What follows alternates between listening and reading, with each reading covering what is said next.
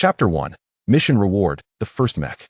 In the Fox prison of Country M, a young man with black hair and yellow skin fervently scribbles at a table, the paper adorned with a myriad of bewildering symbols. Beside him, a tall and slender African-American inmate named Glenn peeks over from the upper bunk, his eyes widening in astonishment at the intricate symbols that render him. Utterly perplexed, "Joe, are you drawing symbols? Aren't you from the distant and enigmatic Eastern lands? I've heard that your people possess extraordinary martial arts and can even fly. Is it possible that these symbols will enable your escape from prison? Or perhaps grant you invisibility?" Glenn's eyes gleam with the discovery of what he perceives to be a remarkable secret. Zhou Yang, the young man, glances back at his imaginative cellmate, momentarily speechless. Such naivety is genuinely touching. Returning his focus to the paper, Zhou inscribes the final few lines. As the last symbol is penned, a sudden voice resonates within his mind. "Congratulations, host. You have discovered the general solution to the Navier-Stokes equations. The system is now activated, and rewards are being dispensed." The pin Zhou held clattered to the ground. 2 entire years since his incarceration had culminated in this moment, Zhou had successfully found the general solution to the Navier-Stokes equations, one of the legendary 7 Millennium Prize problems. This equation describes fluid motion and has vast applications in weather simulation, stellar movement, and the design of aircraft and vehicles. The scientific community has long sought to elucidate the smoothness of the solutions to the Navier-Stokes equations, which essentially involves identifying the general solution. Among a multitude of particular solutions, the discovery of this general solution would elevate the application of the Navier-Stokes equations to unprecedented heights. The difficulty in finding this solution is underscored by the equation's status as one of the 7 Millennium Prize problems, proposed by the Clay Mathematics Institute. A reward of $1 million is offered for each problem solved. While $1 million may seem merely symbolic, anyone who resolves one of the Millennium Prize problems is venerated in academia, attaining unparalleled honor. Now, a prisoner has uncovered the general solution to the Navier-Stokes equations, effectively resolving a Millennium Prize problem, a revelation that could astound many.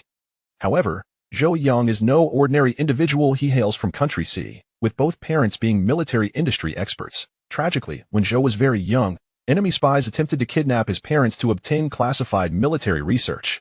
Despite threats and temptations, they refused to divulge any information and were ultimately murdered. At that time, Zhou was already aware of the world around him, and upon learning the truth about his parents' demise, he vowed to carry on their legacy and dedicate himself to research, aspiring to make Country C the most formidable nation on the planet. Under the nation's guidance, Zhou entered a gifted youth program and exhibited exceptional talent, being sent to Princeton University in Country M to pursue a PhD in physics at the age of 18. By 20, he had completed his PhD in physics and commenced his studies in mathematics, successfully earning dual PhDs in mathematics and physics by the age of 23. After 2 years of accumulating experience at a physics research institute, Zhou decided to return to his homeland to contribute his knowledge for the benefit of his country. However, a sudden twist of fate befell him. Zhou was falsely accused of stealing and leaking valuable experimental data from the institute, leading to his imprisonment for 10 years. A shining star had fallen like a meteor. Yet, on the very first day of his incarceration, Zhou unexpectedly awakened a system, the Universal Technology System. To activate the system, he faced a challenge: to find the general solution to the Navier-Stokes equations within 3 years. Though Zhou considered himself a genius, he hesitated to boast about his ability to solve such a monumental problem. However, his intuition urged him that this system was his hope for freedom, prompting him to devote himself entirely to the study of the Navier-Stokes equations over the next 2 years. Fortunately, the system provided some guidance in his research. While merely a direction, it was invaluable, akin to a lighthouse for a ship lost at sea, illuminating Zhou's path. Without it, even a decade might not suffice for him to tackle this problem. Through relentless dedication, Zhou ultimately succeeded in his quest. "I wonder what kind of reward the system will bestow," he mused excitedly. Moments later, the system's voice echoed once more. "Reward dispensed.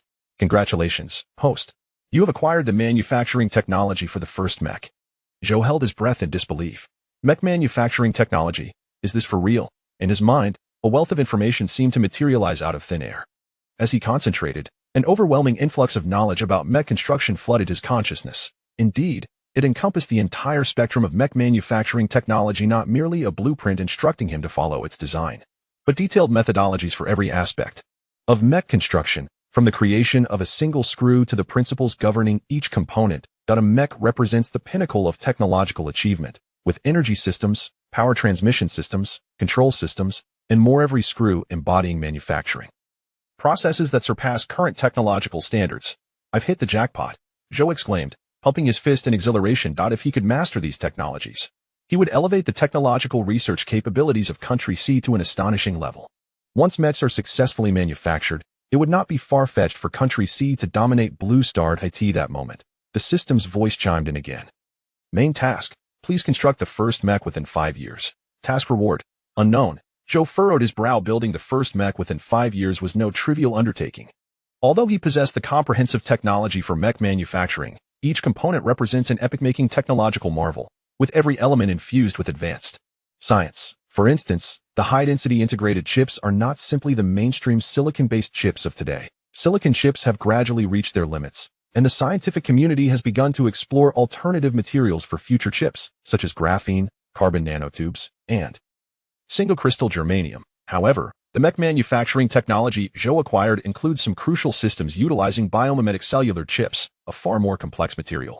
While the system provided specific manufacturing methods, knowing the process does not guarantee successful production. It is akin to being told in primitive society that sand can be refined into chips even with detailed instructions. One would still be unable to manufacture them.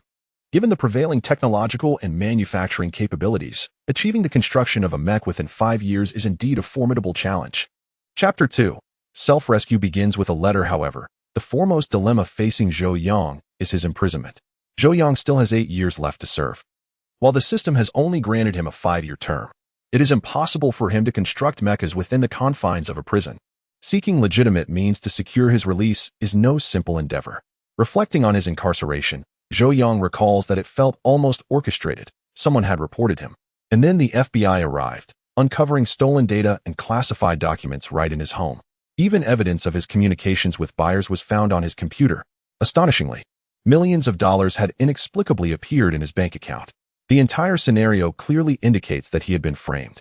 Upon further contemplation, Zhou Yang suspects this may be linked to critical materials he discovered during his experiments at the Research Institute, which focused on high-strength, flexible materials primarily intended for military-grade bulletproof vests. During his research, Zhou Yang accidentally unearthed pivotal data that likely holds significant value. It is conceivable that certain individuals wished to monopolize this research, or that some officials feared Zhou Yang might bring these findings back to Country C, prompting them to orchestrate his downfall. Hence, pursuing lawful avenues for release seems virtually impossible. The only solution lies within his homeland, appealing for his country's assistance. After his imprisonment, Zhou Yang's friends sought help from the embassy, which endeavored to assist him by hiring expensive lawyers, but to no avail. The embassy cannot resort to extraordinary measures to rescue Zhou Yang, as he is merely an ordinary individual. To compel the nation to invest in his salvation, he must prove his worthiness. Gradually, a plan began to form in Zhou Yang's mind. He decided to pen a letter to his homeland to demonstrate his value. However, this letter could not be sent by him directly. Even after 2 years, he remains uncertain if he is still under surveillance. To ensure safety, Zhou Yang turned to his cellmate, Glenn. Glenn, you guessed correctly. I am indeed drawing symbols, but this particular symbol is exceedingly complex. I fear I cannot complete it alone. If you could assist me with one task, I shall teach you. Once you master it, you will be able to become invisible and sneak out of prison. What do you say? Zhou Yang proposed. Glenn leapt off his bed in excitement, exclaiming, Zhou, I knew it. You are practicing mystical Eastern arts. Count me in for whatever you need. I'll gladly help. Zhou Yang shuddered at the thought. No need for that. Just help me send a letter. In no time, Glenn dispatched a letter to one of Zhou Yang's friends. Subsequently, the friend forwarded the letter across the ocean, which eventually reached the mailroom of the Institute of Aerodynamics under the Chinese Academy of Sciences. The recipient was the institute's director, Lin Peiyuan. That morning, Lin Peiyuan arrived at his office, where his secretary briefed him on the day's agenda. It was a day filled with crucial appointments that could not be postponed. Finally, the secretary placed several letters on Lin Peiyuan's desk. Although most communications now occur via email, some individuals still prefer traditional mail. Typically, these letters consisted of invitations to lectures or award ceremonies, lacking any significant importance. Thus, Lin Peiyuan did not rush to peruse them, opting instead to begin his workday on the computer. After briefly organizing tasks for his team, he brewed himself a cup of tea before picking up the letters one by one. As expected, they were all monotonous invitations. Suddenly, he noticed a letter from Country M. As he flipped through the correspondence, Lin Peyuan was taken aback to find a letter from the United States. Hesitating for a moment, he opened it. The envelope was not thick. Upon opening it, he found only a single sheet of paper. Just a glance left him dumbfounded. The general solution proof for the NS equations. Lin Peyuan nearly spewed his tea, his first reaction being disbelief. Who in their right mind would send a letter claiming to prove the general solution of the NS equations? It was absurd. He cursed under his breath. These NS equations are renowned, and had anyone truly proven the general solution, it would have been widely publicized and celebrated. However, as Lin Peyuan unconsciously skimmed the subsequent content, he found himself captivated, as if by magic. The secretary knocked and entered, saying, "Director, it's 10 o'clock. We need to leave now." Yet, Lin Peyuan appeared not to hear. When she called again, he impatiently waved her off. "Do not disturb me." The secretary gaped, cautiously stating, "Director, this meeting is vital. Without you, it cannot commence." "Then let it be cancelled," Lin Peyuan retorted brusquely. After a moment's thought, he added, "On second thought, cancel all my appointments for today, tomorrow, and the day after." The secretary was taken aback. Lin Peyuan's schedule was packed, and to cancel everything seemed unfathomable. "Director, is there something urgent?" she inquired, noticing his unusual demeanor. Lin Peyuan remained silent, then abruptly stood up. "Find out how long it takes to get the fastest flight to W City." "Huh?" The secretary, bewildered by Lin Peyuan's erratic behavior, had just heard him say to cancel all his engagements, and now he was demanding a flight to W City. She quickly checked her phone and replied, "Director, all flights to W City today are fully booked. The earliest is at 8 tomorrow morning. Should I book you a high-speed train ticket instead?" "No, that's too slow." Lin Peyuan shook his head vigorously. Suddenly, a thought struck him. "Go. Contact Colonel Chun from the neighboring aviation regiment and arrange a helicopter to take me to W City immediately." The secretary was nearly speechless. A helicopter to W City? What could be so pressing that Lin Peyuan needed to hurry there? "What are you waiting for? If anyone asks, just say it was my order," he barked, dismissing her. As an academician, Lin Peyuan had the authority to commandeer a helicopter. Soon, a Z-9 helicopter took to the skies, carrying Lin Peyuan directly toward W City. In W City, at the supercomputing center, the director, Lu Guangda, suddenly received a message indicating that a helicopter would land on their helipad in 10 minutes, carrying an important figure. Clearly, anyone arriving by helicopter was no ordinary person. Lu Guangda did not dare to delay and promptly brought several key personnel to the rooftop helipad. This place had seen fewer landings than one could count on a single hand since its completion. "Director, who are we waiting for?" someone inquired. Lu Guangda shook his head. He did not know. Just then, the roar of helicopter blades filled the air, and moments later, a camouflaged helicopter appeared in their line of sight, flying straight toward them. Lu Guangda's mouth fell agape, his mind blank. What had been promised as a helicopter had turned out to be a military chopper. Chapter 3. In an effort to verify the matter at hand, not only was Lu Guangda's mind a blank, but the astonishment was palpable among all present. Those capable of arriving via military helicopter were far from ordinary individuals. The helicopter descended with a commanding presence, exuding an aura of formidable pressure. As the cabin door opened, an elderly man with white hair stepped down briskly. "Director Lin." Upon recognizing the elder's visage, Lu Guangda was taken aback once more. This was none other than an academician from the Chinese Academy of Sciences, a titan in the realm of aerodynamics, adorned with countless accolades and honors. Such a distinguished figure's unexpected visit would typically warrant prior notification, allowing the supercomputing center to prepare an appropriate welcome. To arrive unannounced, especially by military helicopter, was unprecedented. Lu Guangda's initial reaction was that something monumental had transpired. Let us dispense with pleasantries. "Do you have any spare computing power at your supercomputing center?" Lin Peyuan inquired directly. Behind them, the helicopter ascended into the sky.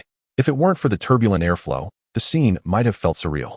Lu Guangda, startled, regained his composure and replied, "I suppose there isn't any available."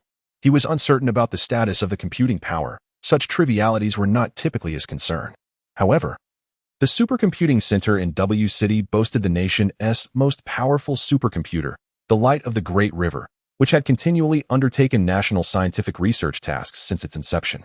The notion of available computing power was virtually non-existent. Modern scientific research often necessitated extensive data processing that ordinary computers could not handle, requiring supercomputing capabilities. Moreover, The complexity of research directly correlated with the demand for computational power, and many tasks queued for years, as the light of the Great River was singular in its capabilities. Thus, Lu Guangda surmised, without needing to inquire further, that there was undoubtedly no spare computing power. Lin Peyuan evidently anticipated this scenario. As they descended the stairs, he remarked, "Director Lu, I have a crucial computation to run. Could you pause some less important tasks to allocate some computing power to me?" Pause. Lu Guangda's eyes widened in disbelief, instinctively responding that wouldn't be appropriate. The computing power was paid for by various research institutions, and halting any one of their tasks would inevitably offend someone. Lin Peyuan appeared unfazed, stating, "What's inappropriate about it? There are priorities in every situation, and mine is of greater significance." By this point, they had arrived at the supercomputing control center. Various screens displayed the operational status of the supercomputer, which, as expected, was running at full capacity. Cautiously, Lu Guangda inquired, "Director Lin, what exactly do you need to compute that requires your personal presence?" It baffled him. If it were a routine computational task, Lin Peyuan could have easily delegated it to someone else, or even managed it through a phone call or email. By the way, Lu Guangdo continued, "How much computing power do you require?" Since Lin Peyuan had broached the subject, he felt obliged to accommodate him. Halting a few tasks was feasible as long as the request did not exceed reasonable limits. "How much computing power?" Lin Peyuan pondered before responding. "I'll need 50% at first. If that's insufficient, I'll request more." Lu Guangda's mouth fell agape. 50% of the computing power? Was he jesting? The light of the Great River had a computational capacity of 9.3 quintillion operations per second. To put that into perspective, 9.3 quintillion translates to 9.3 billion operations each second. Utilizing 50% of that capacity would entail executing an astronomical 5 billion operations in just 1 second. The leaders present exchanged glances, their expressions reflecting sheer astonishment. Why would Lin Peyuan require such a vast amount of computing power? There had been no significant projects reported by the Aerodynamics Research Institute recently. "Director Lin, you're not joking, are you? 50% of the computing power?" Lu Guangda managed a dry chuckle. Lin Peyuan frowned, responding gravely, "Am I joking, Director Lu?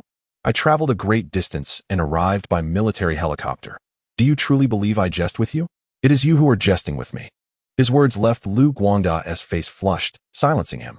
Lin Peyuan huffed lightly, continuing, "Do you know what I am computing? I am verifying the general solution to the Navier-Stokes equations. Do you understand what that signifies?" The revelation stunned the audience. Each individual present was a prestigious academic, familiar with the Navier-Stokes equations renown, some even having conducted research on them. Yet, the claim that Lin Peyuan intended to verify their general solution left them incredulous, almost believing they had misheard. "I must have misheard.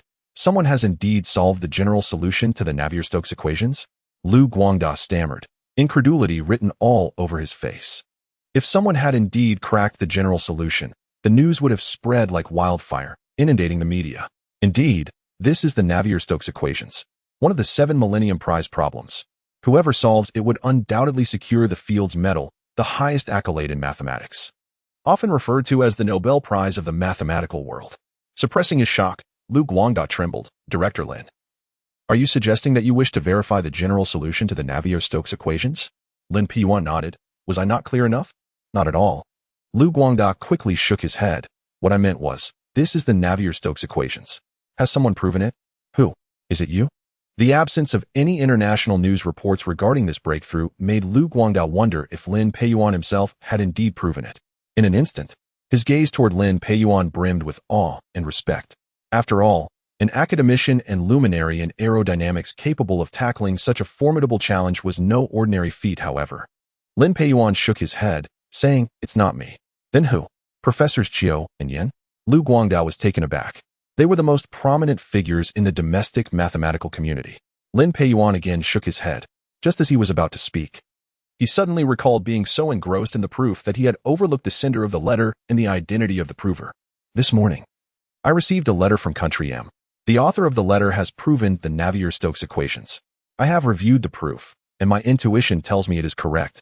But the final general solution requires supercomputing power for verification." As he explained, Lin Peyuan took out his phone to send a voice message to his secretary, instructing him to preserve the letter from Country M and to identify the sender. The crowd exchanged glances, frowning in confusion. They had initially assumed it was a domestic breakthrough, only to find it was from abroad. Lu Guangda, however, interjected, "Hold on, Director Lin. If this was proven by someone from country M, there would be no reason for them to write to you. They could simply publish it there. I believe the prover must be one of our own." The others present suddenly understood. Yes, if it were proven by someone from country M, there would be no reason to specifically write to Director Lin. It stood to reason that it was likely a scholar from our nation currently abroad who sent the letter to seek Lin Peiyuan's insight. At that moment, Lin Peiyuan waved his hand, stating, "All right, let us not rush to uncover who proved it. The most critical matter at hand is to verify the proof. Director Lu, can you allocate some computing power to me?" Lu Guangda snapped back to reality and nodded vigorously. "No need for just a portion. I will take it upon myself to halt all current computational projects and allocate the entire computing power to expedite the verification of this proof. Previously unaware, I am now enlightened to the nature of the NS equations. What more is there to discuss? In order to expedite verification, halting all computational projects is a sacrifice I am willing to make." Chapter 4, Proof of Infallibility. A person in prison. Yang Mu, the secretary of Lin Peiyuan, was engrossed in organizing meeting minutes when he received a message from Lin Peiyuan. Upon reading the contents, he was instantly taken aback. The sender's situation? Any correspondence Lin Peiyuan had reviewed, unless explicitly instructed to retain, was typically destroyed and discarded by Yang Mu. The pile of letters from earlier had long been shredded and disposed of.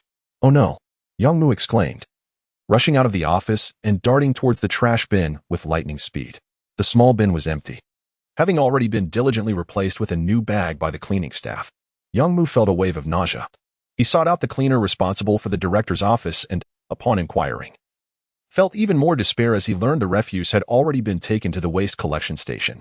When Yang Mu arrived at the waste collection site, he was confronted with hundreds of bags, all identical black plastic, piled together. The sheer volume of trash threatened to drive him to madness. How was he to find anything among this?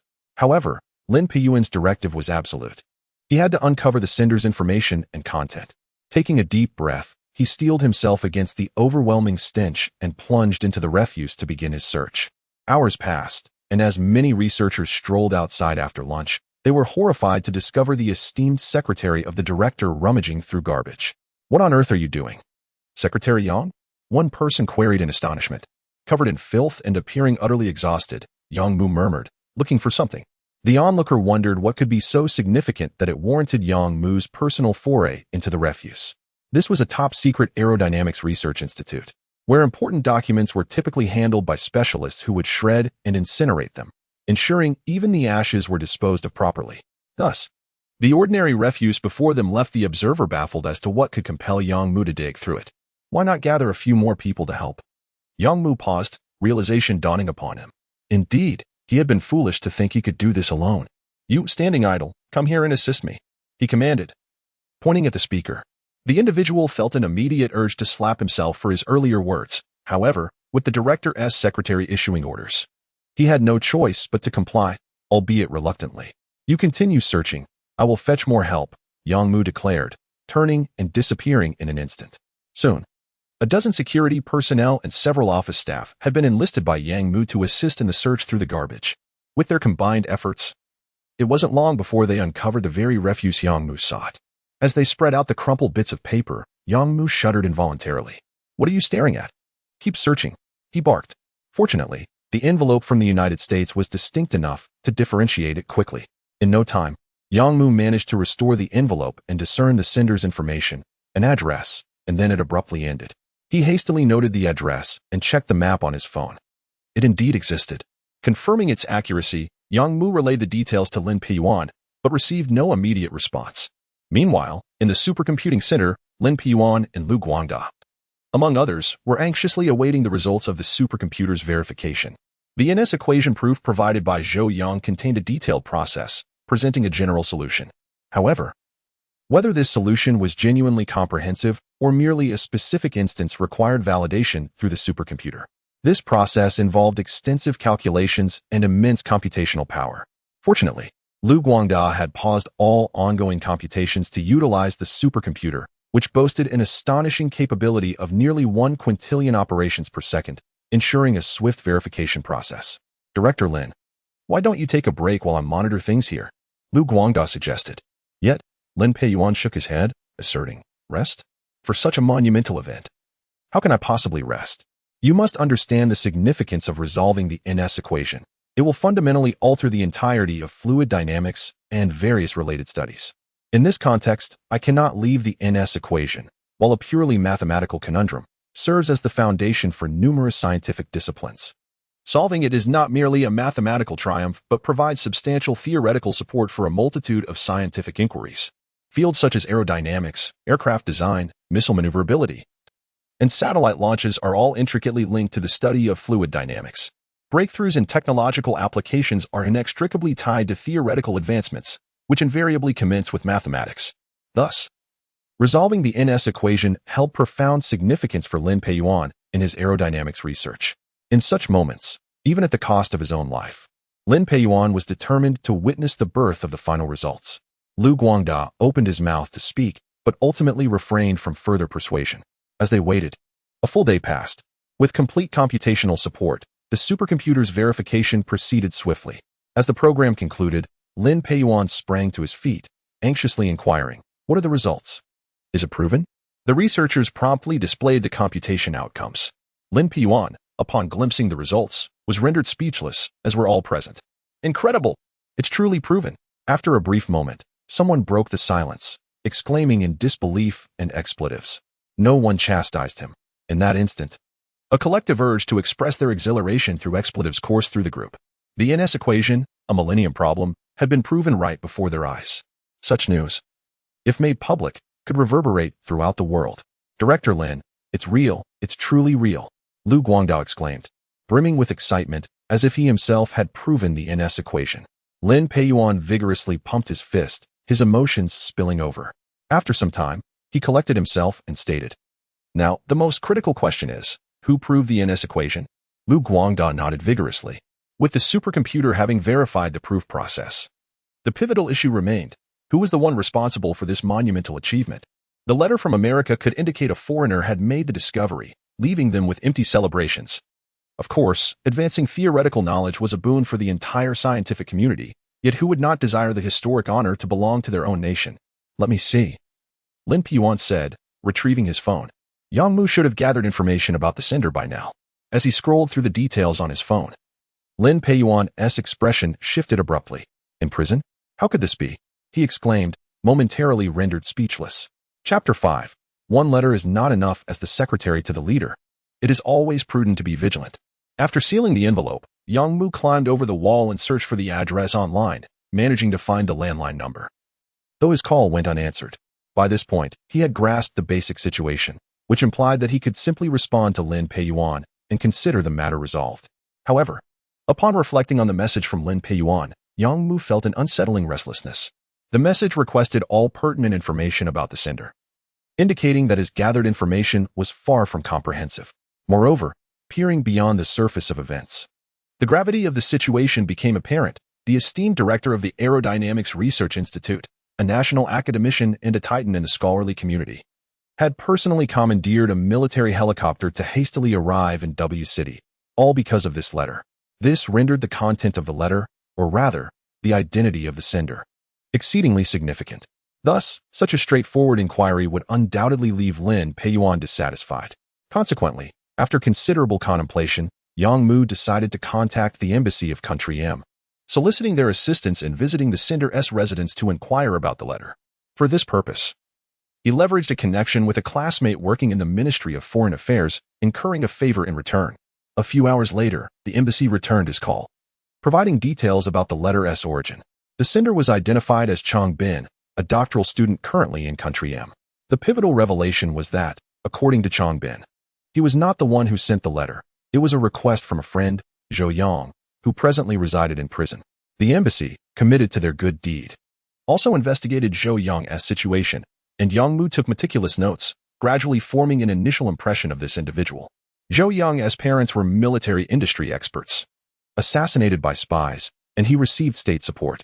Exhibiting remarkable scientific talent from a young age, he was sent abroad for further studies, ultimately earning dual doctoral degrees at an early age, promising an illustrious future. However, his trajectory took a dramatic turn when he was imprisoned for profiting from the theft of research data, his life resembling a tumultuous roller coaster ride. Nevertheless, Yang Mu had uncovered all relevant information regarding the sender and promptly reported his findings to Lin Peiyuan. He then accessed the internet to further investigate Zhou Yang's case, determined to be prepared should Lin Peiyuan inquire further. During this research, Yang Mu noticed some anomalies. The case unfolded with an unusual smoothness, and the evidence appeared overwhelmingly conclusive. Yet, he had an instinctive feeling that something was amiss. Zhou Yang did not strike him as the type to engage in data theft for profit, especially given the fate of his parents, who had also fallen victim to the perils of research data. This case seemed suspicious, as if someone had orchestrated a frame-up. Yang Mu murmured to himself, contemplating the situation. Just as he was about to rise for a cup of coffee, his phone rang. Upon seeing the caller ID, he instantly perked up. It was Lin Peiyuan. Director, Lin Peiyuan spoke with gravity. I have reviewed the information you collected. You've done well. Your research is quite thorough. The acknowledgement filled Yang Mu with quiet satisfaction, making the hardships he endured feel worthwhile. It was my duty, he replied promptly. Lin Peiyuan continued. Zhou Yang is crucial. Book a flight immediately and get to Country M. Find a way to meet Zhou Yang, ascertain his demands, and contact me without delay. Understood? Yang Mu was momentarily stunned. The urgency behind booking a flight to Country M raised questions about Zhou Yang's circumstances. Is there a problem? Lin Peiyuan pressed, noticing Yang Mu's silence. Snapping back to reality, Yang Mu hurriedly replied, No problem, Director. I'll book the flight right away. After hanging up, Yang Mu remained incredulous, his instinct suggesting that the letter, or Zhou Yang himself, posed significant issues. Yet, he could not ascertain the specifics. Lin Peiyuan's reticence left him no room to probe further. I must discover who Zhou Yang truly is, he resolved inwardly. Fox Prison. Zhou Yang lay on his bed, resting. In recent days, he had refrained from writing or drawing. Any idea he articulated could precipitate significant trouble. Instead, he diligently recalled the information imprinted in his mind by the system, a clear and vivid recollection.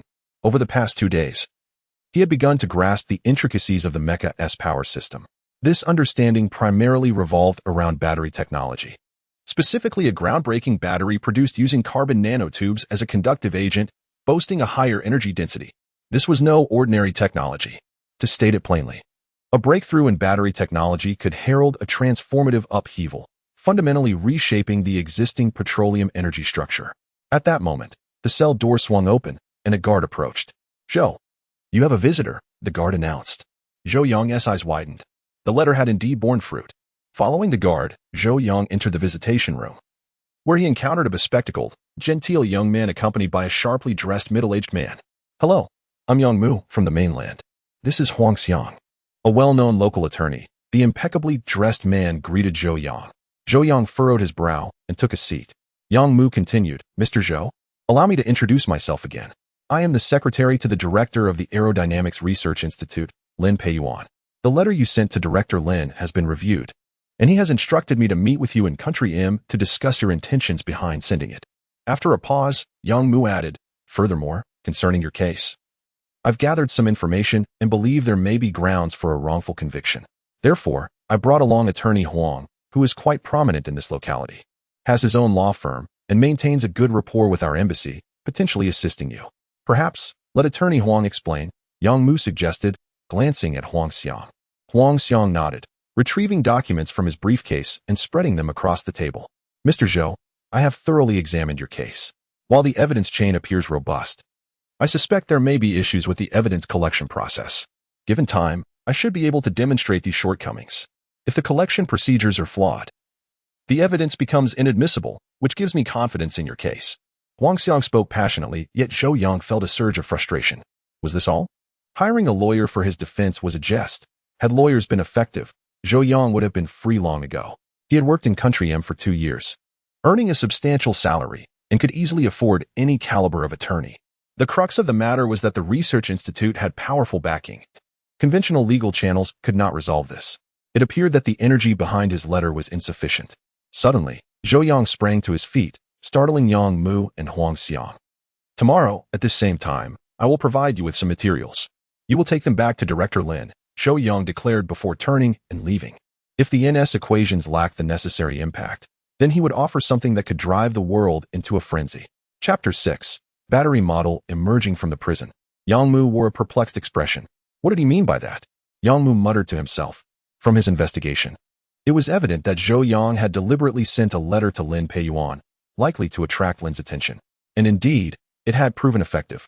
Lin Peiyuan took it very seriously and even came to M country to meet Zhou Yang in person. Yang Mu speculated that Zhou Yang's intention might be to secure his release. Given that he had already procured a lawyer, why was Zhou Yang unwilling to engage in conversation? Huang Xiang shrugged and said, "Who knows? However, Mr. Yang, I have studied this case, and it is exceedingly difficult to overturn. Hence, the legal fees will not be insignificant."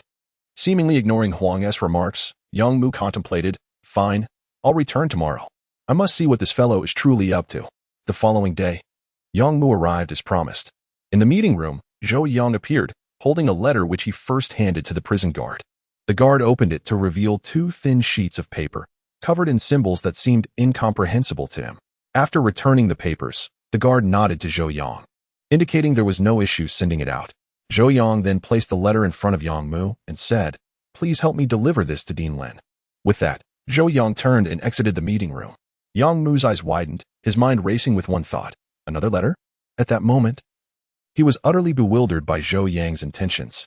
However, since Zhou Yang had already departed, Yang Mu gritted his teeth and opened the envelope, examining the thin sheets of paper within. As Lin Peiyuan's secretary, Yang Mu was not merely relying on connections.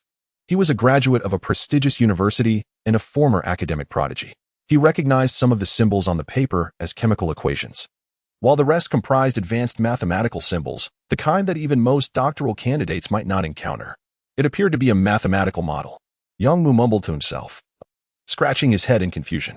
After a moment of contemplation, he decided to tuck the letter back into the envelope and exited the prison. Upon leaving, he promptly called Lin Peiyuan. "Zhou Yang, how did it go? Did you meet him?" Lin Peiyuan inquired swiftly. "I met him, Dean, but he didn't share anything with me," Yang Mu replied, summarizing the details of their two encounters. On the other end, Lin Peiyuan paused before exclaiming, "Are you saying he handed you another letter, and its content might be a mathematical model?" "Yes, I'm sorry, Dean. I'm not entirely sure what it means. It seems to be a mathematical model.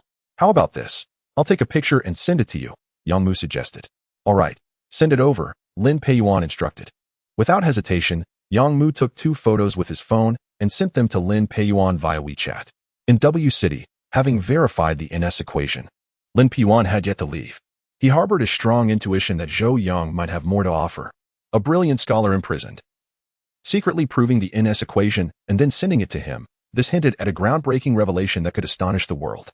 Perhaps Zhou Yang had even more extraordinary research results hidden away. Thus, Lin Peiyuan decided to remain at the supercomputing center, ready to verify any potential findings Zhou Yang might present. Upon hearing that Zhou Yang had indeed sent another letter, Lin Peiyuan could hardly contain his excitement. As the first individual to prove the NS equation, Zhou Yang might have made significant advancements in his research. When the 2 images arrived, Lin Peiyuan opened them and began to scrutinize them closely. After just a glance, he was stunned. This was not a mathematical model, nor was it research on the NS equation. It was a data model for a battery. The descriptions on the paper detailed a high-performance battery model utilizing carbon nanotubes as a conductive agent, thoroughly explaining the preparation principles, material ratios, and the validation process of the data. If all the data held true, this battery's performance could exceed the current societal standards by 100-fold or more. Lin Peiyuan was astounded, his mind going blank. In this world, every technological revolution hinged upon energy. Energy forms the foundation of industry. From the steam energy of the Industrial Revolution to the fossil fuels that followed, and now to electricity, wind energy, solar energy, and even nuclear energy. The core of human technological advancement lies in energy utilization. Modern society is built upon energy. Each breakthrough in energy has the potential to reshape the entire world. Much like how the rise of country Y during the steam era or country M during the oil era altered global dynamics. All scientists predict that the next energy revolution will be in electricity. However, breakthroughs in energy are incredibly challenging. Advancements in battery technology are often the bottleneck hindering technological progress. Even nuclear-powered aircraft carriers still rely on thermal energy to boil water. Therefore, breakthroughs in energy are fundamental. Imagine a vehicle that can travel thousands of kilometers on a single charge, or a phone that can last months on a single charge. Advancements in energy application would fundamentally transform human society. And now, a brand new battery stood before Lin Peiyuan. How could he not be exhilarated? Gasping in awe, Lin Peiyuan felt his hands tremble as he held his phone. He understood all too well what a breakthrough in battery technology represented. It could even challenge country M's dominance in oil and overturn the existing global economic system.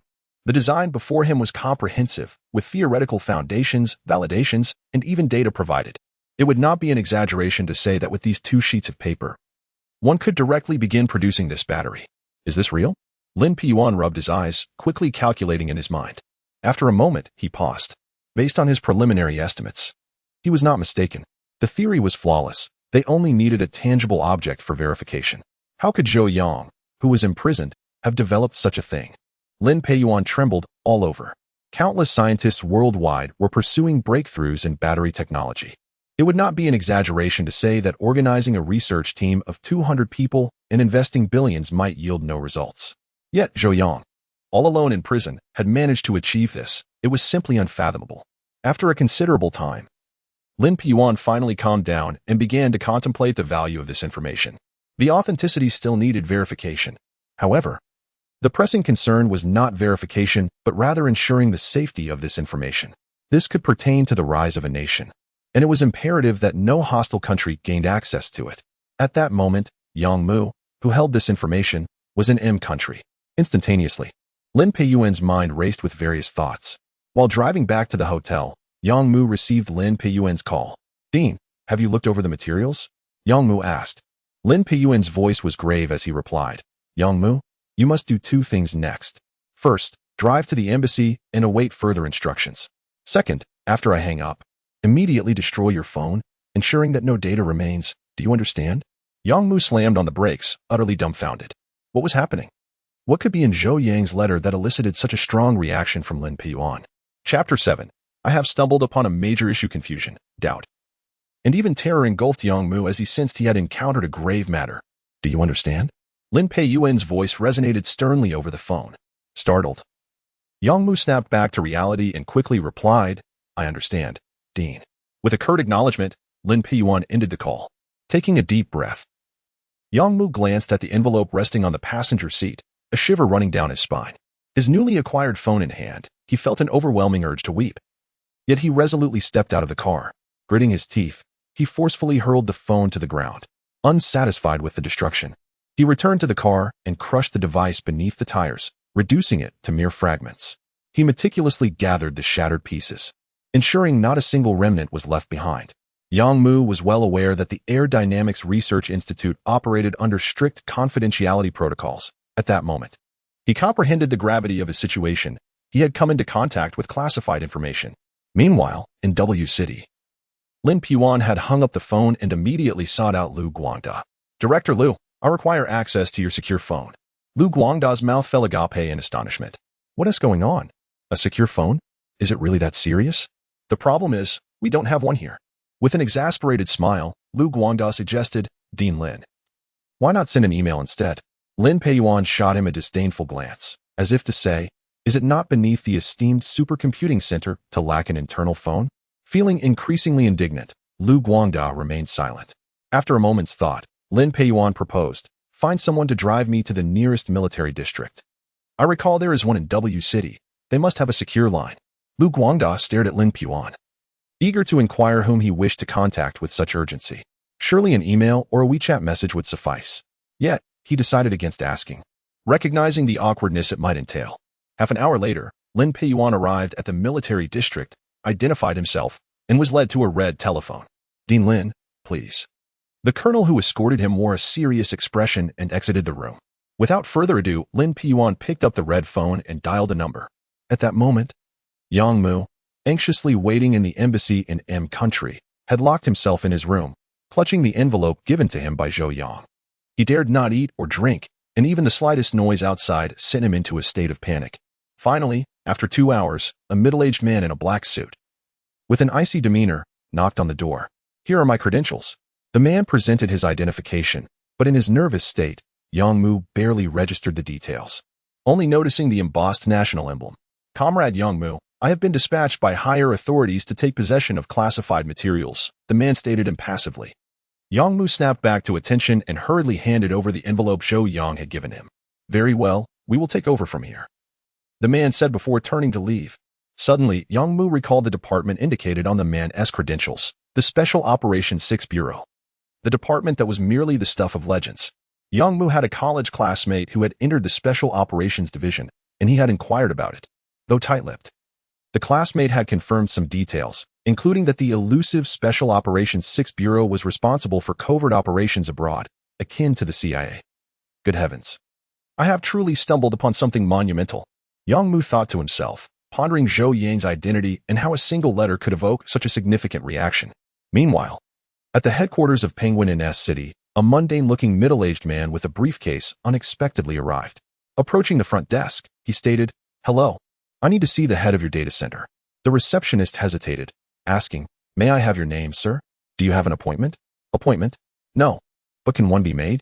The man produced a credential from his coat and handed it over. The receptionist, momentarily entranced by the embossed national emblem on the document, quickly regained her composure upon reading its contents, her voice trembling as she stammered, "Very well, I will contact you immediately. Please hold on." Minutes later, the middle-aged man met with the head of the data center, along with the vice president of the group. Although visits from law enforcement were rare, the appearance of the Special Operations Division was unprecedented. "Hello, I am Wang Hui, the head of the data center, and this is our vice president Han Yusen," Wang introduced. His demeanor tense. The man nodded and smiled, presenting his credentials for verification. After confirming the authenticity, the middle-aged man continued.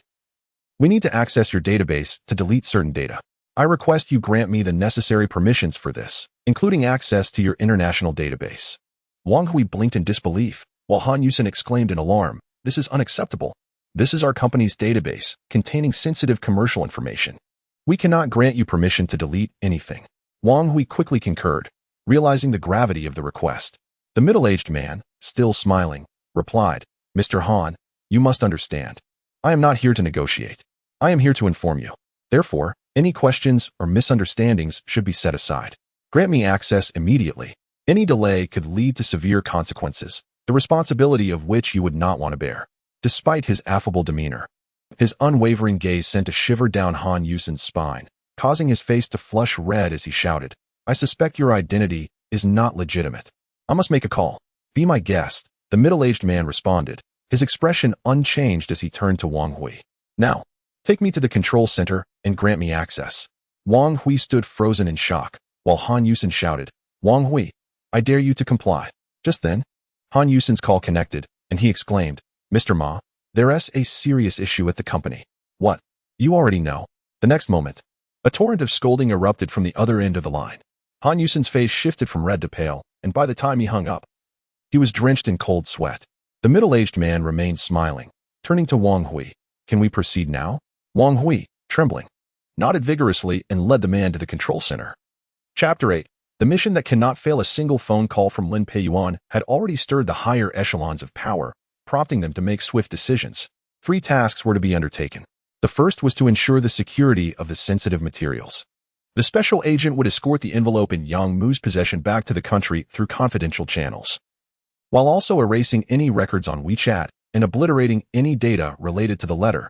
The second task involved utilizing the available information to expedite process verification at the Research Institute, a responsibility entrusted to the Energy Research Institute under the Chinese Academy of Sciences, led by the esteemed academician Shen Tiankai, who would form a research group for production validation.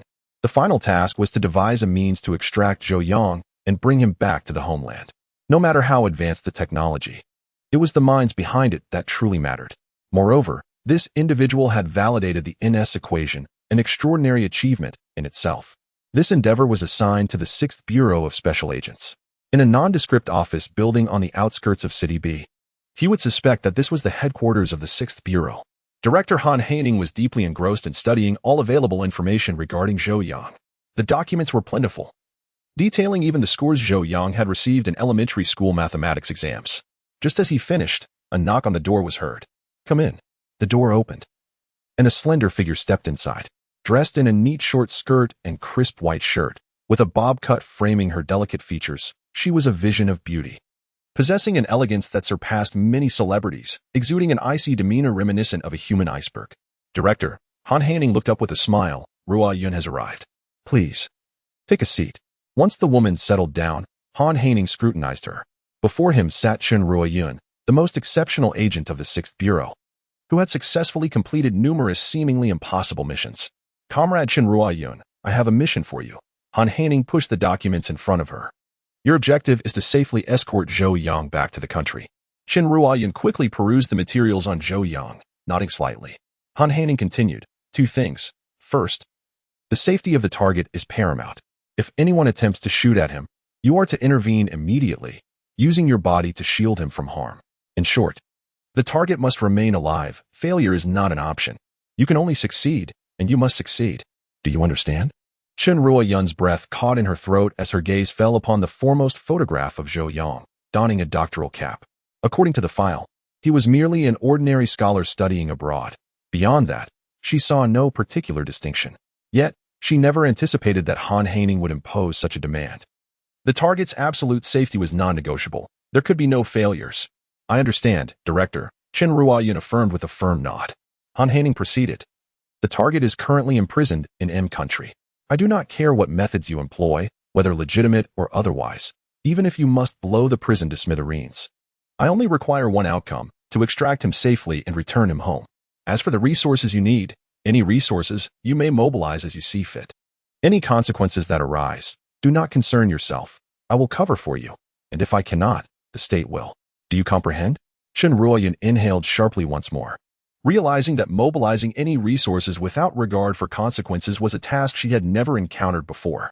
Special agents operated in the shadows, especially the 6th Bureau, whose primary activities took place abroad. Should complications arise, the state would deny any acknowledgement of their existence, leading to cautious operations to avoid major incidents. Yet Han Haining's directive seemed to imply that any disturbance, no matter how significant, was permissible as long as the mission was accomplished. In that moment, Chen Ruoyun understood the gravity of her undertaking and the paramount importance of Zhou Yang's safety. Director, I comprehend. I shall ensure the mission is accomplished, she stated resolutely. Han Haining nodded. Good. Make your arrangements and depart promptly. I will provide you with a contact number for coordinating any resources you need. I mean any resources. Do you understand? He added emphatically. Chen Ruoyun felt a chill run down her spine as she nodded firmly. An hour later, Chen Ruoyun boarded a flight to M country. The following day, she arrived. Director Chen, a middle-aged man who had previously received the envelope at the embassy, greeted her at the airport. Hello, He Bing, Chen Ruoyun acknowledged, providing him with an address. Take me here. Without further inquiry, He Bing drove off. By that evening, they reached a typical residential neighborhood. The car halted in front of a 2-story house, where lights glowed and silhouettes moved behind the curtains. Chen Ruoyun, wearing sunglasses, alighted and knocked on the door. A middle-aged Caucasian man with a red nose opened the door, momentarily taken aback as he failed to recognize Chen Ruoyun. Mr. Mason, I am Chun Yun. If it is convenient, could we discuss matters in the yard? Chen Ruoyun smiled. The middle-aged man, surprised that she knew his name, hesitated before nodding and closing the door to follow her outside. Once they were alone, Chen Ruoyun began. Mr. Mason, you work as the head guard at Fox Prison, earning an annual salary of 54,000. Your wife works at a supermarket, making 43,000 a year, and you have 3 children. Your eldest daughter is attending college out of state, costing 23,000 annually. You also have a mortgage and a car loan, and according to our investigation, you likely have significant credit card debt. Mason's eyes widened in disbelief as he stared at Chen Ruoyun, astonished that she was so well informed about his personal affairs. Who are you? Mason asked, his tone shifting to one of wariness and anger. By the way, she continued, it seems you have an outstanding debt of about 80,000, which indicates your financial situation is rather precarious. Before Mason could respond, Chen Ruoyun pressed on. I have a proposal that could earn you millions, perhaps even more. What do you think? Mason, on the brink of losing his temper, froze at the mention of millions of dollars. Unfazed, Chen Ruoyun continued. There is an inmate in your prison whom I wish to secure release for. How you manage this is up to you. Given your position, you should be able to facilitate it. Upon successful completion, I can offer you 3 million and arrange for you and your family to relocate to a country with no extradition treaty with M country. How does that sound? Mason gaped at her, rendered speechless for a moment, his breathing becoming heavy. It's impossible. It's too difficult. I'm not the only one in charge of the prison. Mason shook his head. Chen Ruoyun remained calm. Then how about 5 million? Mason's eyes narrowed, but he still shook his head. What about 10 million? Chen Ruoyan smiled. Mason's eyes turned red with determination. I might not be able to manage it alone, so. Then let us settle on 30 million. You decide who needs to be persuaded. Once you give me the nod, I can transfer 10 million to you immediately. And the remaining 20 million will follow once my person is released. Mason stood there, mouth agape, rendered speechless. Chapter 9. I have already paid upon receiving the transfer notification and witnessing the string of zeros in his account. Mason's eyes instantly turned red. Rest assured. I will rescue the person as per your request, he hurriedly assured. What could be more tangible than the money in this bank account? A total of $30 million. To achieve his objective, Mason might need to bribe a few night shift workers, estimating that offering each around $1 million would suffice. He believed that in the end, he would be left with 25 million. With such a sum, leaving the M country to indulge in a new life elsewhere seemed quite appealing. I await your good news. Chun Ryun left a phone number and departed with grace. Han Haining had already stated that any means would suffice to rescue the individual, and in Chun Ryun's view, bribing the prison guards was the most straightforward and uncomplicated approach. $30 million was hardly significant in the grand scheme of the task. Mason expressed his gratitude profusely as he saw Chen Ruoyan off. Once she entered the vehicle, she provided another address, saying, "Take me here." He Bing did not inquire further. Quietly driving like a mere tool to the destination, they arrived in the outskirts of the city, surrounded by various factories. The streets were in disarray, adorned with an array of colorful graffiti on the walls. He Bing became slightly wary. If memory served him correctly, this was the territory of a local gang. Ultimately, the car reached an abandoned industrial area. Chun Ryun glanced at the time, her expression unchanging as she exited the vehicle, approaching the iron gate and waving her arm at the camera above it. After a moment, the gate opened, and two imposing men stepped out. One approached Chen Ruoyan, while the other walked toward Yi Bing. "Hands up," one of the men commanded in Russian. Chen Ruoyan complied, raising her hands. However, she coldly replied, "I do not appreciate being touched. If you wish to keep your hands, you might reconsider." The man frowned, about to retort, when a voice from inside abruptly instructed, "Let them in." Chen Ruoyan walked straight into the factory. Although the building appeared dilapidated, it was surprisingly spacious inside, resembling an automobile repair shop. With an array of luxurious supercars on display, Yi Bing cautiously surveyed the interior, calculating that there were a total of 13 individuals present. Not a problem, he thought.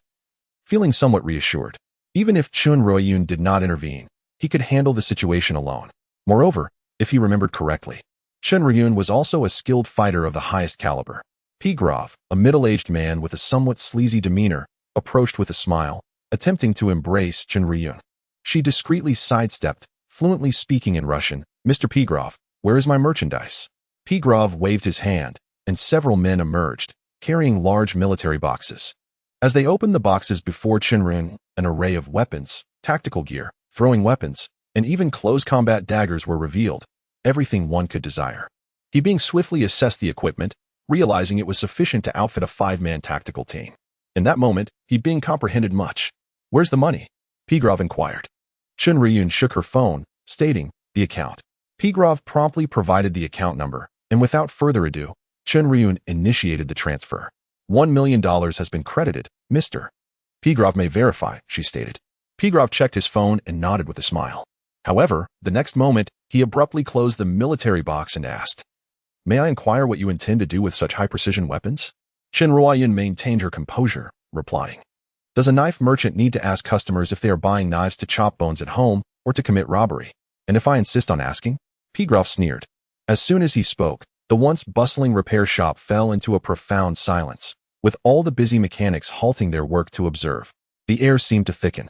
He Bing tensed, resembling a predator poised to pounce, ready to act at Chun Ruoyan's command.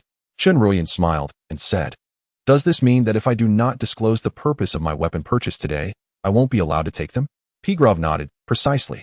The mechanics, wielding their tools, encircled them. "Very well." Chen Ruoyan retained her smile, nodded at Yi Bing, and turned to exit. Pigrov's men did not impede her progress. Yi Bing's eyes gleamed with a murderous intent. Feeling somewhat reluctant, he murmured, "Chief Chen, leave it to me." Despite the opposing numbers, Yi Bing feared them not. These street thugs paled in comparison to his kind, honed through the harshest training into lethal machines. If Yi Bing desired, in 1 minute, at most, he could eliminate everyone present. Without uttering a word, Chen Ruoyan walked outside and entered the vehicle. Reluctantly, He Bing followed suit. As a special operative, he was bound to obey orders. And without Chen Ruoyun's command, he could not act. Just then, an SUV suddenly pulled up beside their car. He Bing instantly became alert. Did Pigrov intend to turn against them? But as the SUV window rolled down, a square-faced Eastern man appeared. Chen Ruoyun also lowered her window. Comrade Chen Ruoyun, I bring directives from the higher-ups. Captain Hu Jingping of the Jiaolong team, accompanied by 4 team members, reports for duty. Please provide instructions. The man stated in a voice as solid as stone. He Bing was taken aback. They were allies. Chen Ruoyun nodded slightly, gesturing toward the factory behind her. The weapons you require are inside. For the time being, use this factory as your base and await my orders. By the way, I have already paid for the weapons. Should they refuse to hand them over, you will have to make your own arrangements. With that, Chen Ruoyun rolled up her window. Drive, she commanded. He Bing was momentarily stunned, then laughed. Chen Ruoyun was even more ruthless than he. She had directly dispatched a special forces team and intended not only to retrieve the weapons, but also to seize their stronghold. Hu Jingping parked the vehicle and glanced back at the interior. Inside, 4 burly men sat somewhat cramped, each with a robust physique and dark skin, particularly one who stood nearly 6.5 feet tall, resembling a bull. 30 seconds to resolve the situation, Hu Jingping stated flatly. Understood, Captain. The 4 exchanged glances and chuckled. Although they were unaware of the circumstances within the factory, they feared nothing, for they were members of the most elite amphibious special operations team, the pinnacle of special forces in the world. Chapter 10. We come for the weapons inside the factory. A subordinate exclaimed with excitement, Boss, this time we hit the jackpot. $1 million, all profit. Pigrov shared in the exhilaration. His previous insistence on Chen Ruoyun revealing the purpose of purchasing weapons had been sheer nonsense. Just as Chen had said, those who sell knives care not whether they are used for culinary purposes or for harm. Thus, Pigrov's intention was to engage in underhanded dealings and intimidate Chen Ruoyun. But he had not anticipated such ease. These sea country folks are all spineless. I merely frightened them, and they capitulated. A bunch of fools. Next time such an opportunity arises, we can do it again, understood? His subordinates erupted in laughter. Meanwhile, Hu Jingping and his team commenced their operation. The 3-meter iron gate posed no challenge to them. They executed a standard cooperative maneuver, effortlessly vaulting over the barrier. Beyond the gate, a burly man lounged in a chair, engrossed in his phone. Upon seeing the 4 descending from above, he was momentarily dumbfounded. Who are you? He called out, but before he could rise, the largest of the team kicked him squarely in the chest. With a resounding thud, the massive man was sent hurtling several meters, his neck twisting as he fell unconscious. Iron Bull, ease up a bit. You might just kill him, and that would be troublesome, one team member cautioned. Iron Bull scratched his head and replied, I was gentle. He was just too weak.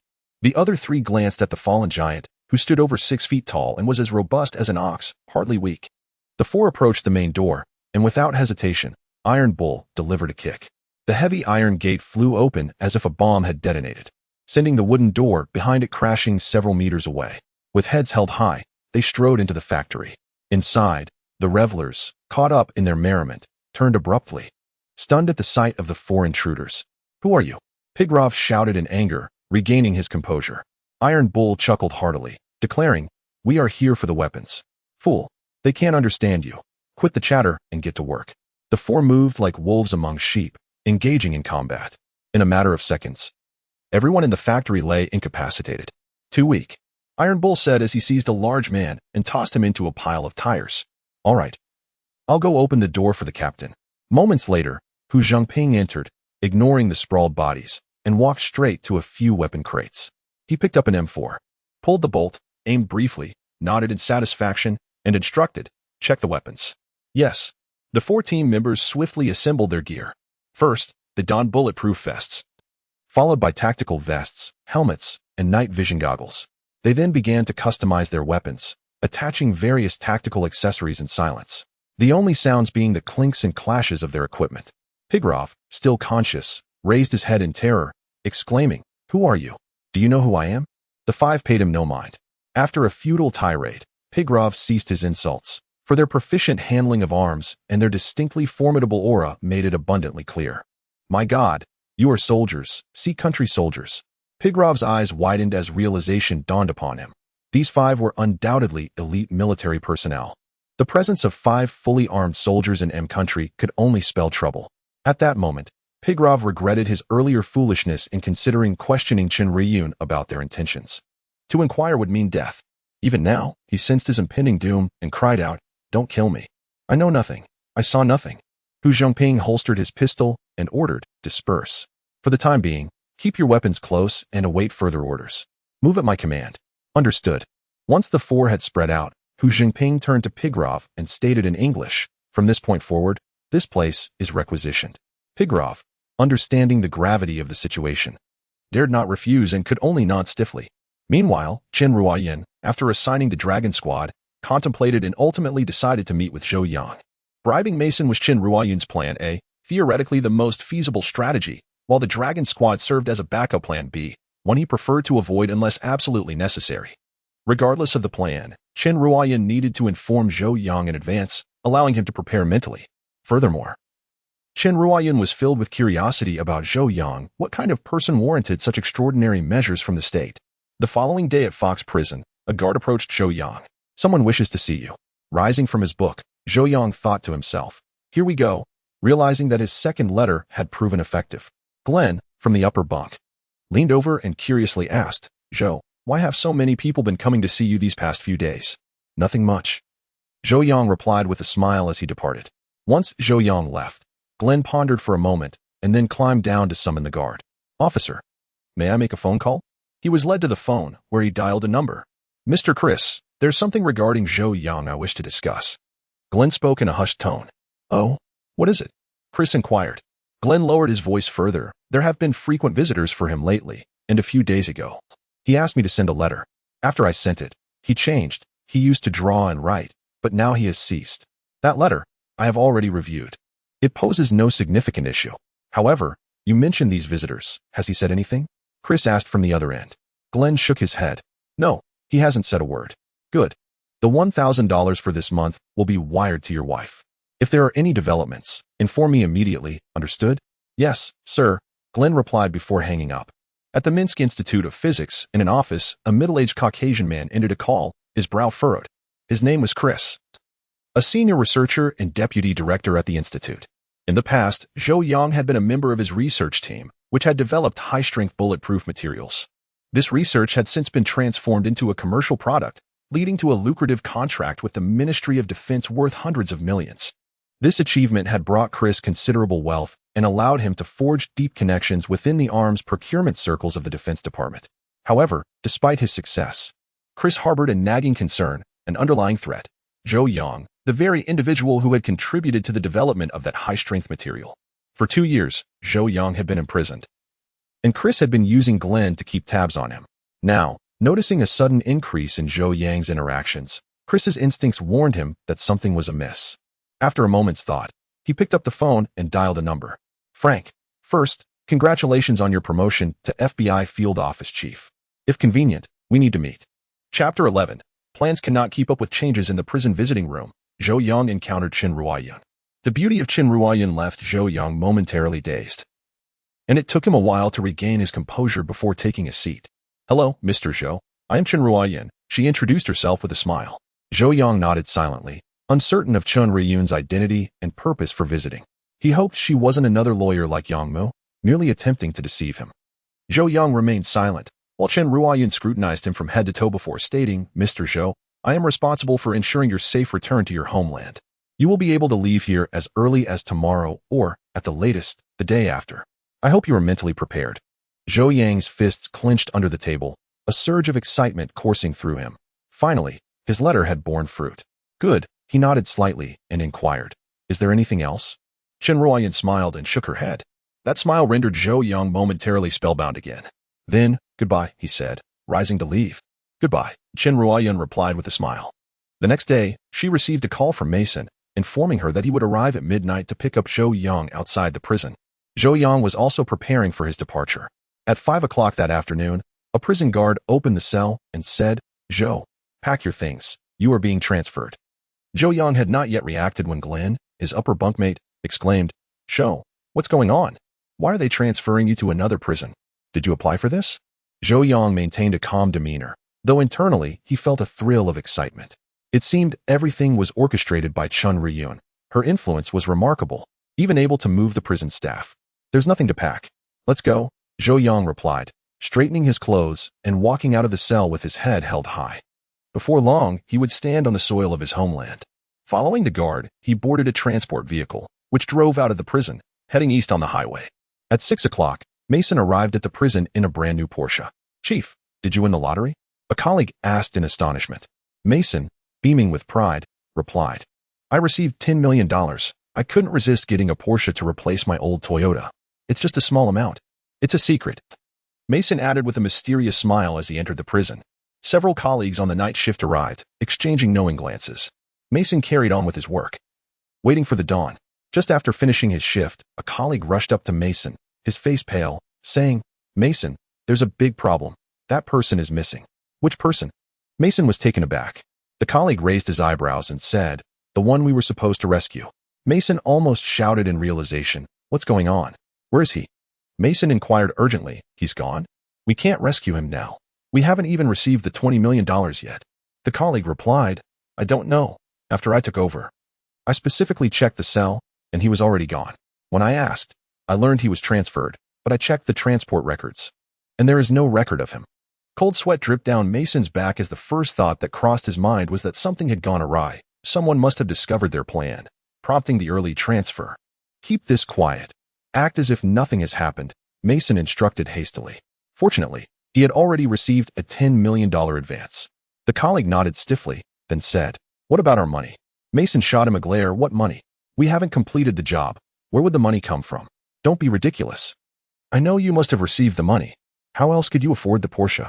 The colleague's accusation nearly made Mason choke with rage. Regret coursed through him. Had he known this would happen, he wouldn't have flaunted his new car purchase. Now he had to pay off a few people to keep their mouths shut. If anyone felt disgruntled and reported him, it would be disastrous. As a result, from the $10 million, he would be lucky to keep $5 million. What a loss. Fine. I'll give it to you, Mason thought, his heart bleeding. Outside the prison, He Bing drove with Chun Ryun, waiting quietly. As midnight arrived, there was no sign of any change. Chief Chun He Bing frowned. Chun Ryun also furrowed her brow and pondered, let's wait a little longer. An hour passed, and Chun Ryun finally called Mason. After 2 attempts, she finally reached him. Mr. Mason, I believe I need an explanation, Chun Ryun said coldly. Mason's voice trembled as he replied, it's not my fault. I only found out when I got to work that the person you wanted to rescue was suddenly transferred. And there are no transport records. Someone must have found out. Please, do not contact me again. He hung up abruptly. Damn. Chun Ryun couldn't help but curse. She was frustrated not only because of the unexpected turn of events with Zhou Yang's abrupt transfer, but also because Mason failed to inform her immediately after discovering the transfer. 7 hours had passed since Mason started his shift, and who knew where Zhou Yang had been taken? He Bing's expression grew serious as he asked, Chief Chin, what should we do now? Chun Ryun took a deep breath, calming herself as she began to contemplate their next course of action. The priority was to ascertain Zhou Yang's whereabouts. Moreover, Mason had revealed a crucial piece of information. Someone had suddenly transferred Zhou Yang without leaving any records in the prison. To execute a transfer without documentation was no ordinary feat. Utilize all intelligence networks. Find out Zhou Yang's location. Check the police systems. Also include the FBI, Chun Ryun added, noting that even ordinary police might not possess such resources. It was most likely the FBI who had the capability. However, she was puzzled as to why the FBI would suddenly transfer Zhou Yang. Had her actions been exposed? If so, she should also be in trouble. So why was only Zhou Yang transferred? This implied that someone had been monitoring Zhou Yang all along. In an instant, Chun Ryun was flooded with numerous questions and said, by the way, investigate the case from 2 years ago when Zhou Yang was imprisoned. See if there is any information we might have overlooked. He Bing nodded in agreement. With a command from Chun Ryun, the Special Task Force 6 intelligence network in M country was activated, calling upon all available connections and employing some unconventional methods, such as hacking into the local surveillance system to trace the transport vehicle's routes. Even though the opposing party had left no transfer records, a transport vehicle could not conceal its movements. Half an hour later, Chun Ryun had determined Zhou Yang's whereabouts, but it was not good news. The intelligence indicated that the 2 transport vehicles had entered the local FBI headquarters and had not exited since. This meant Zhou Yang had been detained at the FBI headquarters. Chapter 12, Plan B, Assault on headquarters, abandoned factory. The 5 members of the Dragon team had been waiting for a day and a night without a hint of impatience. Some were watching television, others engaged in a game of cards, all taking their respite. Suddenly, the ringtone of a mobile phone pierced the air. Hu Jingping, who was watching television, jolted upright, quickly snatched his phone, glanced at it, and his expression shifted. Gather. At the command, the 4 team members instantly stood before Hu Jingping, each fully equipped. Even when nature called, they did not relinquish their firearms. 1 minute to clear traces, then we depart. After issuing his command, Hu Jingping turned and exited the factory. 1 minute later, the quintet set off in their vehicle. At 5 o'clock in the morning, as dawn broke, they arrived at a building on the city's outskirts. Hu Jingping produced a tablet and displayed a photograph of Zhou Yang, stating, "This is our mission objective. Our task is to safely extract the target. Remember, the safety of the target is our paramount concern. If the target dies, the notion of mission failure is void. In other words, the target must not die, and the mission must not fail." He raised his gaze to the 4 members, his tone severe and intoned. "Do you understand what I mean?" The 4 responded with laughter. One member quipped, "Understood, his life is worth more than ours. We would rather die than let him perish. Don't worry, Captain, if bullets need to be blocked, I, Blackbird, will be the first to step in." However, the atmosphere shifted to one of profound seriousness. Such missions, where failure is not an option, are the most challenging. Hu Jingping said little more. Their duty was to complete the mission at all costs, even at the expense of their lives. This was the headquarters building of the local FBI office. According to intelligence, the target was held on the 5th floor, and the building housed over 30 armed security personnel, along with an unknown number of FBI agents. Thus, the exact number of armed adversaries they faced remained uncertain. At this moment, Tiniu raised his hand, and upon Hu Jingping's nod, he inquired, "Captain, are we permitted to open fire?" The other 3 turned their gazes toward Hu Jingping. Here, in a foreign land, within the city, and particularly within the FBI's headquarters, their adversaries were simply ordinary security personnel and many regular office workers. To infiltrate and extract the target safely without firing a shot seemed nearly impossible. Therefore, the necessity to use firearms was evident. However, the potential for significant casualties was a grave concern. After a moment of hesitation, Hu Jingping replied, "Unless absolutely necessary, do not engage in gunfire. Aim to resolve conflicts through hand-to-hand combat." The 4 exchanged glances and nodded in agreement. Although they were merely 5 individuals aiming to breach the treacherous lair of the FBI, they felt no fear. All 5 donned masks, and Hu Jingping commanded, "Action." With that order, they swiftly exited the vehicle and charged toward the main entrance of the building like a gust of wind. At the main entrance, a security checkpoint was in place, with a guard seated nearby, engrossed in his mobile device. In a mere 50 meters, Hu Jingping led the charge, reaching the checkpoint in seconds, akin to a whirlwind. Breezing past the scanner, his weaponry triggering the alarm. However, at the sound of the alarm, Hu Jingping delivered a powerful kick. A thunderous crash reverberated as the guard's desk was sent flying, propelling the guard several meters away, leaving him motionless on the ground. Without breaking stride, Hu Jingping landed and fired a series of shots. 2 loud thuds echoed as the 2 guards at the front desk, startled by the gunfire, instinctively ducked, only to see 2 bullet holes appear in the wall behind them. It was not that Hu Jingping had missed, it was intentional. Blackbird. Seizing the moment while the guards were momentarily stunned, Blackbird sprinted forward, executing a flying kick. The 2 guards collapsed instantly. Meanwhile, Hu Jingping had already dashed toward the stairwell. Up, the 5, fully armed, raced up the stairs, taking 3 steps at a time and reaching the 5th floor in just 20 seconds. They burst through the stairwell door into a vast open office space. Although it was early morning, numerous personnel were bustling about, diligently at work. The sight of 5 heavily armed individuals stunned the agents present, leaving them bewildered. Without pausing, Hu Jingping and his team surged toward an interrogation room 30 meters away. Inside the interrogation room, Zhou Yang was restrained to a table, facing a shouting white man. Since his transfer from prison, Zhou Yang had endured nearly 10 hours of relentless questioning. The interrogator had switched several times, repeatedly pressing Zhou Yang for the identities of those he had met. "You're exhausted. Just tell me, and I'll let you sleep. And you must be hungry. Would you like a hamburger? Just say the word, and I'll fetch it for you." Zhou Yang, parched and fatigued, initially felt angered, bewildered by Chen Ryun's dubious methods. Was this truly the rescue he had been promised? As time dragged on, the weariness numbed Zhou Yang's spirit. He remained silent, treating the interrogator's questions as if he had not heard them. Just then, a resounding crash echoed as the door was forcefully blown open, splintering half of it apart. Figures flashed into the room. "Who are you?" the interrogator shrieked, instinctively reaching for his holstered firearm. However, before he could grasp it, Hu Zhengping lunged forward, delivering a swift blow to the back of the man's neck.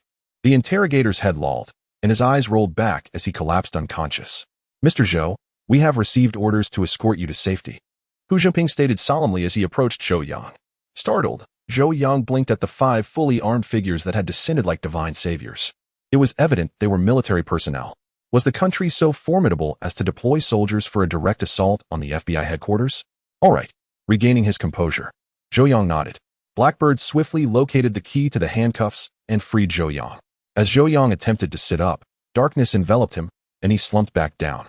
Having gone 10 hours without food or water and enduring relentless interrogation, his strength had reached its limit. "Tinio," Hu Zhengping called out sharply. The bulliest member, Tinio, stepped forward and scooped Zhou Yang into a princess carry. "Let us go." Hu Zhengping led the charge out of the room. Outside, the initial shock had erupted into chaos.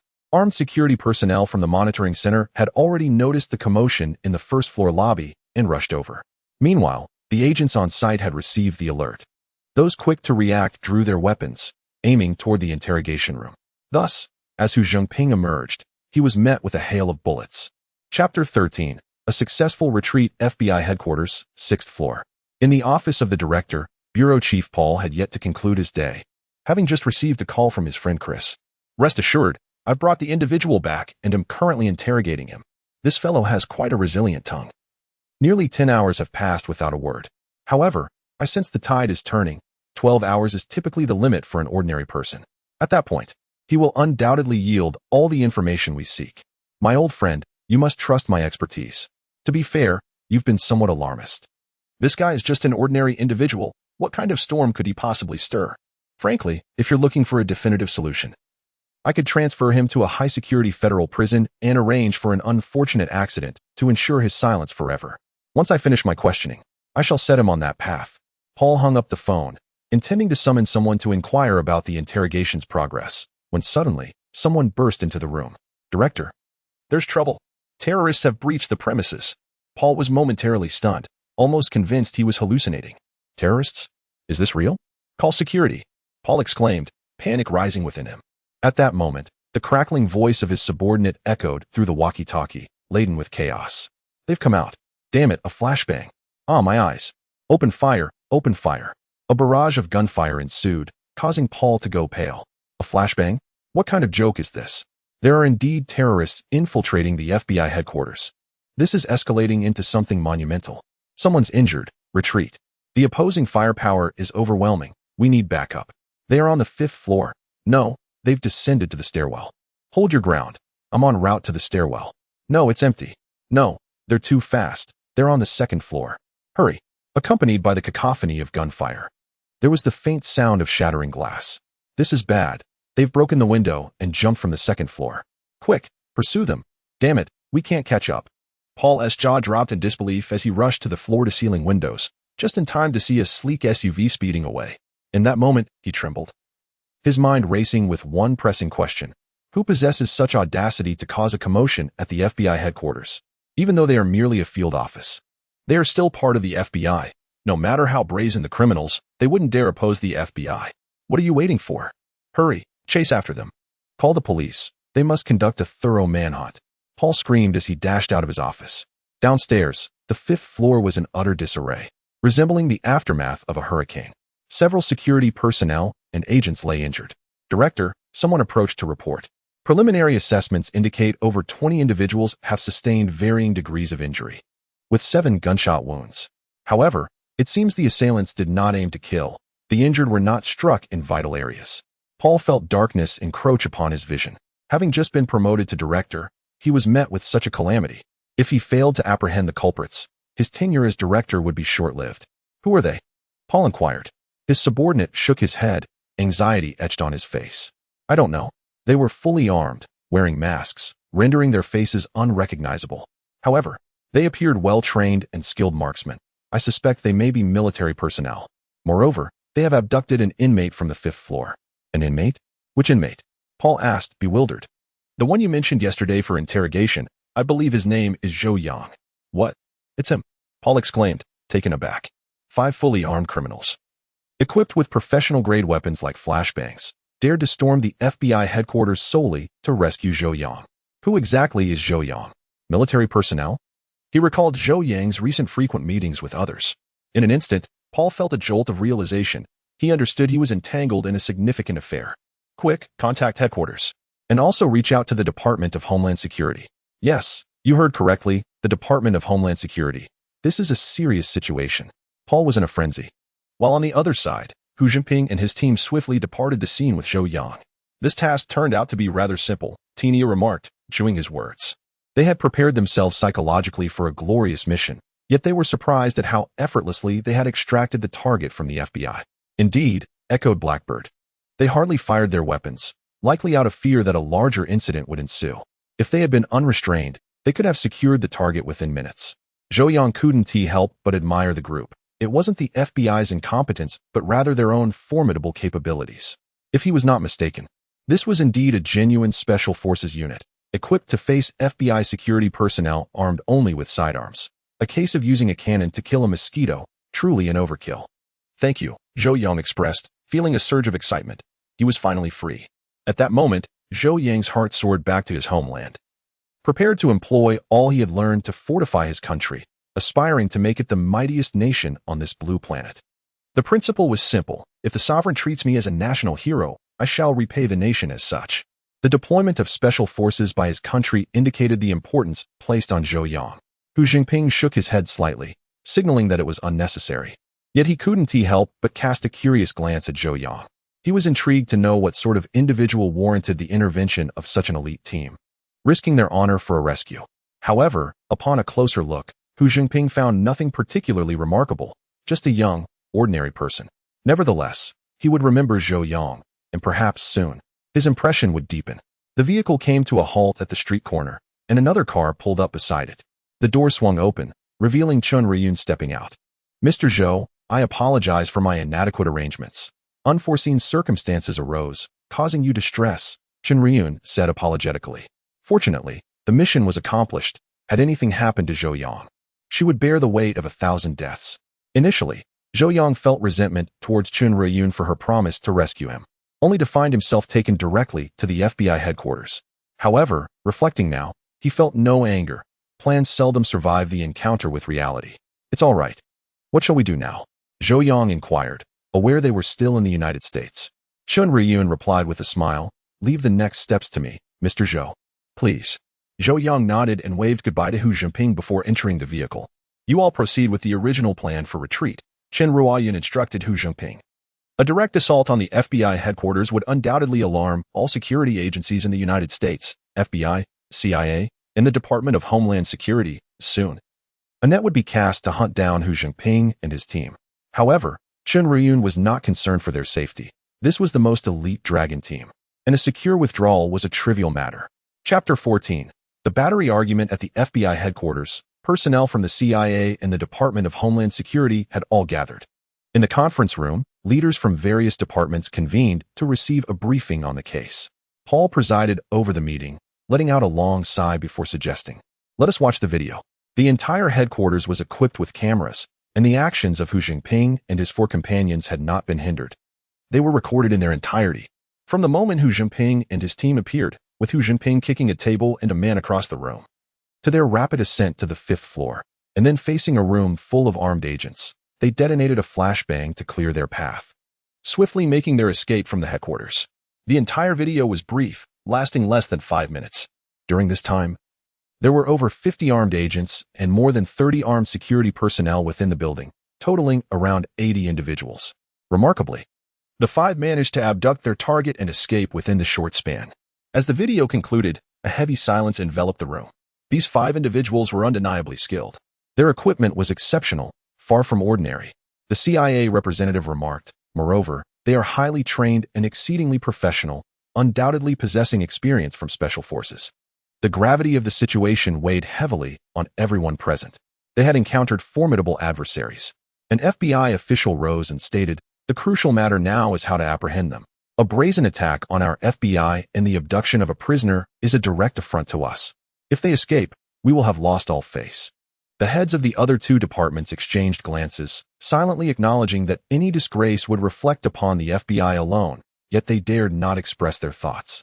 First, let us trace their firearms. Their weapons are not from the mainland, which should make them easier to track. We might also look into the list of retired veterans and mercenaries. Furthermore, such a significant operation must have attracted local attention. So we should keep an ear to the ground. As various suggestions were put forth, Paul cleared his throat, producing a photograph and affixing it to the board. Ladies and gentlemen, we must begin our investigation with this individual.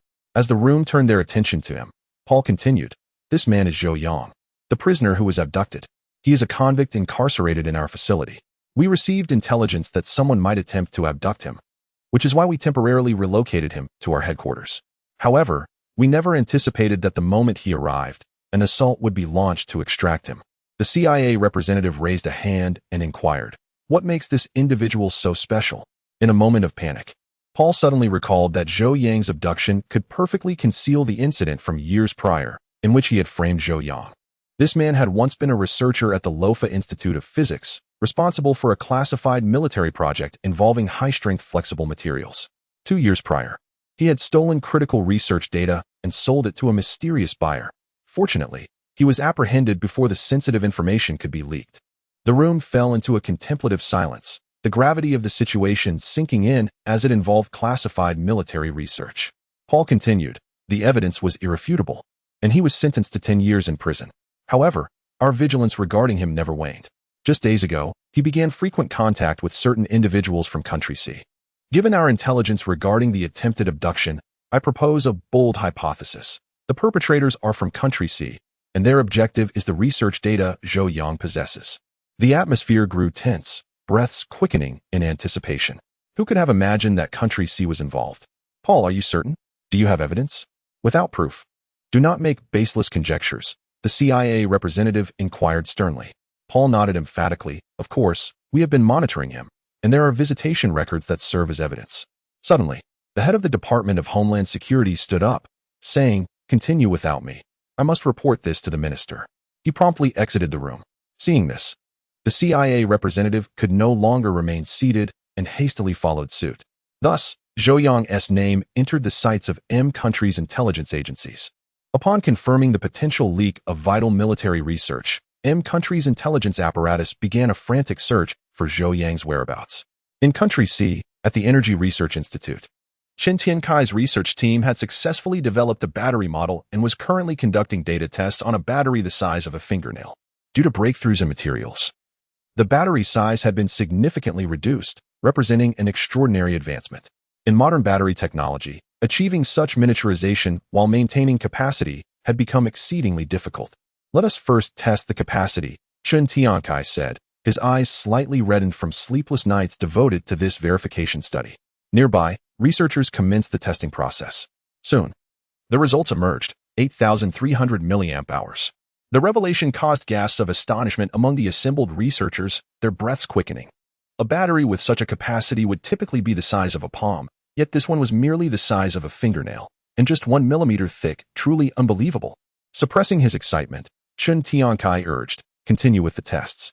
One by one, the results came in, revealing a decay efficiency of an astounding 95%, an energy capacity of 43 watt-hours, and various performance metrics, all several times greater than modern battery standards. This was nothing short of miraculous. Chen Tiankai's eyes widened in exhilaration. This tiny battery represented a revolutionary technology that could transform the world. The researchers around him erupted in cheers, fully aware of the significance such a battery technology would hold. "Who developed this battery? It's extraordinary," one exclaimed. "I believe it was a manufacturing process sent down from higher-ups, but the specific researcher remains uncredited," another responded. Regardless of the inventor's identity, one thought resonated. Whoever could create such a battery was nothing short of a genius, an absolute marvel. Indeed, it is not an exaggeration to say this is yet another technological revolution, they murmured amongst themselves. Chen Tiankai waved his hand, declaring, "All right, let us proceed with further data testing. We have numerous parameters to evaluate, including charge and discharge rates, as well as performance under extreme conditions. Then there is safety. No matter how exceptional the performance, it cannot be prone to explosions upon use. Given the compact size of this battery, capable of storing such immense energy, safety is paramount. Having organized everything, Chen Tiankai hurriedly exited the laboratory. He needed to report the verification results to his superiors. And he was also curious about the brilliant mind behind this groundbreaking battery technology. Chapter 15. Homecoming, VIP treatment. The airplane gradually began its descent. Mr. Zhou. We are about to land, Chen Ruoyun softly remarked. Zhou Yang turned his head and, through the aircraft window, he could already see the vast expanse of land below. Motherland. I have returned, Zhou Yang murmured, his eyes glistening with unshed tears.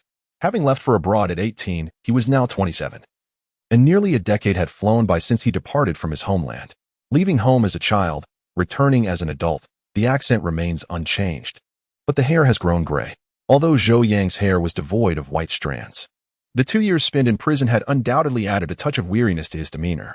Thank you. Zhou Yang gathered his emotions and spoke to Chen Ruoyun beside him. Without Chen Ruoyun's assistance, his release from prison would have been far more challenging. After exiting the FBI headquarters, Zhou Yang, under Chen Ruoyun's guidance, assumed a new identity. First traveling to Country J in the northern part of Country M, before finally boarding a flight back home. Chen Ruoyun smiled. No need for thanks. It was my duty. Her radiant smile captivated Zhou Yang, rendering him momentarily entranced.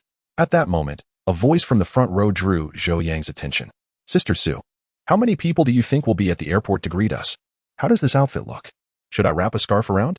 Zhou Yang, seated in business class, noticed a man and a woman conversing in the row ahead. The man wore a baseball cap and dark sunglasses that concealed half his face, lending him an air of mystery. The woman beside him replied, Why would you need a scarf? What you need now is exposure. Don't worry. I've arranged everything for you. Just walk out beautifully when the time comes. Their conversation piqued the interest of a young lady in the adjacent seat. Fixated on the man, she suddenly exclaimed, Are you Huku? Oh my gosh, you are Huku. I can't believe I'm on the same flight as Huku. Her companion echoed her excitement. The other passengers in business class turned their attention. Curiosity evident on their faces, some even pulling out their phones to discreetly take photos. Chen Ruoyun, who had been sitting quietly, instantly rose to stand in front of Zhou Yang, creating a barrier between him and the commotion. The two stood face to face, mere inches apart. And Zhou Yang could almost feel her breath against his skin. Momentarily taken aback, he asked, What's wrong? Chen Ruoyun retrieved a baseball cap and a pair of sunglasses from her bag and handed them to him. After he donned them, she whispered, I apologize, Mr. Zhou. I fear that they might photograph you. The higher-ups wish for you to remain low-key for the time being. Zhou Yang finally understood, nodding slightly while glancing at the man known as Huku. He seemed to be a celebrity, as many in the business class appeared to recognize him.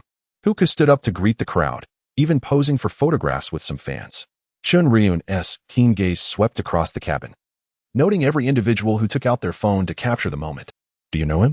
Zhou Yang inquired with curiosity. Chen Ruoyun glanced at Huku and replied, He seems to be a star who gained sudden fame this year from a variety show.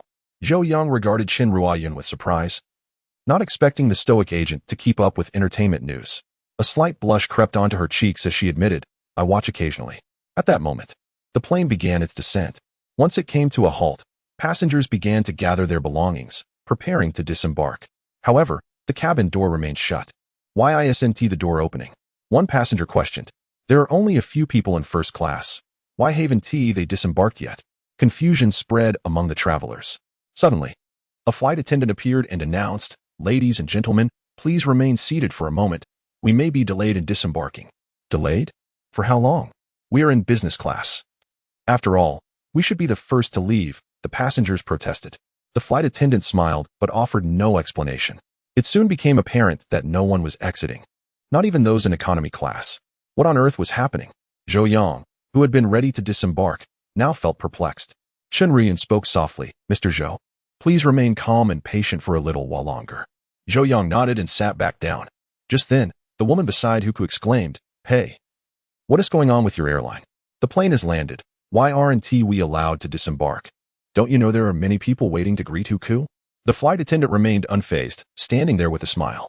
Another 5 minutes passed in silence. Huku approached the attendant, removing his sunglasses to reveal a handsome face. Miss, there are many fans waiting outside for me. I've arranged to meet them on Weibo. If you don't let me off the plane, they'll be left waiting for nothing. There are hundreds of them. Can you please make an exception? Zhou Yang couldn't help but admire Huku's good looks. The woman beside him continued to protest, and it's not just fans. There are journalists waiting to photograph Huku as well. You're delaying our important matters. Be careful, or I want to be polite. Where's your supervisor? Let him come out. The flight attendant remained steadfast, seemingly adhering to some strict directive that prevented anyone from disembarking. Zhou Yang, unable to remain seated any longer, stood up and asked, "Flight attendant, is there a special circumstance we should be aware of? If there is, could you please explain? If there is a reason, we wouldn't mind waiting." Chen Ruoyan opened her mouth but ultimately said nothing, returning to her seat with a hint of exasperation. The flight attendant continued to smile. Just then, someone shouted, "Look, there are so many cars outside." "Yes, several of them." Someone else chimed in. "How did the cars get in? And look, they're all Hongqi vehicles, and the license plates, oh my gosh, they're all numbers. Incredible! Wait, I understand now. No wonder we can't disembark. It turns out there's a VIP on our flight. They're probably preparing for a welcome ceremony, so we should wait." "What VIP? Why are they flying commercial? Are they in first class? Who could it be? Who else could it be? It's clearly someone of significance. Just look at all those Hongqi cars." Zhou Yang was also curious and leaned toward the window, but he saw nothing. At that moment, the aircraft door opened. Soon, a middle-aged man in a suit boarded the plane and entered the business class, surveying the cabin until his gaze landed on Zhou Yang. He quickly approached, saying, "Mr. Zhou, welcome back to the country. My name is Li, and I am in charge of the reception for your arrival." The man smiled warmly, his voice exceedingly gentle. Instantly, the business class fell into a profound silence. All the passengers fixed their eyes on Zhou Yang, realizing that he was the esteemed guest. Zhou Yang himself was taken aback, realizing that all this fuss was indeed for him. Chapter 16. This is already quite low-key. Are you specifically here to pick me up? Indeed, Mr. Zhou. The middle-aged man namely nodded with a smile. Zhou Yang couldn't help but glance back at Chen Ruyun. Didn't you say we should maintain a low profile? Very well. Zhou Yang picked up his luggage, which was merely a small backpack. The middle-aged man namely respectfully stepped aside. The passengers in the business class were all incredulously staring at Zhou Yang, speculating that a distinguished guest had boarded the plane. They assumed such an individual would be in first class, never expecting that he was right among them in business class, and so discreetly at that. Indeed, from the perspective of the onlookers, Zhou Yang was incredibly modest, given the grandiose nature of his identity. It would have been reasonable for him to be flanked by bodyguards in black suits, ensuring a strict distance from others. Chen Ruoyan followed closely behind. At that moment, Zhou Yang suddenly halted and turned to Huku, saying, "Aren't you in a hurry to disembark? Why not leave together? And them, Mr. Li, can they disembark now?" Zhou Yang gestured towards the fellow passengers in the cabin. The middle-aged man named Li smiled and nodded, saying, "Of course, if you say so, then it is so. This gentleman and lady, please proceed." Huku's mouth fell agape as he stared at Zhou Yang, realizing that his own grand entrance paled in comparison to Zhou Yang's. And in light of this atmosphere, Huku felt unable to refuse. Just as he was about to decline, the woman named Su nudged him from behind and smiled, saying, "That sounds wonderful, we can get acquainted. Who wouldn't want to meet someone of such stature?" Chen Ruyun frowned slightly, inwardly scoffing at the notion of acquaintance. But she refrained from voicing her thoughts. Whatever Zhou Yang stated, that was the reality. Huku followed Zhou Yang, dazedly descending the plane, and ended up in the same luxury car as Zhou Yang. Though Huku had experienced various luxury vehicles as a celebrity, he had never encountered the two Hongqi cars before him, vehicles he had never dared to imagine. The car sped directly out of the airport. "Oh, aren't we going to the terminal?" the woman named Su suddenly inquired. "That's correct. We are leaving directly from the underground parking lot," replied the middle-aged man named Li. Su was taken aback, exclaiming, "But that's not appropriate. She hesitated, unable to articulate her reason. Zhou Yang, however, surmised her intent and said, "Perhaps we should pause for a moment. There are hundreds of fans and reporters waiting for them." Su's face turned crimson with embarrassment. The grand spectacle she had boasted about earlier now seemed trivial when compared to Zhou Yang's presence. Huku felt his face flush as well, quickly asserting, "It's fine. I'll explain to the fans later." The middle-aged man namely continued to smile, saying, "You actually need not go, as there are very few people in the terminal." Very few people? Both were momentarily stunned, unable to comprehend. As they spoke, the car had already arrived at the parking lot entrance. The vehicle halted, and someone opened the door. "Ladies and gentlemen, you may exit here and proceed down the stairs over there to reach the arrival hall," instructed the middle-aged man named Li. The two exchanged glances, too intimidated to utter a word, and obediently exited the car. Su had initially hoped to ride with Zhou Yang to form an acquaintance, but upon boarding, she was completely overwhelmed, no longer daring to mention getting to know Zhou Yang. Well then, I apologize for any inconvenience caused, Zhou Yang said with a smile as he waved goodbye to the two.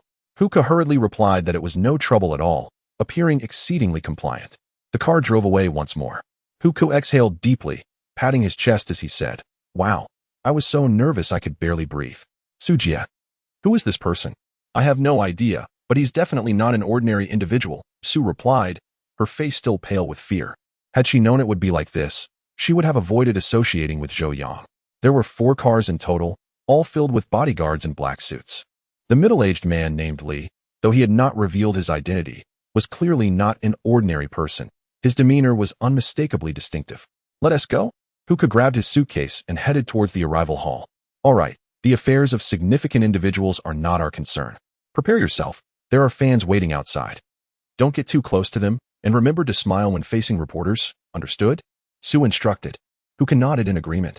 The two arrived at the arrival hall. But upon seeing the situation, they were left utterly dumbfounded. The vast arrival hall was eerily empty. No, there were people, police officers, and heavily armed special forces patrolling the area. There were no fans or reporters in sight. Both gaped, finally understanding why the middle-aged man named Li had stated there was no need to visit the arrival hall, as it was completely deserted. Did they seal off the entire airport? Su said in a daze. Why? Just to welcome Zhou Yang? This was a display worthy of a foreign leader, not just a regular individual. At that moment, a man in a black suit approached and coldly stated, "Please hand over your phones for inspection to ensure no unauthorized photos have been taken." Huka was once again left speechless. Meanwhile, Zhou Yang had already departed the airport. Zhou Yang observed the airport swarming with police and special forces. You closed down the entire airport? Zhou Yang exclaimed in astonishment. All this just for me? The middle-aged man named Li nodded slightly, saying, this was ordered by the higher authorities. Zhou Yang felt a surge of gratitude. This was the nation's regard for him. It truly need not be this extravagant. Zhou Yang murmured. The middle-aged man named Li smiled silently. Zhou Yang shook his head slightly and turned to Chen Riyun, saying, earlier you mentioned I should keep a low profile. Was this what you meant? Chen Riyun replied, I believe this is already quite low-key. To return home discreetly and without announcement. Is that not low-key enough? Zhou Yang was left speechless and inquired, what are the arrangements moving forward? Upon returning home, Zhou Yang intended to make significant contributions to the nation using the technology he had acquired from the system. The middle-aged man namely stated, the leadership suggests that since you have just returned from abroad, it would be best for you to rest for a while. Once you are relaxed, we can discuss further matters. After a pause, the middle-aged man added, moreover, you have been away from the country for nearly 10 years. During this time, the nation has developed remarkably. Wouldn't you like to take a look at this beautiful landscape? Zhou Yang's heart stirred. And he suddenly said, could you take me to a certain place? After nearly a decade abroad, I should pay my respects to my parents. Given Zhou Yang's parent status, they could certainly have been laid to rest in a cemetery, but in accordance with his grandparents' wishes, they had been interred in their hometown. Very well. I will arrange that right away, the middle-aged man named Li immediately replied. The next day, Zhou Yang took a special vehicle back to his hometown, Z City. Chapter 17.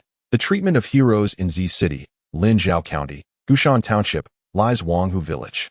The township derives its name from a prominent peak, Gushan, which towers several hundred meters high, with Wanghu Village nestled at its base. Directly in front of Gushan, there exists a vast lake, from which the village takes its name, as it gazes upon the shimmering waters. Wanghu Village is modest in size. Only a few years ago, a road was constructed, and both sides of the newly paved route are adorned with fields of canola flowers. When the flowers bloom, the landscape transforms into a golden sea, attracting visitors from the county who come to enjoy the springtime beauty. Consequently, numerous agritourism establishments have sprouted, bolstering the local economy. 3 cars entered Wanghu Village in succession.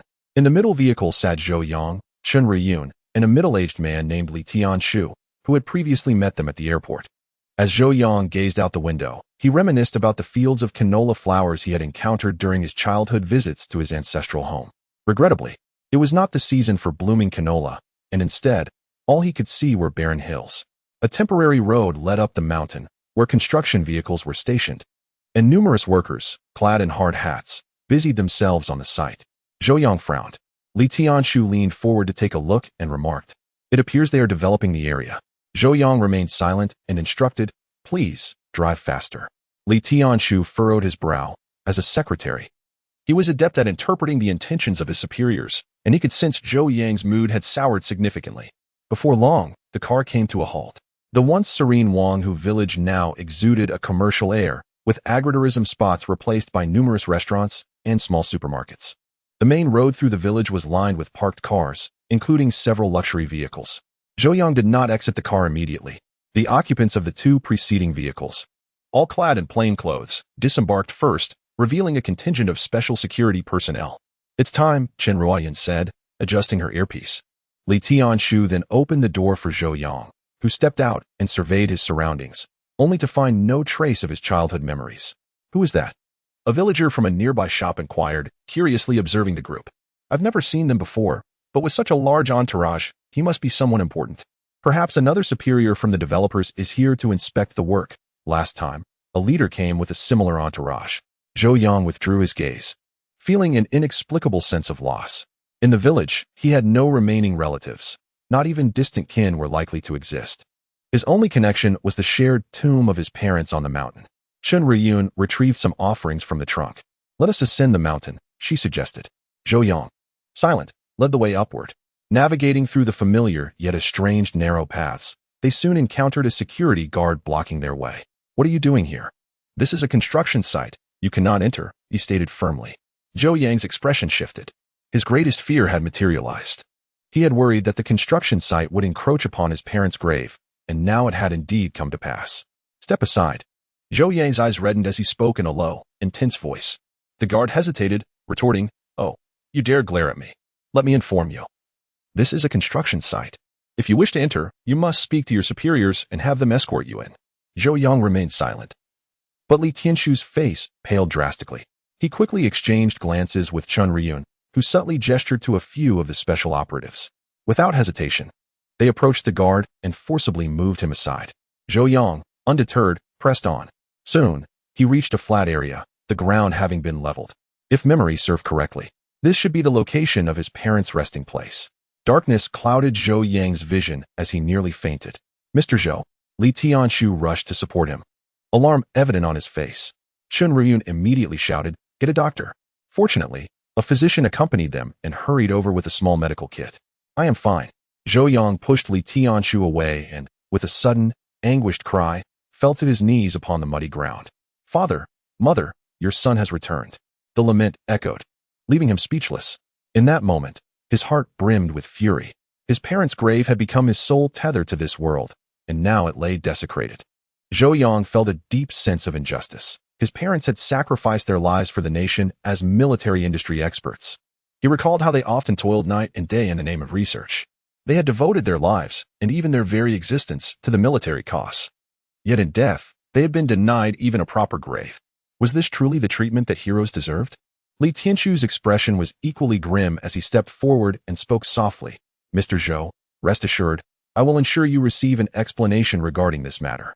Without needing to voice his thoughts, Li Tianshu understood his role in this moment. Just then, a group of individuals approached from a distance, brandishing sticks and other weapons. "It's them," one shouted, pointing at Zhou Yang's party. "Hu Laoda, these are the troublemakers at the construction site."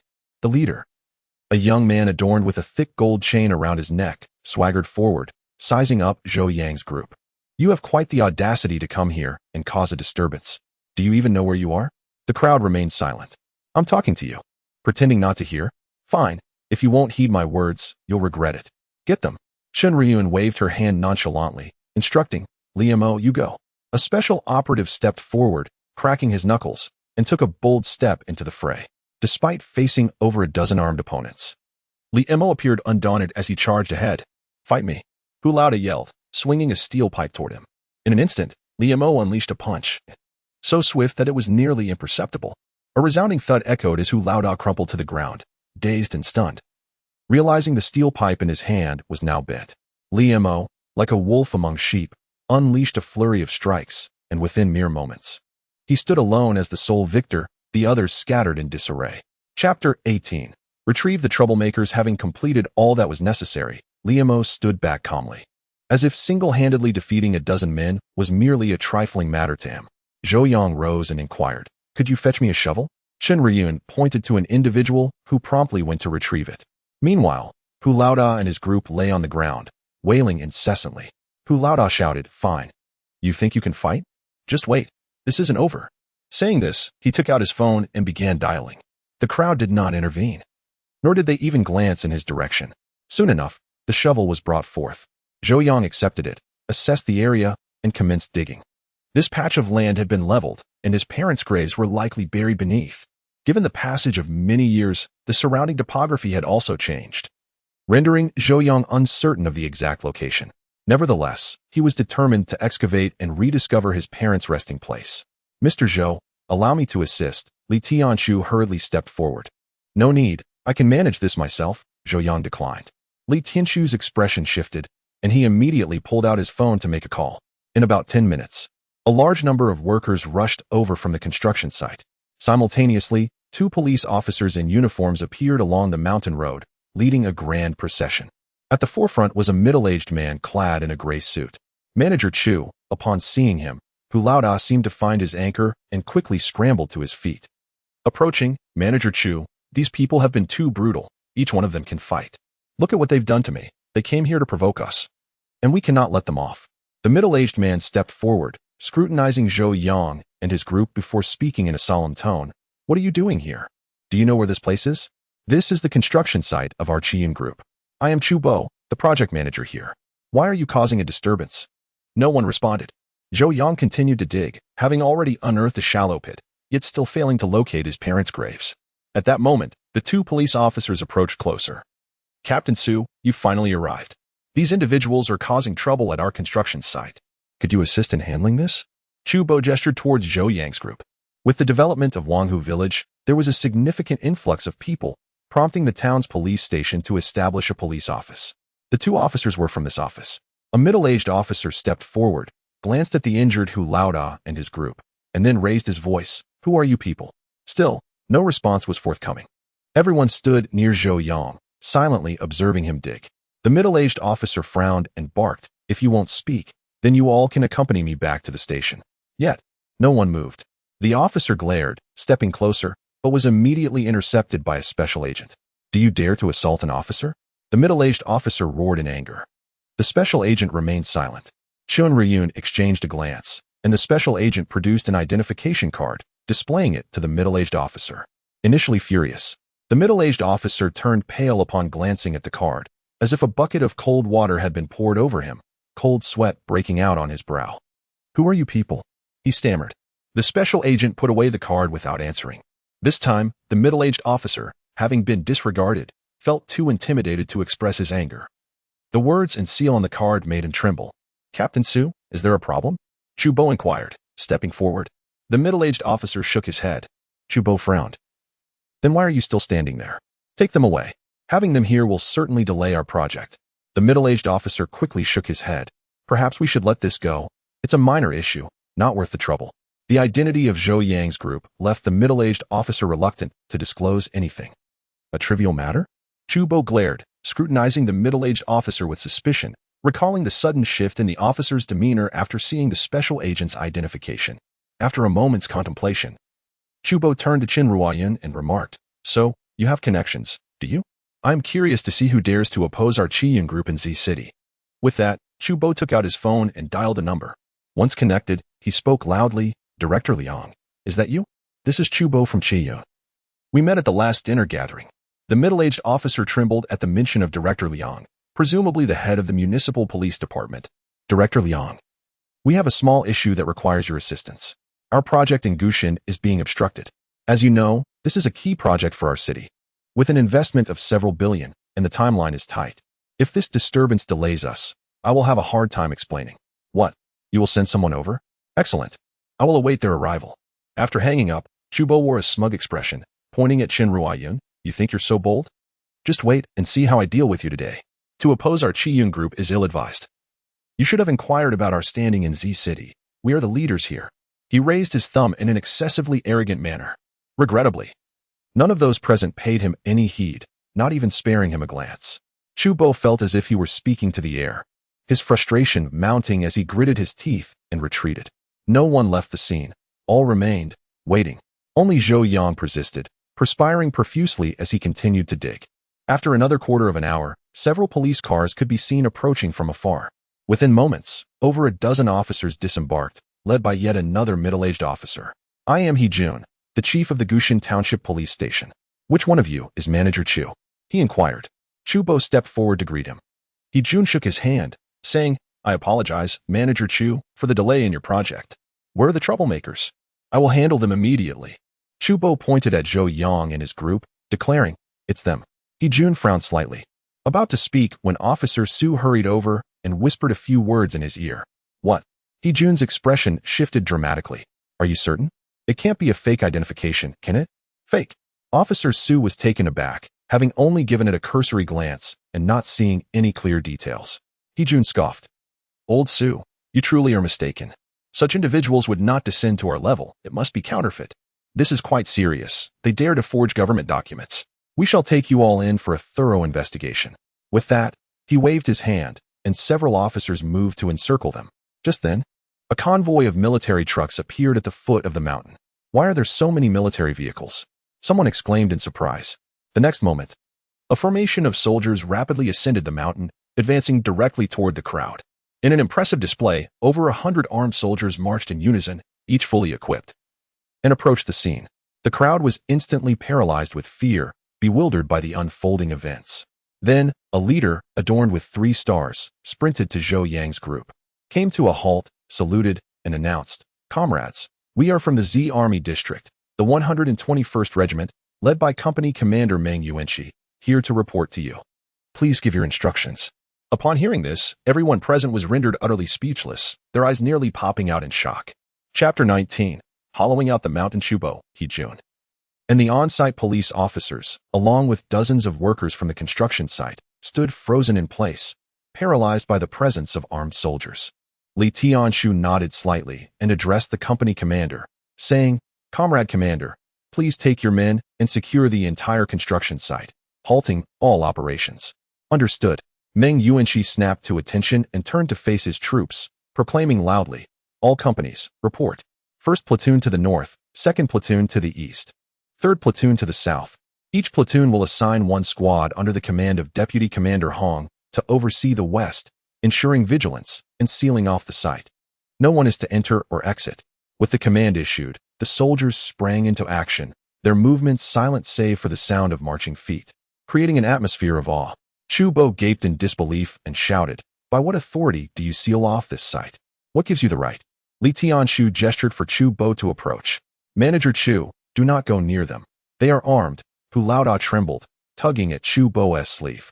Chubo gritted his teeth and declared, "If they have the guts, let them kill me." He stepped forward, demanding, "I wish to hear the justification for sealing off our construction site. Otherwise, our Chiyun group will not let this matter rest." Li Tianshu smirked with disdain, as if to say, "Young man, you are woefully naive. Chiyun group, is it? Let us not accuse me of abusing my authority. Let us discuss the facts. We are in Gushin, where regulations prohibit commercial development of the original landscape. How did your Chiyun group acquire development permits? Is there a problem here? Do I need to elaborate further?" Chubo stood speechless, mouth agape, unable to muster a response. "Oh, and one more thing. Start preparing to seek new employment. For you are about to be unemployed," Li Tianshu added thoughtfully. "Unemployed?" Chubo snapped back to reality, grinding his teeth. "Our development is a legitimate business activity. Chiyun Group has nothing to fear from inspections. Who do you think you are? Even the King of Heaven cannot meddle in our internal affairs. And by the way, the vice president of our company is my uncle. You think I will be jobless? What a joke." Li Tianshu chuckled and shook his head, uninterested in further debate with Chubo. For someone of Li Tianshu's standing to argue with Chubo would be a degradation of his own status. Moreover, Li Tianshu perceived Chubo's narrow vision. When he mentioned unemployment, it was not just Chubo who would lose his job, but the entire Chiyun group would be doomed. "Take them away," Li Tianshu said calmly, waving his hand. Meng Yuanqi and the remaining soldiers immediately moved forward, escorting everyone present off the site. Chubo trudged down the mountain, while the construction site was completely sealed off by soldiers, leaving all workers bewildered as they exited. Just as Li Tianshu had stated, The site was indeed closed and operations halted. Infuriating. Zhou Bo fished out his phone and called his uncle. However, the line was continuously busy. After a considerable wait, the call finally connected. As soon as the line opened, Zhou Bo's uncle bombarded him with questions. What the hell is happening at the Gushan site? This left Zhou Bo baffled. How could his uncle know something had gone awry so swiftly? Damn it, do you have any idea how many calls I received? From industry and commerce, taxation, environmental protection, fire safety, and social security, all of them. They're all calling me. It is as if they intend to obliterate Qiyun Group. I had to inquire extensively just to learn that your Gushan site offended someone, and now there's an investigation into Qiyun Group. Speak up. What happened at the Gushan site? Zhou Bo's mouth opened wide once again. How could so much unfold in such a short time, prompting so many departments to investigate them? Was it real? Previously, he had boasted that Qiyun Group had nothing to fear from inspections, but that was mere bravado. Any department could initiate an investigation, and if multiple departments banded together, it was unprecedented. Uncle, what will happen to Qiyun Group? Zhou Bo asked, dazed. What will happen? Are you a fool? With so many departments investigating together, it's over for us. Qiyun Group will collapse. Now, tomorrow, any moment. Zhou Bo, holding the phone, stood in shock, suddenly recalling Li Tianshu's earlier words about seeking employment. If Qiyun Group was indeed doomed, he might genuinely need to find a job. Meanwhile, Zhou Yang's shovel struck something with a thud. He quickly set it aside and began to dig with his hands. As he unearthed the soil, a black coffin emerged, bringing tears to Zhou Yang's eyes. I found it. After a while, he stood up and cautiously filled some soil back before climbing out of the pit he had dug. Director Li, Zhou Yang called out, referring to Li Tianshu, who held an unknown position. Li Tianshu hurried over. Zhou Yang gazed at the vast lake in the distance, its surface shimmering in the gentle breeze. How is the validation of the materials I entrusted to you progressing? Zhou Yang inquired. The battery technology was submitted to the state several days ago. If all goes well, the validation products should be produced shortly. After all, I provided a comprehensive design plan with ready data. While there may be some industrial complexities in production, it is relatively straightforward in a laboratory setting. Li Tianshu's expression shifted to one of urgency as he replied, I'm not fully aware of the specifics. Let me make a quick call. He then stepped aside to contact someone. A few minutes later, Li Tianshu returned, visibly excited. Excellent. Just 2 words suffice. This outcome was anticipated by Zhou Yang. Earlier, you asked about my plans. I have decided, Zhou Yang said, turning to face Gushan. I want to construct a laboratory here. Absolutely, Li Tianshu replied without hesitation. He had just spoken to his superiors, who succinctly summarized the battery validation results and concluded with an assurance. All of Zhou Yang's requests would be fulfilled. Thus, whether it was constructing a laboratory or even blasting the mountain, Li Tianshu was prepared to comply. Zhou Yang chuckled, directorly. I haven't specified the scale of this laboratory yet, and you're already so readily agreeable? Li Tianshu responded, Mr. Zhou, you jest. Regardless of the size of the laboratory, it remains merely a laboratory, whereas your presence is of paramount importance. Therefore, as long as you desire it, we will construct a laboratory of any magnitude. Zhou Yang glanced at Li Tianshu, sensing the weight of his words. It appeared that his second letter had indeed made a significant impact. Very well. Then let us begin by hollowing out this mountain, Zhou Yang said nonchalantly. Chapter 20. Infrastructure Capability. Li Tianshu instinctively raised his head, gazing at the towering Gushan, which stood at a height of 400 to 500 meters and occupied several dozen acres. Is there an issue? Zhou Yang inquired. Li Tianshu returned to his senses and quickly shook his head, saying, No, you state your demands, and I shall ensure their execution. Even if you wish to bore through the earth, I will make it happen. Given the current infrastructural capabilities of the nation, excavating a mountain or even reclaiming land from the sea would be a trivial endeavor. Good, Zhou Yang nodded in satisfaction. This was the attitude he desired. Upon returning to the country, Zhou Yang's singular aspiration was to fortify the nation, aspiring for it to become the first country on the blue planet and even to venture into the boundless cosmos.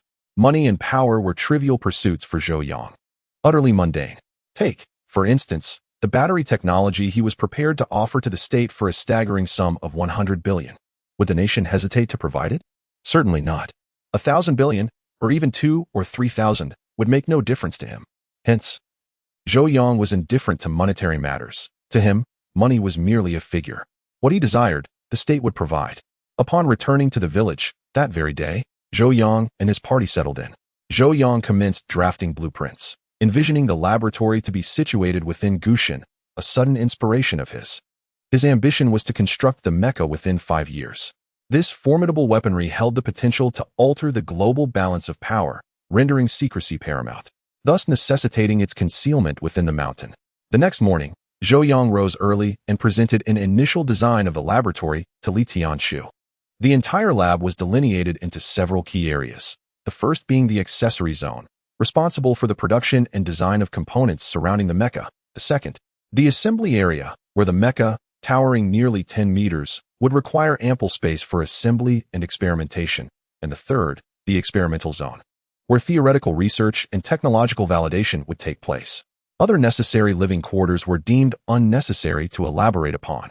The design blueprint was merely Zhou Yang's preliminary concept, which would need to be adapted into detailed design and construction drawings, considering the terrain and collaborating with a professional design institute. Li Tianshu was entrusted with this responsibility. Understood. Mr. Zhou, I will make the arrangements. Li Tianshu promptly departed.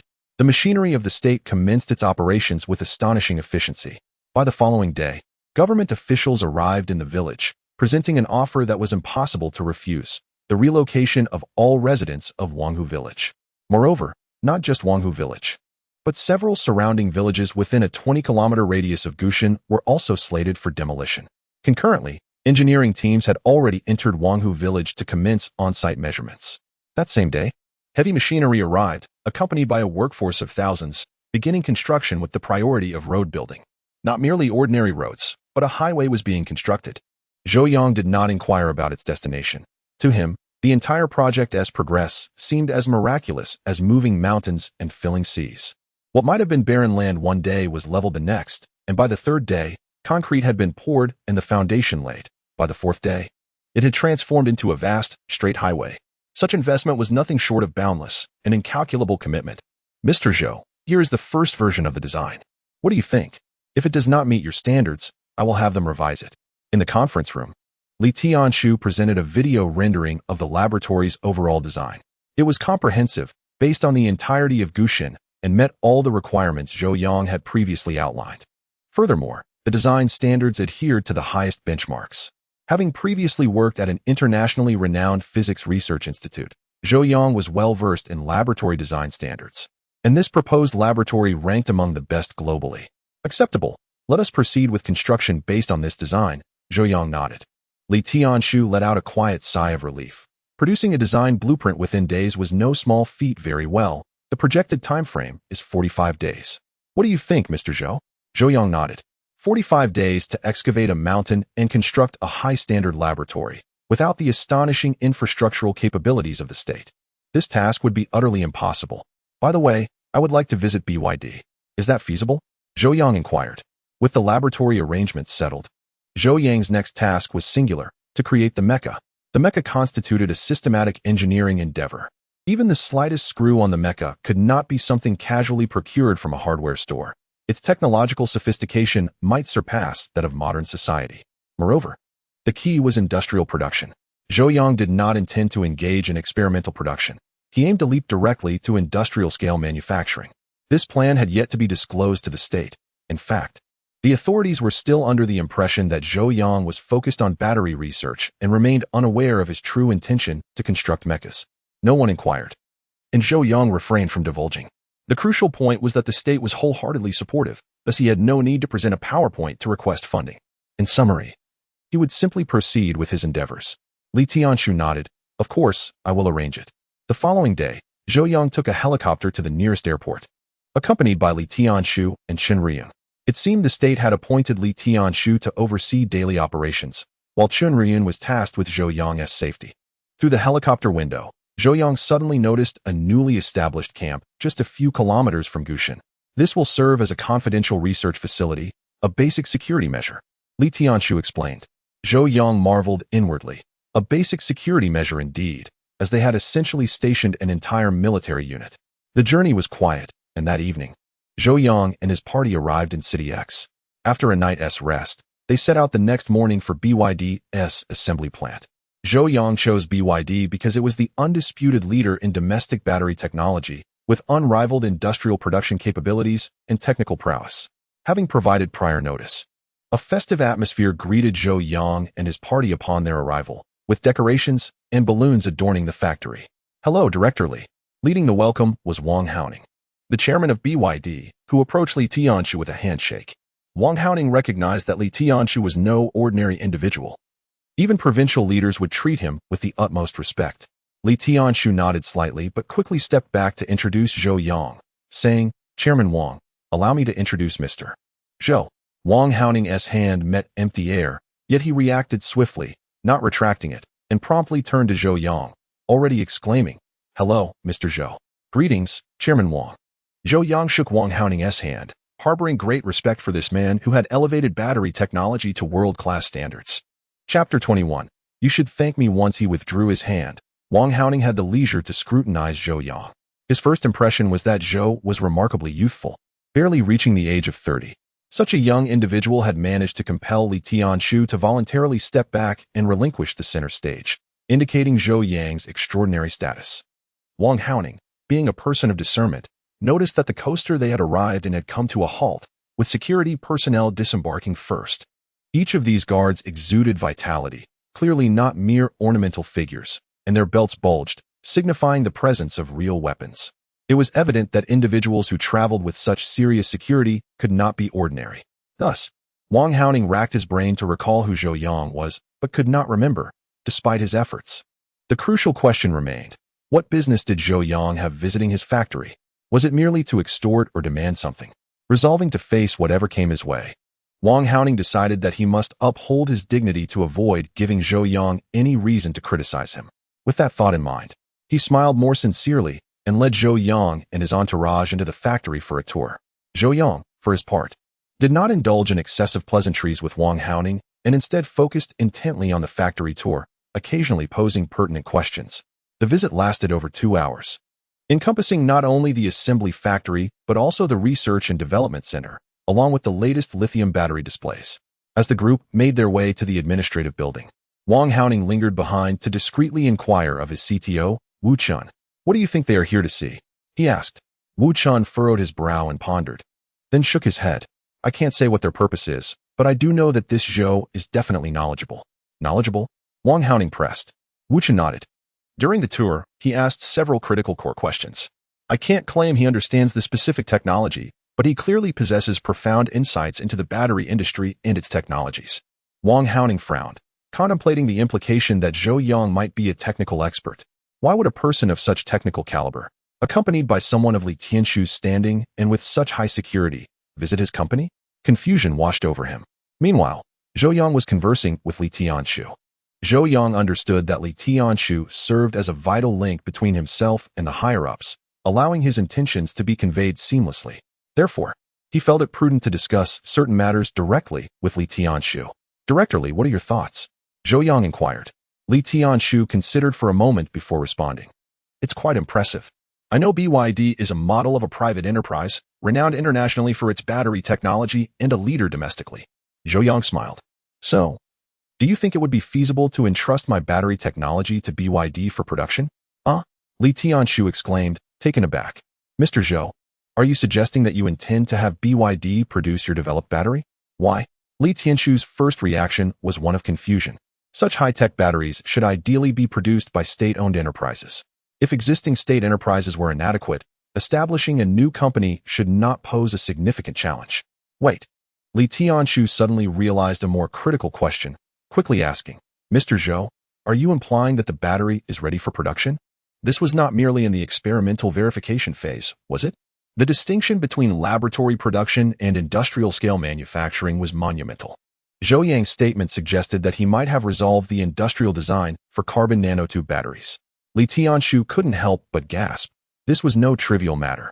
Some technologies might be validated in a lab and even yield prototype products, yet the transition to mass industrial production could take years, perhaps even decades, to materialize. For instance, while the nation could produce cutting-edge engines in a lab, turning that technology into a direct industrial production line was another story entirely due to a lack of production techniques. Technology is one aspect. Production technology is equally crucial, especially in today's society, where mass industrial production demands a robust industrial foundation and higher technical requirements. However, As the developer of carbon nanotube batteries, Zhou Yang might indeed have successfully addressed the industrial design issue ahead of schedule. This realization thrilled Li Tianshu. The state had anticipated that this technology would take several years, if not a decade, to realize, yet now it seemed industrial production was imminent. Was this a jest? Zhou Yang smiled, revealing that the system had provided not only the battery technology, but also the corresponding industrial production techniques. From the industrial production of carbon nanotubes to the preparation of the battery's anode and cathode, the infusion of conductive agents, and the final packaging, all were encompassed. With some breakthroughs in production processes and the design of manufacturing machines, large-scale production was indeed feasible. Seeing Zhou Yang smile, Li Tianshu became increasingly convinced that Zhou Yang had genuinely completed the industrial design.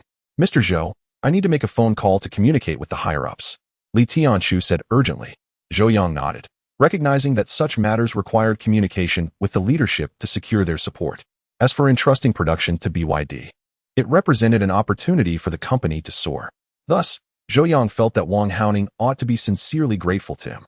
Upon arriving at the conference room in the administrative building, Zhou Yang sat sipping tea while Li Tianshu stepped outside to make his call.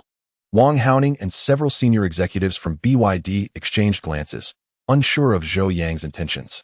Moments later, Li Tianshu returned, approaching Zhou Yang and lowering his voice. The higher-ups place great importance on your thoughts, Mr. Zhou. In principle, they agree to your proposal to have BYD undertake industrial production of this technology. However, the specifics of the collaboration may require state involvement. After all, this technology was proposed by Zhou Yang, who had not explicitly stated that it should be transferred to the state without compensation. Thus, from this perspective, how Zhou Yang chose to handle this technology was entirely up to him. Zhou Yang understood immediately. In simple terms, the state wanted to take an equity stake. That is acceptable, Zhou Yang replied. His initial thought had also been to have the state as the primary entity, utilizing BYD's mature and high-quality industrial production capabilities in the battery sector. Mr. Wang, I have been deeply impressed by BYD's battery technology. Today, I also wish to discuss collaborating with you on the production of a new type of battery, Zhou Yang stated, directing his gaze at Wang Haoning. Wang Haoning was taken aback. The other senior executives from BYD were equally stunned, unprepared for Zhou Yang's request. The notion of collaborating on a new battery was surprising. Could this be a serious proposition? Such matters were not easily undertaken. Moreover, none of them knew what kind of battery technology Zhou Yang was offering. Given that BYD was the undisputed leader in lithium battery technology in China, they had always kept a close watch on developments in battery technology from various universities and research institutes. Any emerging new technology would certainly be known to them at the earliest opportunity. Wang Haoning's thoughts raced, and he instinctively leaned towards a polite refusal, deeming the proposition implausible.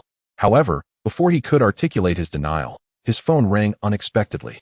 "Excuse me, I must take this call," Wang Haoning apologized, stepping aside to answer. After exchanging a few words, he suddenly exclaimed, "What? Academician Chen Tiankai has agreed to come? What? He is already on his way and will arrive shortly? Wonderful. I will go down to greet him now." Chapter 22. No questions asked. Wang Haoning, filled with excitement, dashed out of the conference room. Once outside, he suddenly remembered there were guests present and hurriedly returned, his face reflecting genuine remorse. "Mr. Zhou, Director Li, I apologize for the interruption. A distinguished guest has just arrived, and I must go to greet them. Please, make yourselves comfortable. I will be back shortly. Wu Chen, please attend to our guests, understood?" Wu Chen nodded vigorously. With a polite smile, Wang Haoning rushed out. Zhou Yang maintained his composure, revealing no sign of discontent at being neglected. Meanwhile, Li Tianshu raised an eyebrow and whispered, "It's academician Chen Tiankai. Your carbon nanotube battery was validated by him." "Oh?" Zhou Yang paused, recognizing the significance of a potential exchange. Wu Chen quickly rose to refill Zhou Yang's tea, apologizing, "I sincerely apologize. Mr. Wang has been eagerly awaiting this guest for a long time.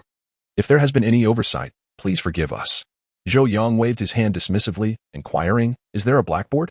"A blackboard?" Wu Chen was taken aback but quickly nodded. "Yes, indeed." He hurriedly summoned a whiteboard. Zhou Yang stood up, grasped a marker, and said, "You are the CTO, correct? Let me illustrate a few concepts for you to review." With that, Zhou Yang began sketching on the whiteboard. "Is this a process flowchart?" Wu Chen observed, immediately awakening to the implications. Zhou Yang nodded slightly and continued. Li Tianshu's expression shifted dramatically. His first instinct was to clear the room. not wanting anyone to access the production process for the carbon nanotube battery. Yet, with Zhou Yang present and having initiated the discussion, he reconsidered and approached the board, despite his inability to fully comprehend the content. "Excuse me, Mr. Zhou, what production process is this for?" Wu Chen inquired after a moment of scrutiny. "It's for batteries," Zhou Yang replied. "Batteries?" Wu Chen was taken aback, shaking his head. "That cannot be right. The production process for lithium batteries typically consists of 6 steps: preparation of electrode slurry, coating, cutting of electrode sheets, stacking, assembly, and injection. What you have outlined is entirely different." Wu Chen was well-versed in lithium battery manufacturing. "Of course it differs, for this represents a revolutionary approach to battery production," Zhou Yang stated, setting down the marker. "Estimate how many steps of this process your company could fulfill with your current production technology." The flowchart Zhou Yang had sketched not only detailed the production steps but also specified the standards and requirements for each phase. Wu Chen, resting his chin on his hand, scrutinized the chart for an extended period before frowning. "Mr. Zhou, I am unsure what this entirely new battery entails, but based on your outline process, BYD could meet approximately 40% of the requirements." 40%? Zhou Yang was pleasantly surprised, having anticipated a figure closer to 30. After all, carbon nanotube batteries were fundamentally different from conventional ones. What if we were to upgrade the processes? Wu Chen shook his head. That would require substantial investment. However, there are indeed areas where process upgrades could meet the requirements. Without considering costs, we might achieve around 70%. He quickly added, "I'm referring to an ideal scenario without factoring in investment costs."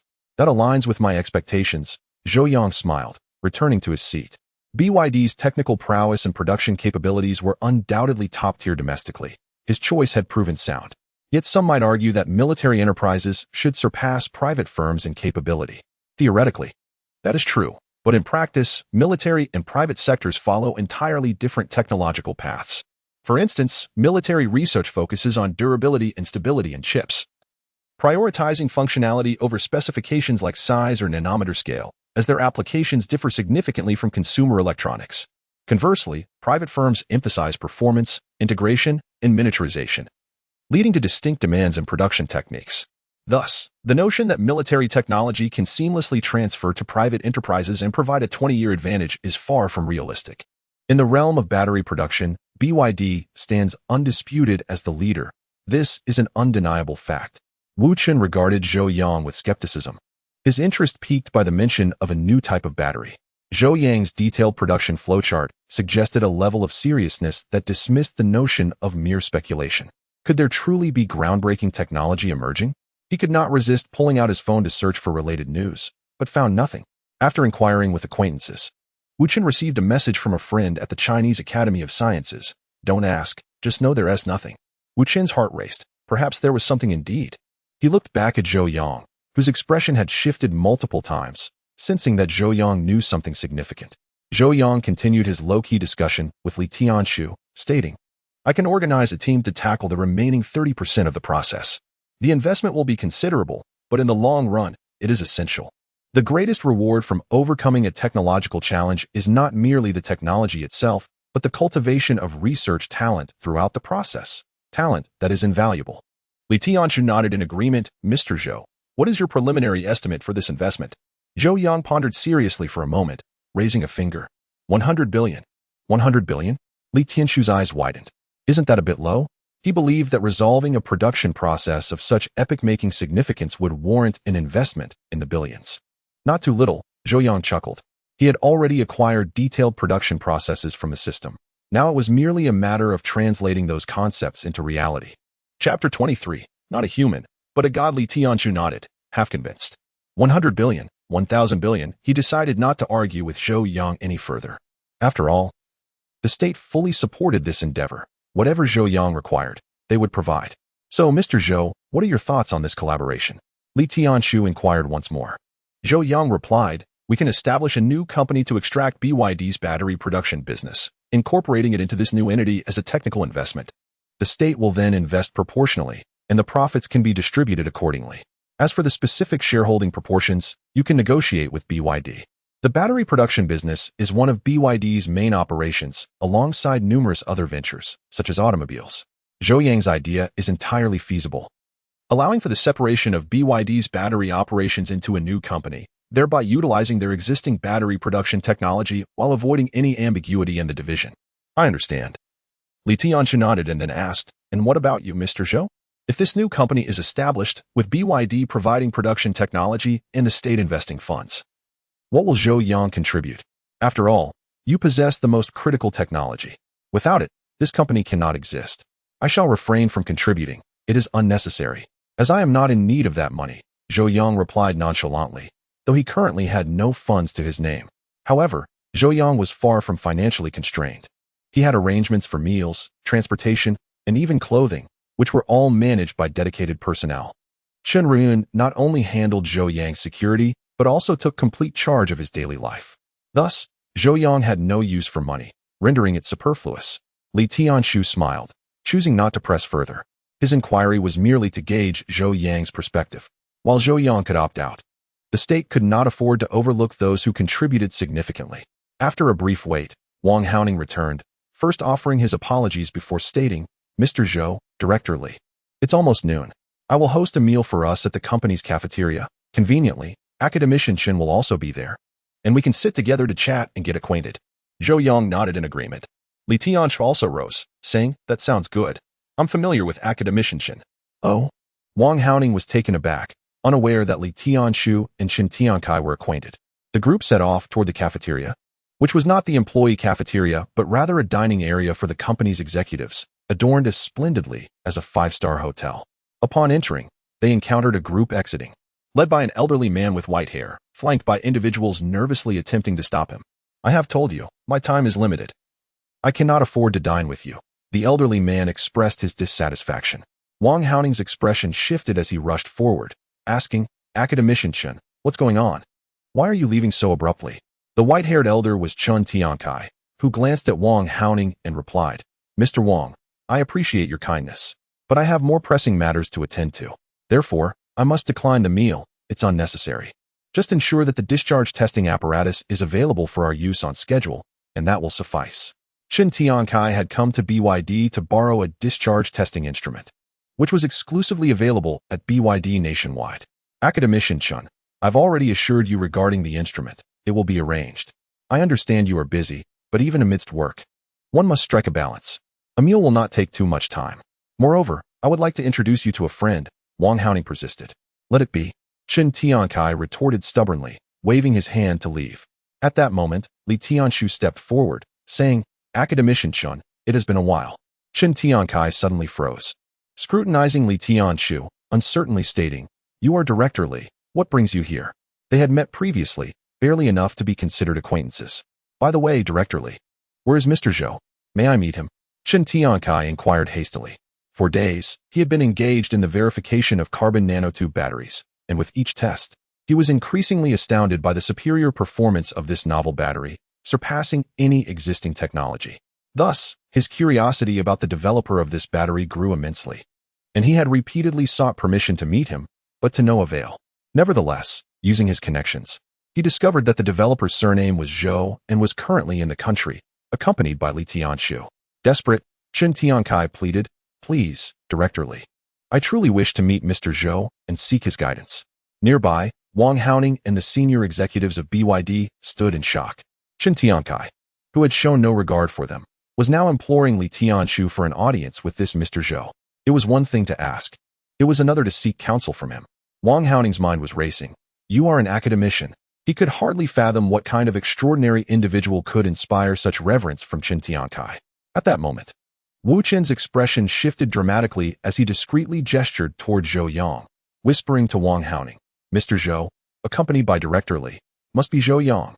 Wang Haoning stared blankly at Zhou Yang, his mind in turmoil. Initially, he had dismissed Zhou Yang, thinking him merely a privileged offspring of a powerful official.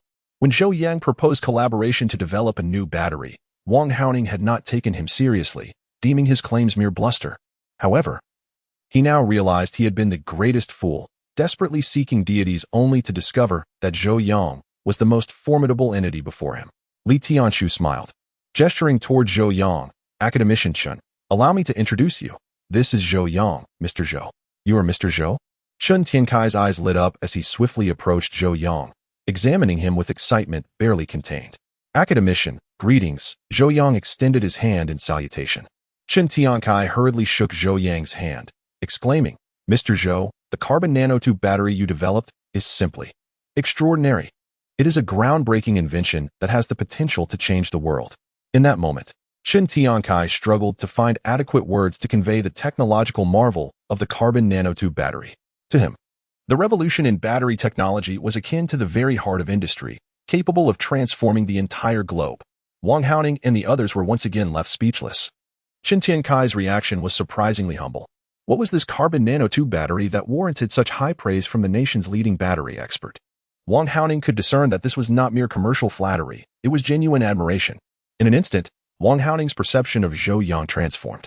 By the way, I heard you also solved the NS equations, which is another monumental event in the scientific community, Chen Tiankai added. The news of the resolution of the NS equations had begun to circulate in limited circles, and Chen Tiankai was aware of it. Wang Haoning was taken aback. Whispering to Wu Chun, what exactly are these NS equations? Are they a type of formula?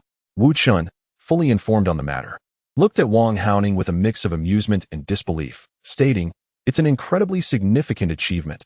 No, it's far beyond just significant. It is something truly remarkable. Anyone capable of solving such equations transcends humanity. They are akin to a deity. Chapter 24. Time is limited. Let us produce directly at this moment. Li Tianshu stepped forward. Academician Chen, please do not be overly excited. Mr. Zhou is here and cannot escape. If there are any questions, you two can discuss them at leisure. How about we enjoy a meal together? Chen Tiankai was so agitated, akin to a fan meeting his idol, that Li Tianshu genuinely feared for the old gentleman's heart. Zhou Yang was equally surprised by Chen Tiankai's enthusiasm and quickly added, indeed, Academician Chen, I too have several matters to discuss with you. Let us converse over dinner. Discuss what? Your research on batteries far surpasses mine, Chen Tiankai humbly replied. Yes, let us eat. Let us eat, Chen Tiankai remarked with a hint of urgency. Wang Haoning gaped in disbelief. After much pleading, Chen Tiankai had shown no interest in dining, yet now, with Zhou Yang's single remark, he was eager to stay. Please. Come this way, Wang Haoning urged, feeling inexplicably elated. He realized that Zhou Yang was the true technical powerhouse. Furthermore, he recalled that Zhou Yang had come seeking collaboration. Having previously mentioned a partnership with BYD to produce a novel battery, Wang Haoning had initially dismissed it. But now he understood that this new battery was likely the carbon nanotube battery Chen Tiankai had mentioned. Deliberately delaying, Wang Haoning discreetly asked Wu Chun, what can you infer about this carbon nanotube battery? Wu Chun replied, carbon nanotubes have indeed been researched as conductive agents for grouting, which can significantly enhance battery performance. However, they are quite expensive. Expensive? Wang Haoning was taken aback. Wu Chun nodded. Yes, they are costly. The preparation process is quite complicated, and as far as I know, no company in the country has completed industrial production yet, meaning we must import them. For reference, common carbon black conductive agents cost around 50,000 per ton, while those derived from carbon nanotubes can exceed 500,000 per ton, marking a tenfold increase in cost. Sometimes, excellent technology cannot be utilized for civilian purposes due to cost considerations. Regardless of how superior a product is, if its production cost is too high, it cannot be sold, which poses a significant problem. I see, Wang Haoning mused, furrowing his brow, choosing not to inquire further, and swiftly followed suit. Inside the private room, the hosts took their seats. Chen Tiankai urged Zhou Yang to delve into the technicalities of the carbon nanotube battery. Academician Chen, let us first enjoy our meal. Afterward, we can discuss in detail, shall we? Zhou Yang smiled. Chen Tiankai reluctantly nodded, finding little flavor in the meal. The group continued dining, steering clear of business, and engaged in light conversation about local customs until Wang Haoning ushered everyone into an adjacent lounge, serving tea. Zhou Yang then stated, I have plans tomorrow, so let us resolve as many matters as possible today. A palpable tension filled the room as everyone turned to Zhou Yang, uncertain of his intentions. Manager Wu, could you assist me in finding a blackboard? Zhou Yang requested. Wu Chen nodded and promptly had a blackboard brought in. Mr. Wang, if convenient, could you ask your team to step outside? What we are about to discuss may be confidential. Wu Chun can remain to clarify any technical issues you may not comprehend. Zhou Yang stated somewhat brusquely. Several high-ranking BYD officials exchanged uneasy glances and looked toward Wang Haoning. Sensing that Zhou Yang was about to discuss a significant matter, specifically, the collaboration, Wang Haoning subtly nodded, signaling the executives to exit. Li Tianshu also signaled to Qin Riyun, who quickly exited to ensure the meeting room was secured. Zhou Yang approached the blackboard, contemplated briefly, and inscribed a couple of lines. Matrix energy. Carbon nanotube battery. Turning to the assembly, he declared, "Here, Director Li represents the nation. Mr. Wang, you represent BYD. Academician Chen, you symbolize our research capabilities, and I shall oversee the technology." Mr. Wang may find this method of discussion somewhat hasty. Yet my time is limited. I have numerous locations to attend to, and I cannot devote excessive energy to the battery sector. I entrust that to all of you. The battery technology is merely a small facet of the entire mecha system, and I must traverse the country to resolve all industrial production issues related to the mecha. The system has allotted 5 years, and my time is indeed scarce. Wang Haoning swiftly raised his hand. Mr. Zhou, may I inquire what exactly this carbon nanotube battery entails? Is it a battery utilizing carbon nanotubes as a conductive agent? If so, hasn't such a battery already been developed? Zhou Yang pointed to Qin Tiankai.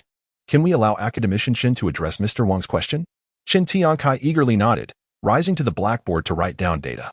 I will refrain from discussing overly complex aspects.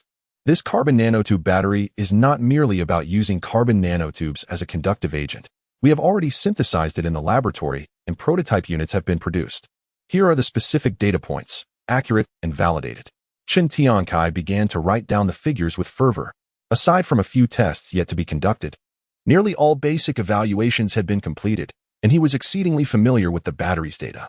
Impossible, Chen exclaimed first upon seeing the data on the blackboard.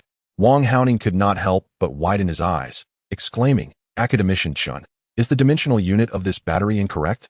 The length and width should be 20 centimeters. Not 20 millimeters, correct? According to Qin Tiankai's data, a battery with sides measuring 20 millimeters and a thickness of merely 1 millimeter boasted a capacity exceeding 8,000 milliampere-hours. Truly astonishing. Qin Tiankai, sensing Wang Haoning's reaction, replied with pride, that is precisely why I assert that this is a revolutionary battery that will transform the world. Wang Haoning's mouth fell agape. If all this were true, as Qin Tiankai suggested, it would indeed change the entire world. A single charge could power an electric vehicle for thousands of kilometers, or allow a mobile phone to operate for an entire month, and such a compact battery would enable sleeker, lighter phones with additional functional modules. Transforming the world is no mere jest. Zhou Yang gestured for Qin Tiankai to sit down before continuing. Mr. Wang, moving forward, we shall establish a brand new company named Matrix Energy. Your company will divest its battery production business, integrating it into Matrix Energy through a technology equity stake, while the state will provide the initial funding. Qin Tiankai, on the verge of sitting down, suddenly jolted upright, exclaiming, Mr. Zhou, are you suggesting we commence the production of carbon nanotube batteries directly? Zhou Yang nodded affirmatively. How can that be? With our current production technology, such a battery cannot possibly be manufactured. Qin Tiankai exclaimed, momentarily losing his composure. After having produced a finished battery in the laboratory, Qin Tiankai had previously estimated that, at the current production level, it would take several years to overcome the relevant production processes and achieve industrialization. Yet now, Zhou Yang was asserting that this endeavor was ready for industrialization, even having decided on a company name. Surely, this must be a jest.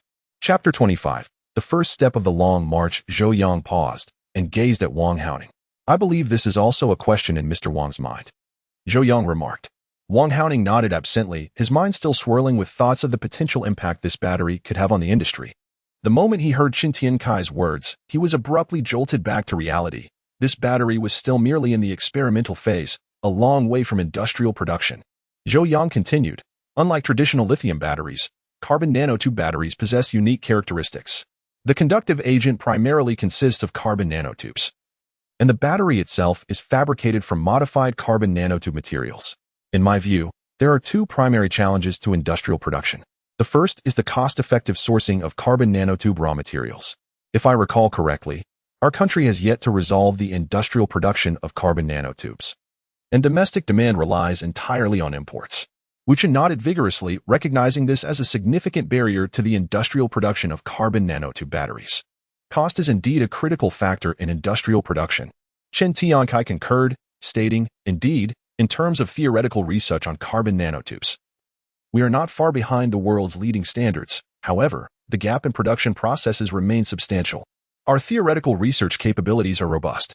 To put it bluntly, just because I can't produce it doesn't mean I can't conceptualize it, and under laboratory conditions, substantial funds can yield results. Yet, when it comes to industrial production, we lag behind foreign counterparts, a disparity rooted in the overall industrial environment that cannot be remedied in the short term. Zhou Yang interjected. I will take responsibility for the cost-effective preparation of carbon nanotube materials. I will resolve this swiftly. The assembly was taken aback by this assertion. Particularly, Wu Qin and Wang Haoning exchanged doubtful glances, pondering how one could solve such a complex issue with mere words. Zhou Yang did not elaborate. He possessed comprehensive industrial production data for carbon nanotubes within his system. This material is not only vital for battery production but also finds applications in various components of mechs due to its excellent conductivity, structural stability, and high-pressure resistance. Therefore, addressing its production processes is imperative for mecha manufacturing. However, there was no point in explaining further. Results would speak for themselves upon production. Zhou Yang continued. The second challenge lies in the production of the casing. The battery comprises numerous layers with a highly intricate structure. My idea for mass production is to employ chemical etching methods. In simple terms, the production of the entire battery can be divided into multiple tiers, with each tier being bonded through a layer-by-layer compression method. Finally, using chemical etching, we can carve out the complete battery casing layer by layer, followed by injection molding. Zhou Yang sketched a simple diagram on the blackboard. Qin Tiankai's eyes widened in astonishment, exclaiming, "Of course. How did I not think of that?"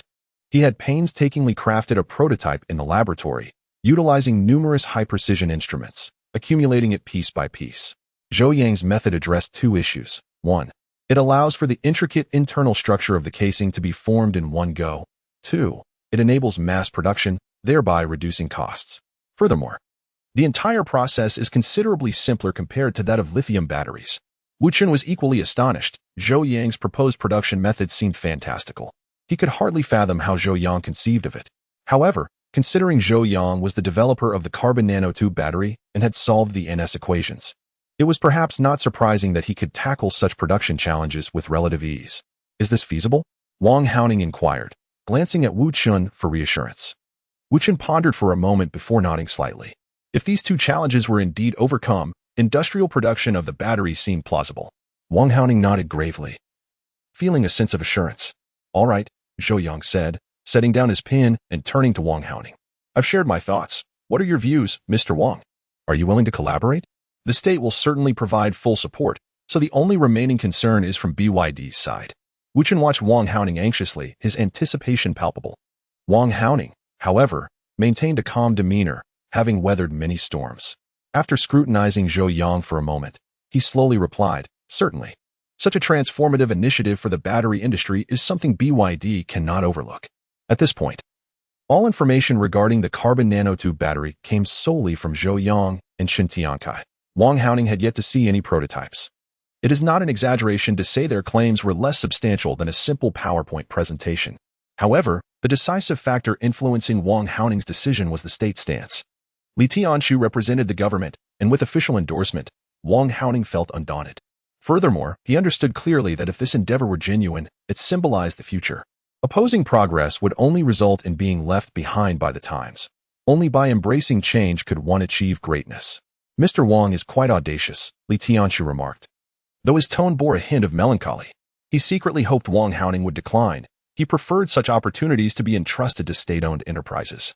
Yet, since Zhou Yang had decided to collaborate with BYD, he resolved to respect Zhou Yang's wishes, albeit begrudgingly allowing BYD to seize yet another chance for advancement. Wang Haoning smiled.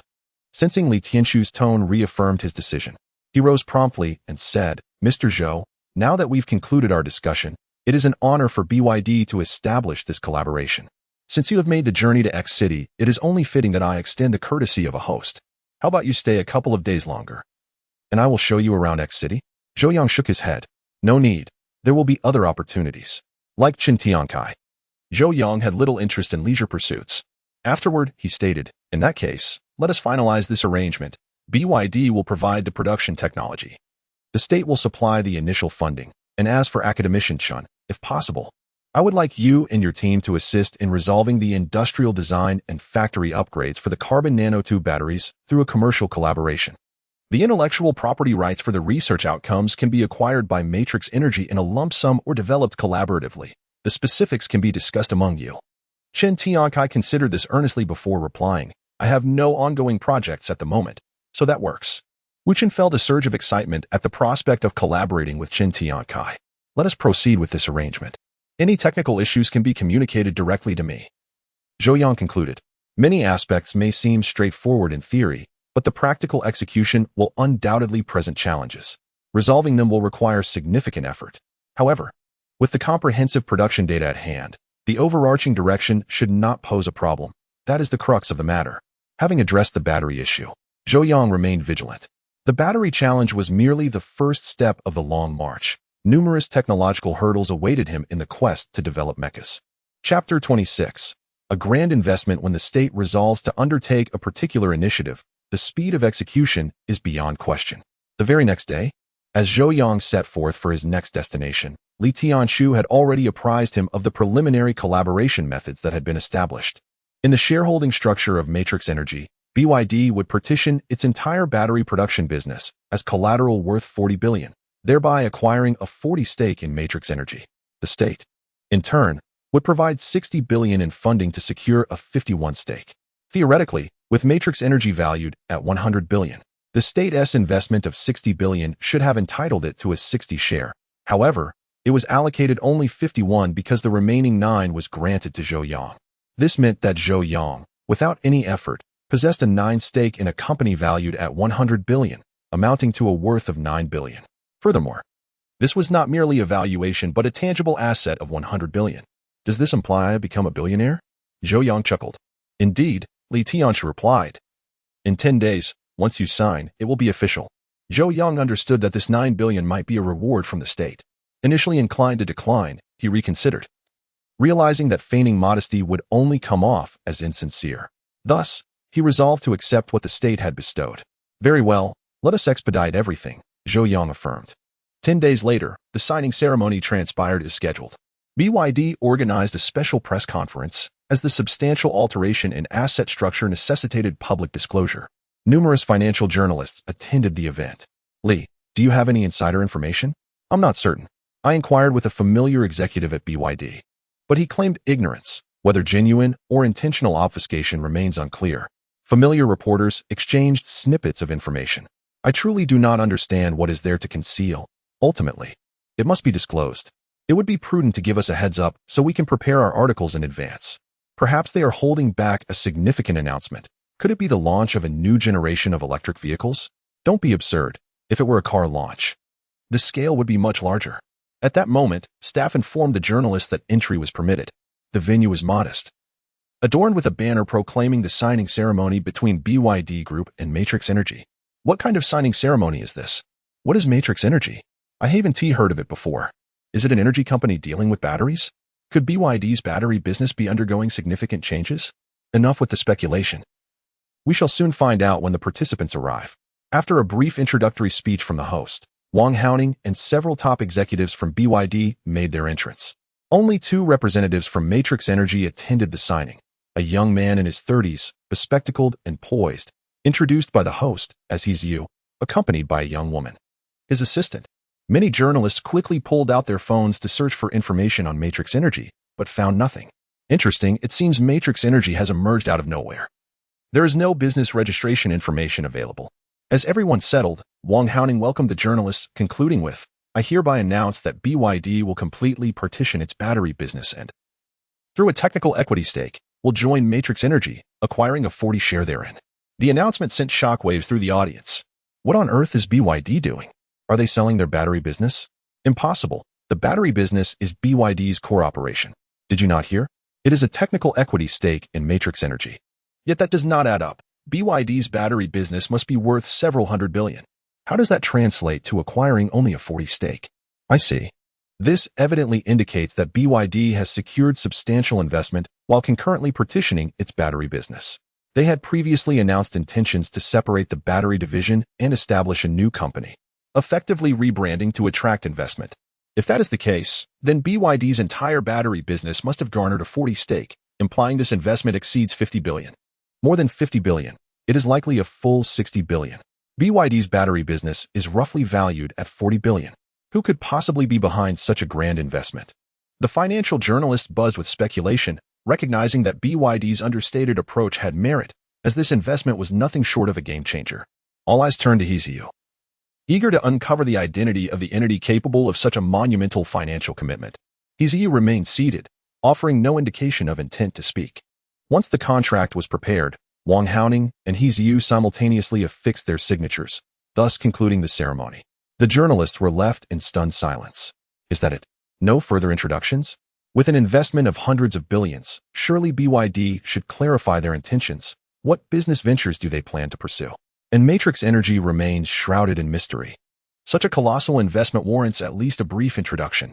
It appeared likely that a clandestine giant sought entry into the battery sector but had yet to reveal itself. Could it be Evergrande Group? Did they not announce plans to manufacture vehicles?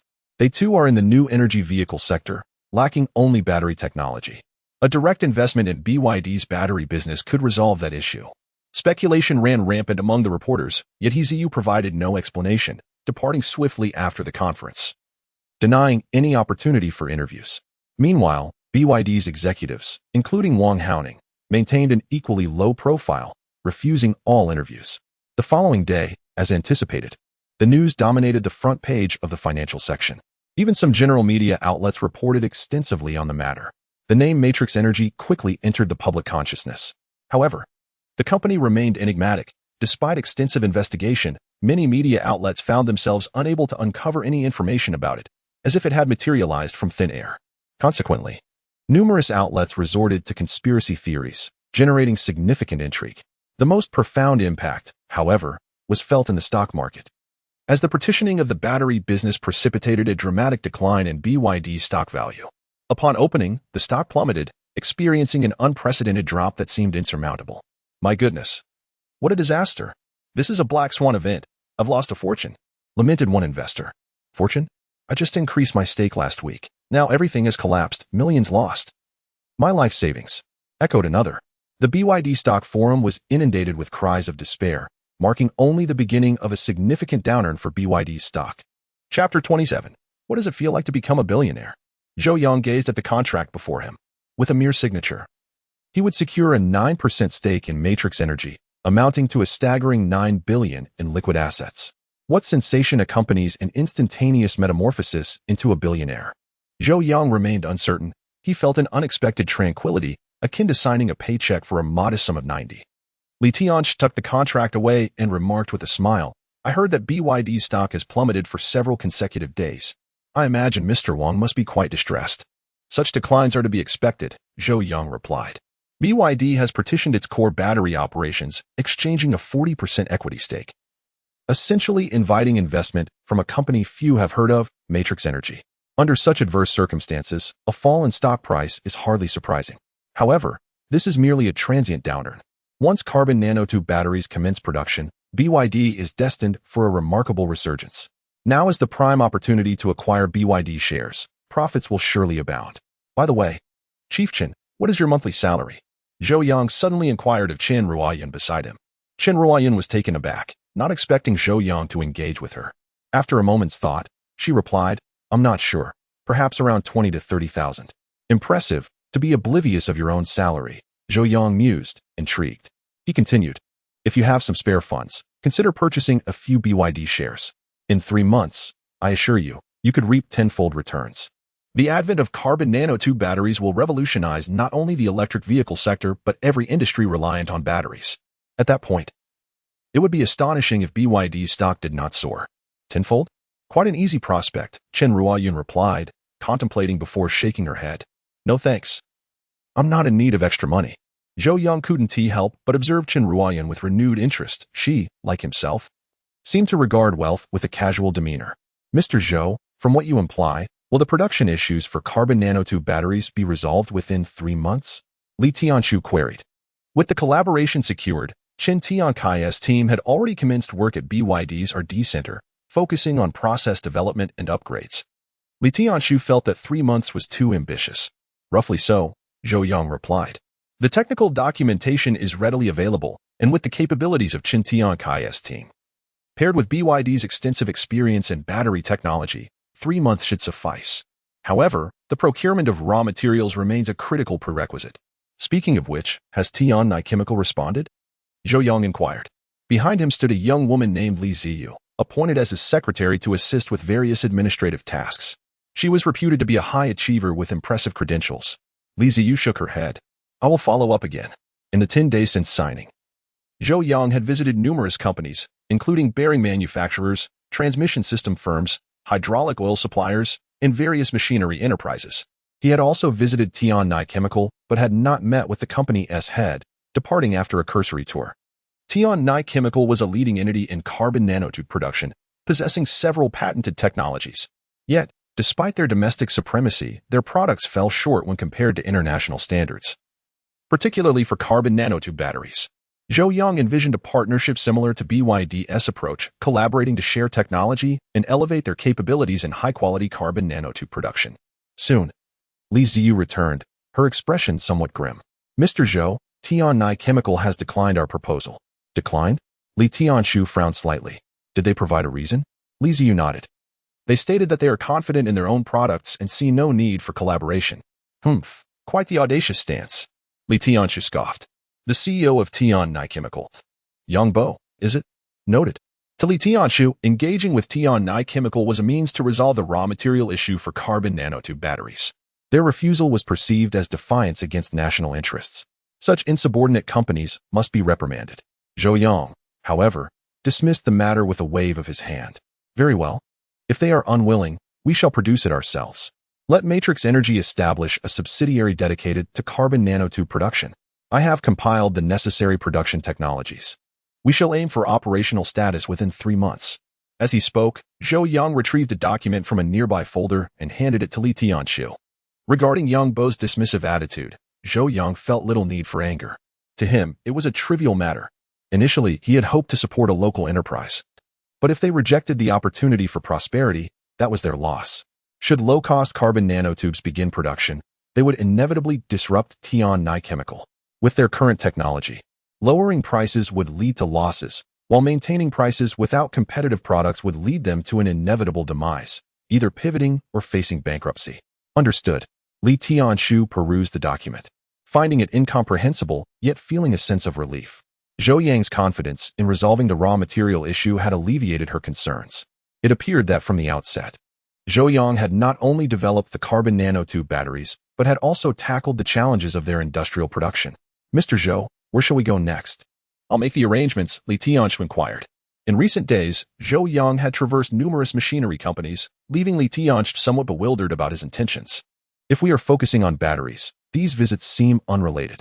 First, let us return to Wanghu village. I need to prepare some materials for our upcoming plans, Zhou Yang replied. After an extensive tour of the leading enterprises in the domestic machinery sector, he had gained a comprehensive understanding of local production capabilities. Next, he would need to compile relevant resources and address several core issues, such as those concerning chips, propulsion systems, and intelligent control systems. Compared to these systems, even batteries seemed trivial. Wanghu village?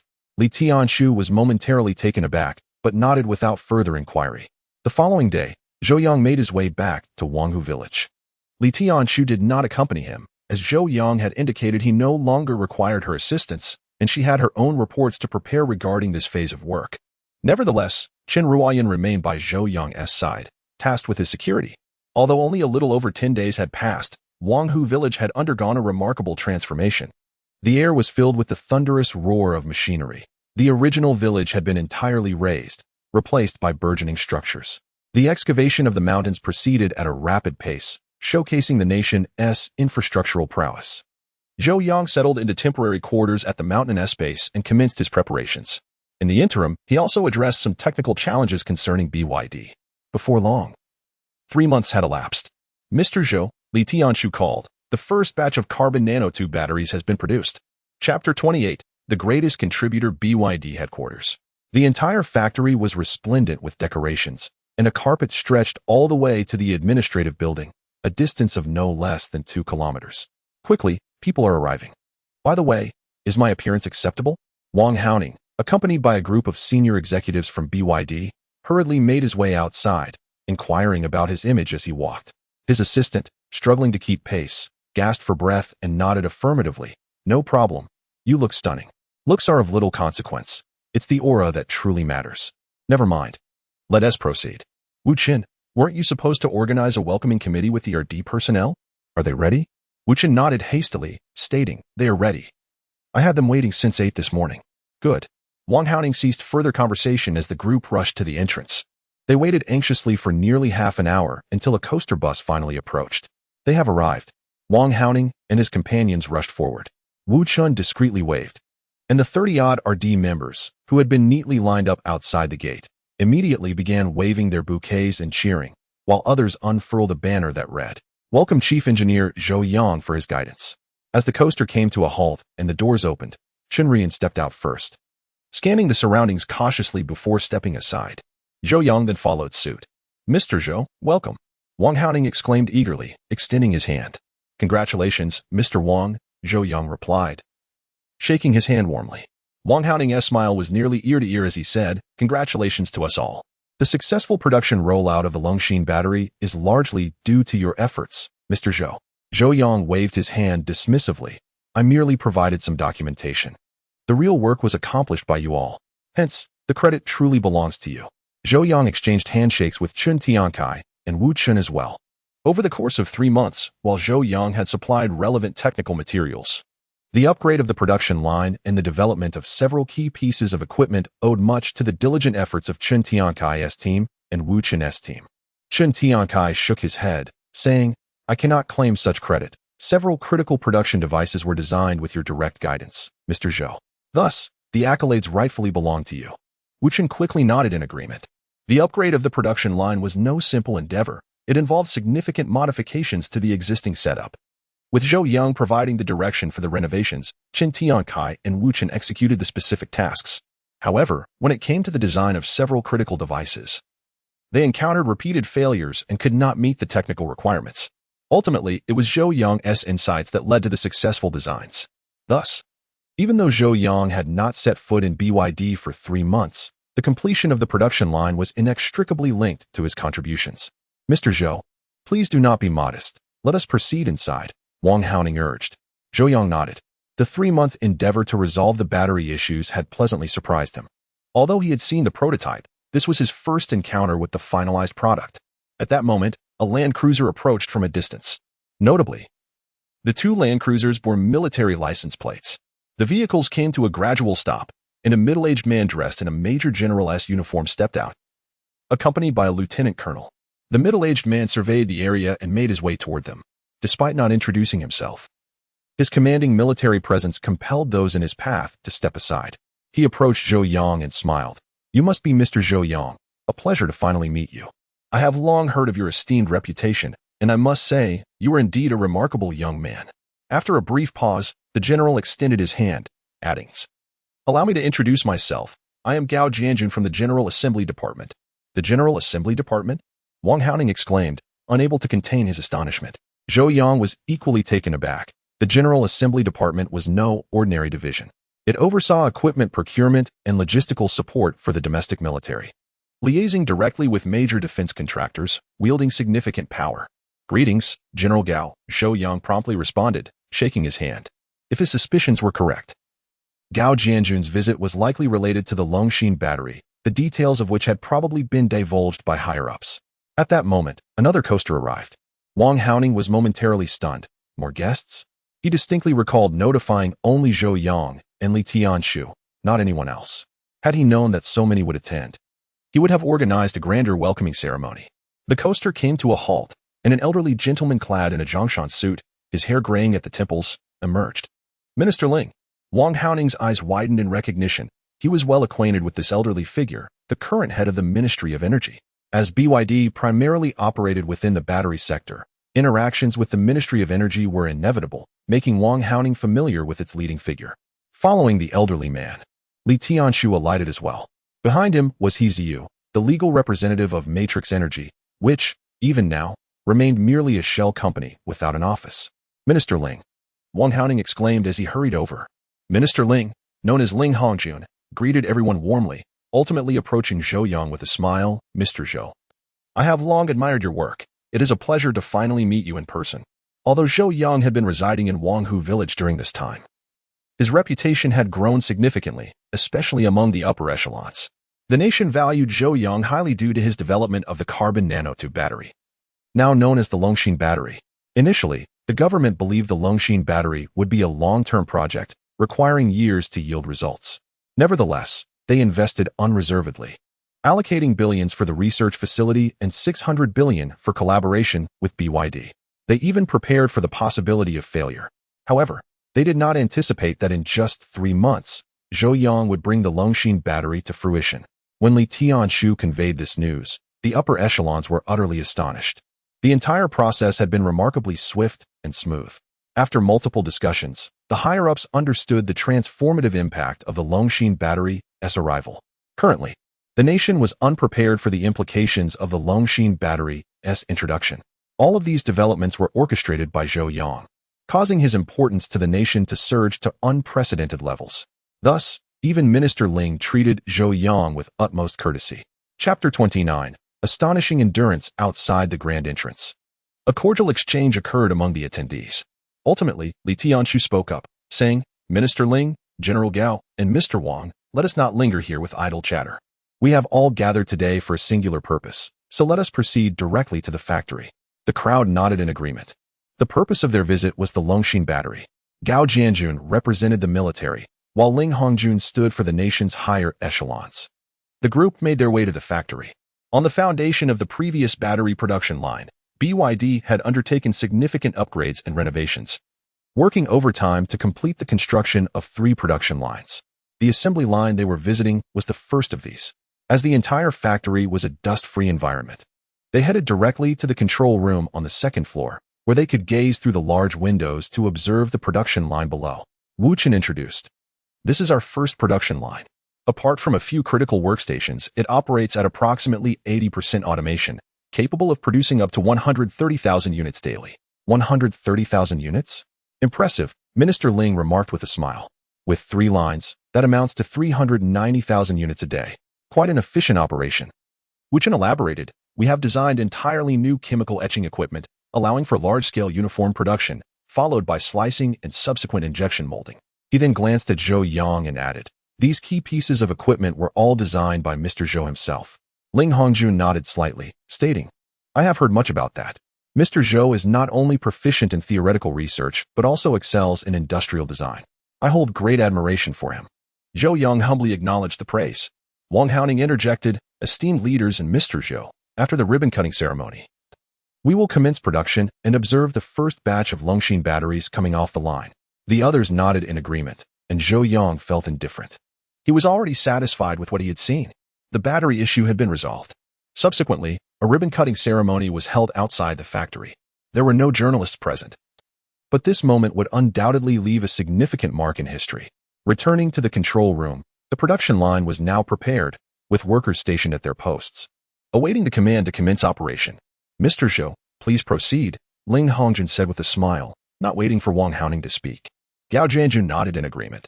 Among those present, only Zhou Yang was qualified to initiate the process. After a moment's thought, he stepped forward and pressed the main control switch. The production line powered on. The system activated, and the workers began their preparations. The low-cost carbon nanotube raw materials started to flow in, and as the production line operated, each process was executed. Approximately half an hour later, the first batch of Longxin batteries was produced. The workers promptly delivered the initial products. Zhou Yang picked up a Longxin battery, measuring 2 centimeters square and a mere 1.5 millimeters thick. The battery's positive and negative terminals were positioned on the front and back.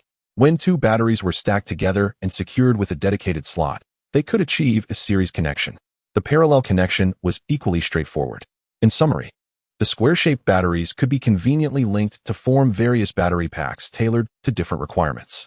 Ling Hongjun held a Longxin battery and remarked, "It is truly astonishing that such a small battery possesses such immense capacity." Gao Jianjun nodded in agreement, exclaiming, "This is a groundbreaking product." While others speak of foreign black technology, I believe the Longxin battery represents true innovation. Wang Haoning was equally exhilarated. Over the past 3 months, his excitement had only grown. Grateful for his decision to collaborate with Zhou Yang, he could foresee the impact this technology would have on the entire world. "By the way, what about the cost?" Ling Hongjun inquired. Gao Jianjun also looked on, recognizing the cost as a crucial factor. Wang Haoning raised a finger, proudly stating, "After our calculations, with all 3 production lines operating at full capacity and shipping over 100 million units each month, we can reduce the cost to about 10 yuan per unit." Really? Ling Hongjun was taken aback.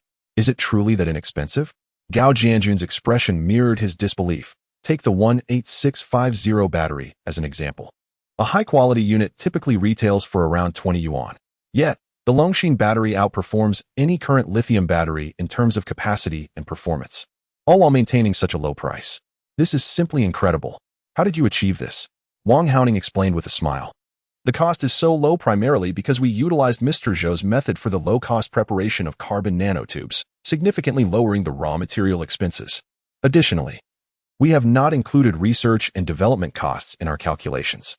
Typically, high-quality lithium batteries carry substantial patent-related R&D expenses. However, Mr. Zhou has been instrumental in our batteries development and the production line's modifications, which is nearly impossible to quantify, hence it was excluded from our cost assessment. Ling Hongjun nodded in agreement, stating, "Indeed, the credit belongs to Mr. Zhou." Observing Zhou Yang's calm demeanor, Ling Hongjun felt a deep sense of awe. The successful production of the Longxin battery was largely due to Zhou Yang's efforts. In terms of merit, none could surpass him. At that moment, Zhou Yang inquired, "Have you produced any sample battery packs yet?" Individual Longxin batteries were merely a foundation. To ship them, they needed to be assembled into various types of battery packs. Wang Haoning smiled mysteriously, saying, "Gentlemen, let us change venues. I have a surprise in store for you." "Oh, what surprise?" Ling Hongjun expressed interest. Wang Haoning did not elaborate. Leading the group away from the factory to a building within the park, Zhou Yang smiled, recalling that this was the assembly plant for BYD's automotive batteries. He had a rough idea of what the surprise would entail. "Ladies and gentlemen, please take a look." Upon entering the building, a brand new car was revealed before them. "Oh, a car!" Ling Hongjun exclaimed in surprise. Wang Haoning nodded, saying, "Behold, this is our new Han DM model, originally slated for release in the latter half of the year. However, due to the advent of the Longxin battery, we have redesigned this vehicle, primarily by reducing the size of the battery compartment. Compared to the 18650 battery, the Longxin battery is significantly smaller, yet it offers greater capacity. Consequently, the final battery pack will be quite compact." "And what is the range?" Gao Jianjun quickly inquired. Zhou Yang was also curious, believing BYD must have conducted tests by now. Indeed, Wang Haoning raised a finger once more. 1,000 kilometers? Gao Jianjun gasped. A range of 1,000 kilometers is impressive. Wang Haoning shook his head, replying slowly, "No, it is 10,000 kilometers. 10,000 kilometers." Everyone present was astounded. Zhou Yang, however, remained unfazed. This figure was within his expectations. Chapter 30. The press conference. Zhou Yang inquired, "Mr. Wang, the 10,000 kilometers you mentioned must be an estimate based on the original battery compartment capacity, correct? Under equivalent conditions, a battery compartment utilizing 18,650 batteries might achieve a range of 400 to 500 kilometers. Even employing BYD's self-developed blade batteries would likely yield only 500 to 600 kilometers. However, within the same volume, one could accommodate several times the number of Longxin batteries. Not to mention, the capacity of Longxin batteries is astonishingly high. Thus, a tenfold increase in range seems entirely reasonable." The audience appeared astounded, their eyes wide with disbelief. "My goodness, 10,000 kilometers. That is utterly extravagant. Wouldn't that mean one charge could last half a year or even a year?" exclaimed Ling Hongjun. Gao Jianjun nodded vigorously, agreeing that 10,000 kilometers indeed sounded exaggerated. "What about charging efficiency? As you mentioned, for a 10,000 kilometer range, how long would it take to fully charge?" Gao Jianjun pressed further. Wang Haoning pondered before responding, "If we consider a 10,000 kilometer range, it might take a day or 2 to fully charge. Given the current capacity, without enhancements in charging efficiency, achieving a full charge is no simple feat." Gao Jianjun responded, "Even so, that is quite impressive. Spending 2 days to charge for months, or even a year without needing another charge, is remarkable." Wang Haoning smiled and clarified, "General Gao, the 10,000 kilometers I referred to is merely the theoretical maximum. In reality, after accounting for discharge decay and charging efficiency, we have ultimately decided to design the battery's range at 3,000 kilometers.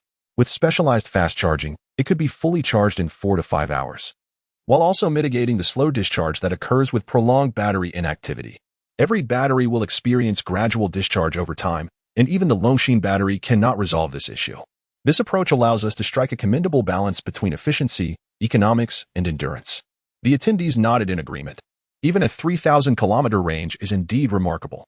Moreover, charging it fully takes only 4 to 5 hours, allowing for charging overnight, potentially leading to a month without needing another charge. For those who primarily use their vehicles for commuting, it could mean several months between charges. Ling Hongjun and Li Tianshu exchanged glances, already envisioning the profound impact such a new energy vehicle would have on the entire automotive industry. Subsequently, the group had the opportunity to test drive the vehicle. Wang Haoning had even prepared a vehicle for Zhou Yang, expressing his desire to gift it to him. After all, this was the first car to utilize Longshin batteries, holding significant commemorative value. Zhou Yang contemplated for a moment and accepted. After all, it was merely a car and not of great consequence. After the tour, Zhou Yang promptly returned to Wanghu village. He had not been idle over the past 3 months, focusing on a critical task, chip design for biomimetic cell chips intended for mechs. The laboratory in Wanghu village had been operational for some time, but large-scale utilization had yet to commence, with only a handful of graduate students assisting. Zhou Yang was still in the preparatory phase for chip design and industrial production. Particularly, he needed to develop the system software for specific equipment, a task no one could assist him with. It was solely his responsibility. The system had provided complete code, but mastering and reproducing it was no simple endeavor. Modern large-scale production equipment often entails systems with millions or even billions of lines of code. Over the past 3 months, Zhou Yang had devoted a substantial amount of time to coding. Now, the preparatory work was nearly complete, and it was time to implement his plans. Zhou Yang preferred to collaborate with domestic companies, similar to BYD's approach. This would yield results while cultivating talent and directly converting efforts into products. Relying on the state to invest in a new company for production would likely consume considerable time. However, he had yet to determine which company to partner with. There were indeed several domestic chip enterprises, and the chip technology level in the country was not as dire as often portrayed online. The gap with the world was not as vast as suggested, although disparities in high-end chips remained significant. Thus, Zhou Yang felt it was imperative for him to provide support. After returning to Wanghu village, 10 days elapsed, and Zhou Yang had completed all preparations. At this juncture, an invitation arrived. It was for the press conference of BYD's Longshin batteries. Wang Haoning personally called Zhou Yang, inviting him to witness this historic moment. Wang Haoning had initially intended to visit in person, but after inquiring, he realized he did not know which research institute Zhou Yang was affiliated with. The laboratory in Wanghu village remained under strict confidentiality. After some consideration, Zhou Yang decided to attend. As Wang Haoning stated, witnessing history was essential, especially when one plays a part in creating it. The press conference was scheduled to take place in BJ City, the largest venue available. BYD had extended invitations to nearly all mainstream media outlets within the country, as well as to leading companies in the battery sector. Additionally, substantial promotional efforts had been initiated, saturating the internet with advertisements for BYD's press conference.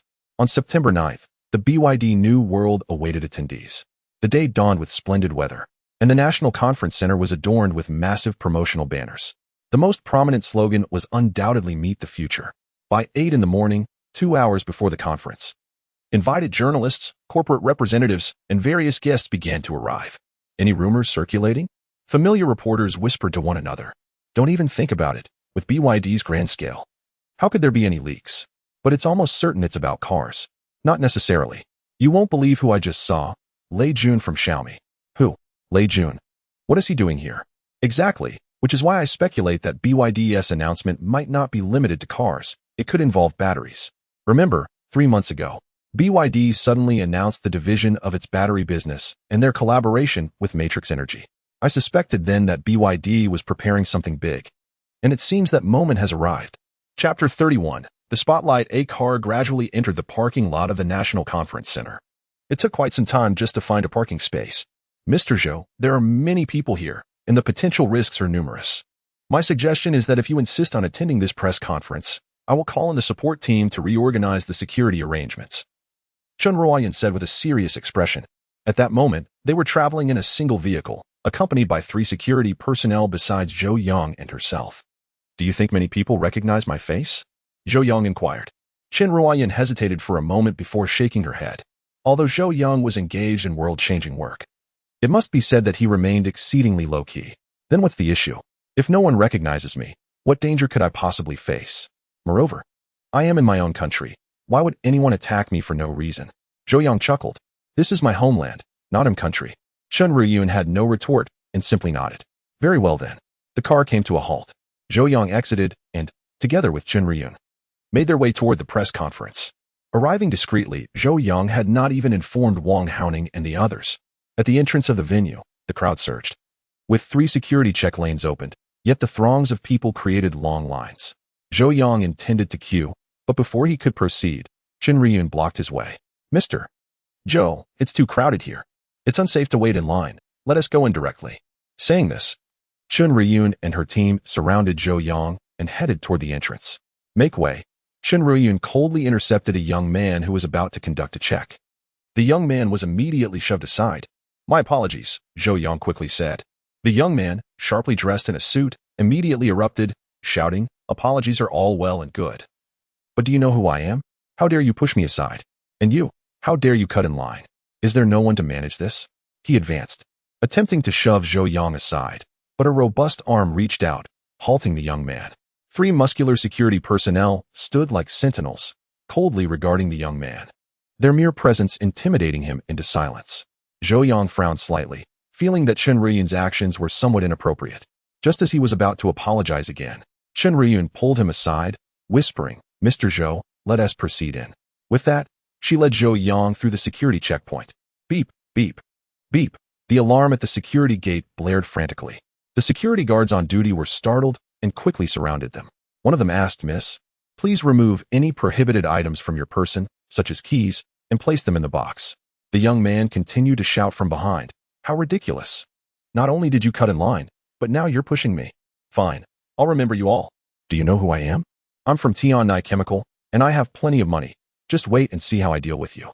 The people in line, who initially supported the young man, began to frown at his incessant shouting.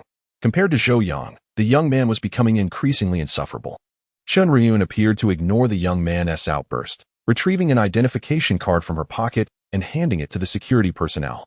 Zhou Yang clearly saw that it was a firearm permit.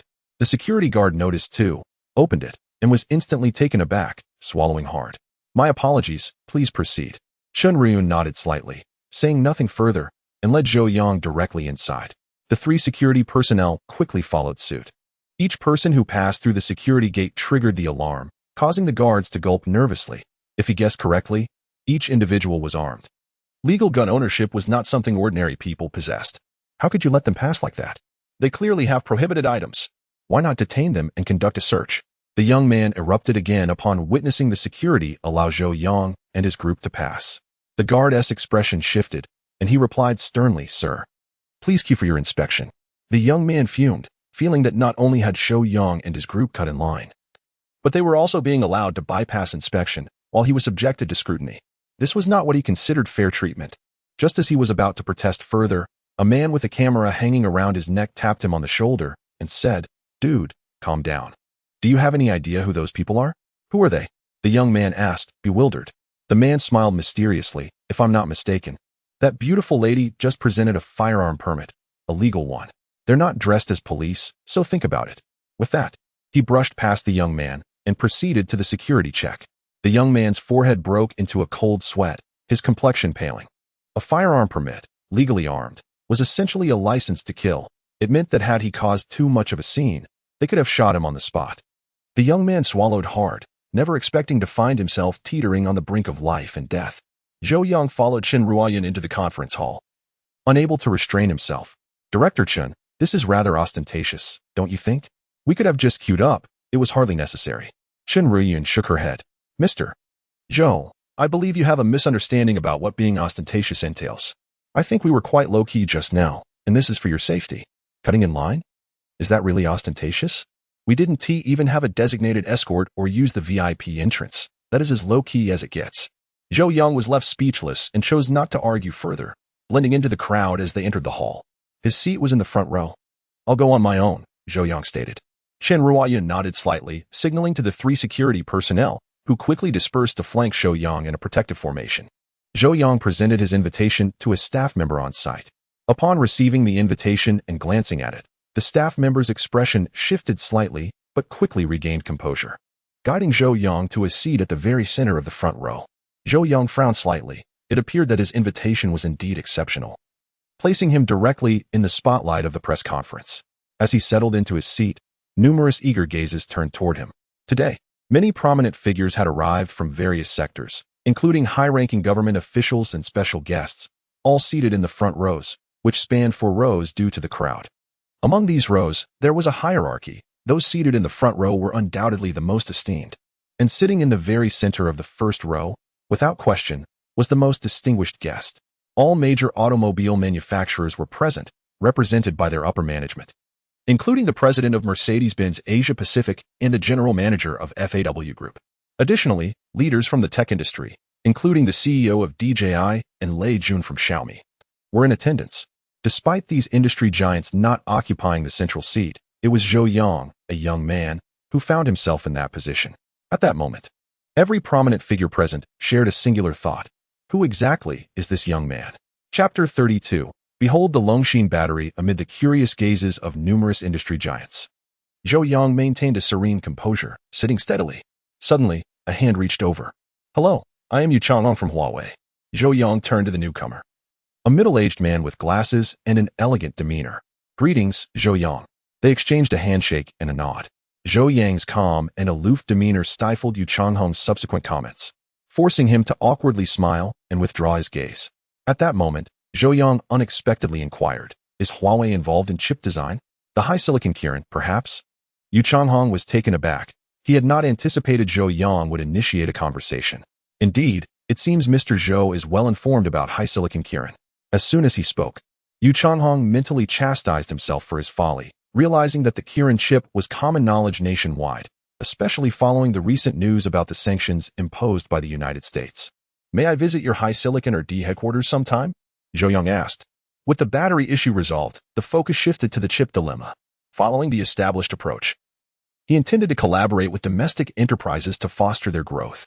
Numerous companies in the domestic semiconductor sector existed, such as HiSilicon, Ziguang Zhanrui, and Zhongxing Microelectronics, among others.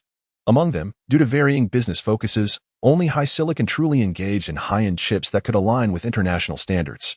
Moreover, Huawei, though not a state-owned enterprise, was a private company with a sense of responsibility.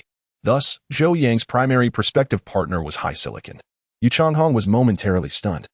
He still had no clarity regarding Zhou Yang's identity or profession. However, given his central position, it was evident he was no ordinary individual. There is no issue with that. In fact, I would warmly welcome it. Whenever you find the time, please feel free to contact me. He handed Zhou Yang a business card. Zhou Yang accepted it, patting himself down and realizing he had no cards to offer in return. He waved to Chen Ruoyan, who promptly approached. Upon understanding Zhou Yang's request, she swiftly produced a business card and handed it over. Yu Changhong received it, gazing at the departing Chen Ruoyan, and took a while to process what had just transpired. Zhou Yang was accompanied by a bodyguard, and Chen Ruoyan's demeanor indicated she was not an ordinary protector. He then examined the business card, which was quite simple. Zhou Yang's name was inscribed on the front, while the back bore a mobile number. Such a card further suggested Zhou Yang's extraordinary status. Just as Yu Changhong was about to engage in further conversation, the venue was suddenly enveloped in darkness. The lights went out. The press conference was commencing. At precisely 10 o'clock, the CCTV Finance channel, along with various major news broadcasting platforms, began live coverage of the event. The invited guests took their seats, and only hushed whispers filled the air. Suddenly, a beam of white light illuminated the stage, projecting a countdown of the number 10. Is this a press conference organized by BYD? The technological ambience is remarkable. The online viewing room's audience count swiftly surpassed 10 million, with many engaging in discussions. This is a significant investment. BYD must be making a bold statement. I am even more curious about what they are about to unveil. Could it be the legendary electric supercar? Speculations ran rampant, after all. It had been rumored that BYD was preparing to manufacture a supercar. Only such a high-profile event would befit a supercar release. As the countdown concluded, the light beam froze on the stage. Accompanied by stirring music, a figure stepped onto the stage. It was Wu Chun. In an instant, all eyes were riveted upon him.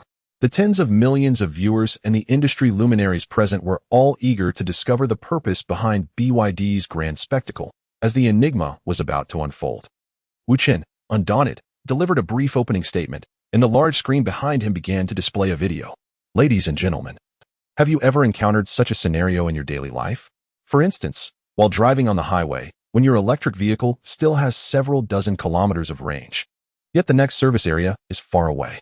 When you finally arrive at the service area, luck would have it that the charging station is out of order. As he spoke, countless spectators donned expressions of realization. It's evident, BYD is certainly unveiling a new electric vehicle, and the focal point must be on range. Wu Chun continued. Or perhaps, when your phone's battery is critically low, you find yourself bereft of a power bank. Or when utilizing a drone to capture the breathtaking landscapes of our homeland, yet hampered by battery life, limiting your recording time. The anxiety stemming from insufficient power was an ever-present aspect of modern life. Coupled with the video on the large screen, Wu Chin's words added a touch of humor, eliciting laughter from the audience. Yet, many began to harbor doubts, initially addressing electric vehicle range, but then shifting to phone batteries, drones, and a multitude of battery-related scenarios felt somewhat tangential. Why is he rambling so much? Let us get to the new car already, someone exclaimed. Exactly. I came here for the new vehicle, not to listen to your idle chatter. Patience, my friends. Such press conferences often meander off topic. Meanwhile, various industry dignitaries and reporters displayed expressions of mild disinterest, except for a few major manufacturers, particularly the president of Tesla's Asia-Pacific division, who listened intently. In the electric vehicle sector, BYD was undoubtedly a formidable contender against Tesla. However, as the reigning titan of the global electric vehicle industry, Tesla scarcely regarded BYD as a serious threat. It was not a matter of underestimating. It was simply that there were no worthy competitors. Furthermore, Tesla had already localized production, driving prices down and leaving other electric vehicle companies in disarray. As the video concluded, Wu Qin proclaimed, "Have you ever imagined a day when an electric vehicle could run for a month or even several months on a single charge?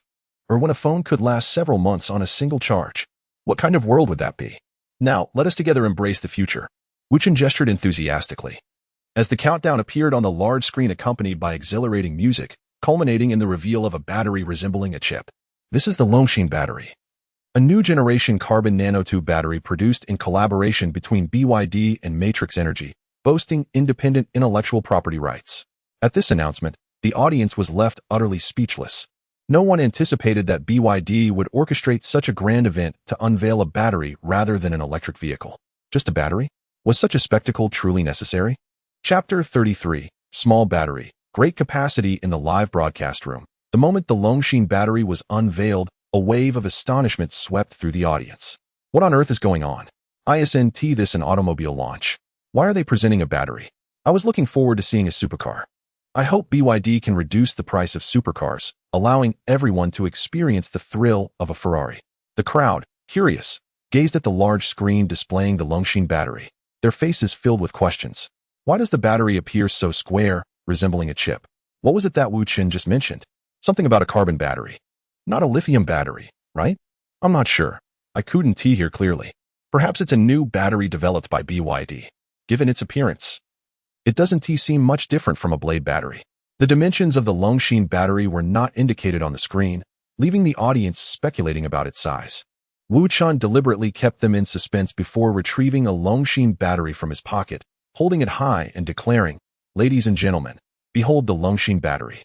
The camera focused on the battery between Wu Chin's fingers, and the large screen clearly displayed the Longshin battery.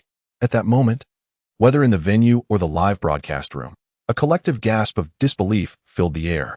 Is this indeed the Longshin battery? How can it be so small? I expected something much larger. It genuinely resembles a chip. Regardless of its appearance, if this indeed functions as a battery, what capacity could it possibly have? 1,000 milliampere hours? Seriously, are you joking? Given its diminutive size, it might at most reach a few dozen milliampere hours. Is BYD really making such a fuss just to unveil a button battery? Numerous reporters and industry professionals present were equally perplexed, unable to comprehend what BYD was attempting to convey. They simply could not see how such a large event could be justified for a battery of this size. The critical factor is capacity, no matter how extravagant the design. It all comes down to how much energy it can store. Does BYD genuinely believe that this button battery could resolve the range issue for electric vehicles? It's utterly ludicrous. Amid the murmurs, Yu Changhong, seated beside Zhou Yang, couldn't he help but mutter, what is BYD trying to sell with this? Is there something special about the Longxin battery? However, if it had a larger capacity, it would be quite suitable for smartphones. He then turned to Zhou Yang and inquired, what do you think? What do I think? Zhou Yang mused, I'm just here to watch. However, after a while, he also felt that BYD's approach was somewhat excessive. There are better ways to build anticipation. If it were up to Zhou Yang, a straightforward PowerPoint presentation would suffice. This entire spectacle felt overly theatrical.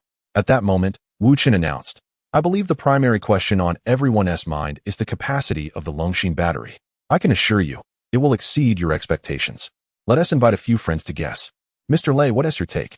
Zhou Yang sighed in silence, feeling a rising urge to leave as the suspense began anew. The camera shifted to Lei Jun, who pondered for a moment before responding with measured precision, considering its size. I estimate it to be in the range of several dozen to a few hundred milliampere hours. However, given the scale of this launch, I suspect there is some special technology at play, so I would guess around 300 milliampere hours. Some battery industry professionals present nodded in agreement with Lei Jun's estimation. As he stated, if BYD were indeed unveiling a button battery, that would be laughable. Hence, 300 milliampere hours seemed plausible. A battery of this size possessing 300 milliampere hours would be quite impressive. Wu Chen smiled and remarked, well, I won't keep you in suspense any longer.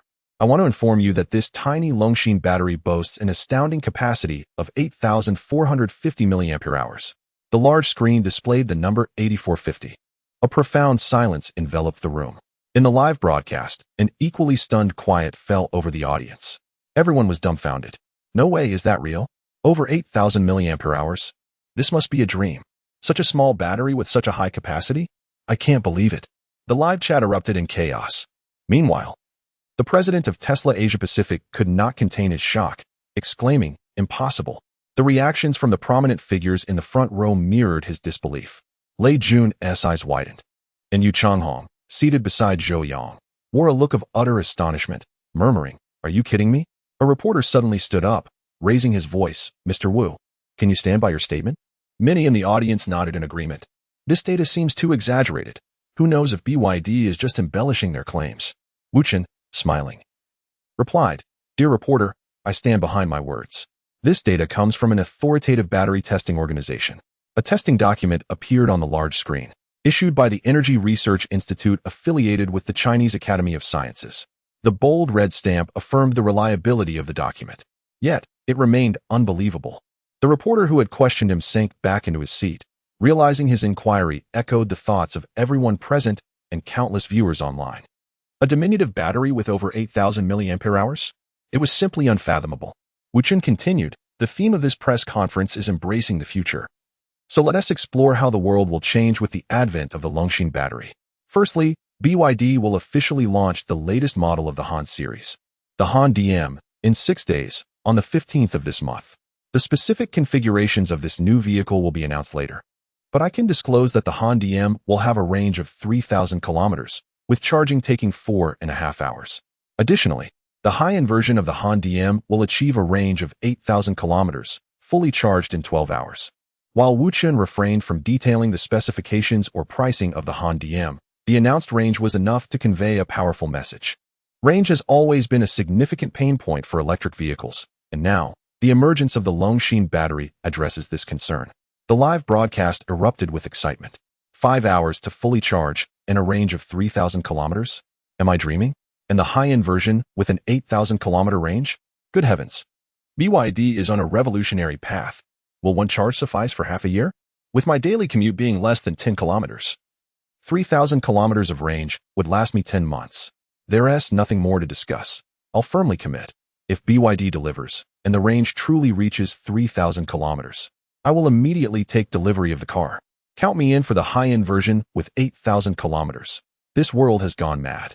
The live chat was a frenzy of excitement. The audience's reaction mirrored the chaos online. The most vociferous response came from the president of Tesla Asia Pacific, who was practically jumping out of his seat, shouting, impossible, impossible. A standard range of 3,000 kilometers and a high-end range of 8,000 kilometers. This could potentially obliterate all electric vehicle competitors. The advent of the Longxin battery has sent shockwaves through the electric vehicle industry, with major players like Tesla, NIO, Xpeng, and Geely visibly shaken. Its exceptional range presents a game-changing advantage, overshadowing all existing electric cars. While other aspects of electric vehicles are relatively standardized, the limited range has been a critical impediment, hindering their ability to compete with traditional combustion engine vehicles.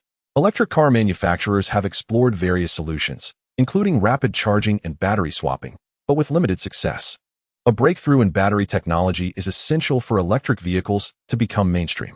BYD's Longshan battery marks such a breakthrough, poised to revolutionize the world. Wu Chen elaborated. The Longshan battery will transform not only the electric vehicle sector, but also various facets of our lives. We anticipate the imminent arrival of ultra-thin mobile phones with battery capacities exceeding 100,000 mAh, requiring only one charge per month. Wu Chen glanced at representatives from mobile phone companies such as Lei Jun, Yuchonghong, and Vivo.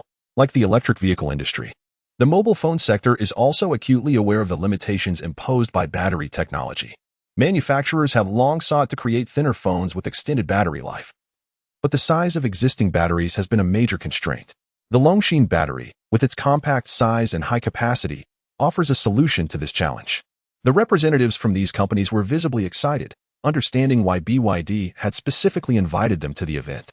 The Longshan battery also promises to revolutionize other applications, including electric bicycles with extended range, drones with longer flight times, and power tools with enhanced endurance. Its versatility makes it a highly sought-after commodity. After outlining the potential applications of the Longshan battery, Wu Chen opened the floor for questions. The audience, comprising journalists, industry representatives, and special guests, eagerly raised their hands, eager to learn more about this groundbreaking technology. Lei Jun inquired about the production capacity and pricing of the Longshan battery. These are crucial factors for any manufacturer considering its adoption. While BYD has announced mass production, the scale of production and the cost of the battery will determine its overall viability. Wu Chen responded. We currently have 3 production lines with a monthly output exceeding 100 million units. This figure stunned many attendees, particularly the Asia-Pacific president of Tesla, who appeared visibly dismayed. A monthly output of 100 million units signifies true mass production. With its high performance and competitive pricing, the Longshan battery is poised to dominate the market. BYD is already planning to expand its production capacity. Lei Jun nodded, satisfied with the production volume. Wu Chen then revealed the ex-factory price of the Longshan battery, 15 yuan per unit. This announcement elicited gasps of disbelief. The Asia-Pacific president of Tesla exclaimed, "Impossible. How can it be so cheap?" The Longshan battery's superior capacity, extended range, and low price make it a formidable competitor. In contrast, representatives from other industries were elated. The Longshan battery's affordability and performance have the potential to revolutionize their respective sectors. Lei Jun, visibly excited, announced to the audience that Xiaomi would soon release mobile phones with ultra-large battery capacities. He immediately contacted his company's executives, instructing them to redesign existing phone models to accommodate the Longshan battery and to explore ways to further reduce the battery compartment size. Lei Jun recognized that the compact size of the Longshan battery would allow Xiaomi to overcome previous design limitations and incorporate previously compromised features. He noted that the mobile phone industry is poised for significant transformation, potentially even more so than the electric vehicle sector. Chapter 35, a matter of a sentence subsequently. Wu Chen addressed several other inquiries regarding the Longshan battery, such as its charging efficiency. The atmosphere was vibrant, resembling an industry celebration. However, Zhou Yang found himself utterly bored. In his view, this press conference could have simply been an announcement on the official website or a PowerPoint presentation. Beside him, Yuchonghong was on the phone, seemingly speaking directly to Wang Haoning. President Wang, 1 million units a month is far too insufficient. It simply won't suffice. How about we negotiate the price to 17 yuan per unit? Yuchonghong's request was met with disappointment. Unable to contain himself, Zhou Yang interjected. Shall I assist you in discussing this? Yuchonghong was taken aback and quickly replied, Mr. Zhou knows President Wang? The moment the words left his mouth, he realized Zhou Yang was seated in the center of the press conference. It would indeed be surprising if he did not know Wang Haoning. That would be splendid. Thank you so much, Mr. Zhou, Yuchonghong exclaimed, hurriedly handing over his phone. It's a trivial matter, Zhou Yang replied as he took the device. President Wang. This is Zhou Yang. By the way, how many units do you require monthly? He turned to Yuchonghong for clarification. Yuchonghong hastily replied, at least 3 million, ideally. We could negotiate up to 5 million. Given Huawei's shipping volume, even 5 million units might not suffice. Although each Longshin battery boasts a capacity of 8,000 mAh, their compact size necessitates multiple units to be used in a single device. A mere few batteries per phone wouldn't suffice for 1 million units shipped per month. Zhou Yang chuckled and addressed Wang Haoning. President Wang, let us settle on 10 million units monthly for Huawei. And could we adjust the price to 14 yuan? After stating this, Zhou Yang returned the phone to Yu Changhong. Yu Changhong's eyes widened in disbelief. Was that it? He had anticipated Zhou Yang would engage Wang Haoning in a more cordial manner, perhaps appealing to him for a favor. Especially since it was evident to all that Longshin batteries were in high demand, the supply would meet whatever market needs existed.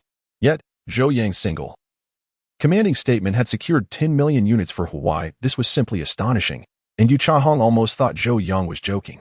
However, upon listening to the call, he heard Wang Haoning's laughter on the other end.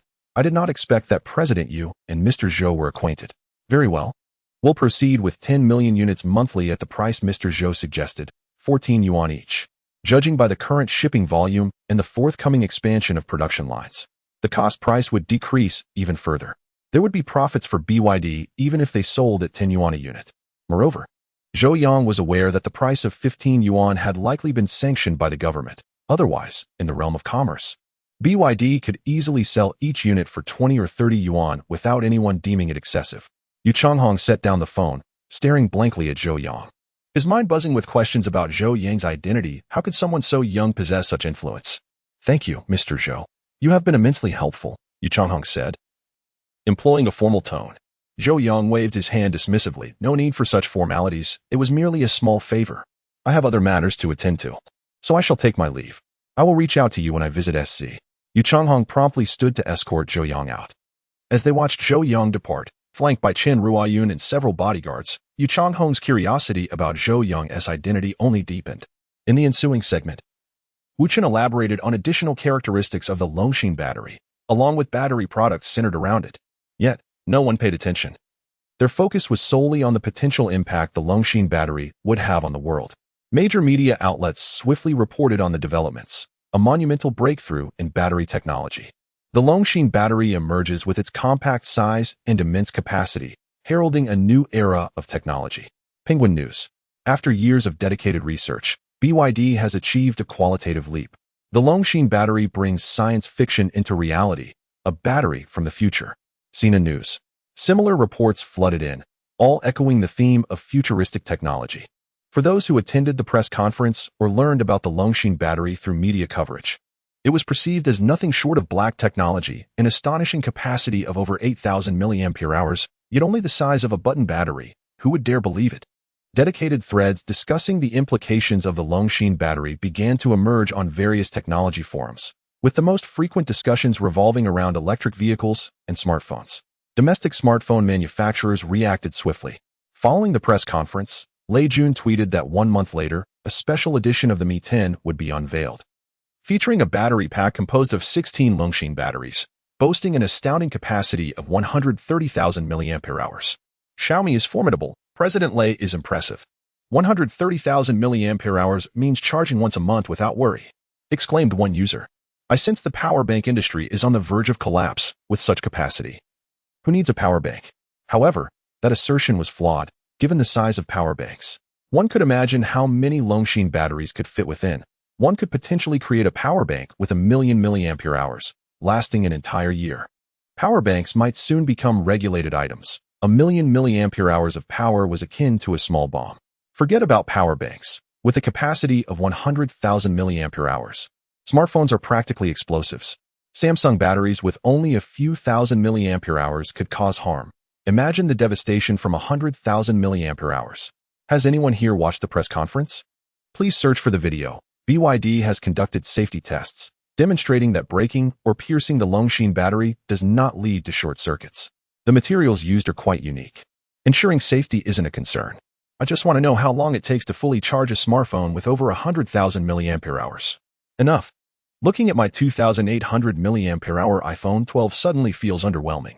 After Xiaomi's announcement, numerous smartphone manufacturers were not idle, each issuing statements about their forthcoming high-capacity models. Among them, Huawei's announcement was particularly audacious. The announcement read, First, we extend our gratitude to BYD for enabling Huawei to secure a monthly allocation of 10 million Longshin batteries. Additionally, the Mate 40 launch event, originally scheduled for the 18th of this month, will be postponed to the 1st of next month, when the brand new Mate 40 series will be unveiled. Huawei was directly integrating the Longshin battery into an unreleased flagship model, causing a frenzy among smartphone enthusiasts. In contrast, other manufacturers were left disheartened. The news of Huawei's 10 million unit allocation provoked envy, as they struggled to secure a mere 1 million units monthly from BYD.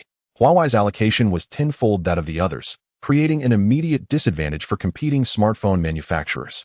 Chapter 36. Expanding production capacity, much like the mobile phone industry. The electric vehicle sector has experienced a significant reaction.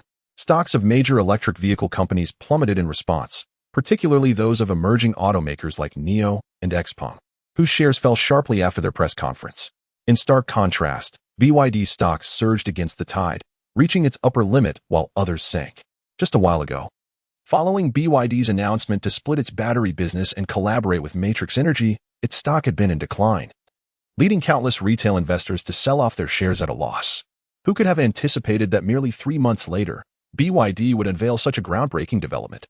Financial channels buzzed with speculation that BYD's stock was poised for an unprecedented rise.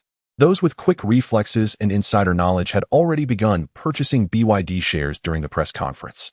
By the time the majority of investors caught on, BYD stock was already on a meteoric ascent. Those who had previously sold their BYD shares were now lamenting their decision, filled with regret. Conversely, some astute investors had capitalized on the stock's low price, reaping substantial profits as the price soared. Nevertheless, the most significant victor in this scenario was Wang Haoning. As BYD's stock value dwindled, the company had initiated a share buyback program, acquiring a considerable number of its own shares. Financial experts had initially interpreted this move as a means to prop up the stock price, but now, with this monumental announcement, such discussions had ceased, and attention turned to calculating how much BYD would profit from the impending stock surge. Amidst the clamor of online discussions and stock fluctuations, the paramount concern for various enterprises remained. How much output of the Longshin battery could they secure? BYD had declared at the press conference that it could produce 100 million units per month. However, Huawei, leveraging undisclosed connections, managed to secure 1/10 of this output.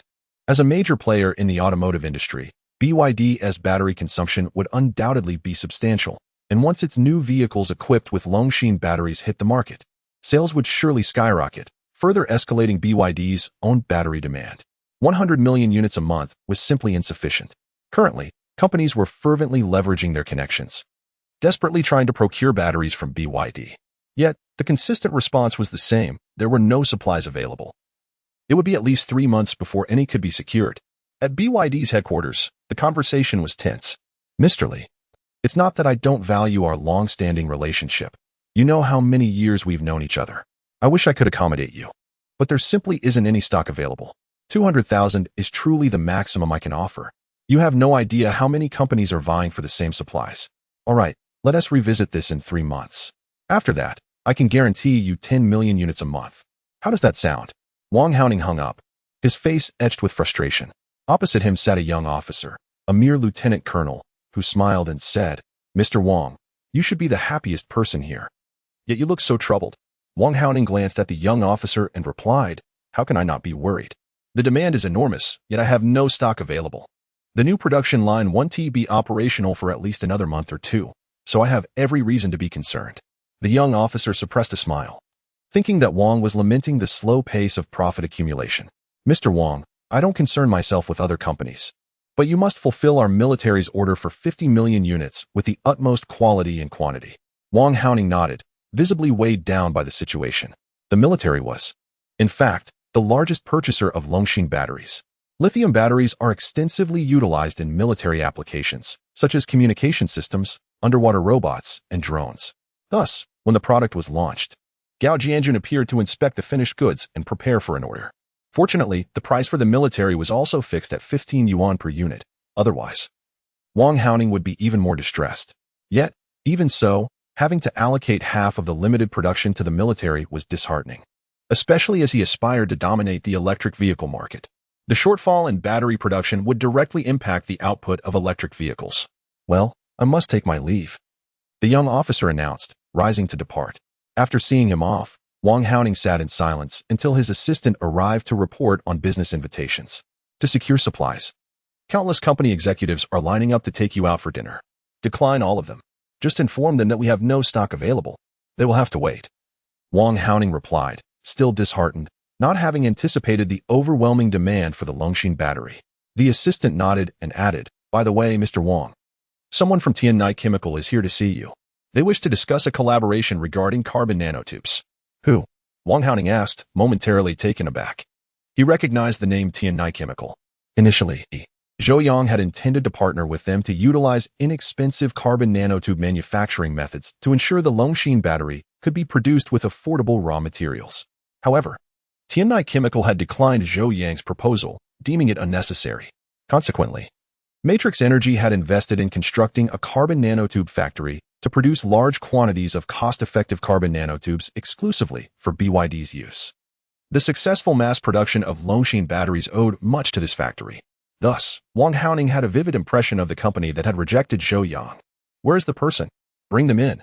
I would like to see them, Wang Haoning instructed, curious to meet the individual who dared to turn down Zhou Yang. Soon enough, a young man was ushered into Wang Haoning's office. If Zhou Yang were present, he would recognize the young man as the one who had interrupted during the press conference. Hello, Mr. Wang. I'm Zheng Yun, the Deputy General Manager of Tiannai Chemical. By the way, my father is the chairman of Tiannai Chemical, the young man introduced himself. Extending his hand, Wang Haoning did not reciprocate the handshake, instead quietly scrutinizing the young man. Zheng Yun awkwardly withdrew his hand and hurriedly continued, Mr. Wang, I attended the press conference and learned that our Longxin battery is produced using carbon nanotubes. I believe we could collaborate. As Tiannai Chemical is the industry leader in carbon nanotube production in China, Wang Haoning internally chuckled, recognizing that Tiannai Chemical sought a partnership for carbon nanotubes. However, he felt fortunate that Zhou Yang had the foresight to build a factory. Otherwise, they would be at the mercy of others for raw materials. By the way, since the launch of our Longxin battery, your company's stock must have surged considerably, right? Wang Haoning suddenly inquired. No, not really. It only increased slightly. Zheng Yun modestly replied, though inwardly he reveled in the success. Thanks to the momentum from the Longxin battery. Not only Tiannai Chemical but all companies involved in carbon nanotube production had seen their stocks soar. As the industry leader, Tiannai Chemical had been on a consecutive streak of gains. Wang Haoning smirked coldly and waved his hand to his assistant. Go find a few reporters and issue a statement saying that BYD has established its own carbon nanotube factory. However, to meet the production demands of the Longxin battery, we will be expanding our capacity to produce 5,000 tons per month. Any surplus will be sold at a price of 80,000 per ton. Hearing this, Zheng Yun was left utterly dumbfounded. Chapter 37. The great man of the nation Zheng Yun abruptly rose to his feet. Mr. Wang, are you jesting? 80,000 per ton? You would be incurring a monumental loss. The prevailing market price for carbon nanotubes was approximately 550,000 per ton for high-quality imports, while domestic products of inferior quality generally fetched around 400,000. Yet now, Wang Haoning audaciously proposed to sell them at 80,000 per ton, even at the lowest estimate. Selling 1 ton would result in a loss exceeding 300,000. 5,000 tons a month, Mr. Wang. This is not how one jokes. Carbon nanotubes are a novel material, notoriously difficult to produce with a low yield, ensuring that prices remain elevated. Furthermore, domestic demand is limited. Tiannai Chemical is the industry leader and possesses the most comprehensive understanding of the domestic market. Last year, the total transaction volume of carbon nanotubes in the country barely surpassed 1,000 tons, while total production across all manufacturers was only around 2,000 tons. Now, with Wang Haoning's claim of producing 5,000 tons a month, this was sheer nonsense. Joking? Wang Haoning cast a disdainful glance at Zheng Yun and retorted, What are you? A mere youth, to presume I would jest? Even if your father were here, he would not dare speak to me in such a manner. In the realm of domestic commerce, Wang Haoning is a figure of considerable renown. His fury alone drained the color from Zheng Yun's face. Mr. Wang, please temper your anger. I meant no offense. However, your proposition seems fraught with loss. Zheng Yun hastily defended himself. Wang Haoning scoffed, Loss? How do you know we would incur a loss? Let me clarify. Our self-produced carbon nanotubes have a factory price of 61,000 per ton. What? Zheng Yun gasped in astonishment, momentarily stunned. 61,000 per ton for carbon nanotubes? This was unfathomable. If such a price existed, it would obliterate both the domestic and global markets for carbon nanotubes. Wang Haoning continued. Zhang, Mr. Zhou previously extended an opportunity for collaboration to you, aiming to produce inexpensive carbon nanotubes, yet you rejected it. Do you realize whom you refused? That was Mr. Zhou. A mere Tian chemical. Who do you think you are to reject him? I can unequivocally inform you that starting tomorrow, our BYD subsidiary's carbon nanotube factory will expand its production capacity to 5,000 tons a month, selling at 80,000 per ton. Consider the implications. Assistant. See our guest out. Wang Haoning waved dismissively, his impatience evident. Had Tian Chemical not snubbed Mr. Zhou, Wang Haoning would have been disinclined to even meet Zhang Yun. The decision to expand capacity had already been made due to the overwhelming demand for Longshin batteries. The production of carbon nanotubes must keep pace. Zhang Yun exited the office in a daze, his face ashen. 5,000 tons per month at 80,000. The phrases echoed in his mind, plunging him into a frigid despair. If this were true, it would spell catastrophic repercussions for Tian Chemical. Within 2 months, they would either pivot to another industry or face insolvency. Mr. Zhou? Zhang Yun murmured, hastily querying his assistant, Assistant Su, who exactly is this Mr. Zhou? The assistant glanced at Zhang Yun, smiled, and gestured toward the elevator before departing. How could this happen? Zhang Yun felt tears welling. He was at a loss for how he had offended this Mr. Zhou to incur such relentless pressure from BYD. Wang Haoning claimed Tian Chemical had rejected Mr. Zhou. Yet Zhang Yun could not recall any instance of such a refusal. The impact of Longshin batteries was expanding. The day after the press conference, the news broadcast dedicated a full 10 minutes to discussing Longshin batteries. This was unprecedented. Consequently, the entire nation became aware of Longshin's existence. The advertising effect was self-evident. The critical factor was the official endorsement and stance. The news lauded the innovation, proclaiming that the emergence of Longshin batteries would usher in unimaginable transformations for the nation and the world. Initially, some had questioned the authenticity of Longshin batteries. Despite BYD orchestrating a grand press event and presenting various certification documents, such innovations could be fabricated. After all, the concept of such a small entity, akin to a chip, possessing immense capacity, seemed almost extraterrestrial. However, following the news broadcast, skepticism evaporated. The endorsement by official channels rendered the authenticity beyond doubt. Moreover, the report highlighted the collaborative efforts of BYD's R&D team and the esteemed academician Chen Tiankai from the Chinese Academy of Sciences. In an instant, Longshin batteries became the most talked-about topic, permeating media discourse and even casual conversations among the elderly in the streets. This fervor ensured that news of Longshin batteries rapidly spread across the globe. All media outlets reported that the mysterious Eastern nation had achieved a breakthrough in battery technology. Detractors emerged, asserting that the scientific capabilities of Country C were deficient, rendering it impossible to pioneer such advancements.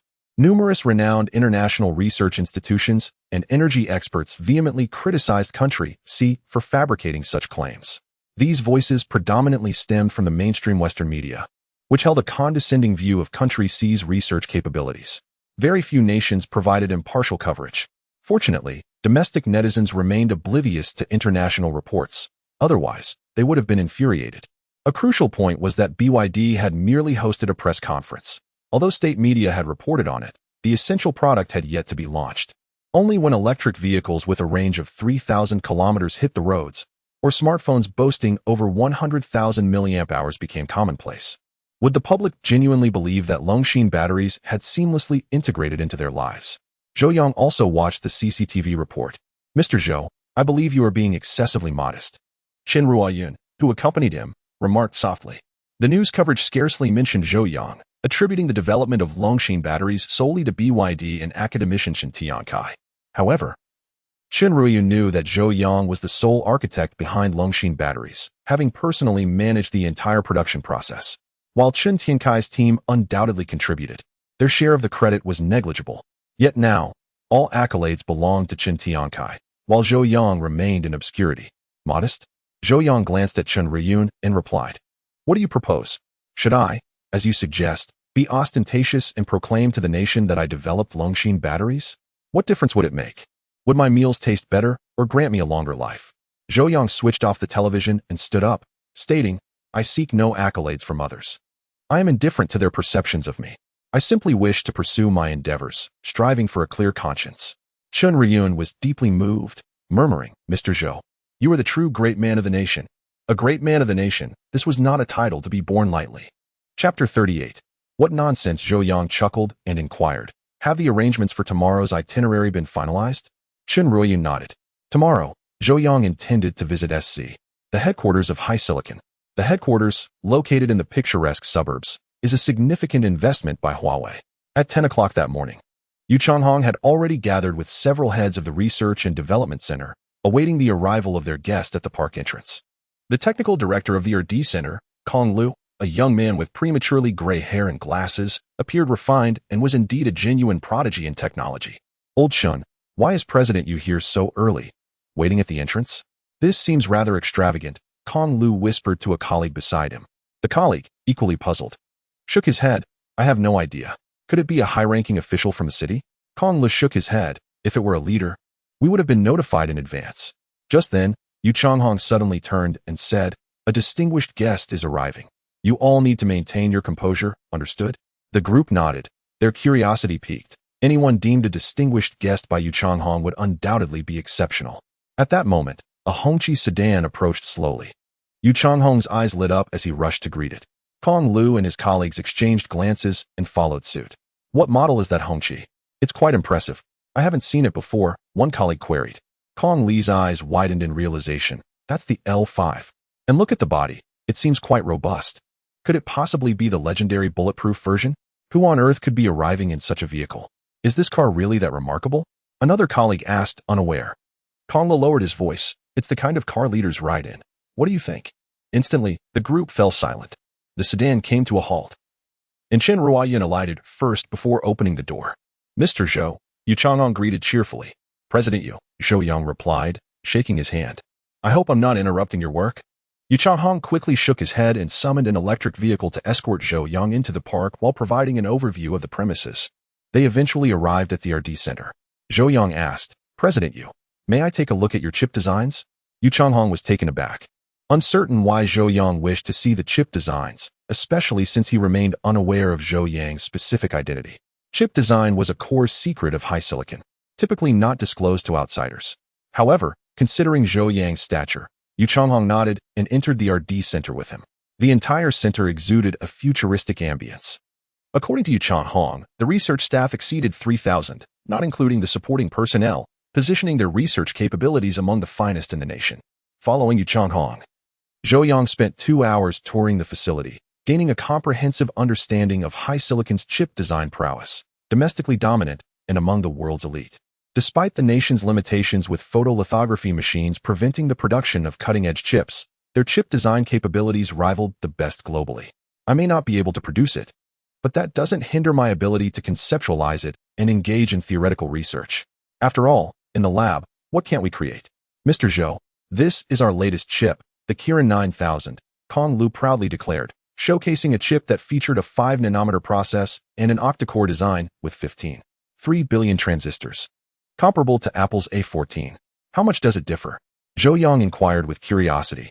Kong Li's expression shifted slightly, and after a moment, he replied, only about 20%. Zhou Yang nodded. That's quite significant. A 20% difference is considerable. Kong Lu and his colleagues' faces flushed with embarrassment. Zhou Yang's words felt like a slight against their efforts.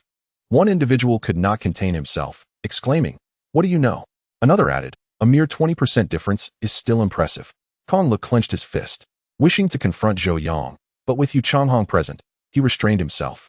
The Kirin 9000 was the result of relentless effort from thousands within HiSilicon and its global R&D centers. Zhou Yang's comment felt dismissive of their hard work. Yu Changhong cleared his throat. What are you all murmuring about? Mr. Zhou isn't an expert on chips. It's normal for him to perceive a disparity. And let me remind you, a difference is a difference, regardless of how small.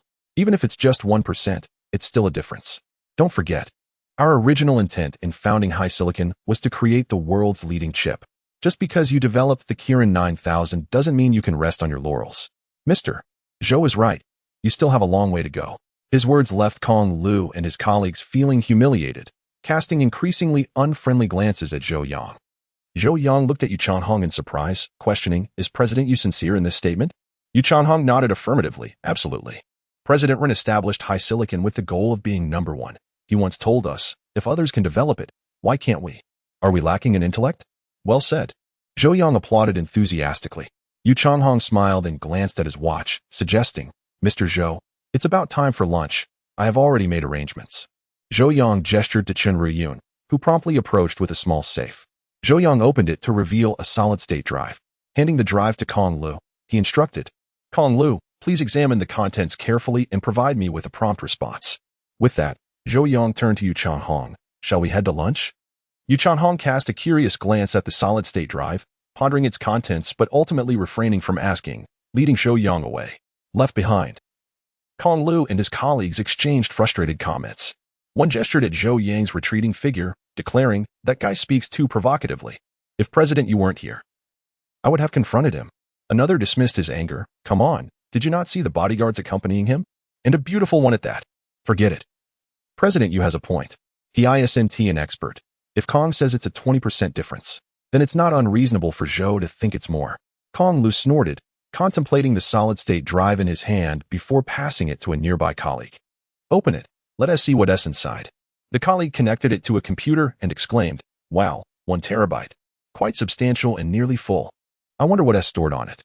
Less chatter, just open it. Kong Lu commanded. Upon accessing the drive, they found a single file named Design Principles of Bio-Inspired Cellular Chips. Kong Li's mouth dropped open in disbelief, exclaiming, what on earth is this? Chapter 39. A gift of 100 billion in the opulent private room of the Yuejiang Grand Hotel. Yu Changhong raised his glass, addressing Mr. Zhou. Your assistance in securing 10 million Longshin batteries has been invaluable to us. On behalf of Huawei, I extend my heartfelt gratitude. The Longshin batteries were in high demand, primarily for BYD's own use, leaving little to share with other enterprises. Lei Jun had boldly proclaimed that a substantial number of Xiaomi 10 devices utilizing Longshin batteries would be available for sale without the need for a rush to purchase. All would be in stock. However, in reality, Xiaomi had only received 1 million Longshin batteries. According to Lei Jun's plan, each phone required 16 batteries, meaning that 1 million batteries could only assemble a mere 62,500 phones, an utterly inadequate supply. Yu Changhong was acutely aware that Lei Jun was likely to face disappointment once again. In stark contrast, Huawei had secured 10 million batteries, thanks to a single statement from Zhou Yang, which would suffice for the time being. Small matter. Zhou Yang remarked as he clinked glasses with Yu Changhong and took a sip. He was genuinely pleased with the research capabilities of HiSilicon. However, while HiSilicon excelled in chip design, the production still relied on other companies. The domestic chip manufacturing capabilities were lagging significantly, and any improvements would not be an easy feat.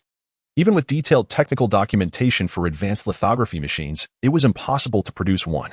A lithography machine comprises over 100,000 components, many of which cannot be manufactured domestically. To create a lithography machine, one must start from scratch, upgrading materials, lenses, electronic signals, and more to reach world-class standards before production could commence according to the designs. Thus, some things truly cannot be produced even if one possesses the blueprints. Zhou Yang had not obtained production data for lithography machines from the system, leaving him powerless to enhance silicon-based chips.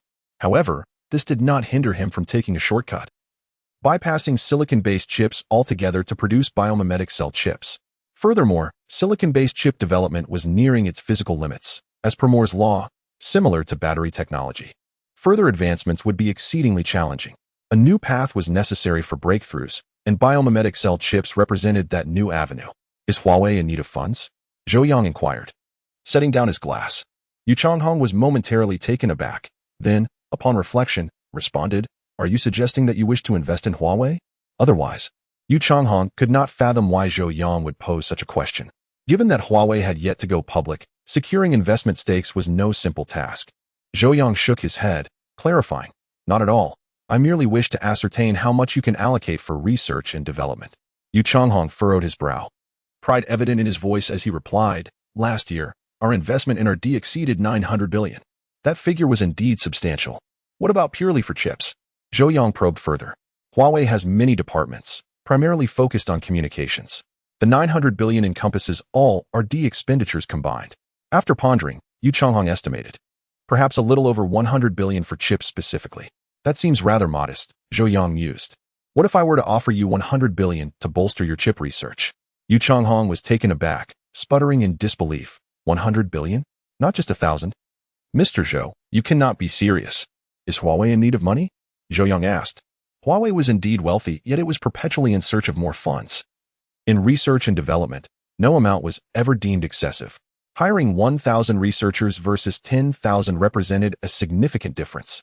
Nevertheless, Zhou Yang's casual mention of 100 billion startled Yu Changhong. Zhou Yang regarded Yu Changhong with sincerity, stating, I do not jest.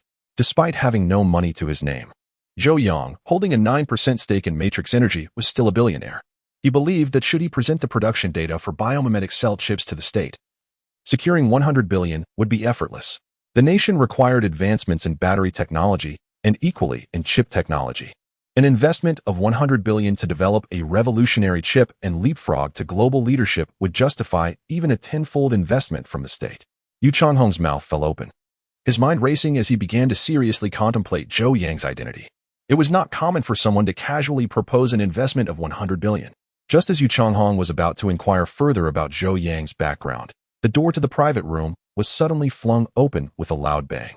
In stormed Kong Lu and a group of 6 individuals. Mr. Yu, they insisted on barging in, and we could not stop them, stammered the 2 anxious waitstaff outside. Yu Changhong was astonished. What brings you here? I did not invite you, nor did I inform you of our dining location. Kong Lu, however, seemed oblivious to Yu Changhong's presence and rushed straight toward Zhou Yang. But before he could get close, an arm blocked his path, effortlessly pinning him down. It was Chen Ruiyun. What are you attempting to do? Chen Ruiyun asked coldly. Kong Lu, restrained and blushing with anger, replied weakly, we meant no harm. We merely wished to consult Mr. Zhou on a few questions.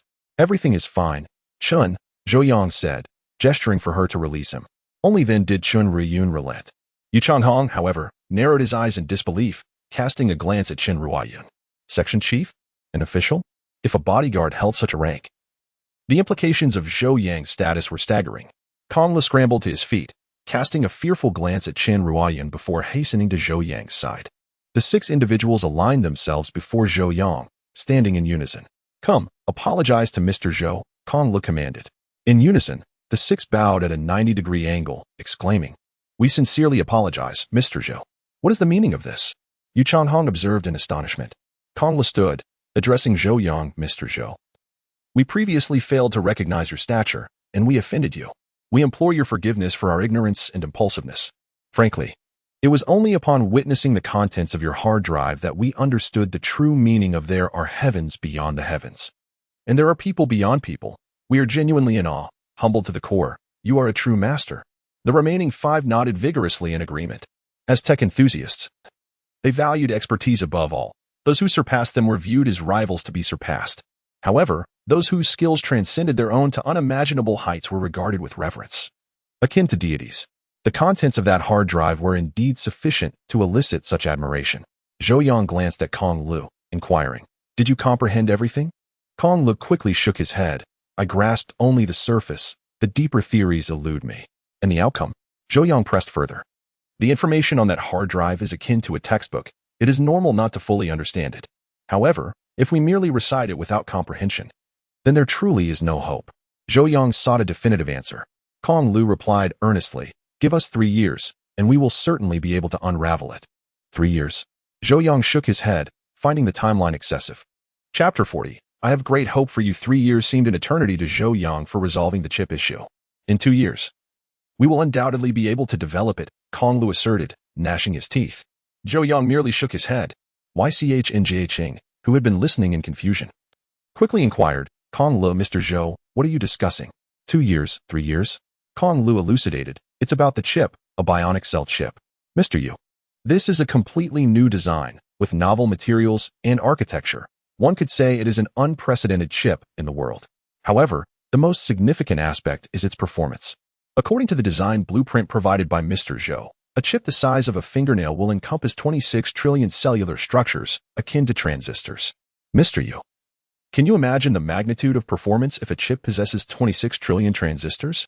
It would exceed the capabilities of the most powerful chips by more than 100 times. Kong Lu grew increasingly animated, perceiving this innovation as the futuristic technology of a science fiction film. Across from him, YCHNGH Eng's eyes widened in astonishment. Having risen from a technical background, He understood the implications of a completely new chip with such formidable performance. It was a rhythm that could outshine the entire world. Kong Lu, are you saying this bionic chip design is from Mr. Zhou? Ychnghing stared blankly at Zhou Yang, his mind swirling with questions about the origin of such a creation. Even Chun Riyun perked up, mentally noting the term bionic cell chip and the discussions occurring around her.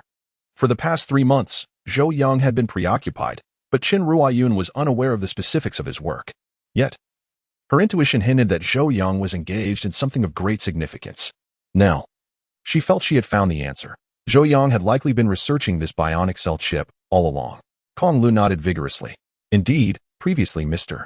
Zhou provided us with all the relevant design blueprints and theoretical foundations, but you weren't present, Mr. Yu.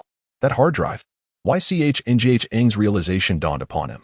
Though disbelief lingered, all the content, Kong Lu affirmed, explaining that the hard drive contained comprehensive information on the bionic cell chip, including design blueprints, theoretical foundations, corresponding system and instruction sets, essentially an encyclopedia of the bionic cell chip. Mastering this knowledge would enable them to manufacture it. Naturally, the manufacturing process was complex, but Kong Lu felt that with 2 to 3 years of dedicated research, it should be feasible in the laboratory. Ychnghing was even more astonished. Taking a moment to regain his composure before asking, Mr. Zhou, what does this all mean? You are providing us with entirely new bionic cell chip data, devoid of any encryption. Are you not concerned that Huawei might claim it as their own research achievements? Furthermore, considering Zhou Yang's earlier statement about providing 100 billion, Ychnghing found himself utterly perplexed, unable to comprehend Zhou Yang's intentions. Zhou Yang replied, it's quite simple. I am entrusting the production, design, and preparation of this chip to you at Huawei. Upon hearing this, Ychnghing's confusion deepened. There is no hatred without reason, nor love without cause. Why would Zhou Yang extend such generosity towards Huawei, providing research achievements and financial support? Ychnghing could not fathom it. Mr. Zhou, you must be affiliated with the government. To my knowledge, there are numerous state-owned enterprises engaged in semiconductor and chip design in the country. If such research exists, why not confer it to them? Is the government attempting to assimilate Huawei? Ychnghing queried. Despite still being a private enterprise, Huawei had not gone public. Not out of aversion to capital, who does not appreciate wealth, but because capital often comes with strings attached. Accepting capital means compromising and being beholden to others, even if those others are state entities. Only private enterprises can maintain autonomy, ensuring every penny is utilized effectively. Zhou Yang chuckled. Mr. Yu, you are overthinking this. No one wishes to assimilate Huawei. The reason I am entrusting this to you is simply because I have chosen Huawei. Chosen by Mr. Zhou? Ychnghing was taken aback. Who was Zhou Yang that he could dictate investments worth billions? Zhou Yang nodded. Your company, Huawei, shows great promise, and I have high hopes for you. Is that all? Ychnghing's eyes widened. Zhou Yang was willing to hand over invaluable chip designs and provide them with 100 billion in funding simply because he believed in Huawei? Ychnghing was utterly baffled. What do you want then? Ychnghing countered. If the bionic cell chip was genuine, what was the design worth? 100 billion? 200 billion? Perhaps even 1 trillion? It was incalculable, let alone Zhou Yang's direct offer of 100 billion. What could Zhou Yang possibly desire in return for such a monumental investment? Huawei shares. What do I want? Zhou Yang pondered before responding. I seek nothing. Mr. Yu, harbor no concerns. My actions are driven by my own considerations. From Ychnghing's perspective, he might still be fixated on commercial interests, shares, money, and the like. However, at Zhou Yang's level, such matters were trivial. Money was mundane and beneath him. Zhou Yang was focused on technological advancement and the future of the nation. Collaborating with a private enterprise was a strategic choice, akin to BYD, facilitating a swifter product launch that would benefit countless people. While state-owned enterprises could also lead such initiatives, they often operated at a slower pace, constrained by various limitations. Of course, all of this hinged on ensuring everything remained within the state's controllable scope. For instance, regarding the security of the information, Huawei had consistently excelled in maintaining technological confidentiality, having faced pressures from country and understanding the significance of research. Thus, Zhou Yang believed that in certain aspects, they performed even better than the state itself. Ychnghing fell into deep contemplation, struggling to comprehend Zhou Yang's objectives and intentions. Yet, the prospect of chip data and the promise of significant financial investment lay before him. seeming to require only his affirmation to grasp. At that moment, Kong Lu could no longer contain himself. Mr. Zhou, may I ask you a few questions regarding the chip? The bionic cell chip had emerged from Zhou Yang, and no one was better qualified than he to elucidate its principles. Zhou Yang responded, "You should grasp the theoretical aspects swiftly. The critical focus is on the chip's production technology and how to achieve mass production. I will assist you in resolving these issues gradually. Hence, I am giving you 3 months, 3 months to hope you can accomplish mass production." In Zhou Yang's view, 3 months was ample time, akin to the timeline for the Longshin battery. However, Kong Lu and the others were left utterly dumbfounded. 3 months? Is that even possible? Chapter 41. Astonishing the higher UPS after dining, Zhou Yang took his leave first. However, Chen Ruoyan deliberately lagged behind and returned to the private room. Mr. Yu, regarding our conversation today and the materials that Director Kong has obtained, I hope you can maintain confidentiality. Shortly, the National Security Bureau will arrive at your park to conduct background checks on all your employees, and I trust you will cooperate. After Chen Ruoyan finished speaking, she turned and left without waiting for a response from the others. Kong Lu and the others were left in stunned silence. What is this stunning beauty's identity? The National Security Bureau? This is simply too exaggerated. One of them exclaimed, "Yes, we haven't done anything wrong. Why do we need background checks?" Kong Lu furrowed his brow and said, "I understand now. It's likely because we saw that confidential material, which must be top secret. If leaked, it would be catastrophic." He gestured around his neck. Several colleagues rolled their eyes, but upon considering the value of such technology, they dared not speak further. As for Yu Changhong, he was still in shock. After pouring himself a drink and downing it in one gulp, he began to regain his composure and asked, "Kong Lu, tell me plainly, is this bionic cell chip feasible? How difficult is the research and development?" Kong Lu replied seriously, "Yes, it is possible. But it is also very challenging, not just a simple endeavor." "How so?" Kong Lu pondered for a moment and then said, "The theoretical aspects are well covered in the materials provided by Mr. Zhou. He has essentially completed the entire chip design. If we grasp the underlying principles, we could finish the chip's fabrication in the lab within a week, at most a week. With the substantial R&D funding from HiSilicon and the top-tier capabilities of our research center, manufacturing such a chip is not insurmountable." He paused before continuing. "However, like silicon-based chips, the key lies in the production technology. Although this bionic cell chip does not require lithography, I have examined the details and found that the production difficulty is quite significant. The main challenges are the preparation of bionic materials, which involve nanoparticles similar to thermally hydrogenated psi. I've seen this material referenced in the latest foreign research journals, but it remains in the experimental stage, and there is currently no technology for large-scale industrial production. Secondly, there is the solidification of the materials to construct the bionic cell structure. The most challenging aspect, however, is the internal structure of the cells, which requires a technique involving an electric needle to alter the positions of internal particles to form the desired structure. This electric needle is the most difficult component to manufacture. I reviewed the design requirements, and it is exceedingly complex." Yu Changhong fell into deep contemplation. After a long silence, he said, "Kong Lu, upon your return, assemble a task force of 100 individuals, absolutely confidential, to fully research the materials you have obtained and quickly assimilate the theoretical knowledge within. Since Mr. Zhou has entrusted you with this information without reservation, it indicates he has high hopes for you. You must not disappoint his expectations, understood?" Kong Lu nodded vigorously. After reviewing the data on the hard drive, Zhou Yang had become a deity in their minds, the god of chip design. Kong Lu was unaware of the immense research team that had contributed to this material. He even believed that Zhou Yang might have developed it single-handedly, as the unique narrative style and notation suggested a singular author throughout the documentation. If Zhou Yang had indeed accomplished this alone, it would be nothing short of extraordinary. In Kong Li's view, Zhou Yang was a being worthy of divine status. "Understood," Kong Lu affirmed, nodding earnestly. Yu Changhong rose and said, "I will discuss this with General Ren. You need not concern yourselves with anything else." With that, Yu Changhong hurriedly departed.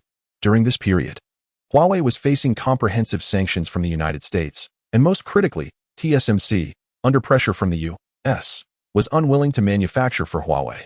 Consequently, even if Huawei developed the most advanced chips, production would be impossible. Currently, HiSilicon was merely a chip design company and not a manufacturer, and domestic chip manufacturers had yet to reach a world-class level. Thus, the upcoming Kirin 9000 was deemed the last hurrah for Kirin chips.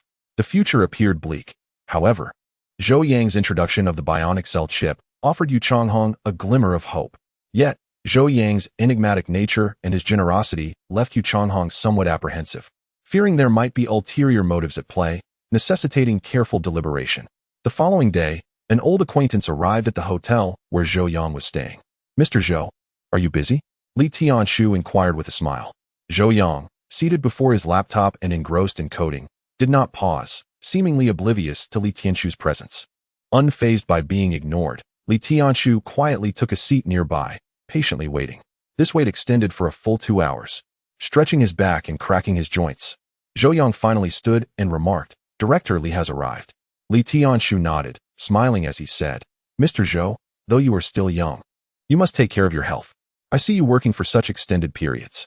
How about I arrange for a professional therapist to help relieve your fatigue?" As Zhou Yang settled into his seat, Li Ziyu promptly poured him a cup of tea, its temperature just right and its aroma delightful. Zhou Yang did not inquire about the specific type of tea. It was a rare variety sourced internally, unavailable to the outside world regardless of the price. "Are you here for the chip?" Zhou Yang glanced at Li Tianshu. Clearly, Chen Riyun had informed the higher-ups. Li Tianshu nodded and said, "Mr. Zhou, the higher-ups have sent me to gauge your thoughts. That document has been swiftly received and evaluated overnight by experts. The results were astounding. Similar to battery technology, chip technology has long been a challenging endeavor. The prior deficiencies were severe, and now, attempting to catch up requires significant investment. Others have developed their technologies over decades, establishing a comprehensive industrial foundation, from core architecture to production processes, fortified with extensive patents. It is not something any nation can simply break through at will. Currently, domestic chips, after years of effort, can only be considered barely adequate. Moreover, the urgency for catching up with chips is not as pressing as it may seem. As the nation primarily lacks cutting-edge technology, mid-range chips are reasonably competent. Particularly in military applications, self-sufficiency is sufficient, and there is no need to pursue the highest tier. However, dependency on foreign technology is untenable. It is only a matter of time before we must catch up. The country has already made a resolute decision to invest heavily in this pursuit. Now, with Zhou Yang suddenly unveiling a chip design, it has truly astonished the nation's high-ranking officials. Chapter 42. The release of a new car. Zhou Yang glanced at Li Tianshu. "What is the sentiment from above?" he queried. Li Tianshu replied, "The intention is for a state-owned enterprise to take the lead, or to directly establish a new company to spearhead the promotion." Zhou Yang anticipated such considerations from the government. From a national perspective, retaining control of key resources is inherently more reliable. Moreover, the government has broader concerns to address. For instance, if you were to unveil an epoch-defining battery technology, its widespread deployment could potentially disrupt the existing petroleum energy landscape, leading to significant changes. This might eliminate the need for the nation to succumb to the coercion of foreign entities for critical oil pipelines, thereby relinquishing substantial concessions. Furthermore, some erstwhile allies could find themselves opposed due to the upheaval in oil energy dynamics. Such interconnected repercussions are no trivial matter. Indeed, the government's support for the rapid production of Longshan batteries exceeded Zhou Yang's expectations. Yet, this very support illuminated the resolute determination of the state, a fervent desire to strengthen itself, undeterred by any challenges. With this in mind, Zhou Yang mused, "Let the storm come even fiercer. As long as we possess sufficient strength, no issue is insurmountable." With a smile, he added, "There's no need for that. I've observed the Haisher team, and they are quite impressive. Supporting private enterprises is indeed a commendable endeavor." Li Tianshu nodded, saying, "I understand now. I will discuss this with Huawei." Chen Riyun had relayed all the discussions from the previous day's dinner to the higher-ups, so they were aware that Zhou Yang proposed allocating 100 billion to Haisher, akin to the investment collaboration with BYD to gain control. This approach could genuinely support private enterprises, as Zhou Yang suggested. Nodding, Zhou Yang stated, "By the way, do not grant me shares this time. They would serve no purpose for me." Li Tianshu was taken aback, but left with a smile. After bidding farewell to Li Tianshu, Zhou Yang returned to his notebook to begin coding. The chip matters were settled, and he now resolved to tackle another critical issue: the control system. The power system, chip, and control system are the core components of the mecha and must be prioritized, while the remaining materials and transmission systems can be addressed later. The control system of the mecha is akin to JARVIS within Iron Man's suit, serving as an artificial intelligence core. In reality, The system's provided materials indicate that a rudimentary AI will serve as the nucleus.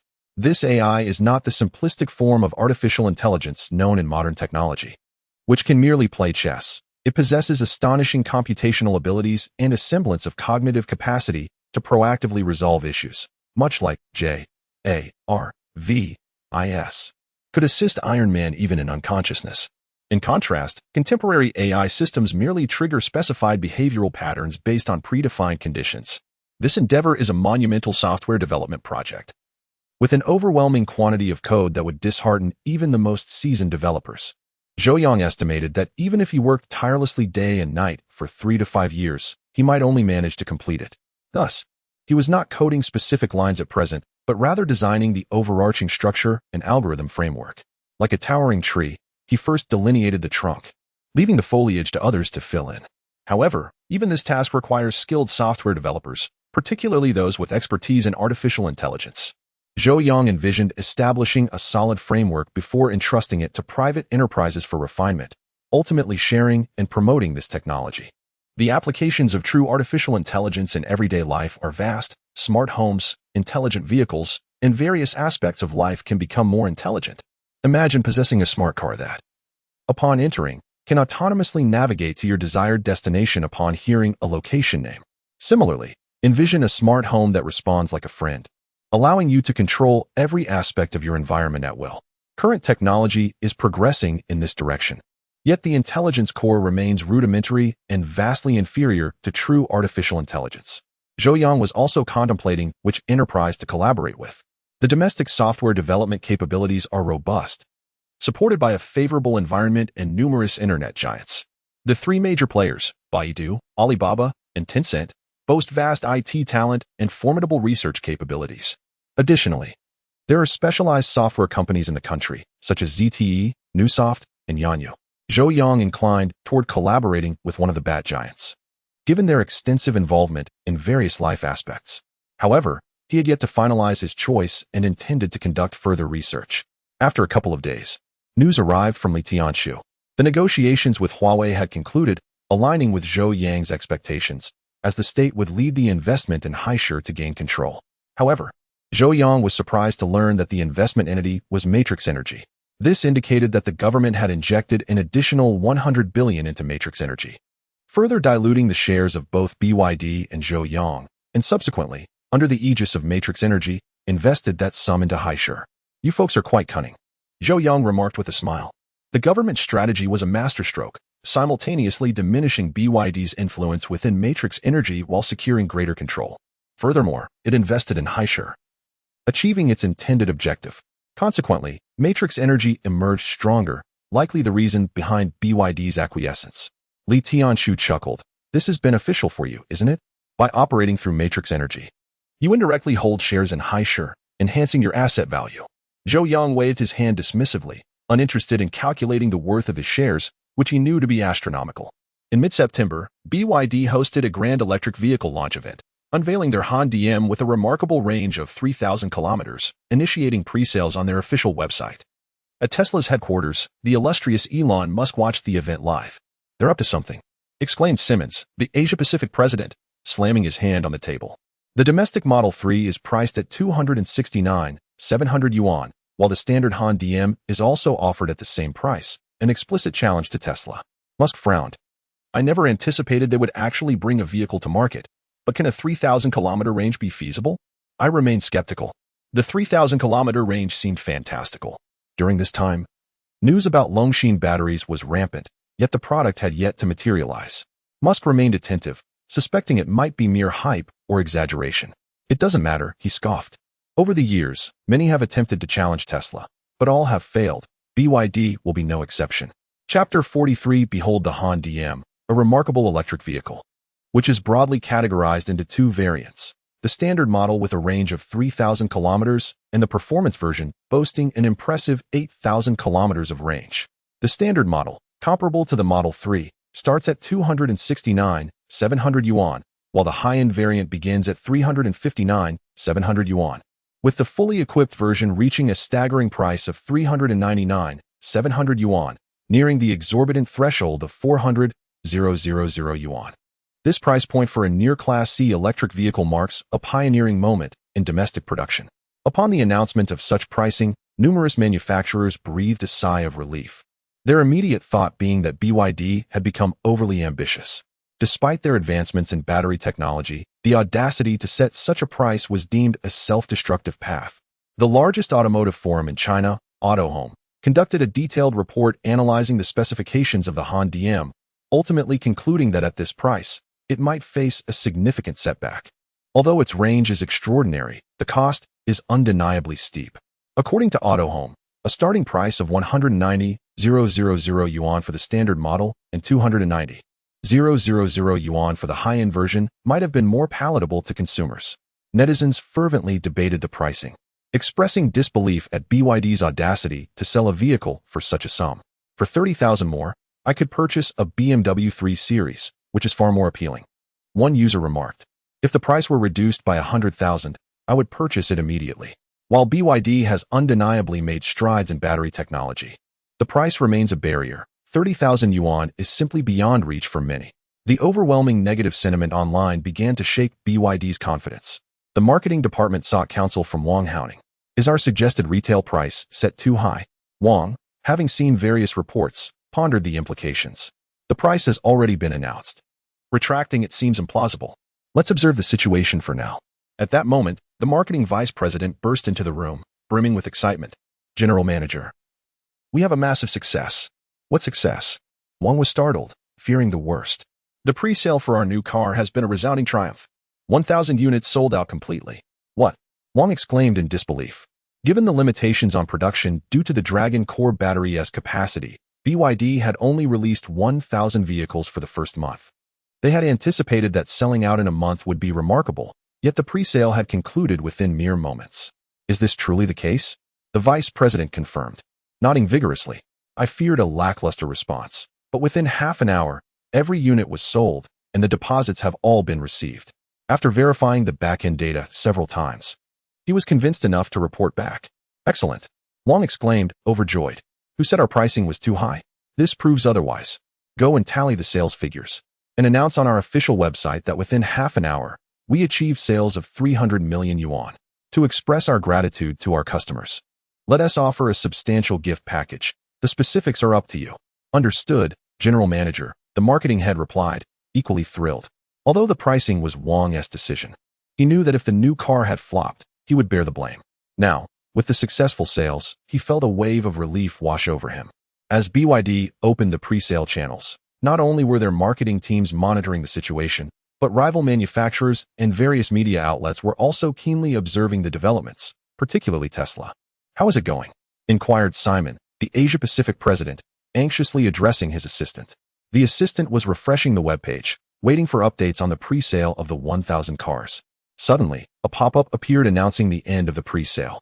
The assistant, taken aback, stammered, President, it seems all 1,000 vehicles have sold out. What? Simon exclaimed, aghast. How is that possible? It's only been half an hour since the pre-sale opened. This can't be real. There must be some deception involved. Or they bought the cars themselves to create an illusion of high demand. His frustration mounted, nearly prompting him to slam his desk. Just then, the phone rang. Elon Musk was on the line. Simon, how is the sales performance for BYD's new car? Tell me it's not selling well.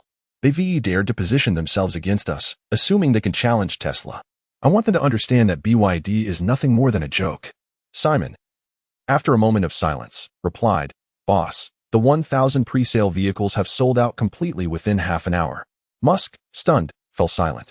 This must be a conspiracy. They must have purchased the cars back themselves. He shouted, abruptly ending the call.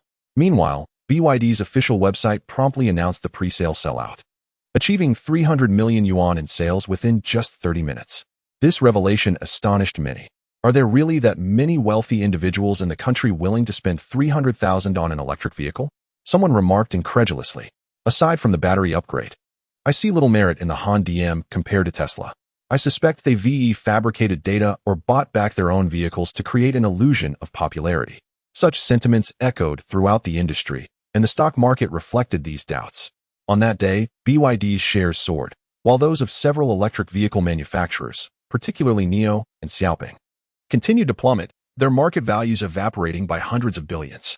Even Tesla's stock price experienced a slight decline, losing several billion. As the pre-sale concluded, BYD swiftly arranged for customers to collect their vehicles. In Shanghai, popular Douyin influencer Deming immediately began a live stream. Hello, everyone. Guess where I'm headed? Deming, a prominent figure with 5 million followers, was a quintessential rich second generation. His videos typically showcased him dining at various dealerships, from Wuling to Rolls-Royce. Naturally, his ability to dine at a Rolls-Royce dealership without being turned away was not solely due to exceptional service. He actually owned a Rolls-Royce. Recently, the Han DM had garnered significant attention online for its incredible range of 3,000 kilometers and a high-end variant boasting 8,000 kilometers. He could not afford to miss out, so on the very first day of pre-sales, he had secured one for himself. Which version did you choose? Someone asked. Is that even a question? It had to be the highest configuration. Chapter 44. The Live Stream Endurance Challenge in the live stream room. Over 3,000 viewers flocked in, creating a vibrant atmosphere. Deming, have you lost your mind? You actually bought it. I've seen this car. It's merely a gimmick. A way to pay the intelligence tax. Whoever buys it must be a fool. 300,000 for a mere electric vehicle. Even if it boasts a range of 3,000 kilometers. I'd rather opt for a gasoline car. I can't believe someone actually purchased it. I thought the claim of pre-sale being sold out was just a ruse. Perhaps they bought it themselves. Deming, holding his phone, arrived at the BYD dealership in his modest shopping car, a Pamela. This flagship store was the only one in SH to pick up the vehicle. The text message stated 10 in the morning, yet we arrived early at 9:30. I aim to debunk an online rumor suggesting that all 1,000 pre-sold vehicles were purchased by BYD itself. We shall see if any other owners are here to collect their cars. As Deming spoke, he entered the store, pondering that perhaps they were all plants. The live stream room buzzed with various comments. Deming paid little attention to the commentary, stated his purpose, and was escorted to a spacious VIP lounge, already occupied by 7 or 8 individuals. Hey, are you all here to pick up your cars? Deming inquired. Everyone nodded in affirmation. Deming explained his live stream. And once a few agreed to be on camera, he addressed the audience. See, there are indeed people buying these cars. I just wonder if they're all plants. The live stream erupted in astonishment. Despite it not being the designated time for pickups, 8 individuals had already arrived, indicating that purchases were indeed made. Wow, there are really some fools out there, Deming remarked, turning to a young man beside him. Brother, could you share why you opted for the Han DM? The young man replied, there is not much to it. I watched the launch event and heard it could achieve a range of 3,000 kilometers. One charge lasts a month without needing to recharge. I thought that was great, so I came to buy it. And the price? Don't you think it's a bit steep? Deming posed, asking the question most fans were eager to know. Price? The young man smiled slightly. It's only around 200,000. Is that high? This statement sent shockwaves through the live stream audience. What? Only 200,000 ISNT high? What is happening in this world? So many wealthy individuals. It seems the issue lies not with BYD's pricing but with our own financial situations. Evoking a sense of despair, Deming chuckled and asked, would you mind revealing your annual income? The young man pondered for a moment and humbly replied, it's not much, just over 100,000, a mere pauper. This admission further astonished the live stream viewers. Deming then queried another young man about his reasons for purchasing. This individual was straightforward, stating, I couldn't secure a license plate for a regular car. But with a new energy vehicle, I can. Plus, with such a high range and reasonable price, why not? Another participant chimed in. I heard this is the first electric vehicle in the country to use an exceptionally advanced battery. I wanted to experience what an 8,000-kilometer range vehicle is like. It's only 30,000 more, a small sum. The live stream audience was overwhelmed, nearly to the point of despair, realizing that the only barrier was their financial constraints. As more individuals filled the VIP lounge, it eventually reached capacity. Deming noted, I just asked the sales manager. A total of 89 vehicles have been pre-sold in the entire SH area, with only 89 sold in one city. It seems the claim of 1,000 being sold out might indeed be true. All right, they're arranging for me to pick up my car. Brothers, we're about to witness this legendary 8,000-kilometer range vehicle. Soon, Deming stood before his car, which was polished, fully charged, and with a temporary license plate ready for use. The car was strikingly beautiful, a vibrant red, which he adored. The high-end version was quite luxurious. Now, without further ado, let us delve into what you all care about most, the range. Deming started the vehicle, which emitted almost no sound as it powered on. He quickly glanced at the dashboard. Wow, The range displays 8,632 kilometers. Incredible. I must share this on my social media. This range looks absolutely exhilarating. The live stream audience was equally amazed. Previously, the notion of an 8,000-kilometer range felt abstract. But witnessing the actual display instilled a sense of awe. For someone like Deming, who barely drives 5,000 to 6,000 kilometers a year, the idea of charging once a year was astounding. 8,000 kilometers, it feels as if I could drive endlessly without running out of power. It's thrilling. Yet I find it delightful. Oh, if only I weren't financially constrained, I'd consider purchasing one too. Perhaps a model with a 3,000-kilometer range would be feasible. Discussions flourished within the live stream. Deming drove onto the road, with no noteworthy comments about the configuration or driving experience. BYD claimed it was their flagship model, possessing all the necessary features. What truly mattered was the extraordinary range, simply remarkable. After parking by the roadside, Deming greeted a young man and introduced him. Brothers, let me introduce you to my friend here. Let us call him Big Saw. We're about to initiate a challenge. We checked, and the distance from SH to LS is approximately 4,175 kilometers. Thus, Big Saw and I are embarking on a challenge to drive this Honda DM from SH to LS and back again, a total of over 8,000 kilometers, to see if our Honda DM truly possesses such an impressive range or if the claims are mere fabrications. As soon as he spoke, the live stream erupted with excitement. Wow, Deming is impressive. If they succeed, this car will be even more remarkable. 8,000 kilometers on a single charge. Could someone calculate the cost per kilometer? BYD had previously announced that the cost per kilometer would be less than 1 cent. Incredible. I just realized, this vehicle could be used for ride-hailing, essentially making costs negligible. I regret not getting one for that purpose. Using it for ride-hailing? Have you lost your mind? It's meant for transporting goods. I implore BYD to develop an electric delivery vehicle. This range and efficiency are astounding. Meanwhile, Deming and his companion had already hit the road. As the first streamer to challenge the 8,000-kilometer range, they quickly garnered widespread attention. The Douyin platform also began to promote the live stream, and by the time they departed SH, the viewer count had surpassed 100,000. Chapter 45, The Compromise of Tesla in the Marketing Department of BYD, General Manager Hu, an assistant approached him, eager to present a video. The marketing director, Zhou Yang, glanced at the screen as the live broadcast commenced, showcasing a streamer named Deming on Douyin. The camera focused on a moving vehicle. Isn't that the Honda DM? Zhou Yang remarked, surprised as he observed the video. In the live stream, Deming spoke animatedly, Brothers, we have been on the road from SH for a day and a night. It is now 8 a.m., and the odometer shows we've covered 400 kilometers. The astonishing part is our remaining range. Excuse my language, but this car still boasts 200 kilometers of battery life. Incredible. This vehicle offers a sense of freedom where range anxiety is a thing of the past. Deming's excitement was palpable. They had fulfilled their promise of a live broadcast from SH to LS, driving nonstop for a day and night, and the battery still registered an impressive 84 charge. The stream's popularity surged, with online viewers surpassing 300,000. What kind of vehicle is this, with over 7,000 kilometers of range? Is there a fuel tanker following them? One viewer exclaimed. Are you just now tuning in? This is BYD's latest electric vehicle, the high-spec version with an astonishing 8,000 kilometers of range. It's mind-blowing. Another added. I always suspected this was a marketing gimmick, but now I believe it. A range of 8,000 kilometers is simply extraordinary. With this, I might only need to charge once a year. Zhou Yang was taken aback. What is happening? The assistant responded excitedly. This is a live-streaming influencer who is testing our high-spec version. He has set off from SH to LS and is challenging the vehicle's claimed 8,000 kilometers of range. General Hu, I believe this presents a splendid opportunity to promote our Honda DM. Zhou Yang nodded thoughtfully. Although the pre-sale had quickly sold out, they were still contemplating how to improve their online reputation. This was an ideal moment to demonstrate that their Honda DM genuinely possessed an 8,000 kilometer range. After a moment's reflection, Zhou Yang instructed, contact Douyin, invest some resources to help drive traffic to their stream. The assistant promptly left to execute the task. Shortly thereafter, Deming noticed a significant increase in his viewer count. Haha, brothers, did someone help me with traffic? BYD, did you invest? Deming laughed, feeling triumphant.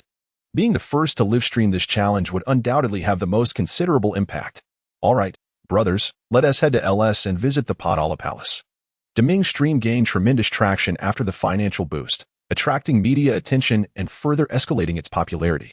Various manufacturers, especially Tesla, watched in growing concern. Are they dragging a fuel tanker behind them? Simmons exclaimed in frustration. Just then, his phone rang. It was Elon Musk. Simmons, reach out to BYD and see if we can secure the Longshin battery. Simmons was momentarily stunned. Boss, are we conceding without a fight? He protested. Even if the Longshin battery is impressive and has great range, electric vehicles are not solely about range. They are still cars. This is just the beginning. BYD's pricing is too high. Their vehicles are not worth that. We should lower our prices and compete head-on to eliminate them. Musk shook his head, yes.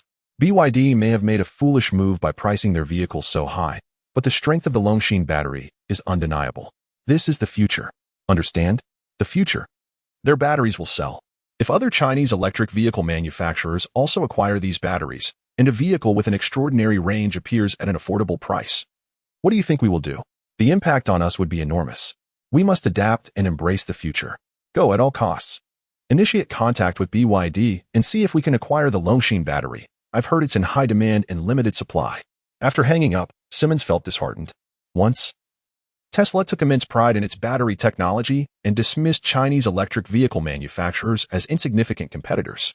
Now, they found themselves seeking cooperation with a domestic manufacturer. And Simmons felt his pride had been trampled. Deming's live stream continued for a full 6 days. Brothers, I am in awe of this vehicle.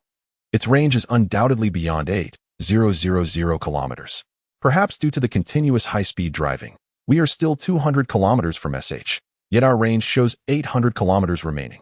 We have completed 476 kilometers without charging once. I cannot believe that electric vehicles can achieve this level of performance. Brothers, with this incredible range, you must buy it and enjoy the freedom of driving without ever worrying about charging. He added, by the way, I heard Xiaomi is about to release a phone with a battery capacity of over 100,000 mAh. I am definitely buying it. Having power is fantastic. Ultimately, the vehicle reached Deming's villa in SH. Upon disembarking, he felt exhausted yet exhilarated. We did it. The display shows we traveled 476 kilometers. And we still have over 300 kilometers of range left. I believe this car could easily last another week. BYD is amazing. Support domestic products. Deming declared, waving his hand in fatigue as he ended the live stream. The peak online viewership exceeded 6 million, creating a veritable live broadcast spectacle. Countless viewers experienced the might of the 8,000 kilometer range firsthand. One could only wonder if other electric vehicle manufacturers were trembling in fear as they struggled with ranges of 400 to 500 kilometers, while BYD boldly soared to 8,000 kilometers. Suddenly, BYD's pricing did not seem so exorbitant. With such a remarkable battery and flagship configuration, the price became appealing. When will BYD officially launch sales? I am ready to switch cars and get one. Someone remarked. Since I can't secure a license plate, I might as well invest in a new energy vehicle. The high-spec version is a must. Patience is key. I hear the Longshin battery has limited production, so who knows when it will be widely available. Even Lei Jun seized the opportunity to ride the wave of popularity, posting a photo of a Xiaomi 10 with a 130,000 mAh battery on Weibo, promising a surprise by the end of the month. Chapter 46. High-strength crystalline steel Wanghu Village Research Base. After passing through several security checks, Li Tianqiu finally met Zhou Yang. In the laboratory, Zhou Yang was directing several researchers in conducting experiments. Li Tianqiu refrained from interrupting him and patiently waited to the side. It was not until over an hour later that Zhou Yang paused and greeted Li Tianqiu. Mr. Zhou, Li Tianqiu approached, casting a curious glance toward the laboratory, where the researchers were celebrating what seemed to be a successful experiment. What experiment is being conducted? It appears to have succeeded. Congratulations, Li Tianqiu said with a smile. Zhou Yang nodded, stating, we are preparing a type of crystalline material and have resolved the crystallization issue. After contemplating, Li Tianqiu decided against probing further, knowing that he would not comprehend the technical details. Mr. Zhou, I have prepared the list you requested. Would you like to take a look? Li Tianqiu opened his briefcase and handed over a document. Zhou Yang accepted it and began to examine it attentively. Curiously, Li Tianqiu inquired, Mr. Zhou, why do you require a group of metal smelting experts? The overarching research focus of the base was shrouded in mystery. Zhou Yang had not reported to superiors, as the funding available to him was limitless, eliminating the need for such formalities. Consequently, Li Tianshu was left in the dark regarding Zhou Yang's current research endeavors. Yesterday, Zhou Yang had suddenly requested a list of domestic experts in metal smelting and materials, leaving Li Tianshu even more perplexed. Is Zhou Yang researching metals? He pondered. Zhou Yang scrutinized the document, which was thick and contained detailed introductions of the experts, including their biographies and research achievements. I plan to investigate a type of high-strength crystalline steel, Zhou Yang casually remarked. With the issues regarding batteries and chips largely resolved, Zhou Yang decided to tackle the material challenge next. The materials for the exoskeleton of the mech, the core propulsion system, and various transmission structures were crucial, akin to the very skeleton of the entire mech. Li Tianshu's eyes lit up, and he eagerly asked, "How strong is this high-strength crystalline steel?" The nation was a major steel producer, generating more steel annually than all other countries combined. However, in terms of advanced steel materials, significant gaps remained. Despite recent advancements, research in this field was a gradual accumulation of knowledge. Ultimately, steel production involved experimenting with various elements in different proportions, necessitating extensive trials. Foreign nations had been engaged in this research since the Industrial Revolution, amassing years of experience to develop various high-strength steels. Meanwhile, the nation had only recently begun to focus on high-end steel research, making it a formidable challenge to catch up. Zhou Yang glanced at Li Tianshu and replied, "Its strength is approximately 10 times that of the steel used in aircraft carrier decks. It is lighter, impact-resistant, has a high melting point, and maintains structural stability at extremely low temperatures." With each detail Zhou Yang provided, Li Tianshu's eyes widened further, eventually becoming as large as saucers. The only detail that lingered in his mind was Zhou Yang's statement regarding the tenfold strength compared to aircraft carrier deck steel. The steel used in aircraft carriers is critical, as it must endure the immense impact of aircraft takeoffs and landings.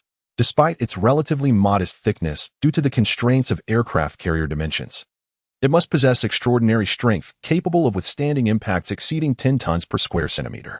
This remarkable steel was a specialty material, with only nations E and M possessing the technology to produce it, and they restricted exports to nation C. The nation had invested considerable effort to develop its own version, yet it still fell short compared to that of nation M, being merely adequate for use. Thus, the technological sophistication of this material was unparalleled, representing the pinnacle of steel technology. Now, Zhou Yang claimed that the steel he intended to research would exceed the strength of existing deck steel by more than tenfold, leaving Li Tianshu utterly astonished. "Mr. Zhou, is what you say truly accurate?" Li Tianshu's breath quickened. At that moment, he recalled Zhou Yang's additional remarks about lightweight properties, high melting points, and structural stability at low temperatures. The key feature was the lightweight aspect. If this steel could resolve issues related to weight, its applications would be vast, ranging from tank armor to naval vessel protection and even bulletproof steel plates. Zhou Yang chuckled, "Don't be too selective. Just invite the individuals listed in the document. I estimate there are about 100. Invite as many as you can. I welcome all who come. Oh, and please find a construction team for me. I need to build a blast furnace." Since Zhou Yang was determined to proceed, he intended to establish the production process for this high-strength crystalline steel as well. Given the scale limitations, creating a full-fledged steel factory was impractical, but a small blast furnace for limited production was essential. Additionally, assembling mechs here would allow for on-site manufacturing of parts in case of any temporary issues. Understood. Li Tianshu nodded enthusiastically, eager to return and report on the high-strength crystalline steel project. By the way, he paused before leaving. Hi-C has already been separated from Huawei as per your request. They are now fully focused on advancing the production of biomimetic cell chips. I met with them, and they indicated that the earliest completion could be in 3 months, with a maximum of 6 months. They assured me that the chip production would be finalized by the end of this year. 3 to 6 months? During the last meeting in SC, Zhou Yang had mentioned 3 months to Kong Lu, intending to apply some pressure without genuinely expecting them to resolve all issues within that time frame. 3 to 6 months was an acceptable timeline for Zhou Yang. Very well, Zhou Yang nodded, redirecting his attention to the experimental data. Without mentioning how Li Tianshu would report to higher-ups about the high-strength crystalline steel, the momentum surrounding Longshin batteries continued to build. Following Deming's live broadcast, numerous automotive review forums and media outlets began testing the Han DM or Longshin batteries, evaluating their capacity and safety. The results were astonishing. Longshin batteries exhibited exceptional safety alongside performance metrics far exceeding those of existing lithium batteries. Moreover, Longshan batteries gained increasing recognition internationally, garnering more attention. In response, BYD announced plans to add 6 production lines to expand Longshan battery output and would consider further capacity increases based on demand. This favorable news led to a surge in BYD's stock price, with related sectors and enterprises following suit. However, one sector stood out: the stock price of carbon nanotube manufacturers. The raw material suppliers for Longshan batteries plummeted. Among them, Tian Chemical suffered the most significant losses. Chapter 47. Exposure. Tian Chemical was engulfed in a cloud of despair. Zhou Yang slammed his palm onto the table in a fit of rage. The past few weeks had felt akin to living in hell for him. After his last encounter with Wang Haoning, BYD promptly announced the expansion of their carbon nanotube factory. This announcement caused the stock prices of carbon nanotube manufacturers, previously buoyed by the influence of Longshan batteries, to soar. Many companies, filled with ambition, prepared to increase their production capacity. However, no one anticipated that BYD would resolve the production issues of carbon nanotubes themselves, devising an inexpensive manufacturing method with astonishing output. As a result, carbon nanotube manufacturers faced a grim reality. The most affected among them was Tian Chemical. Their stock plummeted, suppliers demanded payments, and the financial chain collapsed. In just over half a month, a leading enterprise in the industry teetered on the brink of bankruptcy. Zhou Yang's father, the chairman of Tian Chemical, was despondent. Nearly driven to the edge of despair, Zhou Yang harbored an intense hatred for BYD, but his animosity was directed even more fiercely toward one individual, Mr. Zhou. Mr. Zhou. Zhou Yang gritted his teeth, his gaze fixed on a photograph. It depicted Zhou Yang entering the security checkpoint at the National Conference Center. During that event, Zhou Yang had cut in line, leading to a dispute with Zhang Yun, who was standing behind him, accompanied by a man with a camera who surreptitiously captured the moment. Zhang Yun had purchased this photograph, driven by a relentless pursuit to uncover the identity of Mr. Zhou. Upon examining photographs from the press conference, Zhang Yun unearthed some clues. Among the many dignitaries present, the unassuming Zhou Yang was inexplicably positioned at the center stage, indicating his extraordinary status. Zhou Yan speculated that Zhou Yang might indeed be the Mr. Zhou referenced by Wang Haoning. He had also investigated the matter of Tian Chemical declining Mr. Zhou's collaboration offer, confirming that they had indeed received such an invitation from an unusually significant government entity. Coupled with the sight of Zhou Yang being accompanied by armed bodyguards during the security check, it was evident he was a high-ranking official. Zhang Yun surmised that Tian Chemical's refusal of Zhou Yang's proposal had led to BYD's punitive actions, culminating in their current dire predicament. If he wishes to conceal his identity, I shall expose him. Even if I cannot bring him to justice, I will ensure he is thoroughly disgusted. A glimmer of vengeful resolve shone in Zhang Yun's eyes as ideas began to flourish in his mind. Soon, a post began to circulate wildly on the forum. The most audacious line cutter in history, brazenly claiming that cutting in line was a favor or else threatening to eliminate you. The post recounted the experience of a victim of line cutting, detailing how the aggressor boasted and ultimately threatened to kill him. The post was bolstered by video evidence and images, notably a gun permit and a close-up shot of a waist, suggesting the line cutter was indeed capable of carrying out such threats. With the encouragement of those with ulterior motives, the post rapidly spread across various platforms including forums, blogs, and social media, gaining extraordinary traction. The audacity of the individual was shocking. How could one cut in line and then threaten to kill another? The identity of this person was indeed remarkable. Wasn't this at the BYD press conference? And had they not seen the gun permit? It was practically a license to kill. The woman accompanying him appeared to be armed. Surely this line cutter was formidable. How could one be so brazen, wielding power to cut in line and threaten lives? We live in a society governed by law. Let us elevate this video for all to witness, to demonstrate the strength of the people. Indeed, let us amplify this. In these times, the arrogant often fall. And this individual could be next. As the topic gained sufficient momentum, yet another post emerged, revealing the identity of the line cutter. It noted that the individual had taken a prominent position at the front row of the press conference. The post adopted a conspiratorial tone, speculating wildly about the person's identity. It asserted that the individual must hold a significant position, given their central placement, and was a distinguished guest invited by BYD, yet curiously absent as a host. The conclusion drawn was that this individual was likely the owner of Matrix Energy, a mysterious company rumored to be absorbing BYD's battery operations. The speculations did not stop there.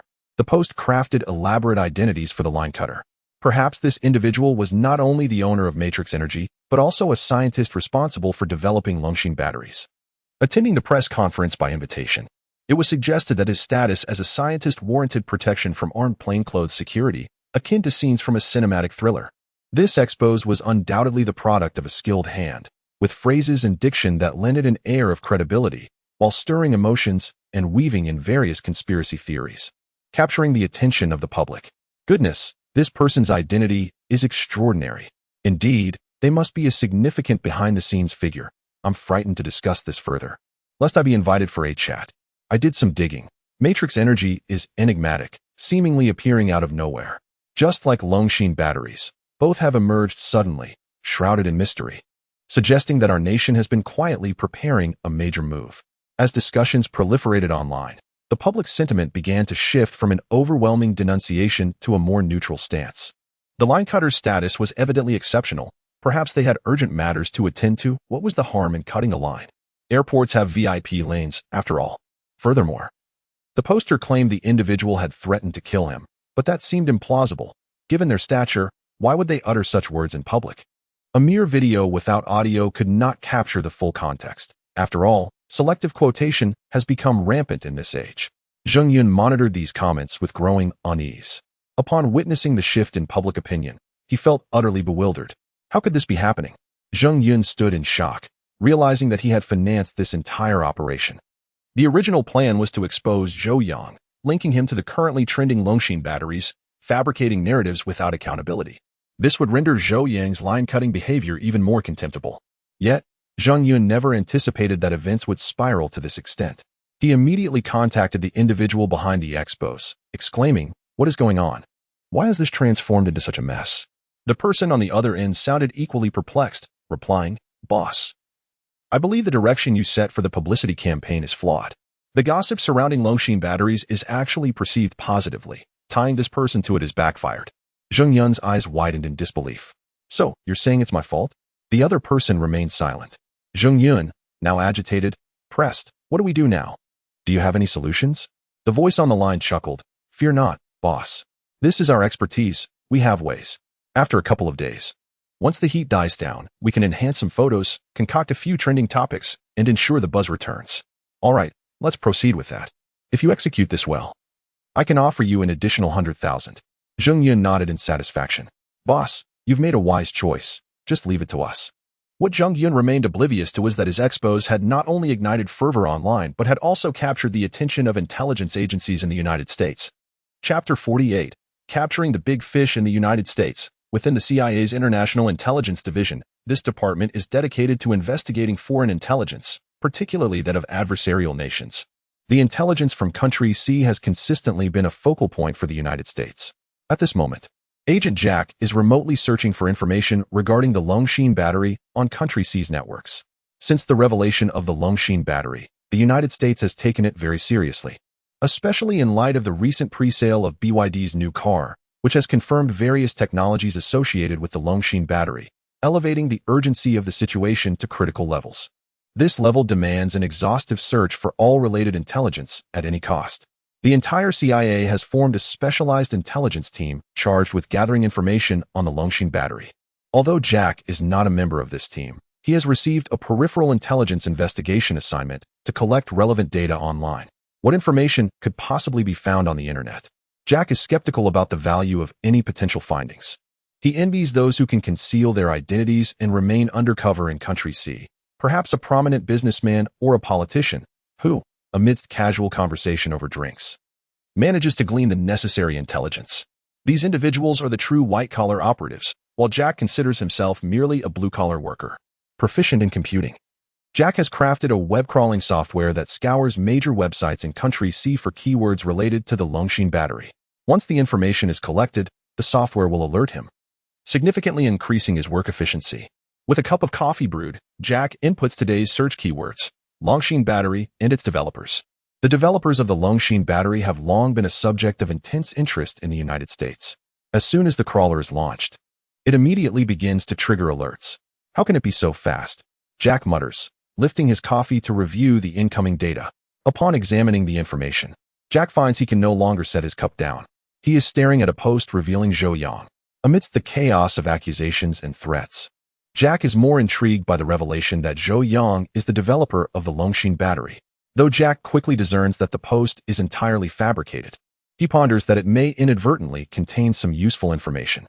A few key points arise in his mind. The armed plainclothes officers protecting Zhou suggest his significant status. His prominent position at the press conference indicates a close relationship with BYD, and then there is Zhou himself.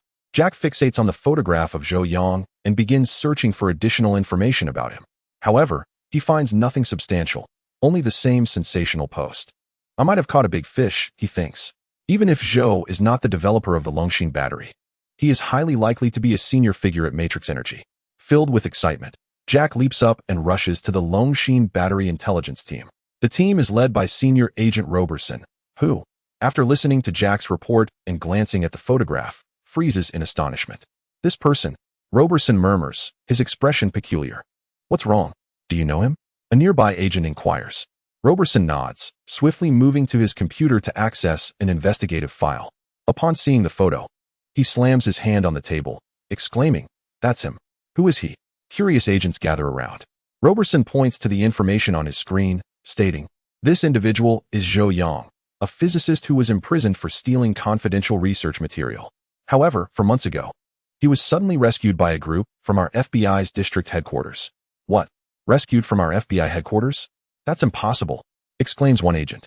With armed security and dozens of agents, who could manage such a feat? I know about this. It's serious, Roberson responds. We investigated for a long time, but found no leads. However, thinking back, the implications of this situation are significant. Zhou Yang had been incarcerated for 2 full years. If he were truly important, Country C would have extracted him long ago, rather than resorting to such a drastic method now. This indicates that Zhou was not significant 2 years ago, but he certainly is now. During a period of limited external communication, Zhou suddenly began frequent interactions with agents from Country C, leading to his eventual extraction. Why? Because he provided something of value. Initially, we speculated that he had stolen experimental data, but now it seems more likely that it was the Longshin battery. Roberson is taken aback by his own deduction, while the surrounding agents hold their breath in shock. Roberson's thoughts continue to unfold. This is highly plausible. We have been investigating the Longshin battery for an extended period, yet we have found no useful intelligence. It seems to have appeared out of nowhere. Even with Country C's stringent confidentiality measures, some information must have leaked, yet we have seen none. Not long after Zhou's rescue, the Longshin battery was unveiled. Excitement flickers in the eyes of those present. They have captured a big fish. In Country C, the Special Operations Division 6, Chen Ryun stands before Director Han Haining, standing rigidly. What on earth have you done? Han Haining shouts, slamming his hand on the table. On the surface lies a photo of Zhou Yang's incident. What was your arrangement? Why did you take the ordinary passage? Was there no secure route? If you had to take it, why were you still photographed and exposed? And a murder license, Chen Ruoyan. You are quite impressive to have obtained a murder license. Who issued that to you? After a lengthy tirade, Han Haining finally sits back down, declaring, you are to be disciplined with a serious reprimand. Go home and write a reflection, deeply introspecting. Chen Ruoyun bites her lip, feeling somewhat indignant, and after a moment, she asks, Director, what will we do about this incident? What else can be done? Do you really need to ask me? Han Haining slams the table again. The Special Operations Division 6 promptly erased all online content related to the exposure and swiftly apprehended the individual responsible for the post. As the fervor surrounding the incident began to wane, it gradually faded from public view. According to Han Haining, the situation had not yet escalated to severe consequences. Otherwise, Chen Ruoyun would face harsher penalties. At that moment, someone abruptly pushed the door open and placed a document before Han Haining. Upon reviewing it, Han's expression shifted dramatically. You incompetent fool. Suspend him. Go home and reflect properly. Han Haining shouted, pointing an accusatory finger at Chen Ruoyun. Chapter 49. Erasing Sparks. Chen Ruoyun was momentarily taken aback. What has happened now, Director? Is there yet another issue? Han Haining violently tossed the document before Chen Ruoyun, exclaiming, you read it for yourself. As Chen Ruoyun picked up the file and glanced at it, a cold sweat broke out upon her brow. The document contained intelligence from an undercover agent in Country M, revealing a singular fact. The intelligence agency had identified Zhou Yang as the developer of the Longshin battery. The mere mention of Zhou Yang's name indicated the veracity of this intelligence. The critical timing of this revelation suggested that it was likely linked to Zhou Yang's recent exposure online. Perhaps some subtle clues had led the intelligence agency to deduce that Zhou Yang was indeed the creator of the Longxin battery. At that moment, Chen Riyun began to comprehend the source of Han Haining's fury. "Director, I acknowledge my mistake," she said, biting her lip. This was an unprecedented error in her career. "Go reflect on this," Han Haining said, waving her off in frustration. Gritting her teeth, Chen Riyun departed, her position revoked, and she would be swiftly reassigned away from Zhou Yang, deprived of any chance for redemption. At the Zheng family villa, or rather, it would soon be renamed. Someone knocked on the door, but Zheng Yun paid no heed. "Get lost. I have no money," he shouted, assuming it was a debt collector. Yet the knocking persisted. Annoyed, Zheng Yun pulled the blanket over his head. Just then, the knocking ceased. As he prepared to enjoy a peaceful slumber, a sudden explosion shattered the silence. The window glass appeared to implode. In the next moment, two fully armed Special Forces soldiers burst through the window, seizing Zheng Yun roughly from his bed. The door was kicked open, and several more soldiers stormed in. "That's him. Take him away." A black hood was thrust over Zheng Yun's head, and he was forcibly dragged from the villa. Through the hood, he hazily perceived a multitude of police cars outside, their lights flashing ominously. In an instant, fear overwhelmed him, and he lost control of his bladder. The 6th Bureau of Special Affairs acted with the swiftness of lightning, apprehending Zheng Yun and commencing an interrogation. However, no valuable information was extracted, and the circumstances were thoroughly investigated. Zheng Yun had not willingly disclosed any intelligence to foreign spies. Yet, the 6th Bureau speculated that Zheng Yun's baseless conjectures had inadvertently led the intelligence agency of Country M to some conclusions. Ultimately, Zheng Yun vanished, never to see the outside world again. At the Wanghu Village Research Base, a tall, upright young man introduced himself to Zhou Yang. "Good day, Mr. Zhou. I am Lu Jun, and I will be responsible for your security moving forward." Zhou Yang paused, inquiring, "What of Section Chief Chen? I haven't seen her in 2 or 3 days." Fully immersed in his research on high-strength structural steel, Zhou Yang had been oblivious to Chen Riyun's absence. Lu Jun's tone was somewhat stiff. "I'm afraid I cannot disclose that information. It is classified." "Classified?" Zhou Yang chuckled. "What secrets could possibly exist in front of me?" He promptly dialed Li Tianshu. "Director Li, may I inquire about Section Chief Chen's sudden reassignment?" Li Tianshu hesitated before responding. "I am unaware of the situation. Please hold while I make some inquiries." After ending the call, Zhou Yang glanced at Lu Jun and tossed his phone onto the table. Lu Jun, suddenly realizing his misstep, lowered his voice. "Mr. Zhou, it's not that I wish to hide anything from you. Section Chief Chen made an error and has been suspended." "An error? Suspended?" Zhou Yang was taken aback, urgently pressing for details. For months, Chen Riyun had been by Zhou Yang's side, managing his daily affairs. Her abrupt departure left him feeling disoriented. Lu Jun, sensing the gravity of the situation, recounted the events succinctly. "Someone exposed me?" "Who?" Zhou Yang furrowed his brow. "It is likely Zheng Yun from Tianai Chemical." "The individual you had an altercation with during security checks," Lu Jun replied. Zhou Yang's memory flashed back to the young man he encountered at security. Tianai Chemical, so it was him. Suddenly, many pieces fell into place. Just then, Li Tianshu called back, stating, "Mr. Zhou, I have inquired further. Section Chief Chen was indeed suspended by the 6th Bureau due to her mistake." Zhou Yang interrupted, "I am already aware of the circumstances. However, I believe the fault does not lie with Section Chief Chen. If possible, I wish for her to continue overseeing my security." Li Tianshu was momentarily taken aback, a thought flickering through his mind.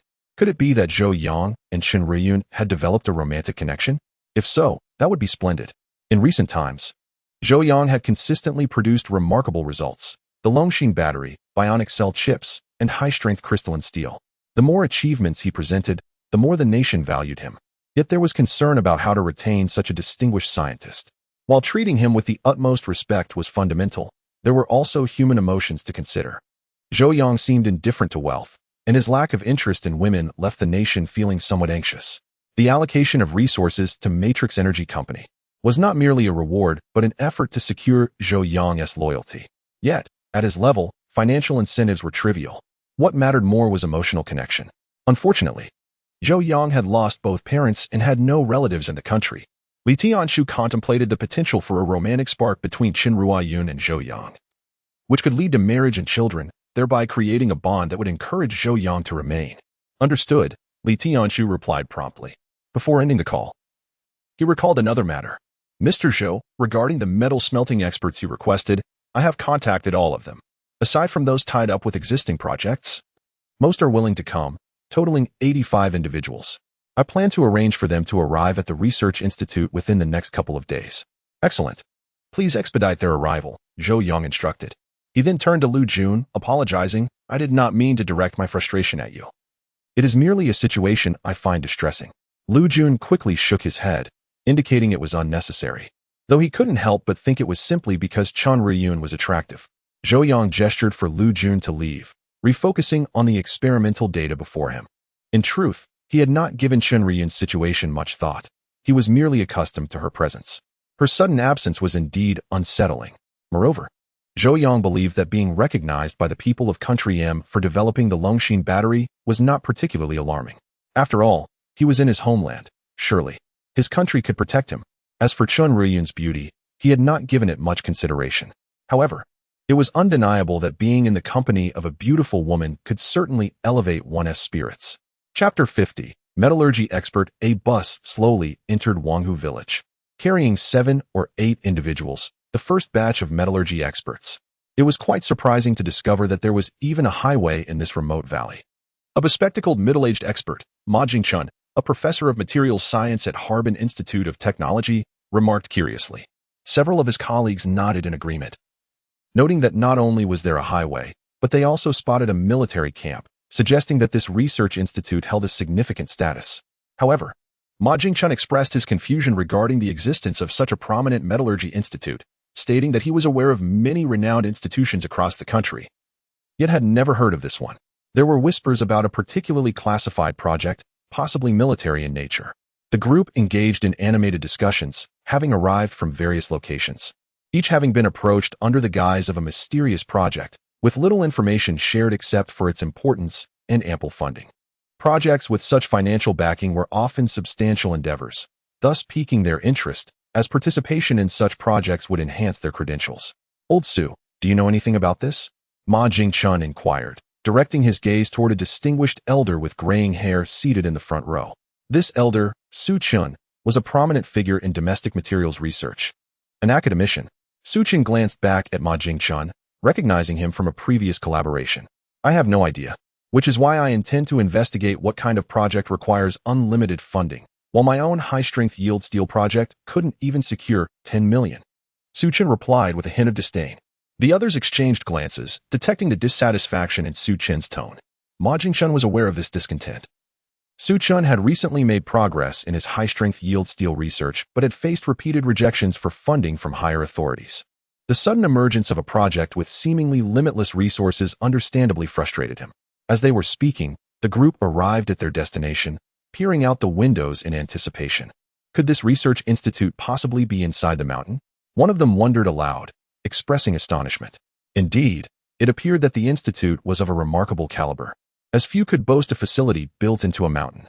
Such extravagance to hollow out a mountain is utterly wasteful, Su Chun muttered under his breath.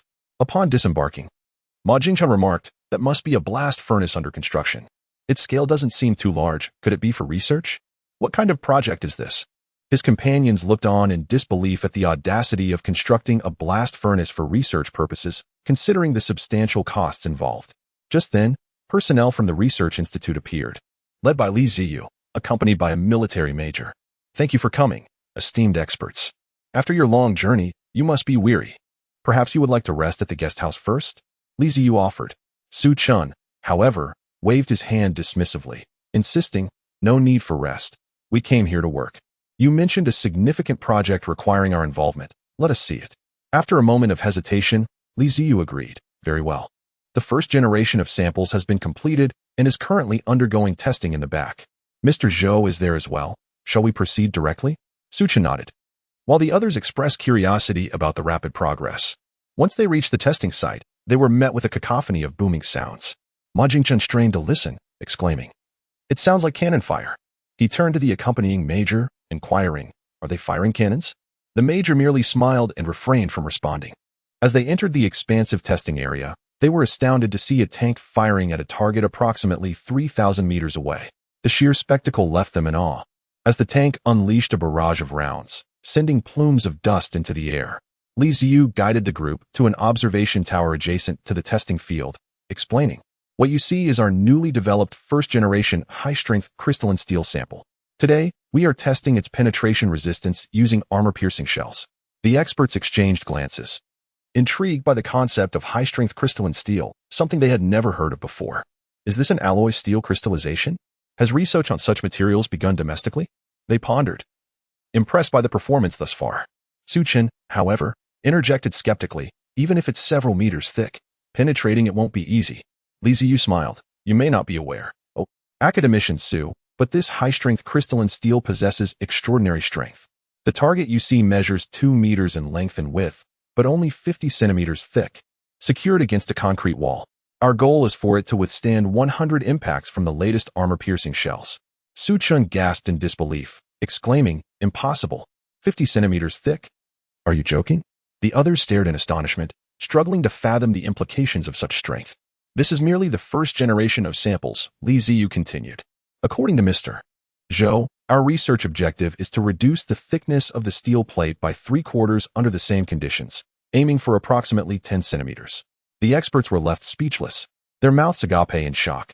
Su Chen's eyes widened in disbelief as he exclaimed, "No one in the world possesses steel of such strength. Who is Mr. Zhou? Is he overseeing this project? I refuse to believe such materials exist. Take me to meet him now." His urgency was palpable, for as a researcher of high-strength steel, he understood the caliber of achievement Li Ziyu was suggesting, an accomplishment that bordered on extraterrestrial technology. Chapter 51. The launch of high-capacity smartphones. Li Ziyu smiled softly, choosing not to elaborate further.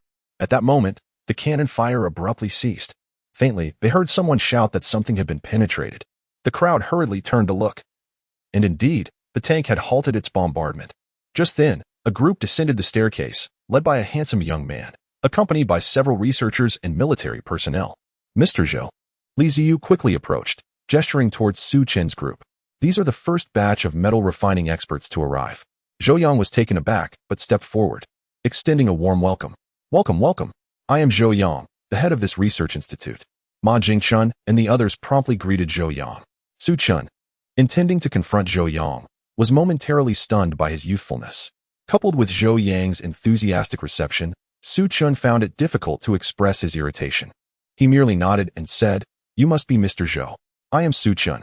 This young lady mentioned that the goal for your high-strength crystalline steel is 10 centimeters thick, capable of withstanding 100 rounds of armor-piercing shells.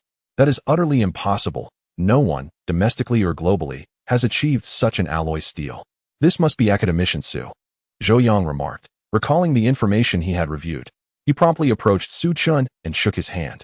Su Chen felt somewhat uncomfortable with Zhou Yang's warmth, but managed to shake hands before stating, "Director Zhou, I would appreciate it if you could address my concerns."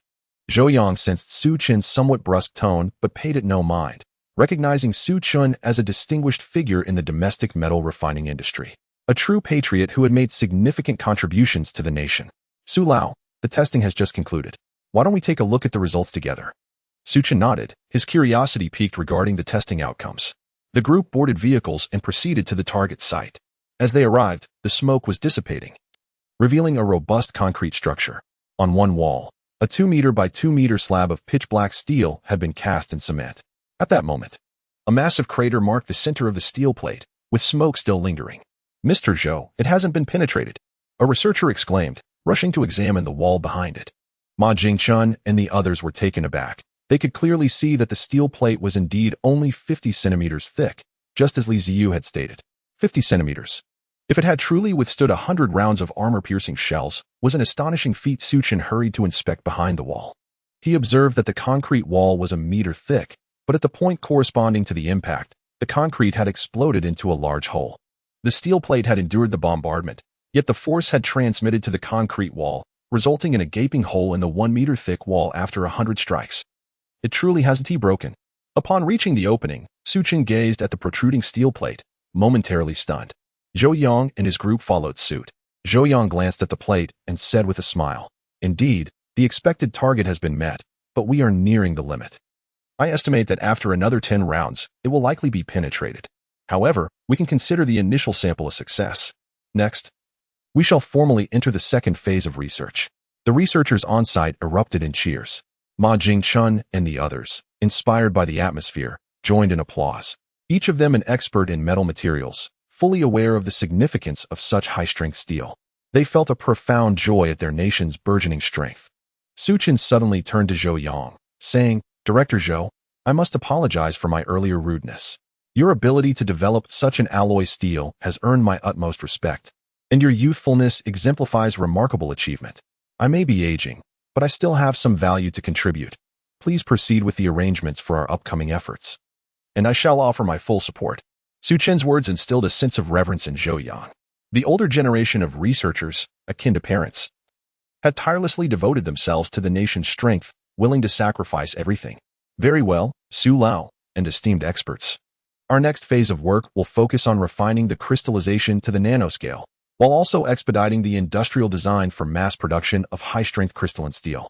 With the inclusion of numerous metal refining experts like Su Chen, Zhou Yang anticipated a significant acceleration in research, estimating that within a few months, they could finalize the design for industrial production of high-strength crystalline steel.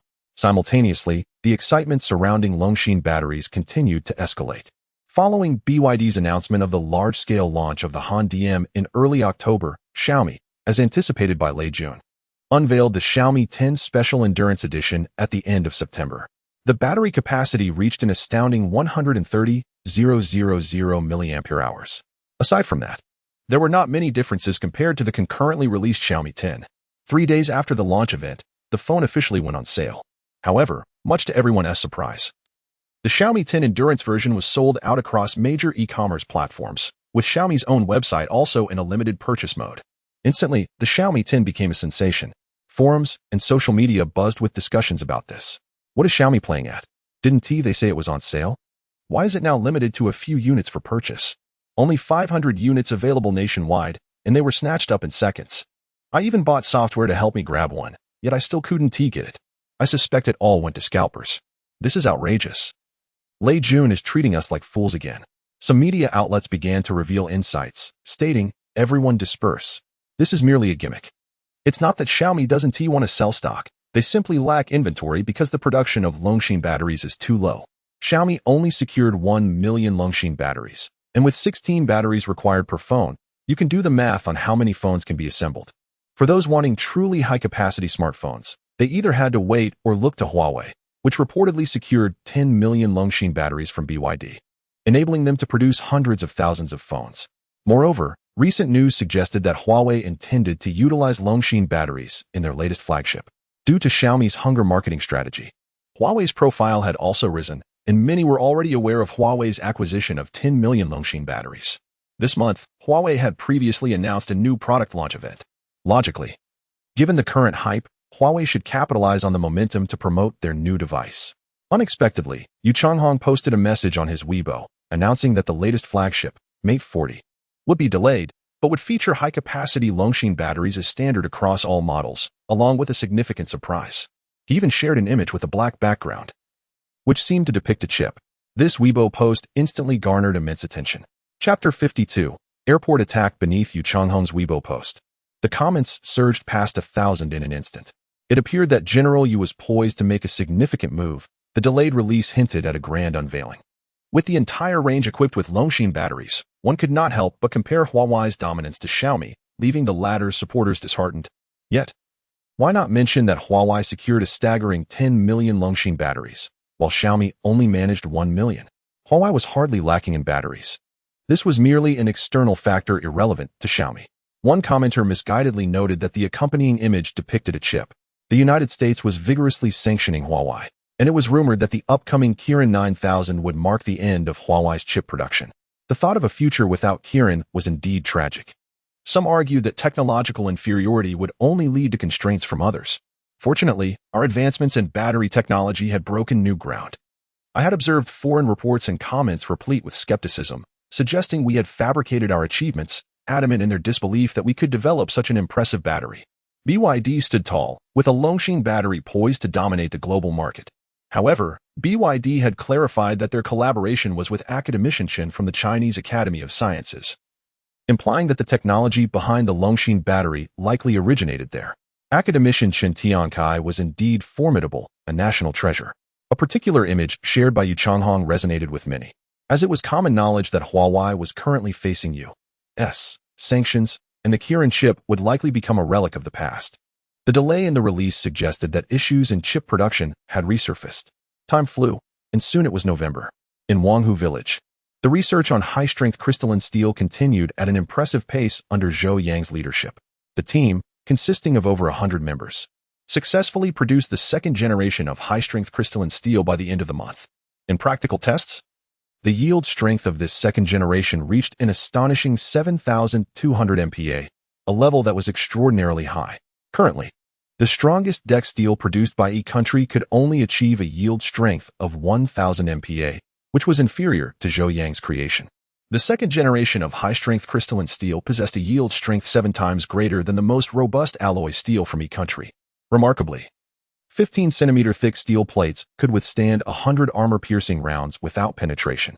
This result exhilarated the entire team, allowing them to take pride on a global scale. Yet Zhou Yang remained unsatisfied.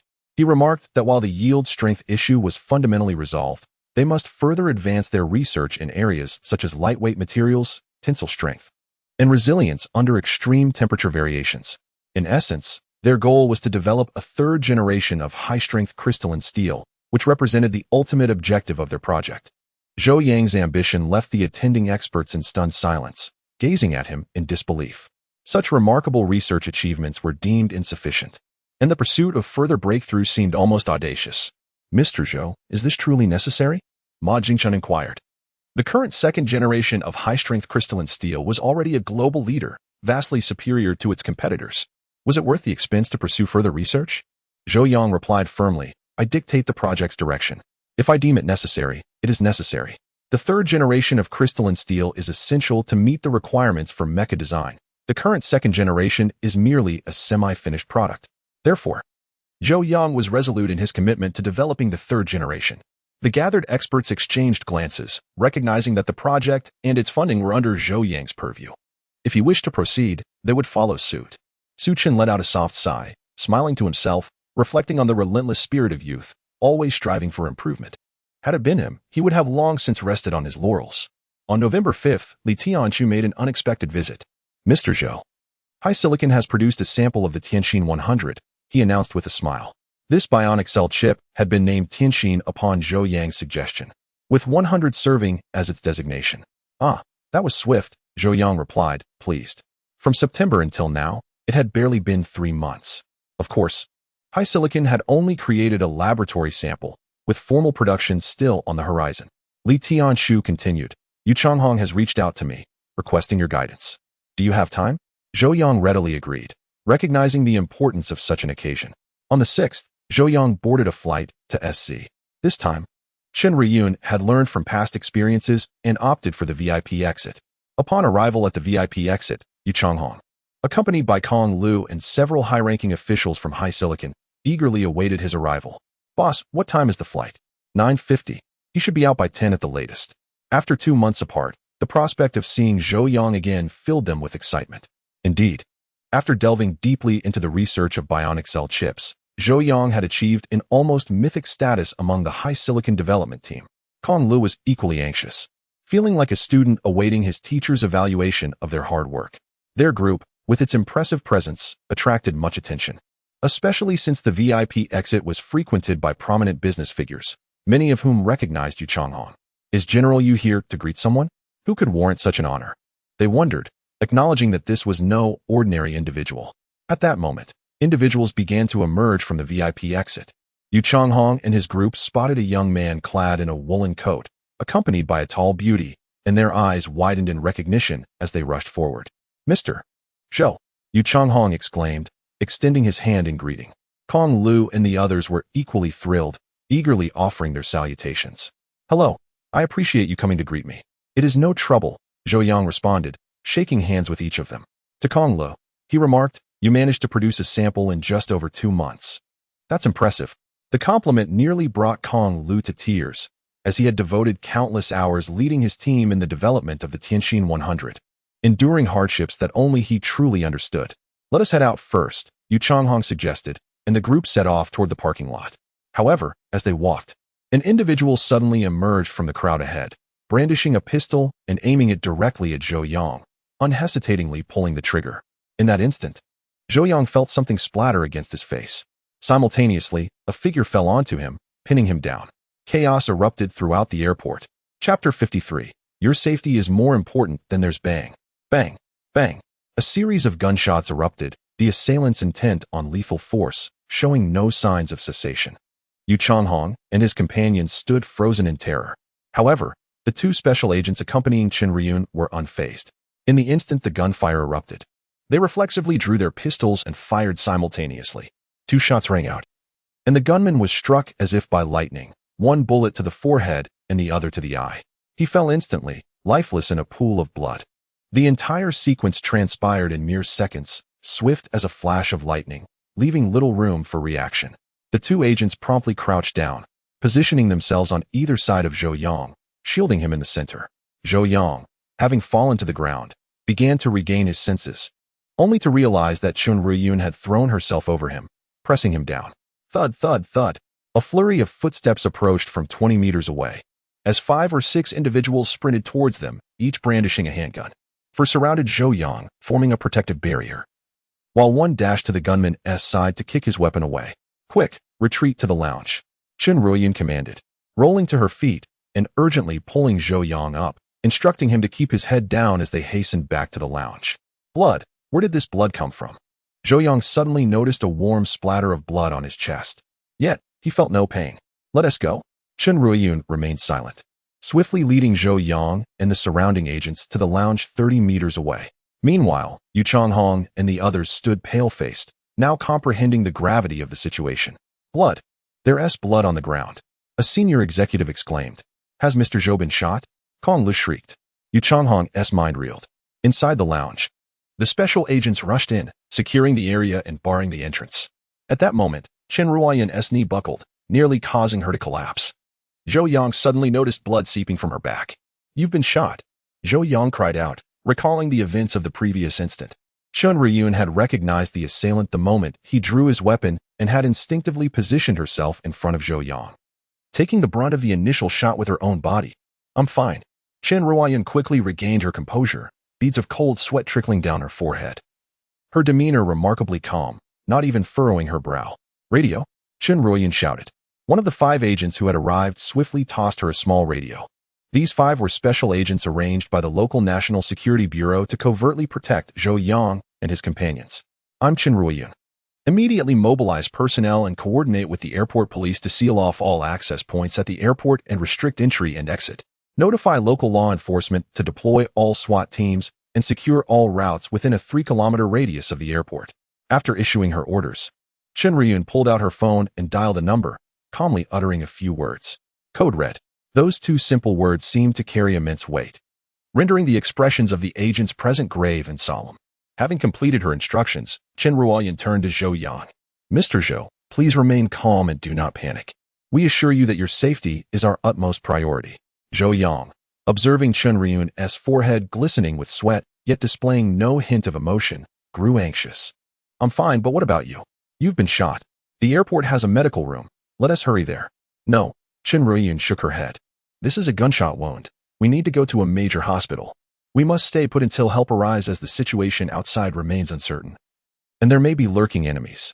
Just then, a cacophony of footsteps echoed from outside, and moments later, 7 or 8 armed special agents appeared, surrounding the lounge completely.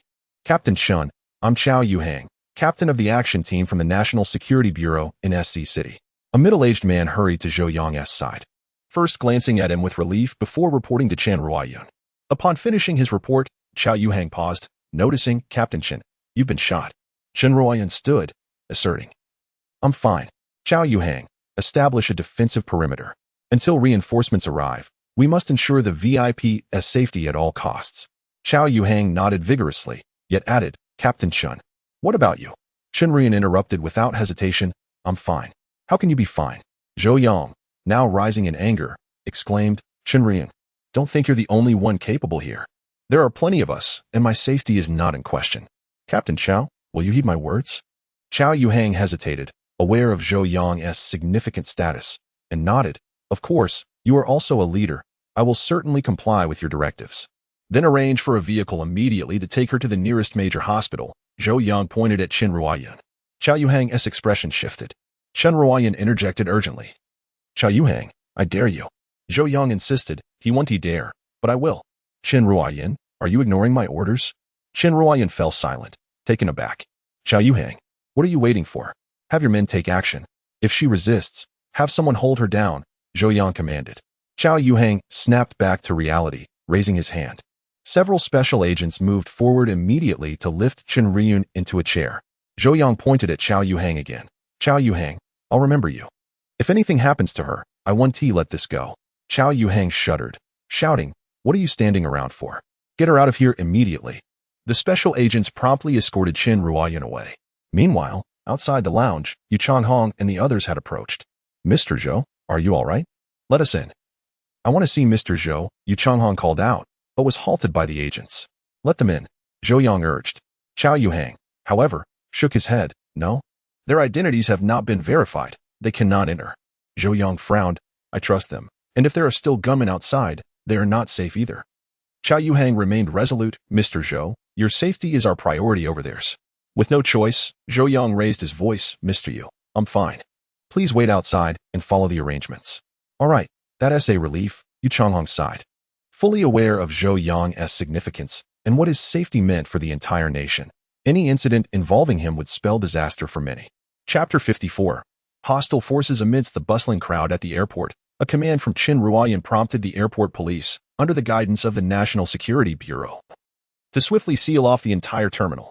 Every entry and exit was manned by personnel, prohibiting anyone from entering or leaving. What is happening? Why are there so many police officers? Why can't I leave? The bewildered travelers expressed their frustrations. The head of the precinct, stationed at the largest exit, called out loudly, ladies and gentlemen, please remain calm. An emergency situation has arisen at the airport, and we kindly ask you to wait patiently. The airport's loudspeakers echoed the message. Emergency situation? What kind of situation? I don't know. I think I heard gunshots over there. Could there be a terrorist attack? Is that true? I need to get out of here. This place is too dangerous. Confusion swept through the crowd as many travelers surged towards the exits. The precinct chief, feeling overwhelmed, communicated the situation over the radio to Zhao Yuxing. Zhao Yuxing, equally anxious, replied sternly, what do you mean? What to do? We wait for backup. Fortunately, not far from the airport, an emergency response SWAT team was on standby. With a single command, over 100 fully armed officers were dispatched, arriving within 5 minutes to secure the airport. The presence of the heavily armed SWAT team helped to quell the initial chaos, with the agitated travelers gradually regaining their composure. Let us just wait. Something serious must have happened for the SWAT team to be deployed. Have you seen how armed they are? I think it's best to stay put for now. With the SWAT officers' imposing presence, the unrest among the travelers was momentarily subdued, allowing the airport authorities to direct them into the waiting lounge. 15 minutes later, many travelers were startled to see dozens of military trucks parked outside the airport, from which fully armed soldiers disembarked and swiftly formed a blockade around the terminal. Wow, the military has arrived. This is serious. Many gasped in astonishment, pulling out their phones to capture the moment. Outside the lounge, Yu Changhong, though reassured that Zhou Yang was unharmed, still felt a knot of anxiety. That guy seemed to be targeting Mr. Zhou. It's terrifying that he opened fire right away. What do you mean? Could he be coming after us? We are just ordinary people. What is Mr. Zhou's status? Mr. Zhou's bodyguard is incredible. He literally took the bullet with his body. I've only seen such things in movies. I can't believe it's happening in real life. Yu Changhong, feeling increasingly agitated, exclaimed, enough. Let us not dwell on it. Thankfully, Mr. Zhou is safe. Otherwise, we would be in serious trouble. At that moment, a full military unit rushed in, immediately securing the lounge. Leading them was a colonel, who shouted into his radio. Establish a blockade within a 3-kilometer radius from the airport. No one is to enter or exit, not even a fly. Soon after, another group approached. The officer at the lounge entrance saluted as the newcomer, a middle-aged man, revealed himself to be Gao Kun, the head of the National Security Bureau of SC City. Colonel Lin, Gao Kun greeted. Colonel Lin nodded, his expression serious. Let us go inside. Inside the lounge, Zhou Yang sat composed but was inwardly anxious about Qin Ruoyan's condition. Mr. Zhou, it's a relief to see you unharmed, Gao Kun said urgently. Colonel Lin stepped forward, saluting Zhou Yang. Mr. Zhou, the situation remains unclear. Our team has secured the entire airport and established a safe passage. We should leave now. Zhou Yang nodded. That is fine. But I need to go to the new district hospital. Gao Kun hesitated. That might not be safe. We still don't know if the enemy has further assassination plans. Zhou Yan looked at Gao Kun firmly. This is Sea Country, my homeland. With so many of you here, can't you ensure my safety? Let us go. This situation has escalated dramatically. After a moment's hesitation, Gao Kun nodded and instructed Chao Yuxing, head to the new district hospital and prepare security. Chao Yuxing nodded and departed immediately. Zhou Yang stood and moved towards the exit. Outside the lounge, he spotted Yu Changhong and his group in a corner. Colonel Lin, could you take my friends with us? Zhou Yang requested. After a moment of consideration, Colonel Lin agreed. Under escort, they swiftly made their way to the underground parking garage. The National Security Bureau had arranged 2 armored vehicles. Zhou Yang entered one, while Yu Changhong and the others boarded the other. They then slowly drove out of the airport, flanked by several military vehicles en route to the new district hospital. What is Zhou Yang's true identity? Even the military has been called in, Kong Lu exclaimed. Gazing at the military trucks stationed outside, with soldiers on guard, Yu Changhong's expression turned serious. Enough. Some things are better left unasked. Realizing the nation's involvement, Yu Changhong surmised that Zhou Yang's status was extraordinary, especially since this collaboration involved matrix energy. Drawing a parallel between the battery business collaboration with BYD and matrix energy, Yu Changhong boldly speculated that Zhou Yang might very well be the developer of Longxing batteries. Such a significant figure would undoubtedly warrant exceptional treatment.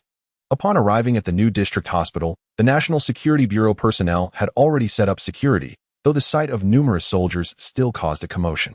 However, Zhou Yang was too preoccupied to notice the chaos as he was escorted to the operating room. Shen Ryun had been taken into surgery, and the procedure was underway. Mr. Zhou, I've spoken with the doctor. The bullet did not hit any vital organs, and she received prompt medical attention. She should be fine, Gao Kun reassured him softly. Zhou Yang breathed a sigh of relief. If Chen Ruoyin had perished while protecting him, he would never forgive himself. Yet the girl was undeniably brave, willing to take a bullet for him. By the way, who attacked me? Zhou Yang inquired. Gao Kun's expression shifted slightly. We have conducted a preliminary investigation and ruled out various possibilities. We have identified the shooter as someone affiliated with hostile forces. Hostile forces? Zhou Yang raised an eyebrow, suddenly understanding the gravity of the situation. Chapter 55. You have no idea how important you are in modern society. The speed at which information spreads is astonishing. The news of SE Airport being sealed off by a large contingent of special police and military personnel was almost instantly disseminated online, with videos flooding the internet. The trending topic on Douyin surged rapidly, claiming the top spot. The comments below skyrocketed to hundreds of thousands in an instant. My goodness, what is happening? The commotion is immense. Even the military has been deployed. It is said that gunfire was heard at the airport, prompting the authorities to halt all departing travelers from leaving the premises. Not only were they not allowed to leave, but entry was also prohibited.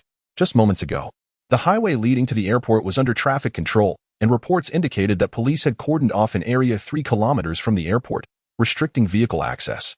Is this a counterterrorism drill? It shouldn't be. Typically, such drills would be announced beforehand, and they wouldn't confine so many passengers. It is highly likely that something has genuinely occurred. After all, there were reports of gunfire. Perhaps some assailants are causing trouble. Isn't there security at the airport? How could someone bring a firearm inside? Moreover, even if there were a robbery, it is unlikely that an assailant would target an airport. And if there truly were an incident, the police would suffice.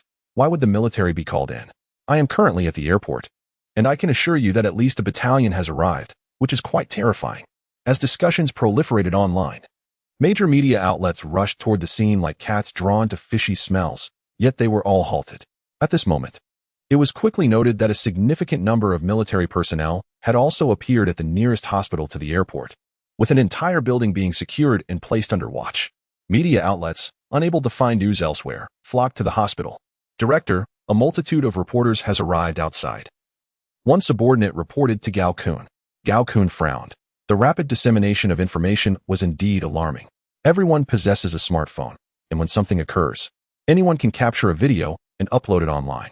A slight delay in response could lead to videos spreading uncontrollably, making it impossible to manage. Zhou Yang also overheard and remarked, Director Gao, it is best not to escalate this situation too much, as it could lead to negative repercussions.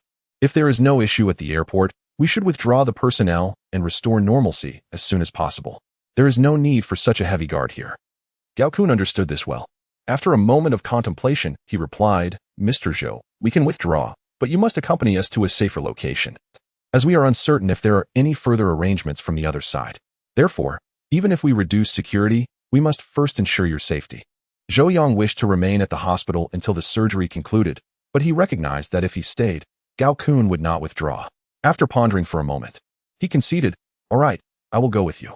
Good, Gao Kun nodded, then considered, Colonel Lin, I believe the ground may not be secure. Don't you have a rotor wing unit? Could you send a helicopter to escort Mr. Zhou to your camp? I doubt the adversaries would dare to attack your base. Colonel Lin nodded, saying, that is a good plan. We will take him to our camp. I will arrange it. Please give me 10 minutes. Zhou Yang was left speechless. No need for a helicopter. It would be a waste of resources. There is no necessity for that. Mr. Zhou, it is indeed necessary. Even if you are unaware of your significance, we are not. For your safety, this is imperative, Gao Kun insisted. Zhou Yang opened his mouth to respond but ultimately nodded in agreement. After contemplating, he rose and approached Yu Changhong and the others. Mr. Yu, I apologize for the inconvenience caused by this incident. I fear my visit to Haishir will be delayed by a couple of days. Let me check. Perhaps the day after tomorrow, and I will have someone notify you in advance. Yu Changhong immediately shook his head, saying, Mr. Zhou, please do not say that. No one wishes for such events to transpire. I am the one who should apologize for causing you distress. Zhou Yang waved his hand and addressed Kong Lo. You all did well this time. I hold shares in Matrix Energy, so I suppose I am half your leader. Therefore, I will grant you a 2-day leave to rest and relax. I will check on your research results the day after tomorrow. Kong Lo nodded dumbfoundedly. The engineers were still processing the situation. After a brief wait, Colonel Lin announced that arrangements had been made. There is a helipad on the hospital's rooftop. Let us proceed to the top floor. Zhou Yang nodded and waved farewell to Yu Changhong and the others. Kong Le leaned out to look out the window and soon spotted a military helicopter flying swiftly away, his mouth agape in astonishment. However, considering Zhou Yang's status, departing via military aircraft did not seem out of place. Upon arriving at the camp by helicopter, Zhou Yang was assigned to a guest house. 4 hours later, Li Tianshu hurried in. Upon seeing Zhou Yang, his first words were, Mr. Zhou, this was a grave error on our part, and you have been subjected to undue alarm. Rest assured, we will ensure that similar incidents will not occur again. Li Tianshu, who was away from home, was nearly petrified upon hearing that Zhou Yang had encountered gunfire at the airport. The Longshin battery, bionic cell chips, and high-strength crystalline steel. Zhou Yang's contributions addressed numerous technological pain points for the nation, and given his youth, who could predict what further breakthroughs he might achieve? If something were to befall Zhou Yang, Li Tianshu would be deemed a national traitor. The higher-ups, upon learning of the situation, were also furious. Li Tianshu was the first to arrive, and soon other senior officials would come to offer their condolences. Zhou Yang remained remarkably composed, saying, it is fine. I anticipated such occurrences while conducting research abroad. Years ago, my parents were killed by hostile forces. They would rather die than divulge any intelligence. I, too, shall not abandon my research out of fear of death. Li Tianshu felt a pang of emotion. Having investigated Zhou Yang's parents' plight and understood the sacrifices they made for the country. By the way, how's Chen Ruoyun doing? Has the surgery concluded? Zhou Yang inquired. Li Tianshu nodded. The surgery has been completed successfully, with no lasting side effects. That is good. Zhou Yang sighed with relief. If anything had happened to Chen Ruoyun, he would never forgive himself. Has the investigation into this incident been thorough? Zhou Yang asked. Hostile forces, could it be the M country? He pondered. The crucial question was why M country would target him. Was it merely due to his previous incarceration?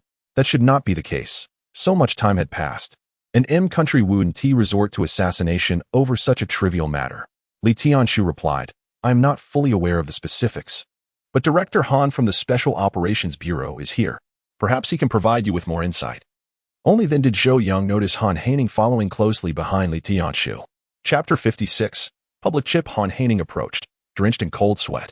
Chen Ruoyun was his subordinate, directly responsible for Zhou Yang's security. If anything were to happen to Zhou Yang, a multitude of individuals would be implicated, with Han Haining himself at the forefront. Unable to escape responsibility. Mr. Zhou, Han Haining began. We have not fully investigated the situation, but we can roughly deduce a sequence of events. The catalyst seems to be the launch event for the Longshin battery, during which Chen Ruoyun brought you into the fray. Oh, Zhou Yang responded. surprised that this incident was still related to that matter. Han Haining proceeded to recount the circumstances surrounding Zhou Yang, noting that their Special Operations Division had conducted a thorough investigation, aware of intelligence from the Im country that had drawn Zhou Yang into the attention of their intelligence agencies. Zhou Yang furrowed his brow and sighed. So that's how it is. Tian Nai Chemical. I never anticipated such grievances were involved. What happened next? Zhou Yang inquired. Did the M country's intelligence department speculate that I was the developer of the Longxin battery, thus sending someone to assassinate me? Han Haining nodded. It appears to be the case. Zhou Yang scoffed. If the M country wishes for my demise, then I shall develop even more formidable technology, transforming our nation into the strongest in the world. Excellent. Li Tianshu applauded. Mr. Zhou, I am in awe of your words. Rest assured from now on, the research will be entrusted to you, while we will manage the remaining matters. Han Haining nodded emphatically, declaring, Mr. Zhou, I, Han Haining, vow that if you suffer any harm again, I will come to answer for it. Online videos from the airport continued to circulate wildly. The authorities promptly issued a statement to debunk the rumors, labeling the incident as one involving an extreme criminal who attempted to attack an enemy with a homemade firearm due to personal grievances, but had since been subdued. Meanwhile, technological measures gradually suppressed the incident. However, Zhou Yang was aware that the M country would not simply let this matter rest. Yet, Zhou Yang had little to fear. The day after, he visited the headquarters of HiSilicon to examine the samples of the bionic cell chip. He was greeted by Yu Changhong, who immediately began apologizing upon seeing Zhou Yang. Enough, the incident has passed. Let us see the results of your 2 months of research, Zhou Yang said. Yu Changhong nodded and led Zhou Yang to the laboratory. Kong Lu and others had been waiting eagerly and rushed to greet Zhou Yang excitedly. After exchanging pleasantries, Zhou Yang turned his gaze to a chip on the workstation. Is this the Tianqin 100? Zhou Yang inquired. The chip was diminutive, measuring merely 1.5 centimeters in length and width, with the actual chip size being approximately 1 centimeter and a thickness of around 1 millimeter. Can I hold it? Zhou Yang asked. Kong Lu nodded eagerly. Zhou Yang picked it up. While it appeared similar to existing silicon-based chips, its internal workings were vastly different. Have you tested its performance? Zhou Yang queried. Kong Lu replied. Yes, we have conducted tests, and here are the data. In comparison to the A14, its performance is 112 times greater. Theoretically, the Tianqin 100 is designed to exceed the A14 by over 100 times, but surprisingly, the actual performance is even more impressive. 112 times? That is quite astounding. Li Tianshu exclaimed, who had accompanied Zhou Yang. Kong Lu added proudly, its clock speed has reached an astonishing 340 gigahertz, demonstrating remarkable capabilities in floating-point operations and multithreading. It is no exaggeration to say that this tiny chip boasts computational power comparable to a small supercomputer. Li Tianshu nodded vigorously. Although he could not fully grasp the technical details, he understood one thing. The Tianqin 100 was extraordinarily powerful, capable of outclassing all global chips. Zhou Yang set the chip down. After 2 months, the sample produced by HiSilicon had already satisfied him. Let us proceed to the next phase, industrial production. Zhou Yang declared with a smile. Kong Lu and the other researchers erupted in cheers. Although the chip had been successfully developed, in the eyes of Kong Lu and others, Zhou Yang would not deem it a success until he declared it so. Zhou Yang turned to Yu Changhong and asked, how is the preparation for the supporting factory coming along? Designing the chip was one aspect. The ability to produce it was critical.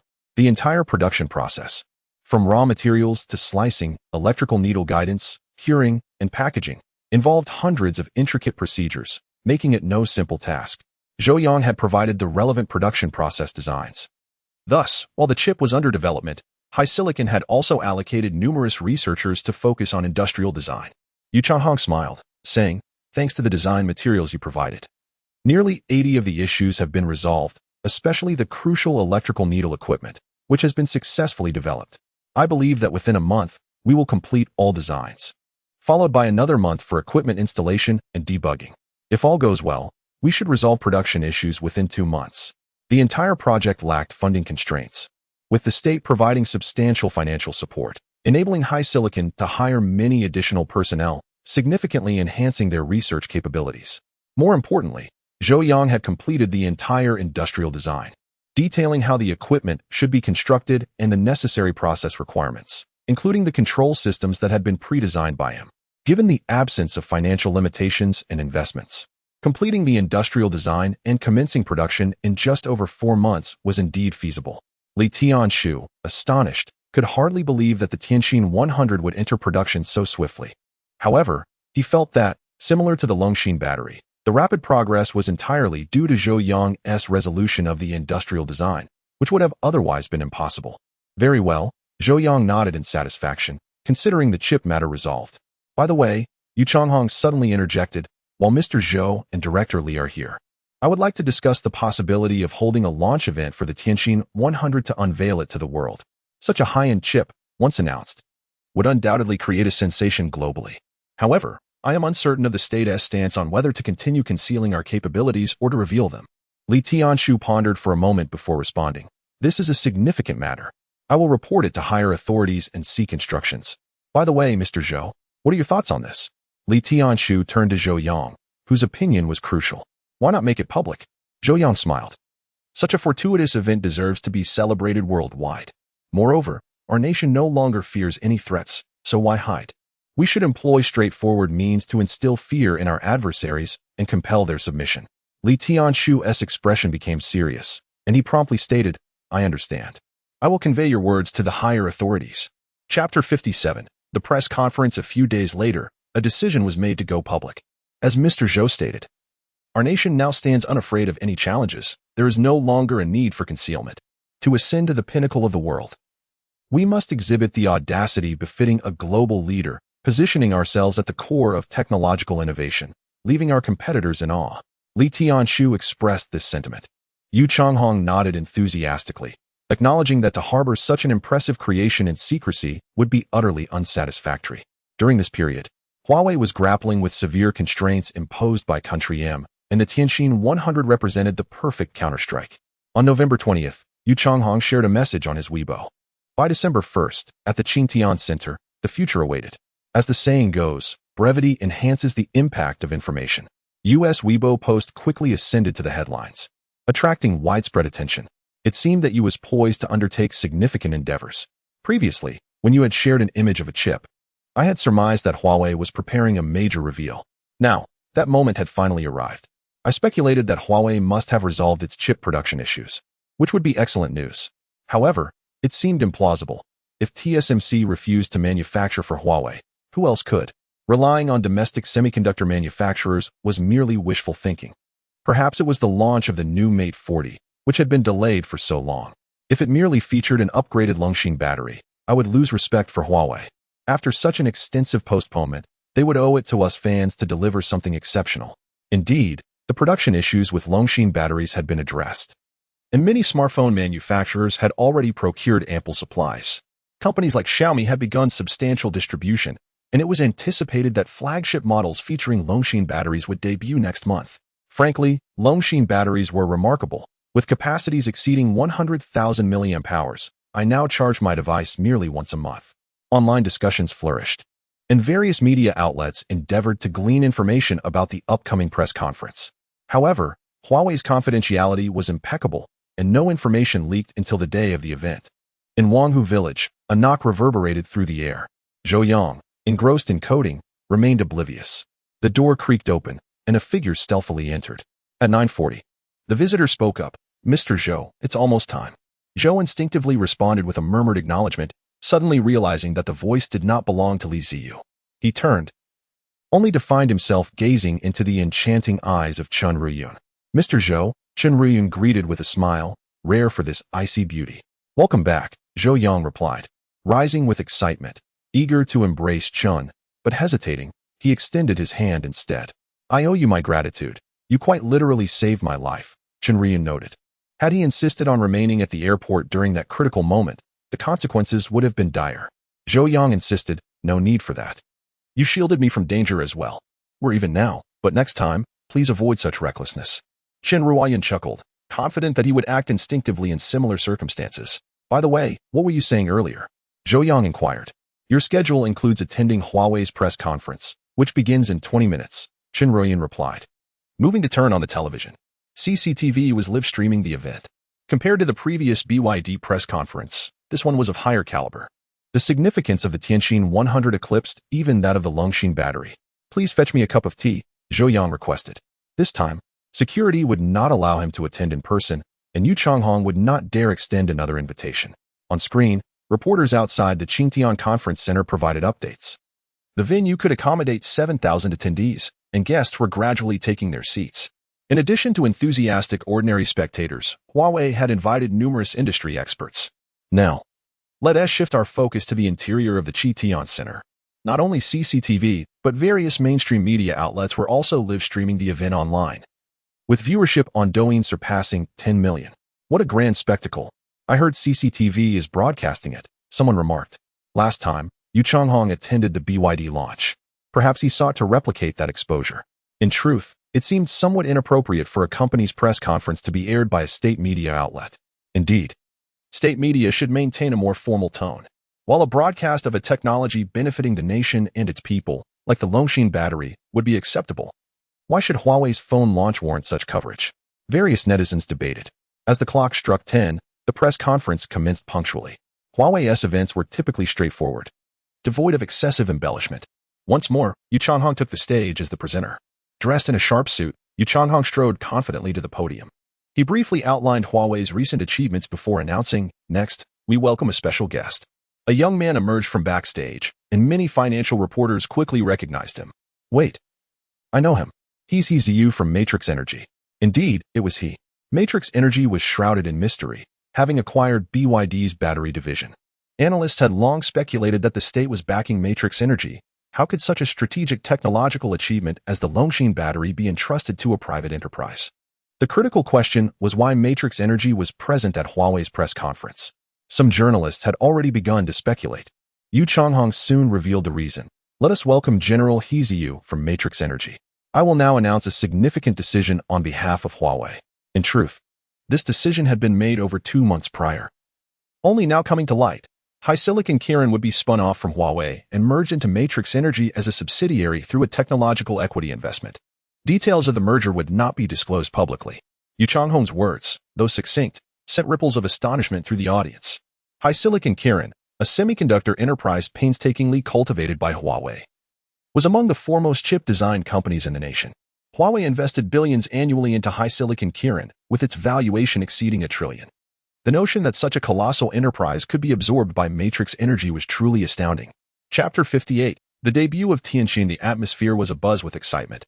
Matrix Energy has proven itself formidable, first absorbing BYD's battery division, and now acquiring the HiSilicon Kirin. Truly invincible. One ought to commend the prowess of the nation. Such developments are evident to anyone with a modicum of insight. Matrix Energy is merely a representation of the national team stepping onto the field. Indeed, were it not for the backing of the national team, Matrix Energy would not possess such an air of mystery.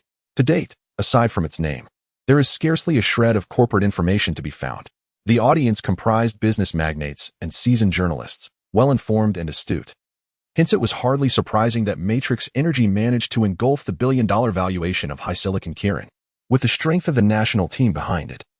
Whether HiSilicon Kirin were valued at $1 billion or even $1 trillion, it could be swallowed in an instant. Their sole astonishment lay in HiSilicon Kirin's willingness to part with itself. HiSilicon Kirin has long been the cornerstone of Huawei's operations, and given that Huawei is a private enterprise, many investors have attempted to engage with them, only to return empty-handed. This indicates that Huawei does not require external capital and is far from financially constrained. Yet, suddenly, it has opted to align with the national team, raising eyebrows among numerous journalists, signaling that something significant is amiss. Meanwhile, the audience on various live-streaming platforms lacked such discernment. Wow, Matrix Energy is astonishing, having even consumed HiSilicon Kirin. Can someone enlighten me on the value of HiSilicon Kirin? How much, you ask? At the very least, it is valued at $1 trillion. The crowd was dumbfounded. What exactly is Matrix Energy's background? It seems they previously absorbed BYD as well. Not BYD itself, but rather its battery division. Nonetheless, that is no small feat. BYD's battery business is worth hundreds of billions. At the press conference, after revealing the first major announcement, Yu Changhong briefly introduced He Ziyu's identity without delving further. He Ziyu served merely as a mascot, and certain details were not suitable for public disclosure. Now, let us proceed to the next segment. Once He Ziyu had departed the stage, Yu Changhong continued. Recently, many have been aware that we have faced sanctions from the United States, which have severely impacted our chip business. Many speculated that our next generation of Kirin chips would be stillborn. Upon uttering these words, a hush fell over the room. Conversely, the live streaming platforms erupted with outrage, filled with vitriolic comments condemning the U.S. The United States is despicable. First CTE, now Huawei. Ultimately, it's because we lack core technology. We are simply outmatched. When will this cycle of suffering end? Huawei is relatively fortunate, unlike ZTE, which has been completely obliterated. At least Huawei has endured until now. I have said it before, regardless of what Huawei announces today, we must support it. Yes, support domestic products. During the conference, Yu Changhong proclaimed, however, in the face of adversity, our dedicated researchers have tirelessly developed the next generation of Kirin chips, introducing the Kirin 1000. A picture of the Kirin 1000 appeared on the large screen, and the hall erupted in cheers. The live streaming platforms were flooded with praise. Indeed, this is a brand new generation of Kirin chips. Previously, rumors had circulated that Huawei had accomplished the development of the next generation Kirin chip, touted as the most powerful yet. However, production remained a concern, as TSMC seemed unwilling to manufacture for Huawei any longer, and domestic enterprises were unable to produce the 5-nanometer process. A chip may be developed, but without production capabilities, it is rendered futile. Don't be so pessimistic. Achieving research breakthroughs is already impressive. The conference hall resounded with warm applause. Everyone could imagine how challenging it had been for HiSilicon to create the Kirin 1000 under the heavy weight of U.S. sanctions. Yu Changhong raised his hand, signaling for silence, and then stated, there should be applause for this achievement, but I want to convey that Huawei's ambitions extend far beyond this. After a brief pause, he gestured emphatically. As inspiring background music played, the large screen suddenly shifted to reveal a brand new chip. Confusion swept across the audience. Why another chip? Yu Changhong explained. We have resolved to fundamentally alter our research and development approach. Here, I must express gratitude on behalf of all HiSilicon Kirin personnel to one individual who has ushered in a new future for us. Due to confidentiality, I cannot disclose this person's identity, but in the hearts of the thousands of researchers at HiSilicon Kirin, they will forever be remembered. The audience exchanged perplexed glances, utterly baffled. Why such a grand introduction for someone whose identity remained shrouded in secrecy? What significance did this person hold? Now, Yu Changhong declared robustly, allow me to formally introduce this chip, which possesses complete proprietary rights and is set to enter mass production, the Tianqin 100. A profound silence enveloped the room. Everyone was in a state of confusion. Wasn't the focus supposed to be on the Kirin 1000? Why the sudden shift to the Tianqin 100? Moreover, what exactly is a bionic cell chip? When did HiSilicon begin producing chips independently, rather than merely designing them? Yet, the astute among them began to grasp that Yu Changhong was about to unveil something monumental. By bypassing the introduction of the Kirin 1000 and instead emphasizing the Tianqin 100. It implied that in Huawei's view, the Tianqin 100 was the flagship chip. Yu Changhong elaborated. The bionic cell chip is a revolutionary innovation, distinct from any existing chip worldwide. It employs entirely new foundational materials and features a novel internal structure. While I cannot divulge specific details about the chip, I can reveal that within this 1 centimeter square, 1 millimeter thick chip, there are 26 trillion transistor-like structures. Indeed, 26 trillion, 100 times the transistors of the Apple A14 chip. Boom. The atmosphere in the hall seemed to explode, and an uproar ensued. 26 trillion transistors, 100 times that of the A14. The A14, heralded as the most powerful chip on Earth, was now dwarfed by the Tianqin 100's transistor count. Yu Changhong's statement landed like a bombshell, leaving the audience in stunned silence. Similarly, the live streaming rooms fell into a collective gasp of disbelief. Yet, Yu Changhong appeared unsatisfied with the impact thus far, stating, the Tianqin 100 will boast a clock speed of 340 gigahertz. What does this number signify? Consider this. Its computational power is akin to that of a small supercomputer. Heavens, a clock speed of 340 gigahertz? Am I imagining this? Such a diminutive chip could achieve such an astounding frequency? Unbelievable. In the audience, many were already screaming in disbelief. A clock speed of 340 gigahertz is simply outrageous. Chapter 59. Intel, are you alarmed? Within the live broadcast rooms of various platforms, a profound silence enveloped the audience. Yu Changhong refrained from elaborating on the materials and designs utilized in the Tianqin 100, choosing instead to articulate in terms comprehensible to the layperson. The transistor structure boasts an astonishing 26 trillion units, a hundredfold increase over the most formidable chip currently available. With a clock speed of 340 GHz, it surpasses the A14 by more than 100 times. In essence, the performance is 100 times that of the A14, the most powerful chip on Earth at present. This is not merely a modest enhancement, but a staggering leap of 100-fold. At this moment, Moore's law has utterly lost its relevance. Amidst the venue, whispers of disbelief echoed. Experts had previously speculated that the performance of the Kirin 1000 would fall short of the A14, yet could rival the Snapdragon 865. After all, Apple's A-series chips have long been recognized as paragons of technological prowess. However, now, as Huawei develops the Kirin 1000, they have simultaneously unveiled the Tianqin 100, a chip whose performance seems to defy the laws of physics, truly an alien technology. A mere doubling or tripling of performance would be acceptable, but a hundredfold enhancement is simply unfathomable. Mr. Yu, is this true? The Tianqin 100 cannot possibly be a fabrication, can it? These figures seem too extraordinary to be genuine. A reporter exclaimed, voicing the collective skepticism of everyone present. Their disbelief was entirely justified, for the capabilities of the Tianqin 100 were so extraordinary that it evoked a sense of incredulity. A person ascended the stage, presenting Yu Changhong with a smartphone. Yu held the device aloft, proclaiming, "This is our upcoming flagship smartphone, the Mate 40 Pro, which will be powered by the Tianqin 100 chip." He continued, "I should provide a thorough introduction to this latest flagship device, but since the media has already covered most of the pertinent details, there is little left to discuss. Today's star is undoubtedly the Tianqin 100. A wave of astonishment surged through the audience, as they noted that you prioritized the Tianqin 100 over the new flagship phone. Nonetheless, all eyes were fixed on the smartphone in Yu's hand, which was set to feature the Tianqin 100 chip. Yu further stated, to illustrate the power of this device, "I could delve into technical jargon that might elude many. Instead, let us be straightforward and run a benchmark test." He opened the device and declared, "Let us first run Antutu." The large screen displayed the phone's interface as you employed the Antutu testing software. The latest Apple 12, equipped with the A14, scores 570,000 points. Let us see how our Tianqin 100 performs. Minutes passed, and the results emerged. An astonishing figure appeared on the screen, prompting gasps from the crowd and viewers alike. What is this score? 8 digits? Unbelievable. It achieved over 65 million points. This is insane. Has Antutu malfunctioned? Is this real? The audience was engulfed in disbelief, as the score indeed represented more than 100-fold improvement over the A14. You remarked, "Some of you may doubt this score, suspecting we are fabricating results. You are welcome to check your own devices for Antutu's rankings, where you will find our phone score." Many attendees promptly retrieved their phones, and indeed, the rankings displayed the Huawei Mate 40 Pro with the exact score you had just announced, over 65 million points.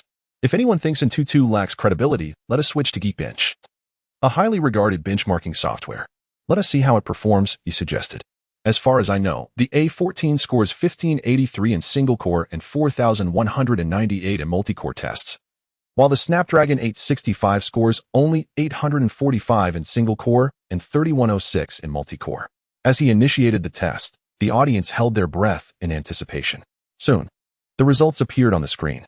The Geekbench software failed to recognize the chip, yet the scores emerged, over 180,000 in single-core and over 470,000 in multi-core. These figures, when compared to the A14, were not merely superior, but utterly overwhelming. You smiled. You have witnessed the astonishing capabilities of the Tianqin. What do you think such a chip could accomplish?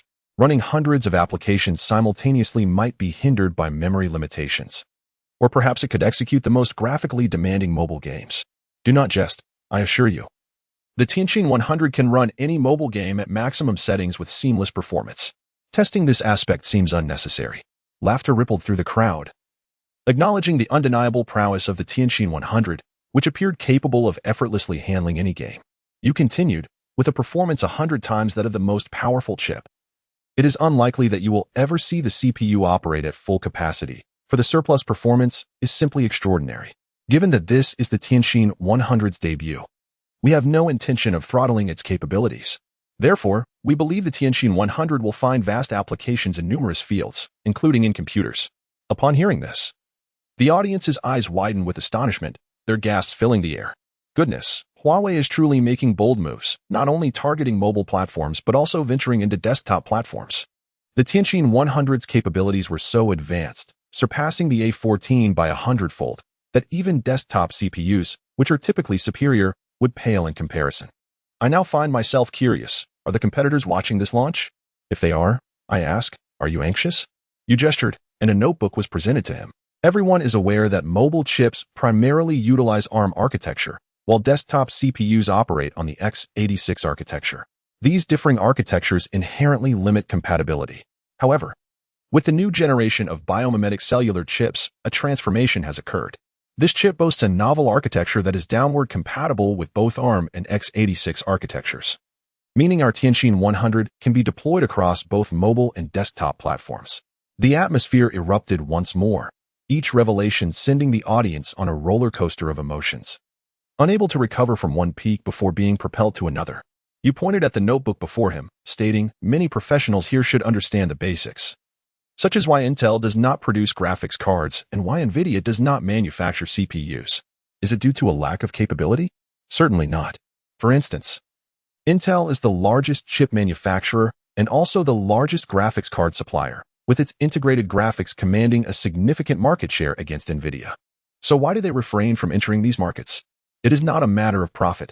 It is about patents, an impenetrable fortress built by NVIDIA and AMD over many years." Chapter 60. The ambitions of Huawei. The words of Yu Changhong may not be comprehensible to those lacking expertise. The audience on the live streaming platform was equally bewildered. Does Intel still manufacture graphics cards? Isn't NVIDIA the largest graphics card manufacturer globally?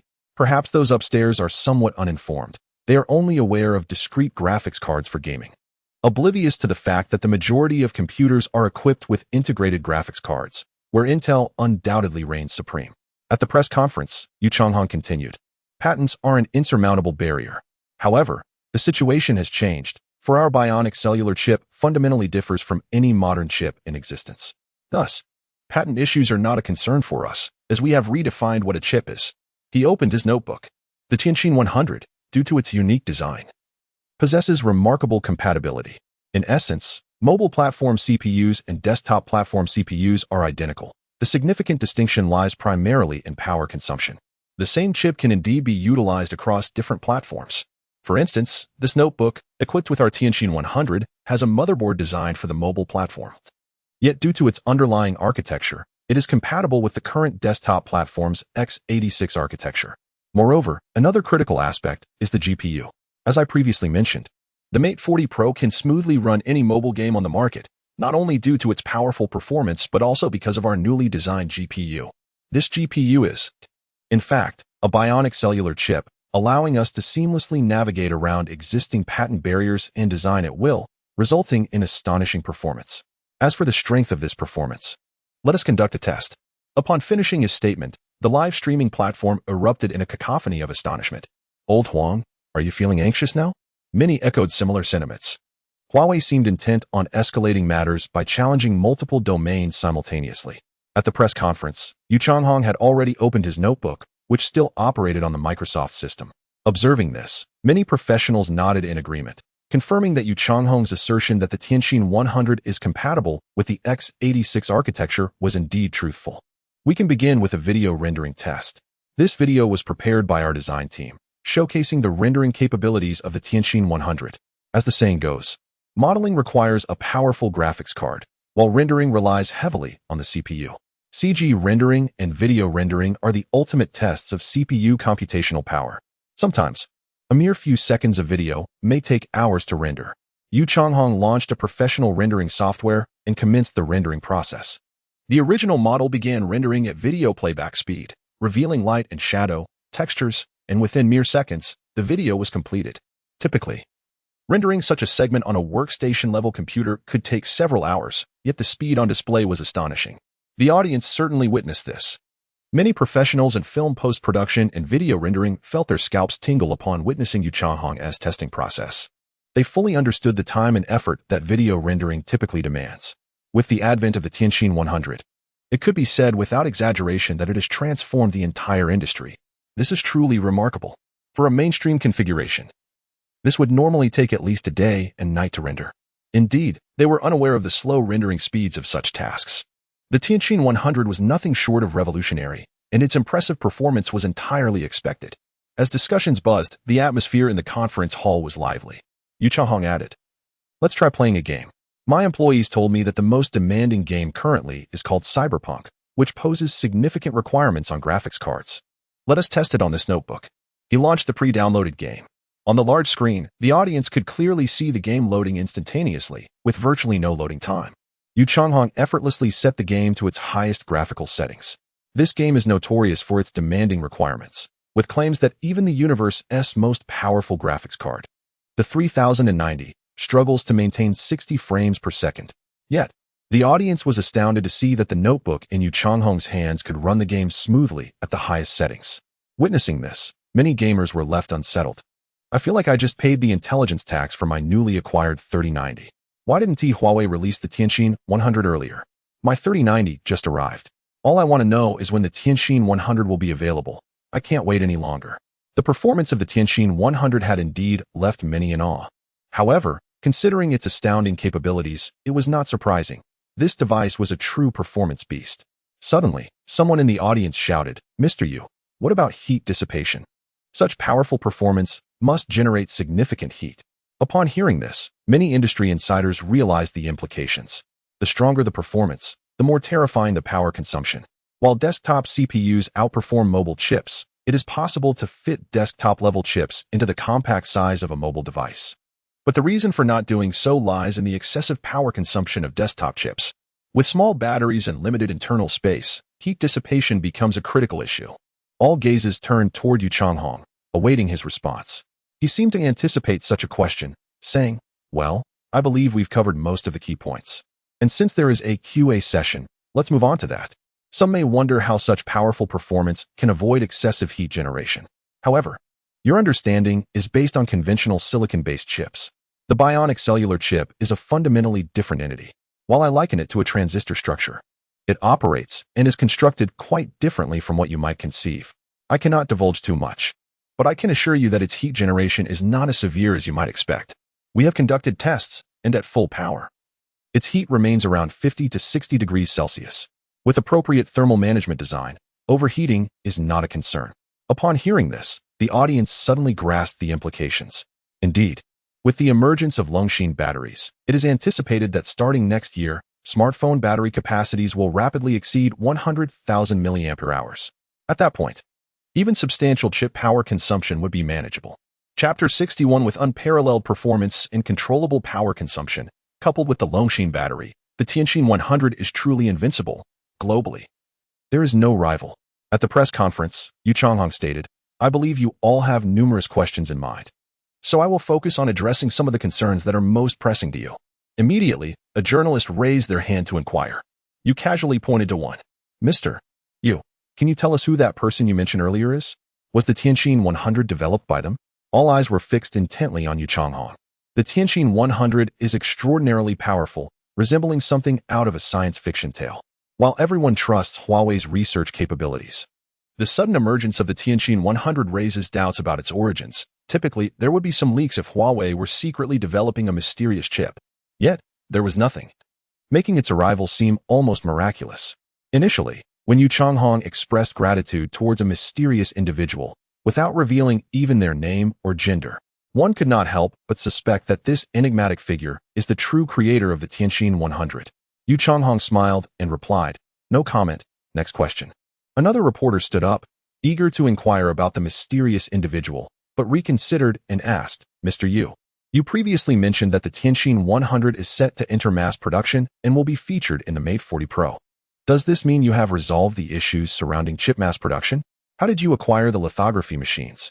It is widely known that Huawei is primarily a chip design company, relying on foundries like TSMC for actual chip production. If Huawei truly had in-house production capabilities, they would not be suffering under sanctions from the U.S. Yu Changhong responded, "First and foremost, I must clarify a fact. The Tianqin 100 is not a chip in the traditional sense. It is a completely new design, encompassing everything from raw materials and manufacturing methods to architecture. Therefore, we do not require lithography machines, as they are unnecessary. Regarding your question about mass production, yes, we have resolved it, and we will commence production as early as January next year. His words elicited gasps from the audience, and the live streaming platform erupted in cheers. Wow, Huawei is incredible. They are going straight to mass production. Moreover, the notion that they do not need lithography machines raised eyebrows, suggesting they had found a way to circumvent traditional methods. The long-held belief that lithography machines are exceedingly difficult to produce now seemed irrelevant. One could only wonder how ASML would react to this news. If production begins as early as January, does that mean phones equipped with the Tianqin 100 could be available for purchase then? The price, however, remained uncertain. Such an extraordinary chip would likely command a high price. The next journalist at the press conference also inquired about the price of the Tianqin 100. Yu Changhong stated, "The pricing for the Tianqin 100 has yet to be determined. However, I can assure you that our shipping price will not exceed that of the A14 or Qualcomm's flagship chips each year, which means it will be around 700 yuan. The cost of an A14 has been revealed to be approximately $100, translating to about 700 yuan. Yet, the Tianqin 100 boasts performance 100 times greater than the A14, while being sold at the same price. In an instant, the atmosphere was charged with anticipation. Huawei was clearly positioning itself to challenge Apple in a significant way. The live streaming platform was flooded with comments praising Huawei's prowess. In Woha Village, Zhou Yang gestured for Chun Ruyun to turn off the television. "Mr. Zhou, the press conference has not concluded. Aren't you going to watch?" Chun Ruyun asked. Zhou Yang shook his head, replying, "There's nothing more to see. The pricing is of no concern to me." The determination of the Tianqin 100's price was not within Huawei's control. It needed to align with national strategies aimed at global expansion and directly competing with high-end foreign chips in a technological war. Thus, even if it meant selling at a loss, the state would promote the Tianqin 100 widely. Zhou Yang was aware that the production cost of the Tianqin 100 was only around 400 yuan, leaving ample room for profit. However, Yu Changhong's mention of the mysterious person piqued Zhou Yang's curiosity. Was it a directive from the state? Yu Changhong would undoubtedly refrain from disclosing any identities or existences. The Huawei press conference concluded, but its reverberations persisted, sweeping across the nation and even the globe. The Tianqin 100 surged to the top of trending discussions. Major media outlets and forums were ablaze with fervent discourse about the Tianqin 100's performance, which surpassed the A14 by 100-fold, driving many into a frenzy. That evening, the 7 o'clock news dedicated 5 full minutes to elaborately detailing the research achievements of the Tianqin 100. Once again, the official channels confirmed the authenticity of the Tianqin 100. In that moment, the nation erupted with pride. First the Longxin battery, and now the Tianqin 100. Everyone could genuinely feel the strength of their country. Furthermore, reports about the Tianqin 100 transcended the ocean, reaching the shores of the United States. At Apple's headquarters, executives gathered to watch the recording of Huawei's press conference. Subtitles accompanied the video, ensuring everyone could comprehend. "Biomimetic cell chip, what on earth is that?" One executive exclaimed. 100 times stronger than our performance. Can it be true? Are they just making baseless claims? However, the subsequent benchmarking segment rendered everyone speechless. Benchmark scores seemed difficult to fabricate. With over 60 million points on Antutu and 470,000 on Geekbench, those figures were utterly disheartening. One executive remarked, "I have already inquired with Geekbench. They have verified the backend data, and this score appears to be genuine." This statement plunged the room into silence. No one spoke. All eyes remained glued to the screen. As they observed Yu Changhong testing a laptop's video rendering capabilities and gaming performance, their expressions grew increasingly grave. They had identified another critical point, the GPU. Huawei had not only perfected the CPU, but also the GPU. How is this even possible? Someone gasped. Theoretically, the GPU and CPU are fundamentally similar, both being chips, differing only in their computational focus. A technical supervisor frowned and stated, "We all know that developing a GPU is not particularly difficult. The challenge lies in circumventing existing patent barriers to create a GPU compatible with current software. NVIDIA and AMD have constructed a patent wall to protect their interests, making it exceedingly difficult for any company to breach this barrier. I speculate that the Tianqin 100 may indeed follow Yu Changhong's assertion of employing an entirely different architecture, thereby allowing them to operate without any patent restrictions. In this case, designing the Tianqin 100 in a GPU of comparable performance would not be an insurmountable task." The technical supervisor's explanation did little to alleviate the somber mood in the room. The astonishing video rendering capabilities showcased by the Tianqin 100 weighed heavily on their hearts. Apple's workstations constitute a significant portion of their business, particularly in high-performance desktop systems, which are the preferred choice for video rendering. The emergence of the Tianqin 100 effectively rendered their workstations obsolete. Chapter 62. Apple's Dilemma. Subsequently, Yu Changhong confirmed during the QA session that they had resolved the mass production issues, with production set to commence as early as January next year.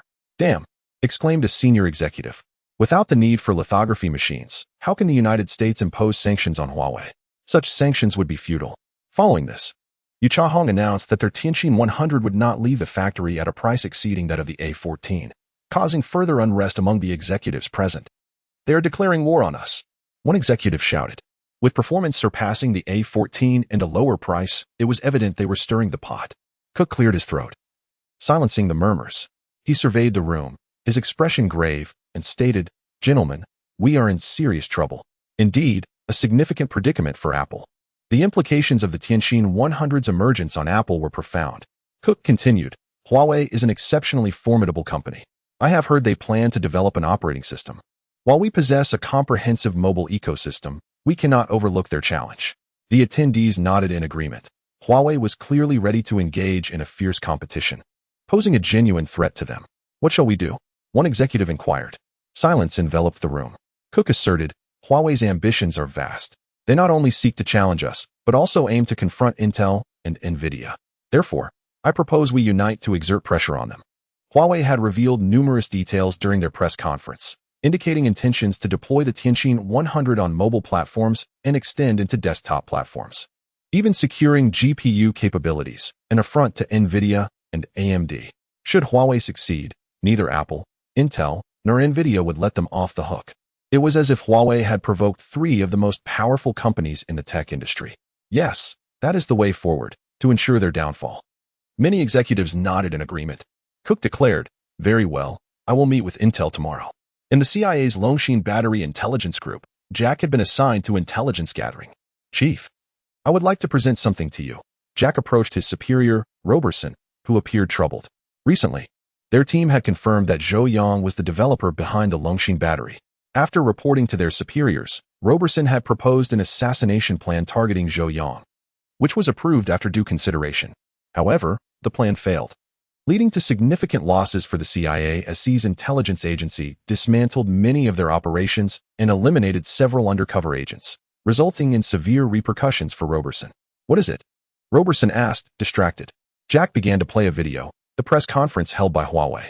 "What is this?" Roberson inquired impatiently after watching for a moment. Jack fast-forwarded the video. "The crux is here. This mysterious individual mentioned by Yu Changhong, Haisher, was spun off and acquired by Matrix Energy. You must be aware of Matrix Energy. Shortly after acquiring Haisher, they developed the Tianqin 100 chip. Therefore, I suspect this mysterious individual may be Zhou Yang, the developer of both the Tianqin 100 and Longshin battery." The mere mention of Matrix Energy piqued Roberson's interest. Following analysis, the intelligence group had surmised that Matrix Energy represented the Xi government. Now, with Matrix Energy re-engaging in the chip sector and achieving swift results, it raised suspicions about Zhou Yang's close ties to Matrix Energy as the developer of the Tianqin 100. "Is the Tianqin 100 truly formidable?" Roberson inquired. Jack nodded emphatically. "Not just formidable, it is akin to extraterrestrial technology, much like the Longshin battery.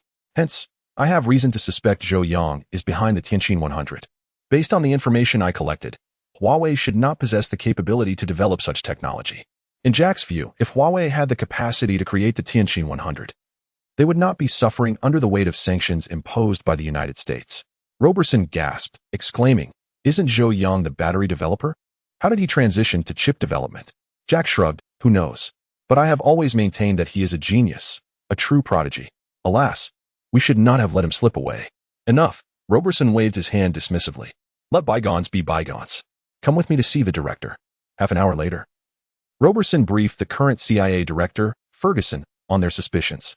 Roberson concluded, "Director, Zhou Yang is becoming increasingly formidable. He has even developed chips now. Such a person cannot be allowed to remain free. He must be eliminated." Ferguson's expression grew serious as he gestured for Roberson to leave. "I am aware of the situation you described. I am heading to the White House.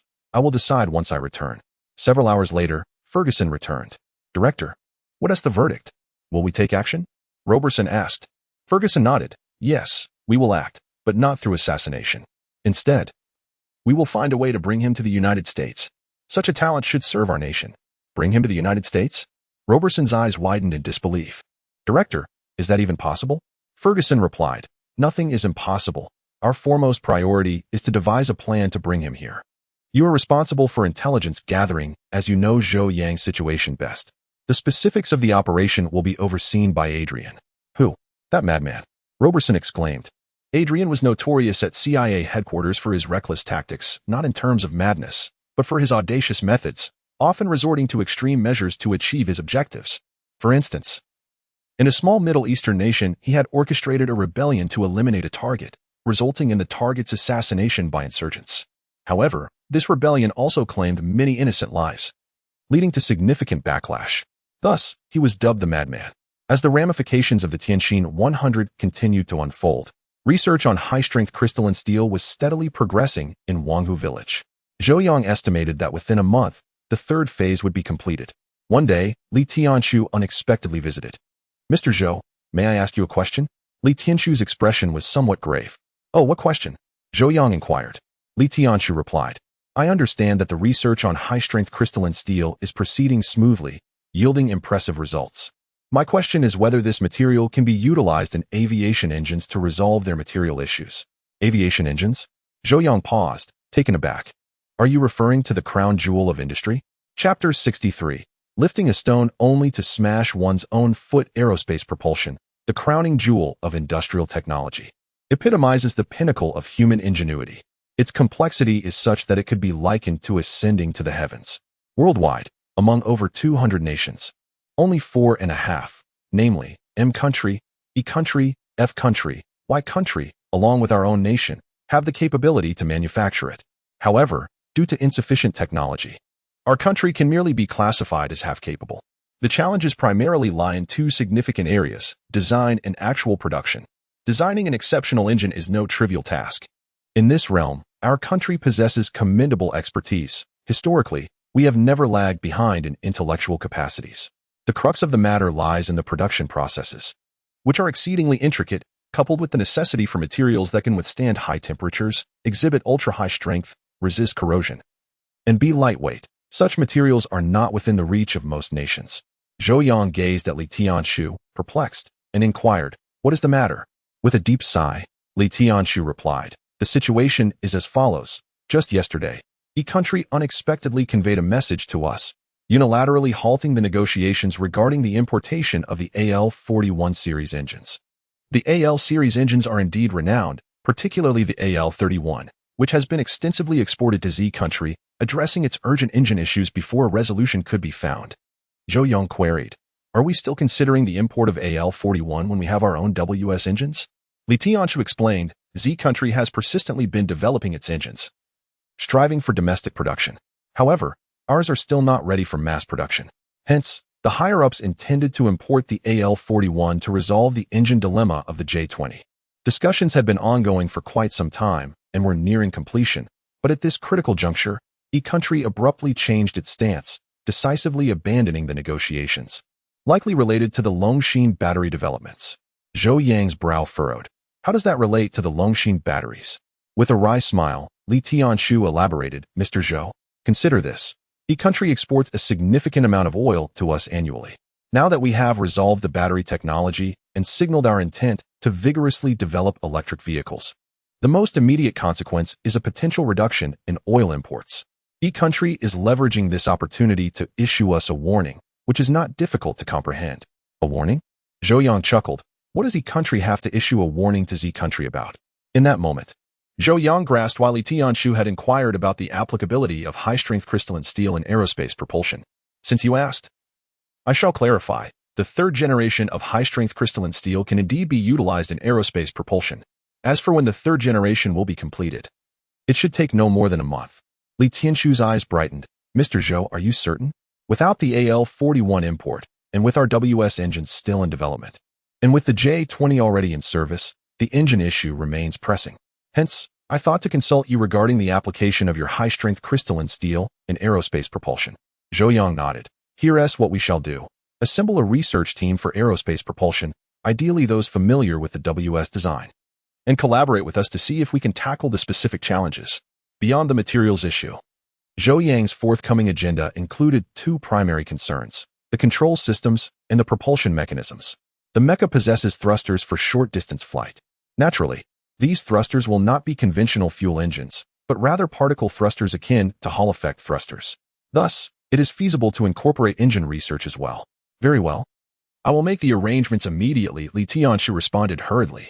In truth, the government had sent Li Tianshu to Zhou Yang not only to inquire about high-strength crystalline steel, but also to explore whether Zhou Yang could assist in resolving the aerospace propulsion issues. Zhou Yang's research capabilities are beyond doubt, with each of his innovations representing cutting-edge technology. At the country consulate in BJ, Jimilov had been waiting for several days. Have they not contacted us again? He inquired of his assistant. The assistant shook his head. This was already the 100th time Jimilov had asked. A few days prior, Jimilov, as a Kremlin envoy, had conveyed the Kremlin's decision to unilaterally cease exports of the AL-41 engines to Z country. In the initial 2 days, Z country had maintained contact with Jimilov, discussing the possibility of resuming negotiations. During that time, Jimilov had been in high spirits, displaying a sour demeanor and making scathing remarks towards Z country's negotiators. The Kremlin's intention was to issue a warning to Z country, while exports would still occur, after all. Z country was in need of funds. This action was merely a cautionary measure, aiming to compel Z country to raise its demands, such as requesting a larger share of oil trade. However, to Jimilov's astonishment, Z country abruptly ceased communication with him 2 days ago. Growing anxious, Jimilov contemplated. Arrange for a vehicle. I must pay a visit to General Gao. His assistant nodded and promptly made the arrangements. An hour later, Jimilov arrived at the General Assembly Department and, after notifying them, sought an audience with General Gao Jianjun, who was responsible for military procurement. Securing a meeting with Gao Jianjun would mean the successful export of the AL-41 engines. To his surprise, Gao Jianjun was unavailable. Unavailable to see me? Are you certain? Jimilov exclaimed, incredulous. The assistant confirmed. His secretary has conveyed this. Jimilov sprang to his feet, feeling insulted. He had personally come to visit. Yet Gao Jianjun refused to meet him. Let us leave. They will regret this, he declared, ready to storm out. But after a few steps he paused. Anger aside, if this matter fell through, he would undoubtedly face repercussions upon his return. Go back to them and inform them that I shall wait here. Jimilov gritted his teeth. And wait he did, for a full 3 hours. Jimilov was convinced that Gao Jianjun was deliberately ignoring him, seeking revenge. Merely a negotiation tactic. I am not angered. After all, this negotiation is initiated by us. You may treat me rudely now, but at the negotiation table, I shall reclaim tenfold what is due. You shall regret this. Jimilov seethed, suppressing his fury. At that moment, Gao Jianjun's secretary finally approached to inform Jimilov that Gao Jianjun was now available to see him. In Gao Jianjun's office, Jimilov strode in, his expression stormy. However, Gao Jianjun remained unusually aloof, seemingly engrossed in paperwork, and without raising his head, remarked, Mr. Jimilov, I have another meeting shortly. You have only 5 minutes. Please state your business. 5 minutes. Jimilov felt a profound sense of humiliation, but forced himself to endure, saying, General Gao, the AL-41 engine negotiations could potentially be revived, provided you agree to a few of our stipulations. Suddenly, Gao Jianjun interrupted, Mr. Jimilov, did my secretary not inform you?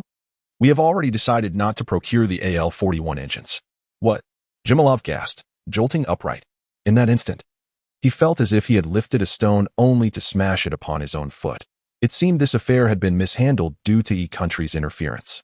Chapter 64. We no longer require it, General Gao. Are you jesting? Exclaimed Jimilov in astonishment. Gao Jianjun glanced up at Jimilov and replied, Mr. Jimilov, I work over 12 hours a day. Do you truly think I have time for jesting? But what about the AL-41? Do you not desire it any longer? Jimilov urgently inquired. If this negotiation were to collapse, he would undoubtedly bear the brunt of the repercussions, prompting his anxiousness to the point of almost declaring that a mere nod from Gao would seal the deal. Gao Jianjun shook his head slightly and stated, I have already addressed this matter. We no longer require it. If Mr. Jimilov has no further business, I shall take my leave for a meeting, he added. Once Gao Jianjun exited the office, Jimilov slumped onto the sofa, his complexion pale. Upon leaving the office, his assistant approached briskly, asking, How did the discussion go, sir? They said they no longer want it, Jimalov replied, feeling as though his very soul had departed. The assistant was taken aback and asked, why would they not want it? Jimalov shook his head, wishing he too knew the answer to that question. The assistant quickly added, could it be that another seller has entered the fray? That seems improbable. Aside from us, who else could supply them with engines? The major powers of the world are tirelessly working to restrict Z countries' development. And selling engines is a far-fetched notion. As he stepped out into the biting cold, Jimalov began to regain his composure, slapping his face twice in frustration. Something is amiss. Profoundly amiss. Initially, we proposed to terminate negotiations. Even if they were unaware of our ulterior motives, they should have recognized it as merely a negotiating tactic. Viewed from a broader perspective, they require the AL-41, and we are the sole providers of such advanced engines. Yet, they suddenly no longer desire it. And this does not seem like a negotiating ploy. Therefore, the reason must either be, as you suggested, that new sellers have emerged, or they genuinely no longer need it. There must be something we are unaware of occurring. Quickly, utilize all connections to uncover the reason. The assistant, visibly anxious, hurried away. This transaction represented far more than just this batch of engines worth billions. The critical aspect was the goodwill Z country had extended, amounting to hundreds of billions in oil trading shares, which constituted the substantial part of the deal. If this transaction were to fall through, the losses would be incalculable. In Wanghu village, Li Tianshu promptly arranged for a team of experts to come over. There were 8 in total, led by Li Bingxian, an engineer from the Dawn Engine Group and an expert in aeronautical propulsion. He had previously worked at Xi'an Aircraft Industry Group, overseeing the preliminary research and initiation of the WS project, before being recruited by Dawn, where he assembled a team to focus on engine development. However, during the final procurement validation, the TS engine project he led ultimately succumbed to the WS engine. This setback was significant for Li Bingxian, leaving him somewhat obsessive. Upon hearing from superiors that someone could assist them in resolving the materials issue for aeronautical propulsion, his immediate feeling was skepticism, as if he were being duped. If the materials issue had truly been resolved, he would have been reassigned by Xi'an long ago rather than left sitting idle. Chief Engineer Li. It seems we are nearly there, said his assistant, Kong Ning, from the bus. Li Bingxian adjusted his glasses and gazed out the window, spotting a small mountain in the distance. When the bus came to a halt, realization struck him, and he exclaimed, this research institute ISNT located within the mountain. Is it? Receiving a nod from the welcoming Li Ziyu, who replied, indeed, our research institute is situated within the mountain. Chief Engineer Li, Mr. Zhou is already awaiting your arrival. Let us proceed. Passing through the heavy alloy doors, guarded by armed soldiers, Li Bingxian understood that this was no ordinary research institute. The level of confidentiality here was undoubtedly among the highest in the country. Moreover, the construction costs were extravagant.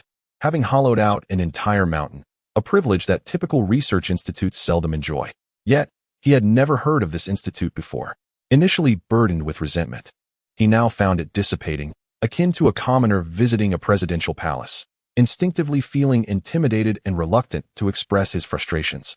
Even Li Bingxian instinctively sensed that the proprietor of this institute was no ordinary individual. This institute is vast. They have excavated an entire mountain. Kong Ning and the others gasped in astonishment. Silence, Li Bingxian urged. They arrived at a spacious laboratory where Zhou Yang, the head of the institute, awaited them. Greetings, Chief Engineer Li. I am Zhou Yang, the director of this institute, he said, smiling as he approached. Li Bingxian quickly stepped forward to shake Zhou Yang's hand.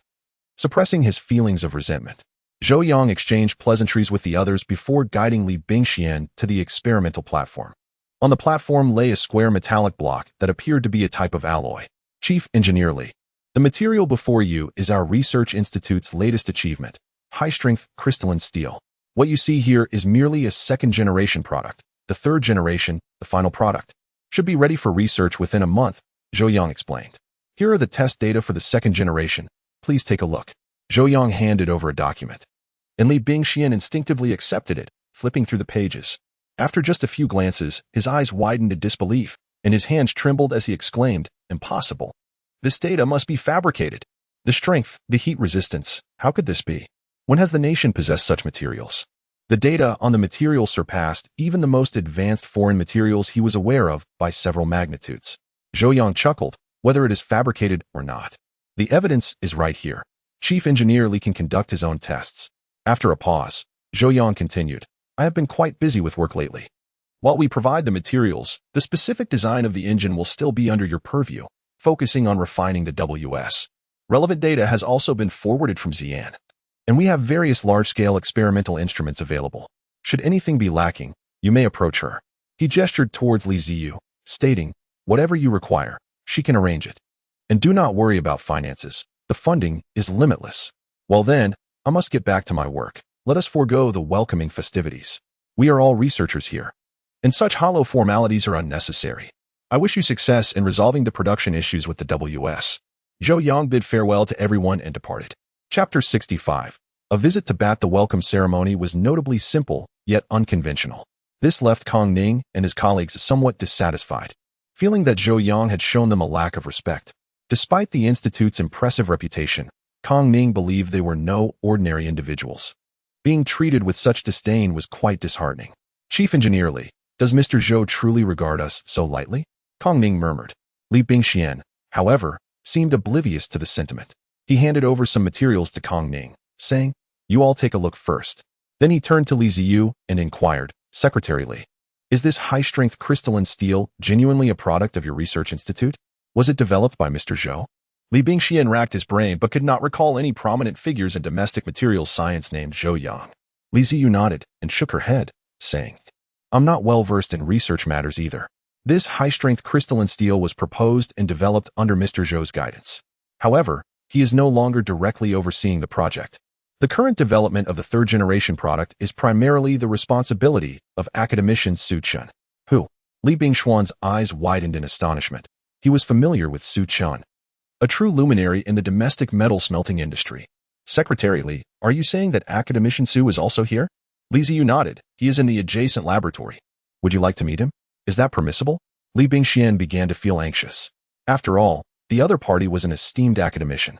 Li Ziyu smiled reassuringly. What could be wrong? Academician Su is quite approachable. I believe he would be pleased to meet you.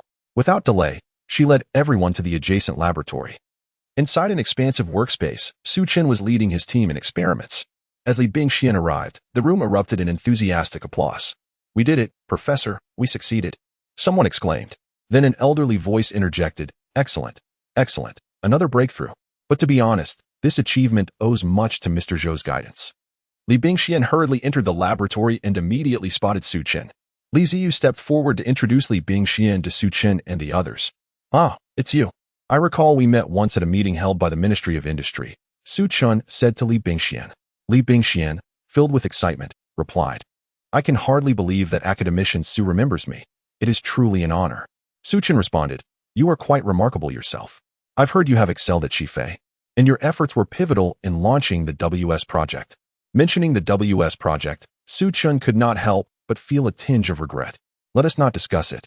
I blame my own ambition for jumping ship to Liming, thinking I could develop an even more advanced engine to rival Shifei. The reality, however, dealt me a harsh blow. Li Bingxian sighed deeply, reflecting on his departure from Shifei, which had been motivated by a desire to prove himself, only to find himself in a downturn instead. Su Chen could easily discern what had transpired and patted Li Bingxuan's shoulder, saying, such is life, filled with ups and downs. But now you find yourself here.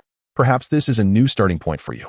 Li Bingxian nodded vigorously, and after seeing Su Chen, he was wholly convinced of the experimental data regarding the high-strength crystalline steel. With such materials at hand, creating superior aero engines would be no concern. Su Lao, I will undoubtedly seek your advice in the future. Please do not find me bothersome, Li Bingxian expressed. Su Chen chuckled. Why would I? To be honest, you might benefit more from consulting Mr. Zhou. If he is willing to offer you guidance, you would be fortunate indeed. Mr. Zhou? Li Bingxian paused, suddenly enlightened. The entire institute revolved around Zhou Yang, and Su Chen was merely assisting him. Li Ziyu had also mentioned that the high-strength crystalline steel was developed by Zhou Yang. Now that the project had matured, it was handed over to Su Chen. The true core remained Zhou Yang. Understanding this, Li Bingxian nodded firmly, his earlier frustrations dissipating. In Zhou Yang's office, Li Ziyu knocked on the door. It was Chun Riyun who opened it, nodding at Li Ziyu before quietly taking her place in the corner. A chair, a coffee table, a bottle of Sprite, and a romance novel were arranged in the corner, where Chen Ruoyun could sit all day. Across from her, Zhou Yang was engrossed in his work at the computer. Mr. Zhou, Chief Engineer Li and the others have made the arrangements, Li Ziyu reported. Zhou Yang nodded. Knowing Zhou Yang was busy, Li Ziyu prepared to leave when Zhou Yang unexpectedly called him back. Make arrangements for a visit to Bat in the next few days. Li Ziyu was taken aback and instinctively asked, Bat, which one? Bat refers to Baidu, Tencent, and Alibaba, Zhou Yang clarified. All three, please coordinate as you see fit. It doesn't matter which one we visit first. Zhou Yang had nearly completed preparations for the Intelligent Core initiative. The basic research framework was expected to be finalized today. The remaining tasks would be assigned to specialized personnel. In terms of qualified private enterprises in the country, only these three could be considered. Li Ziyu did not dare to ask further and nodded. In what capacity shall we proceed? Zhou Yang thought for a moment and replied, let it be in the name of matrix energy. The Intelligent Core, in layman's terms, is akin to artificial intelligence. Like Jarvis from Iron Man.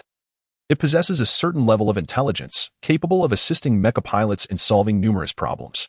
Given the complexity of the mecha systems, it is most appropriate to delegate these control commands to artificial intelligence, allowing pilots to issue commands and perform simple operations, ideally as straightforward as playing a game. Understood. I will make the arrangements immediately, Li Ziyu affirmed before departing. Chen Ruoyan followed suit, as security measures were essential for Zhou Yang's outings. The following day, at the SC Tencent headquarters, a middle-aged man arrived, presenting his credentials. I am Chao Yuxing. Here are my credentials. I need to see your company's head. The receptionist, upon seeing the official seal on the credentials, was taken aback. A few months prior, someone with identical credentials had come in. Please hold on, the receptionist said, not daring to delay, and promptly began calling to notify her superiors. Soon, Group President Lin Haoning descended with several aides, hurrying to greet the visitor. Captain Chao. What an honor. May I inquire about the purpose of your visit? Lin Haoning's demeanor was somewhat tense. Chao Yuxing was not an ordinary individual but a member of the national security. The last time, agents from national security had come unannounced and deleted certain data from their data center. Such individuals were not to be trifled with. By the way, our President Ma will be returning shortly, Lin Haoning added. Chapter 66. A warm reception. Chao Yuxing rose and exchanged a brief handshake with Lin Haoning. Since Mr. Ma was about to return, it was prudent to wait. 10 minutes later, Chao Yuxing encountered Ma Huading, the former national tycoon, a true magnate of the business world. Captain Chao, Ma Huading greeted him with courtesy. The significance of what Chao represented commanded Ma's utmost respect. Any breach of national security, regardless of one's power or wealth, would be met with unwavering severity. This was the unequivocal red line. Good afternoon, Mr. Ma. Chao Yuxing nodded in acknowledgement, proceeding to explain. I am here to inform you that tomorrow, a guest will be visiting your esteemed company. My purpose today is to conduct a preliminary security assessment to ensure there are no safety hazards. Following Chao's statement, the head of security accompanying him could not contain his astonishment. Comprehensive takeover? That seems rather overbearing. Ma Huading shot him a sharp glance, hastily responding, understood. We will fully cooperate. By the way, who is this guest? Why weren't we informed? Chao Yuxing smiled. I am here to notify you. As for the identity of the guest, they are from Matrix Energy. I cannot disclose further details. Matrix Energy? Ma Huading exclaimed in surprise. Chao Yuxing called upon the head of security to review the security arrangements of the building. Lin Haoning interjected, Mr. Ma, isn't Matrix Energy the company that acquired Haisher? They also took over BYD's battery division. Recently, Matrix Energy had become a household name in the business realm. Rumors suggested it was backed by the state. Though the veracity of such claims remained uncertain, is there any need to ask? It is undoubtedly true. Who else could compel BYD to relinquish its battery division and why to surrender its Kirin chips? What could Matrix Energy possibly want with our Tencent? The group speculated. Ma Huading, equally puzzled, pondered for a moment before retrieving his phone and dialing a number. Mr. Yu, it's me, he said to Yu Changhong. Matrix Energy has suddenly sent representatives to visit us at Tencent. What are your thoughts on this matter? After a brief pause, Yu Changhong replied, Mr. Ma, there are certain things I cannot articulate directly. I can only offer you 4 words. Oh, what are they? Ma Huading asked, intrigued. Provide a warm reception. You stated before abruptly ending the call. Ma Huading stood momentarily dazed, then seemed to grasp the implication. What did Mr. Yu say? Lin Haoning inquired urgently, regaining his focus. Ma Huading instructed, gather the senior executives for a meeting to discuss how to properly prepare for tomorrow's visit. Inform everyone to remain alert and ensure we do not let Tencent down at this critical moment. Understood? A warm reception was undoubtedly a good omen. A glimmer of insight flickered in Ma Huading's eyes. With Matrix Energy acquiring BYD's battery business and launching the Longshin battery, as well as taking over Huawei's Kirin chips. The implications were becoming increasingly clear. The arrival of Matrix Energy signified auspicious opportunities ahead. Thus, Yu Changhong's advice to extend a warm welcome was not to be taken lightly. That afternoon, many employees at Tencent's headquarters noticed a surge of unfamiliar faces, followed by an influx of special police. The internal notices regarding the scheduled visit clarified that a significant figure was indeed arriving. Initially, Ma Huading contemplated organizing a welcome ceremony and even considered meeting the guest at the airport. However, for security reasons, the details of the arrival remained undisclosed. At 1 o'clock the following afternoon, a discreet sedan glided into the underground parking garage of the Tencent building. The garage had been cleared, with all employees and executives receiving prior notice that driving was prohibited that day and vehicles could not be parked there. The expansive garage was heavily secured, with personnel stationed at regular intervals. 10 minutes prior to the arrival notification, Ma Huading and his colleagues hurried downstairs to await the guest. As the car door opened, Chen Rian stepped out first, then opened the door for Zhou Yang. The senior executives of Tencent craned their necks, eager to discern the visitor's identity. Upon realizing that the newcomer was a young man, they were taken aback. Zhou Yang appeared remarkably youthful, likely no older than 27 or 28. Yet, the magnitude of his arrival was beyond comprehension. "Hello, my name is Zhou Yang. Thank you for your patience," he greeted, extending his hand towards Ma Huading. Despite Ma Huading's status as one of the nation's wealthiest individuals, Zhou Yang exhibited an air of nonchalance, treating him as if he were an ordinary person. At Zhou Yang's level, wealth and power had become inconsequential. "Mr. Zhou, it's a pleasure to meet you," Ma Huading responded, shaking Zhou Yang's hand, albeit slightly startled by the encounter. While he was unclear about Zhou Yang's exact business, the gravity of the situation spoke volumes. Leading the way, Ma Huading guided Zhou Yang upstairs and inquired, "Mr. Zhou, welcome to Tencent. I have arranged a small welcoming ceremony on the upper floor, and I hope you will grace us with your presence. Let's discuss that after the tour," Zhou Yang replied, waving his hand dismissively before asking, "How many research and development personnel does Tencent currently employ?" Ma Huading appeared well informed about his company, responding without hesitation, "We have over 70,000 R&D personnel globally, with approximately 40,000 based domestically across our research centers. Our core R&D team consists of around 8,000 elite individuals." Zhou Yang nodded appreciatively. 8,000 core R&D personnel was a considerable scale. Notably, these individuals likely earned an average annual salary exceeding 500,000, amounting to substantial payroll expenses. "Do you engage in artificial intelligence research?" Zhou Yang inquired further. Ma Huading's eyes lit up as the thought crossed his mind. Could Matrix Energy be interested in collaborating on an AI project? This field was currently at the forefront of innovation. "Yes. We have a team of about 500 dedicated to AI development," Ma Huading eagerly replied. While Tencent was primarily recognized as a gaming company, their foray into artificial intelligence allowed for intelligent ad targeting and enhanced service personalization based on user preferences. Chapter 67, A Question, May I Take a Look? Zhou Yang inquired. "Of course," Ma Huading promptly replied, leading the way, his heart secretly racing with excitement. The direction of their collaboration was likely to be artificial intelligence. Artificial intelligence is indeed the future frontier of technological development, and Tencent had already made early arrangements, organizing a team of hundreds to engage in research and development.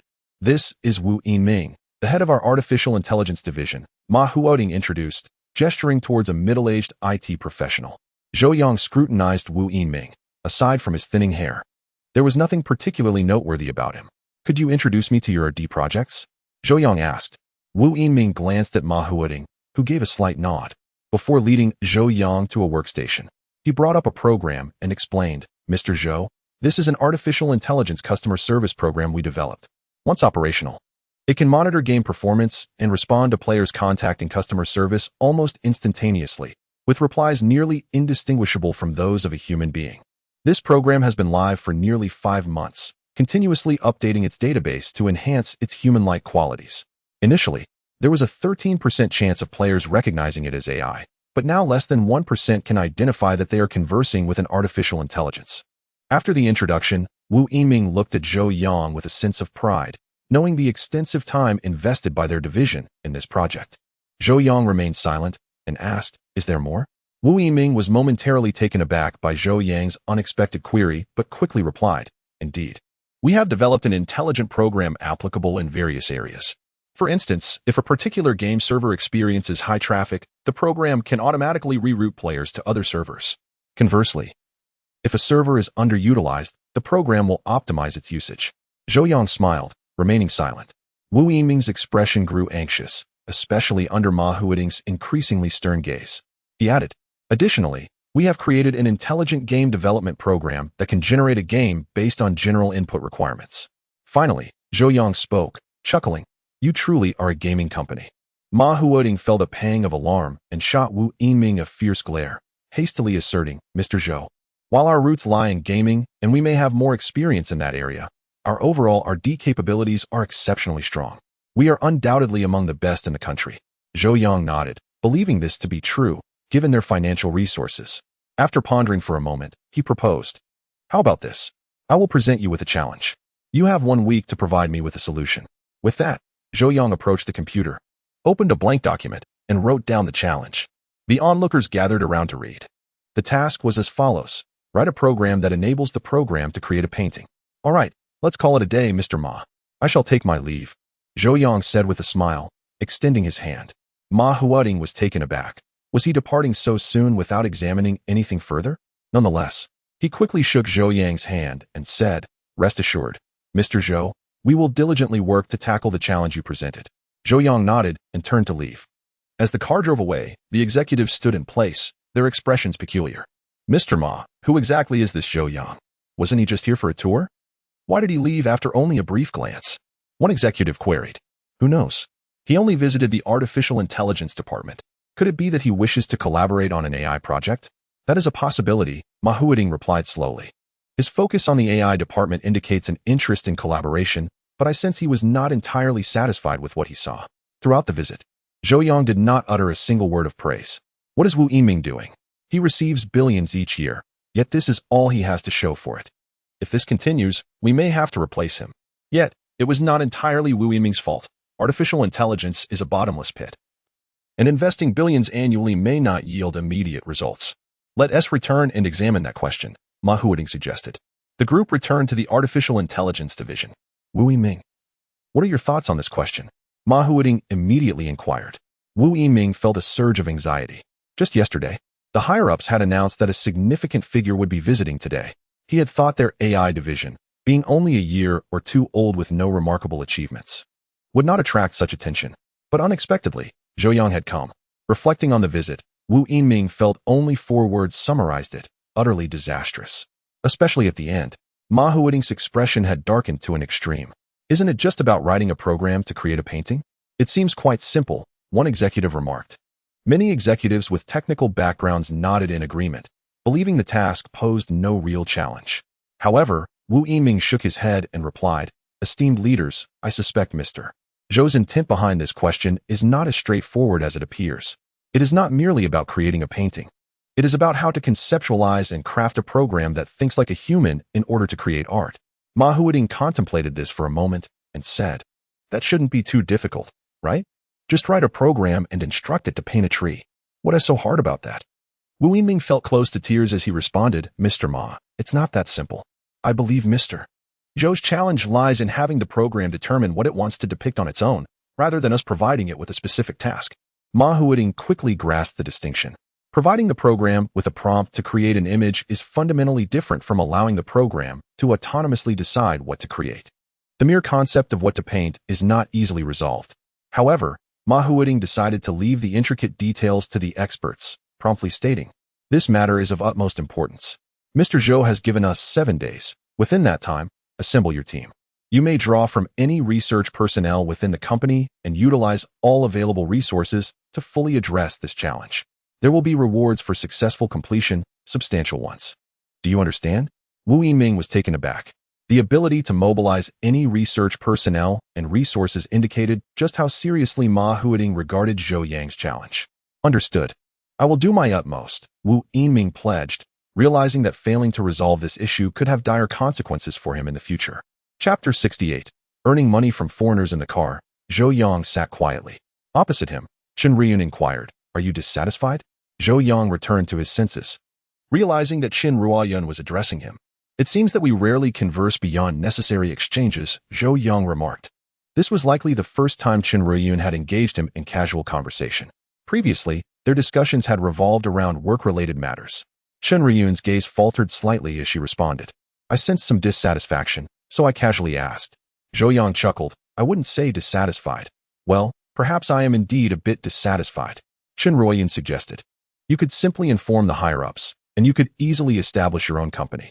She understood that Zhou Yang was seeking collaboration with BAT, wishing for a partnership akin to previous arrangements with BYD and HiSilicon. It's not the same, Zhou Yang shook his head. This project has the potential to cultivate a multitude of talents, and I aspire for these individuals not to be confined to research institutes engaged solely in development, but to actively innovate and transform society. As Chen Ruiyun articulated, if Zhou Yang wished, it would be a straightforward task to request thousands of researchers from the government to engage in artificial intelligence development.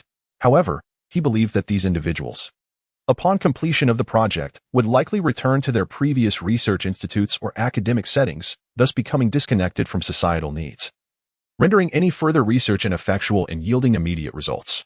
In contrast, this commercial collaboration, driven by profit, could swiftly translate into tangible outcomes, directly impacting society. Well, you possess your grand theories. I cannot dispute you, Chen Ruiyun smiled. This smile left Zhou Yang somewhat entranced. After a moment, he returned his gaze and said, You should smile more often. Chen Ruiyun's cheeks flushed slightly, and she fell silent. The following day, Zhou Yang followed through with his plans and traveled to HC City to visit Alibaba. He was received by the vice president, as the esteemed Jack Ma was unavailable. Compared to Tencent, Zhou Yang observed more at Alibaba, noting their robust research and development capabilities, particularly in data processing, essentially, their ingenious methods of product recommendation. Zhou Yang refrained from offering any critiques and departed HC, leaving behind a question for them to ponder. The day after Zhou Yang's visit, Jack Ma returned to the headquarters in Hangzhou. What did the Matrix Energy team observe during their visit? He inquired. The vice president replied, They took a casual tour, primarily examining our artificial intelligence research. By the way, they left us a question to solve within 7 days. Oh, what is the question? Bring it to me, Jack Ma requested. As he reviewed the question, he fell into deep contemplation. Matrix Energy is a formidable entity. Collaborating with them would be ideal, but if that doesn't materialize, we must focus on our own affairs. He continued, Delegate this question to a project team and conduct thorough research. Regardless, we should at least pursue the opportunity for a fruitful collaboration. While Alibaba deliberated, Zhou Yang had already arrived in BJ City. Li Tianshu was there to greet him at the airport. Mr. Zhou, are you intending to develop artificial intelligence? Li Tianshu asked. He had been briefed about Zhou Yang's recent visits to Tencent and Alibaba, and the question he left behind. In fact, as soon as he received the question, Li Tianshu consulted relevant experts for validation. Zhou Yang confirmed, yes, it pertains to artificial intelligence. Li Tianshu found it perplexing. From the development of Longshan batteries to chips and high-strength crystalline steel, Zhou Yang's research scope was astonishingly expansive. The key was that Zhou Yang had indeed produced remarkable results. Li Tianshu had reason to believe that Zhou Yang could achieve significant breakthroughs in artificial intelligence, yet he could not fathom the rationale behind Zhou Yang's diverse research pursuits. Proposing a project to a company for collaboration before any results had materialized reminded Li Tianshu of Huawei. Now, with the Tianqin 100 not yet in production, Zhou Yang was already pursuing other research. It seemed as though he was in a hurry to explore something new. Li Tianshu had heard that Zhou Yang worked more than 12 hours a day, although Zhou Yang was still quite young. Li Tianshu hoped to find an appropriate moment to advise him to take a break and enjoy life. Given Zhou Yang's current achievements, he could easily surpass 99% of domestic scientists. Mr. Zhou, the weather is getting colder, and the year-end is approaching. Would you consider spending some time in the south to recuperate? Li Tianshu tentatively suggested. Zhou Yang glanced at Li Tianshu. He had been tirelessly addressing several crucial issues in rapid succession. The core problems of the mecha had largely been resolved. In truth, a brief respite could be beneficial. The system had allotted 5 years for completion, and given the current pace, that time was undoubtedly sufficient. We shall see, Zhou Yang replied without committing.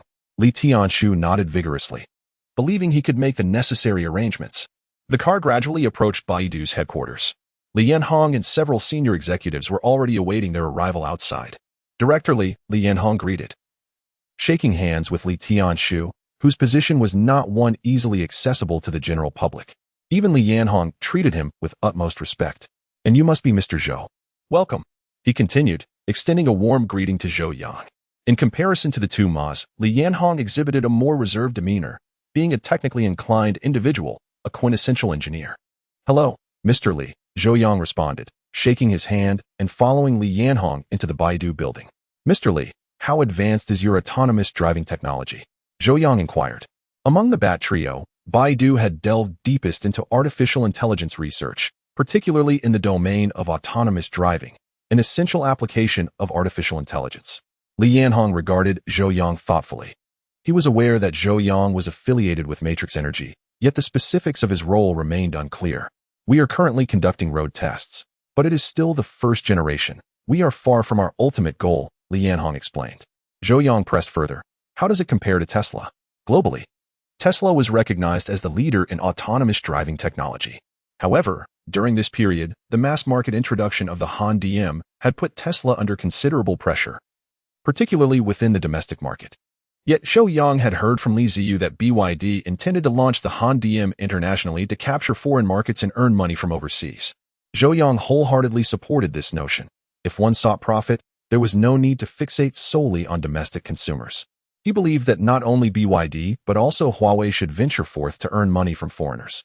Chapter 69. Baidu Selection. Zhou Yang posed a pointed question, to which Li Yanhong responded candidly, admitting, "We may not be on par with Tesla. There remains a gap in our algorithms." Zhou Yang seemed quite satisfied with this answer. Despite Baidu's persistent negative reputation and disorganized operations, Li Yanhong was nonetheless commendable in terms of technology. Zhou Yang spent 2 hours thoroughly exploring Baidu's research and development center. Ultimately, he posed the same question to all three companies. Although he leaned towards collaborating with Baidu, he resolved to wait for the results before making a decision. In terms of the caliber of their R&D personnel, the differences among the three companies were not as pronounced as one might expect. A few days later, Zhou Yang received responses from all three companies. Each provided an accompanying image and an open-source program. Tencent's image was a realistic painting depicting a pastoral landscape, with brushstrokes that vividly captured the texture of oil painting, resembling the work of a professional artist. In contrast, Alibaba submitted a chaotic assemblage of intertwined color blocks, devoid of any clear imagery, embodying the essence of postmodern expressionism. Baidu, however, submitted a rather simplistic answer, just a circle, and not even a perfect one, resembling the haphazard doodles of a child. "Director Chen, which painting do you find more appealing?" Zhou Yang inquired. Chen Ruyan glanced at the images and replied, "I prefer Tencent's. It feels authentic." Zhou Yang chuckled as he picked up Baidu's submission. Although he had yet to examine the programs in detail, he had already arrived at a conclusion. Baidu was his choice. The three companies indeed had different focuses in their research and development, but in the realm of artificial intelligence, Baidu still held the lead. "Ziyu, please make arrangements. I would like to invite Li Yanhong to dinner," Zhou Yang instructed. The following morning, a Hongqi sedan came to a halt in front of Baidu's headquarters. Li Yanhong had descended early. The driver stepped out first and greeted, "Hello, Mr. Li Yanhong. I am your designated driver. Here is my identification." Li Yanhong, slightly taken aback, quickly replied, "No need to show me your ID." The driver said nothing further, opening the car door for Li Yanhong to enter. As the vehicle traversed the road, Li Yanhong recalled receiving notification the previous day that Zhou Yang had invited him to dinner and that someone would come to collect him, leading to the present scenario. The car journeyed westward and soon exited the urban area. "Are we going this far?" Li Yanhong couldn't help but ask. The driver nodded slightly. "We should arrive in about 15 minutes. Suppressing his curiosity about what fine dining awaited outside the city, Li Yanhong resolved to go along with the plans. As he was primarily there to discuss business, he speculated that a collaboration with Matrix Energy might indeed involve Baidu, a thought that stirred a sense of excitement within him. In recent years, Baidu had been steadily declining, and Li Yanhong, who was not particularly adept at business management, felt a sense of urgency watching Baidu's faltering state. Matrix Energy was highly esteemed, and its partnerships with BYD and HiSilicon Kirin had proven immensely profitable. How could Li Yanhong not feel envious? 15 minutes later, the car ascended into the mountains. Upon reaching a mid-level elevation, armed guards halted the vehicle. After verifying credentials and inspecting Li Yanhong, they allowed passage. A sense of unease washed over Li Yanhong. He sensed that this was no ordinary place, with guards stationed every few steps and soldiers patrolling the vicinity. The vehicle eventually came to a stop, where a guide awaited to escort Li Yanhong through another security check before entering the inner courtyard. The area resembled an ancient estate, exuding an air of elegance and tranquility. Led deeper into the garden, Li Yanhong finally met Zhou Yang. "Mr. Zhou," he greeted, taken aback by the grandeur of the location, which clearly was not a residence for just anyone. Wealth and power alone would not suffice. "Mr. Li, please have a seat." Zhou Yang gestured toward a laptop and some documents on the table. "Ziyu, please ask the kitchen to prepare the meal," Zhou Yang instructed. Ziyu promptly departed. "My apologies, Mr. Li, for making you travel so far," Zhou Yang continued. "I tend to prefer quietude, and they arranged this lovely courtyard for me. The scenery is delightful. We can take a stroll after dinner." "It's no trouble at all. It's not too far," Li Yanhong reassured him.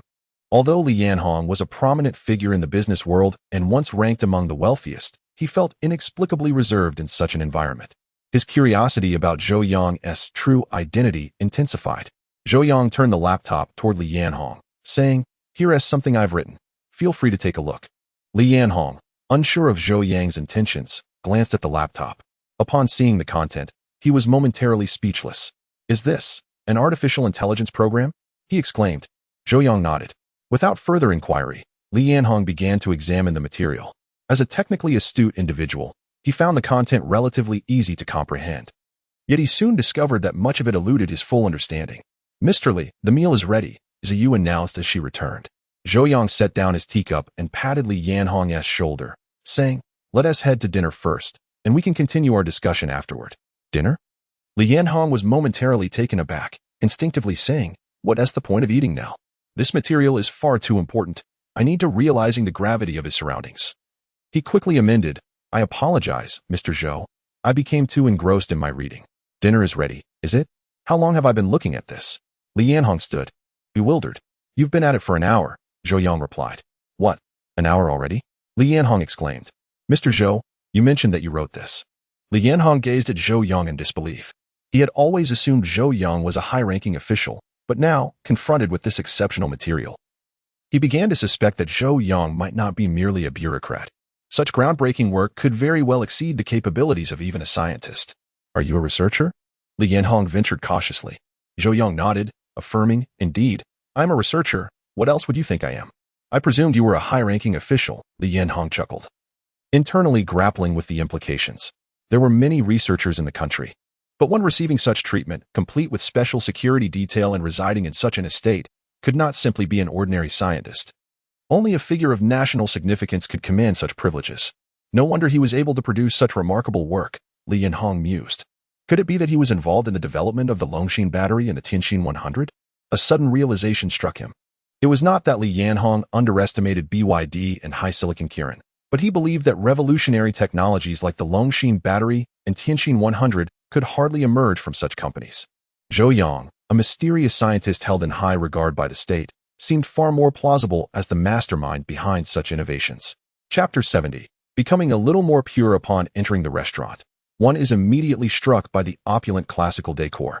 The walls are adorned with exquisite landscape paintings, and a casual glance from Li Yanhong reveals one piece valued at several million, its authenticity beyond doubt.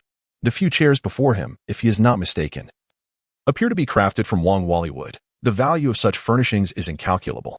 In such an extravagant setting, even Li Yanhong, accustomed to grand affairs, feels a tinge of pressure. As the host and guests take their seats, Zhou Yang comments, "I have heard that the chef specializes in state banquets. Although I am not well versed in cuisine, if you find the flavors unfamiliar, do let me know, and I can have them make adjustments." Li Yanhong quickly gestures. "It's quite all right. I can enjoy any flavor." He chuckles. After all, a master chef who caters to state banquets must be exceptional. The dishes are of the highest caliber, presented like works of art, tempting one to refrain from eating. Zhou Yang, however, remains unperturbed, promptly dissecting a fish with his chopsticks. For him, dining on such delicacies means indulging freely. Li Yanhong chuckles at this behavior, then takes a few bites before inquiring, "Mr. Zhou, why did you show me that earlier?" The matter in question is of utmost confidentiality. Does Zhou Yang not fear it might be copied? Zhou Yang replies, "That material was intended for you. Why wouldn't I show it?" "Intended for us?" Li Yanhong exclaims, astonished. "You mean, directly given to us?" Zhou Yang continues, "You should have discerned that I presented a broad framework, yet each detail requires individuals to elaborate upon it. This is not a task for a handful of people. It necessitates the collaborative effort of thousands." Li Yanhong nods, having spent an hour reviewing the notes. although he has not completed them. He grasps the essence. As Zhou Yang stated, what he presented was an outline, yet the specifics must be filled in by others. Completing this endeavor is no minor feat. It may indeed require the organization of thousands. Zhou Yang elaborates, you are familiar with matrix energy, correct? If you wish to collaborate, you must establish a wholly independent business entity within Baidu, using this entity as the foundation for entering matrix energy.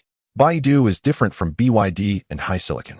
The latter two are domestic companies, while Baidu initially had foreign investment registered in the Cayman Islands, with layered holdings controlling domestic entities. Even now, Baidu's majority shareholders are foreign investment firms. If collaboration is to occur, this arrangement is untenable. Matrix Energy must take the lead to ensure that the core of artificial intelligence remains within national control. I understand. Li Yanhong nods in agreement. Learning that Matrix Energy might visit for collaboration, he, aware of precedents, inquires about the situations at BYD and HiSilicon. The information reveals that both companies have spun off their relevant departments to integrate with Matrix Energy, or rather, have been acquired by it. However, Baidu's situation is more complex. Spinning off is no simple matter. Noticing Li Yanhong's hesitation, Zhou Yang states, I chose Baidu because it is a company with profound roots and has genuinely contributed to the artificial intelligence field. I am not well versed in business affairs. In fact, in my view, Baidu has become too diversified. If you are to pursue artificial intelligence, you should commit wholeheartedly, casting aside uncertainties. The future of artificial intelligence surpasses your imagination. If you truly have such aspirations, allow Baidu to become more pure, retaining only core operations. Whether it is profitable is a minor concern. As long as you excel, Matrix Energy will provide a safety net. Li Yanhong's jaw drops. Zhou Yang's words genuinely astonish him. The remainder of the meal is devoid of flavor for Li Yanhong. After dining, he refrains from revisiting the notebook's contents, opting instead to accompany Zhou Yang on a tour before departing the estate. Li Ziyu appears beside Zhou Yang, inquiring, Mr. Zhou, do you think he will agree? Zhou Yang shakes his head, responding, how would I know? I am not a clairvoyant capable of divining his thoughts. Whether he consents or not bears little impact on the larger picture. For Li Yanhong, projects worth hundreds of billions affect countless lives and his own future. Yet for Zhou Yang, these are trivial matters. If the overarching direction is sound, then success is assured. In the ensuing days, Zhou Yang remains at the estate, not awaiting Li Yanhong's response, but rather preparing to rest after a prolonged period of activity. One day, Li Yanhong contacts Li Ziyu to announce his intention to revisit. Zhou Yang agrees. At the same location, Li Yanhong greets Zhou Yang with a smile, appearing in good spirits. Have you considered my proposal? Zhou Yang inquires after exchanging pleasantries. Li Yanhong replies, over the past 3 days, I have given it considerable thought. I am, at heart, a technical individual. It is indeed time to heed your advice and streamline Baidu. However, there are certain challenges. Firstly, delisting from foreign exchanges involves cumbersome procedures. Secondly, the shareholders, particularly the foreign ones, pose complications. Baidu operates under an AB share structure. Although I am not the largest shareholder, the board's authority is paramount. Displacing shareholders is no simple task. Zhou Yang chuckles, that is a trivial matter. Allow me to handle it. He gestures to Li Ziyu, instructing, please contact Director Li and devise a strategy to remove those foreign shareholders from Baidu. Li Ziyu nods and departs. As for the execution, Zhou Yang is unconcerned. It will likely involve some negotiations of interest. Li Yanhong is taken aback, astonished that what he perceives as the most challenging task is so effortlessly addressed by Zhou Yang. The key is that Li Yanhong believes Zhou Yang possesses the genuine capability to resolve the matter. Well then, there is a pond behind. Shall we go fishing? Zhou Yang proposes. Certainly, Li Yanhong replies, still dazed by the smooth progression of events. Li Tianchu acts swiftly. On the 3rd day after Li Yanhong's decision, the largest shareholder of Baidu, the American investment firm DFJ, submits a request to the Baidu board for a withdrawal of shares. Li Yanhong is flabbergasted. He did not expect DFJ to consent to the withdrawal so promptly, nor to demand such a low price. With DFJ gone, the remaining small foreign shareholders also submit withdrawal agreements. Now, only one task remains, to delist from the U.S. stock market and re-register the company domestically. Chapter 71. Baidu's delisting of financial news flash ignited the entire internet, garnering unprecedented attention.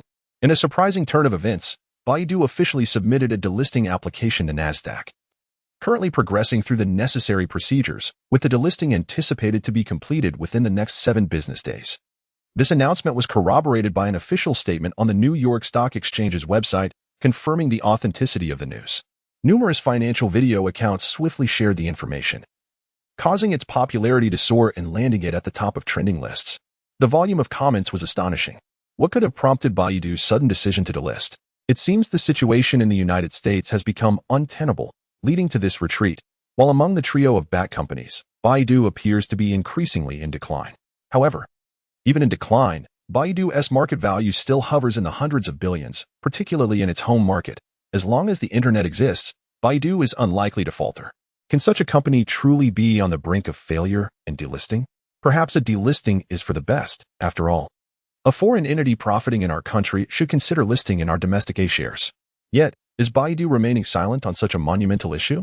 Despite its decline, Baidu remains a titan of the internet, and its every move commands significant attention, particularly a newsworthy event such as a delisting. Many eager journalists flocked to Baidu's headquarters for interviews. Mr. Li, with the swirling rumors outside, shouldn't we respond? Li Yanhong replied. Let's arrange a press conference in 3 days to announce our forthcoming plans. 3 days later, at Baidu's headquarters, the anticipation surrounding the delisting had reached a fever pitch. With nearly all major media outlets present, several media organizations even commenced live broadcasts on their respective Douyin accounts, attracting a considerable viewership. The press conference commenced, and to everyone's surprise, Li Yanhong personally attended. Given the gravity of the situation, it was expected that he would elucidate the reasons behind the delisting. As Li Yanhong and several senior executives took their seats, he approached the podium and declared, "Today, I will represent Baidu to announce several matters. However, this is merely an announcement. There will be no QA session, so I kindly ask all reporters to maintain order." The journalists exchanged glances. The simpler the process, the more significant the matter at hand. Clearing his throat, Li Yanhong articulated, "Firstly, Baidu will delist from the U.S. stock market while simultaneously expelling all foreign shareholders and dissolving our Cayman Islands company. We shall re-register domestically and consolidate all operations under a new domestic entity." At this revelation, the venue erupted in astonishment, and the online audience was abuzz with speculation. What was Baidu's intention with this complete return to the domestic market? It was perplexing. Even if the focus were to shift to domestic operations, there seemed no reason to expel foreign investors. How could foreign stakeholders, particularly major ones like DFJ, who had profited handsomely from their investments, willingly relinquish their stakes? Nonetheless, the decision to return to the domestic market was indeed sound, after all. What advantages did foreign markets offer? Continuing, Li Yanhong announced, "Additionally, I declare that Baidu will enter a consolidation phase, streamlining and optimizing our business operations. For instance, our search services will eliminate unnecessary advertisements, transitioning to a right-side ad model for a cleaner search results page." Upon hearing this, the journalists were left dumbfounded. The first thought that crossed their minds was that Baidu was effectively crippling its own core business, search advertising, which had solidified its status among BAT.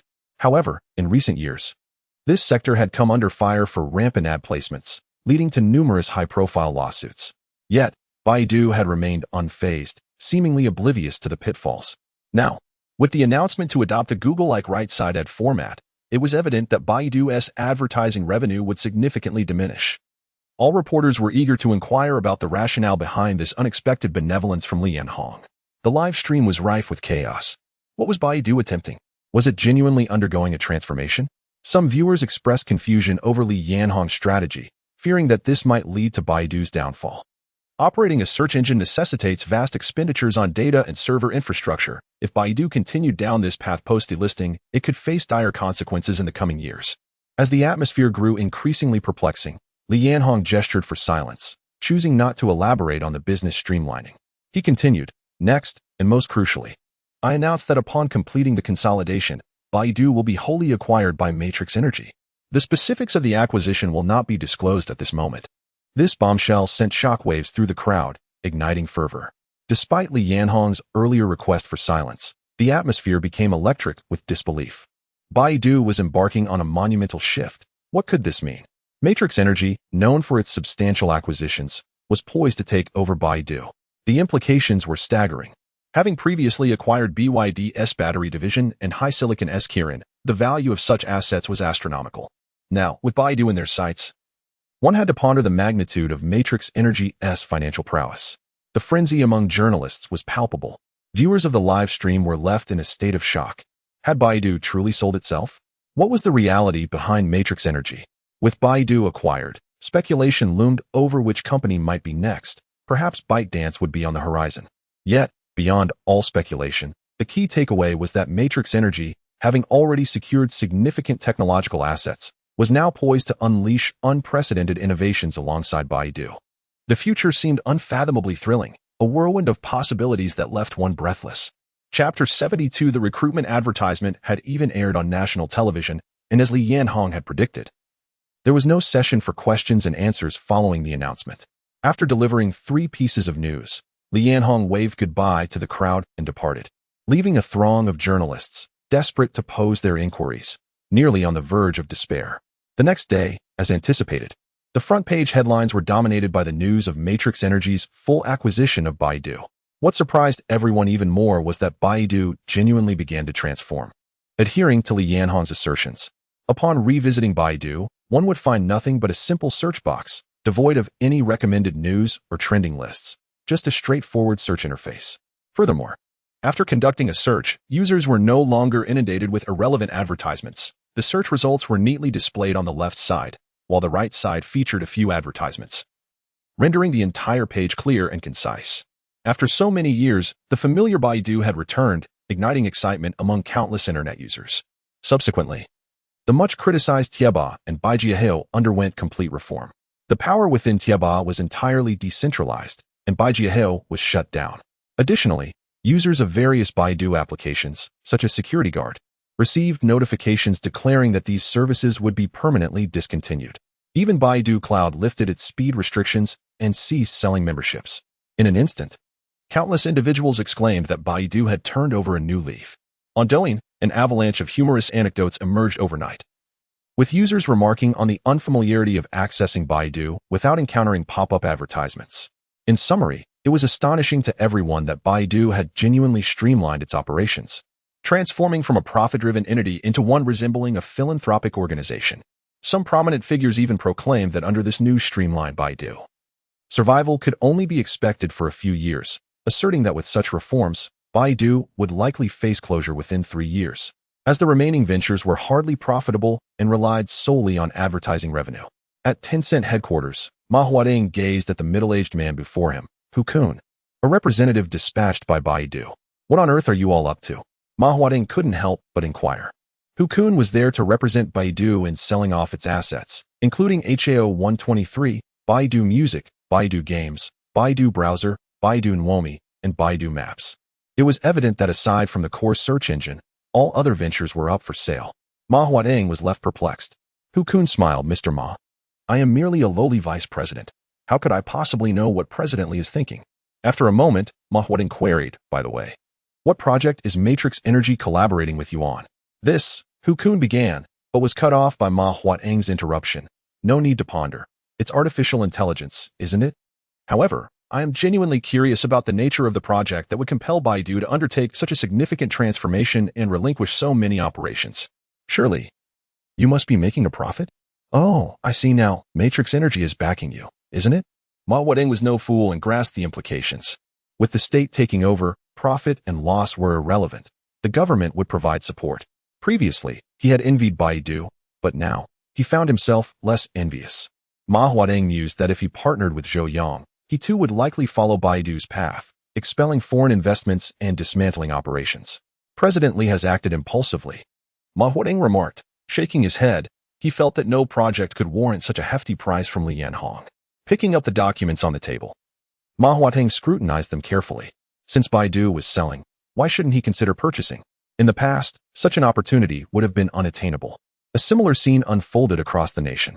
Soon, reports surfaced that Baidu was aggressively divesting its business operations, creating a wave of unrest within the company. In the Tieba division, news spread that the adjacent Aichi department had been disbanded, with many of its research personnel put on leave. Aichi, being a premium asset, would undoubtedly be easy to sell. Regardless of quality, it was clear that the upper management was determined to divest entirely. If necessary, they could always lower the prices. Our Tieba department should be safe. At least we are one of Baidu's core operations. Brother, one of does not equate to the core. I genuinely envy those involved with the search engine. They are unlikely to face any repercussions. They lamented the situation, questioning the motives behind Matrix Energy's acquisition and the necessity for operational streamlining. Just then, the division head entered, clapping his hands to garner attention, and announced, "All right, starting tomorrow, aside from essential maintenance personnel, everyone else will be on leave. Our Tiaba has been sold to Alibaba." A chorus of dismay erupted in the room. It's madness. They sold even Tiaba. Do they intend to abandon us? Enough. Complaining won't change a thing. This is a decision from above.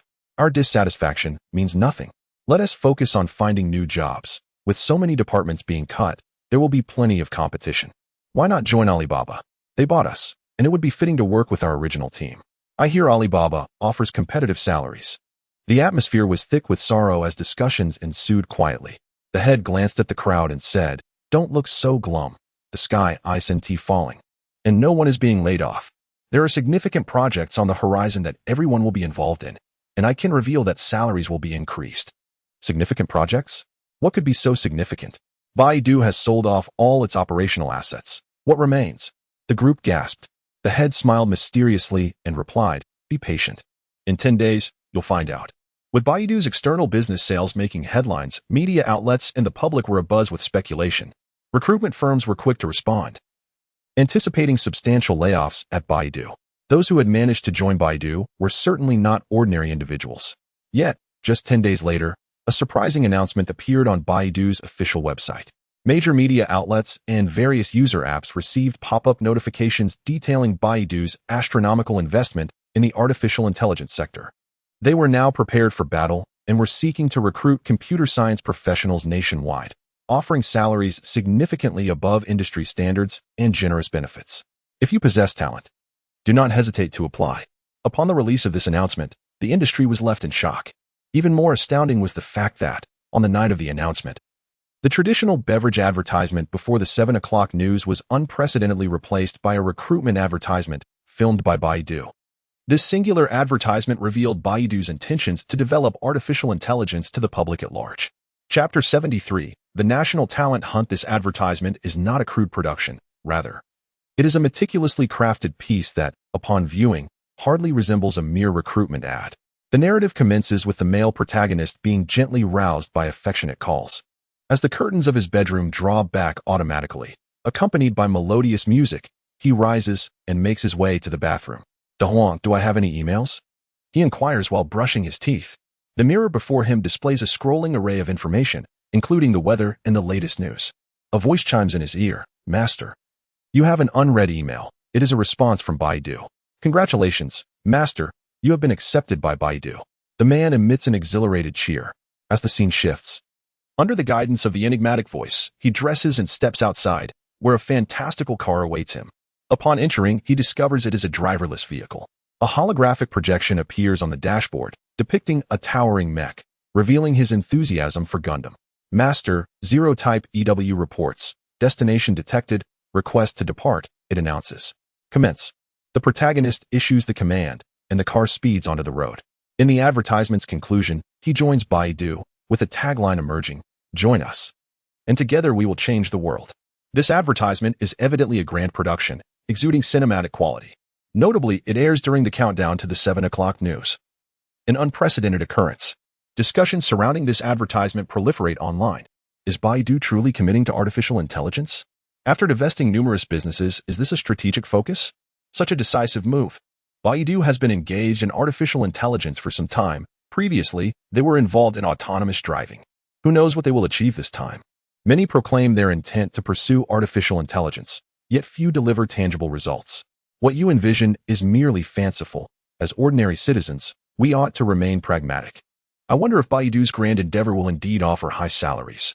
Having already switched jobs and submitted my resume, I await the results eagerly. To be candid, Baidu is serious this time. I have received an offer ahead of time. 120,000 a year for 5 years as a coder, which is indeed above industry standards. With a monthly salary of 35K. Goodness, such a high figure.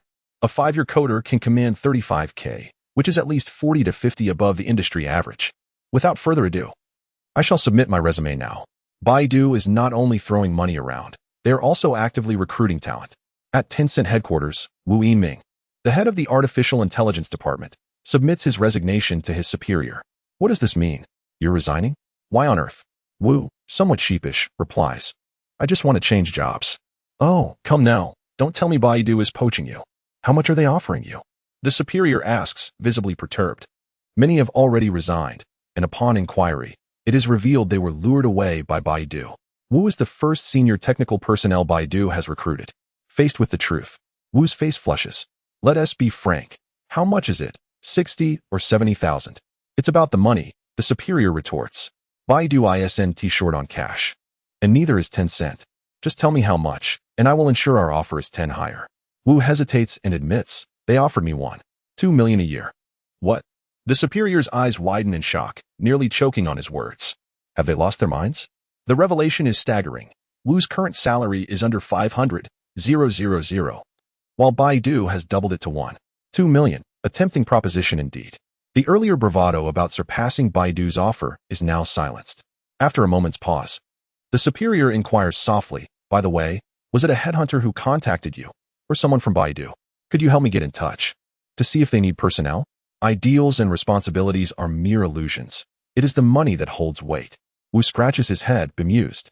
Similar scenes unfold across major internet companies as Baidu wields its financial power, aggressively recruiting talent and successfully attracting many. Even some business magnates have emerged to complain about Baidu's underhanded tactics, disrupting industry norms. Yet, Baidu remains unfazed. Having consolidated its business, they are flush with cash, bolstered by a formidable energy matrix behind them. Within a month, Baidu completed its business integration, assembling a vast research and development team of over 23,000, diving into their work. Meanwhile, news arrived from Hezilicon regarding the mass production of the Tianqin 100, having resolved its issues nearly 2 weeks ahead of schedule. Yu Changhong reached out to Zhou Yang, hoping to invite him to the opening ceremony. Zhou, however, declined, citing his busy schedule as unnecessary. With the core control resolved, Zhou's focus shifted to another critical system of the Mech, the propulsion system. The challenges posed by the particle propulsion technology were not insignificant.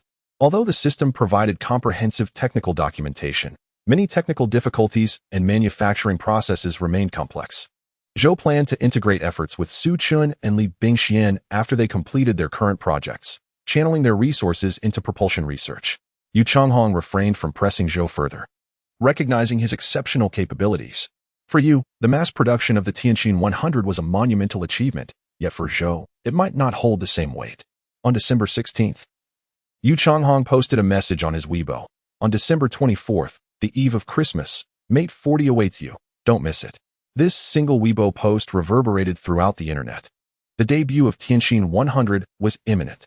Upon hearing the news, Apple's executives convened to scrutinize the gathered information, which was notably more detailed than that available to the general public, sourced from Huawei suppliers.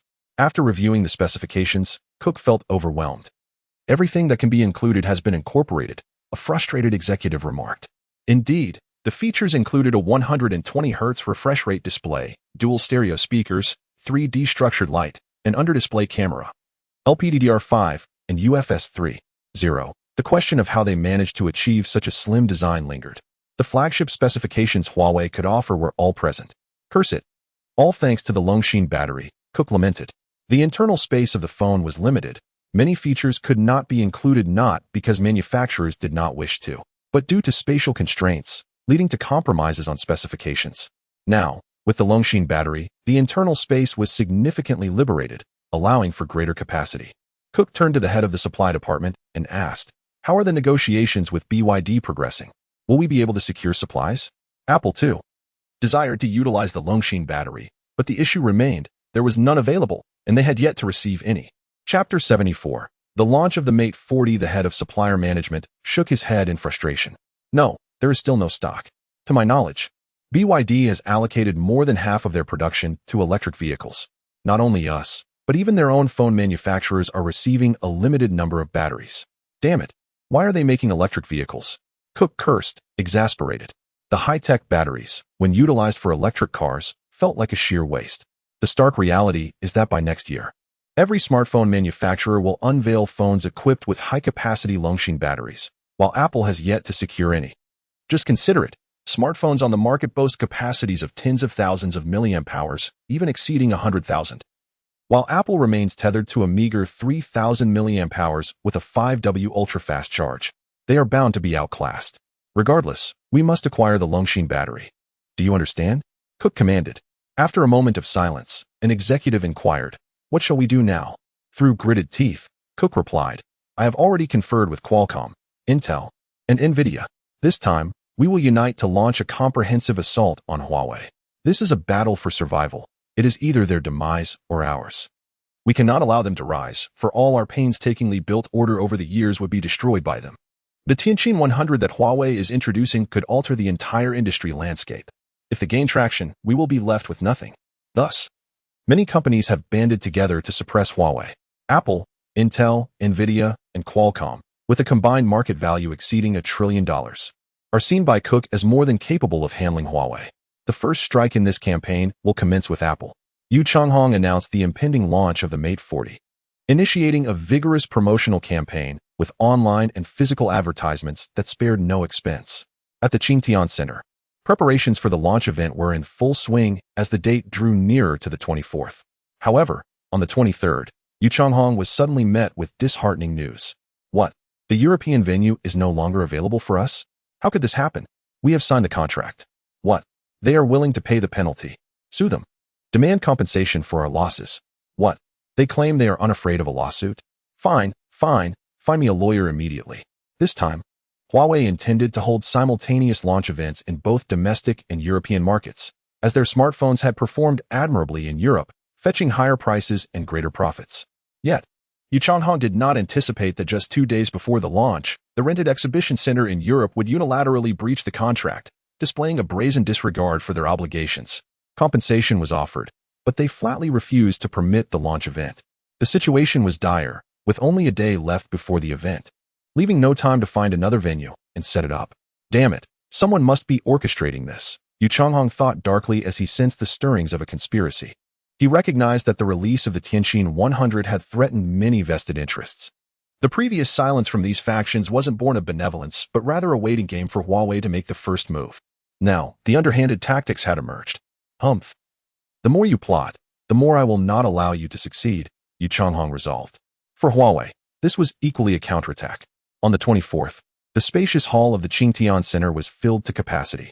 Various live-streaming platforms broadcasted the event in real time, with a multitude of netizens fervently discussing the specifications. There's not much to say about the specs. The Tianqin 100 paired with the Longshin battery. Most of the details have been leaked. It has everything it should. What I care about now is the price.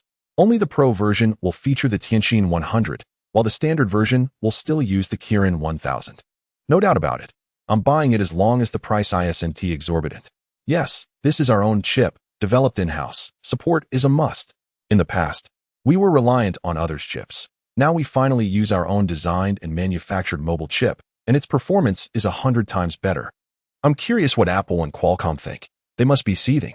I hear it officially launches tomorrow on Christmas. I've already decided to gift it to my girlfriend, the Mate 40. As the discussion among netizens continued, the most talked about topic remained the price.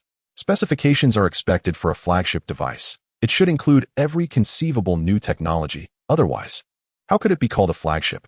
At 10 o'clock, the launch event commenced. Yu Changhong took the stage, declaring, "It has been over a month since we last met." Following a brief introduction, he proceeded directly to the main event. Let us first take a look at the actual device. Yu Changhong retrieved a smartphone from its box.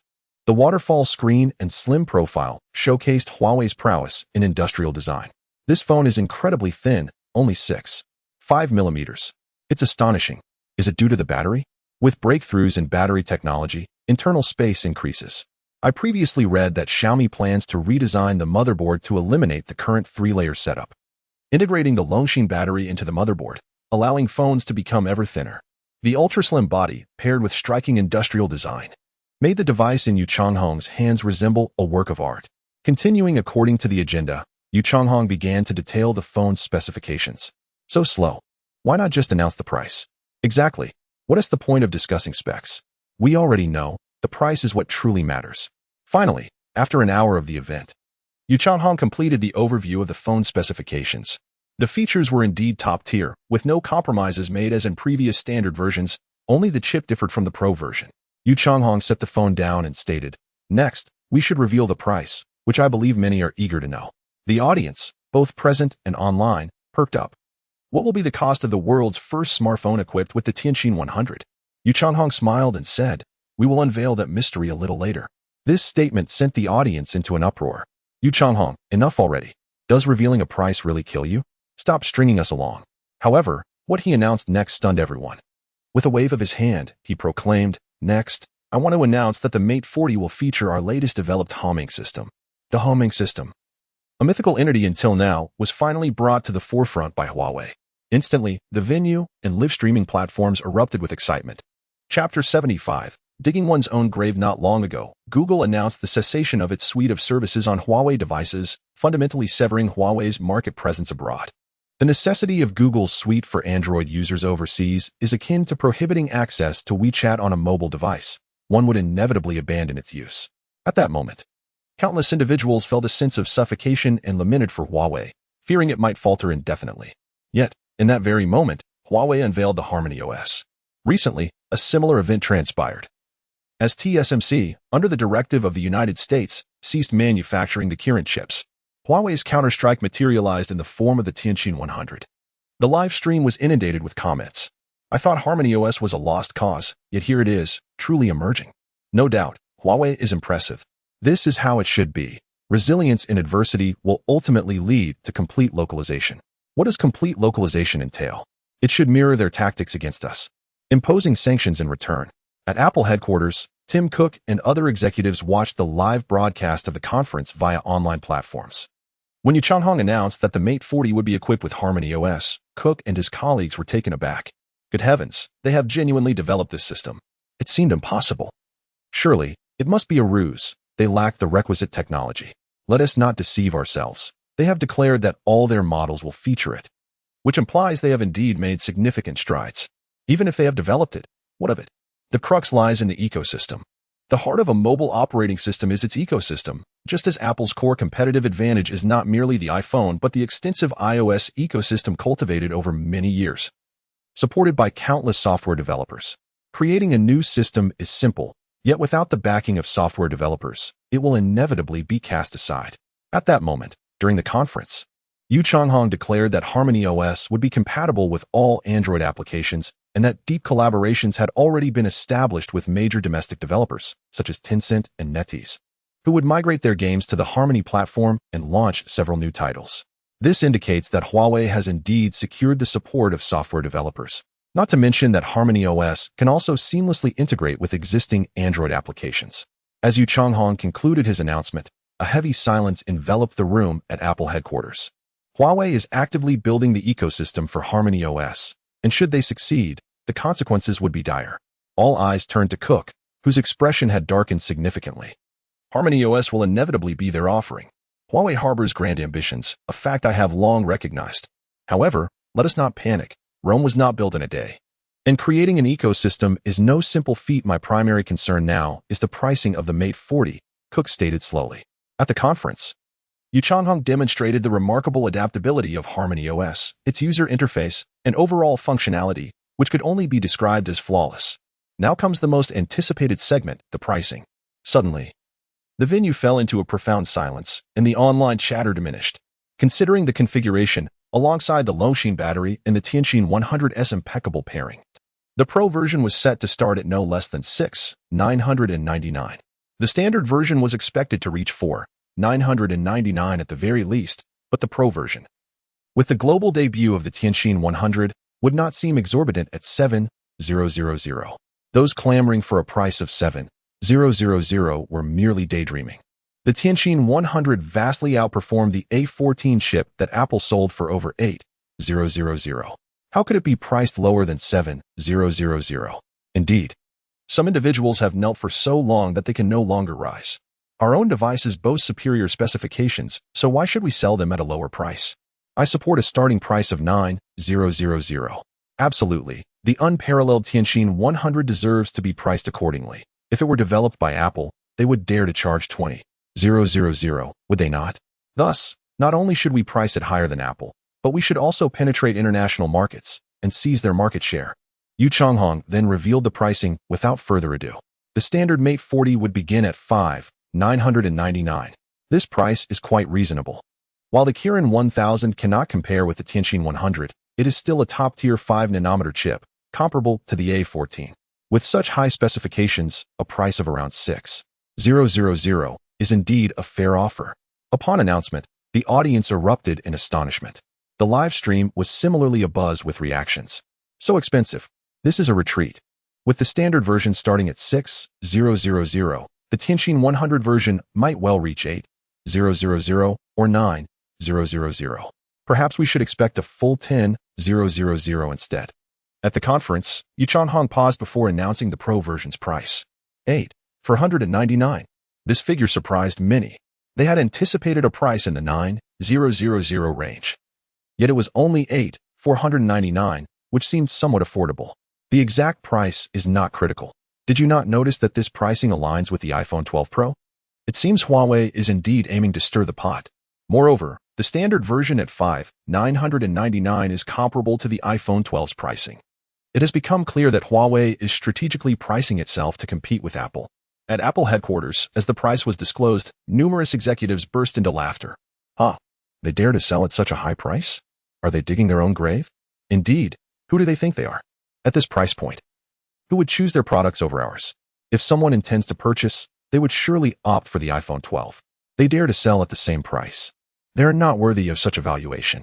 The executives felt entirely reassured. Their greatest fear was that Huawei would undercut them with a significantly lower price, thus outperforming them. Now, with Huawei's pricing so high, they are merely digging their own grave. Cook finally wore a smile. Huawei is overly ambitious, yet we must not be complacent.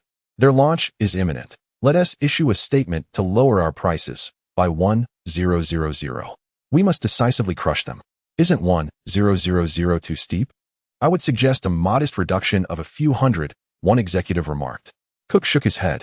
No, we shall cut it by 1,000 this time. I intend to completely annihilate them, leaving no chance for resurgence. Very well, 1,000 it is. After all, we still stand to profit. The profits at Apple are substantial. Even with a 1,000 reduction, or even 2,000 or 3,000, we would still emerge with a profit. With the pricing of the Mate 40 announced, discussions erupted online. Many expressed that Huawei had priced itself too high and suggested a reduction of 1,000 might enhance sales.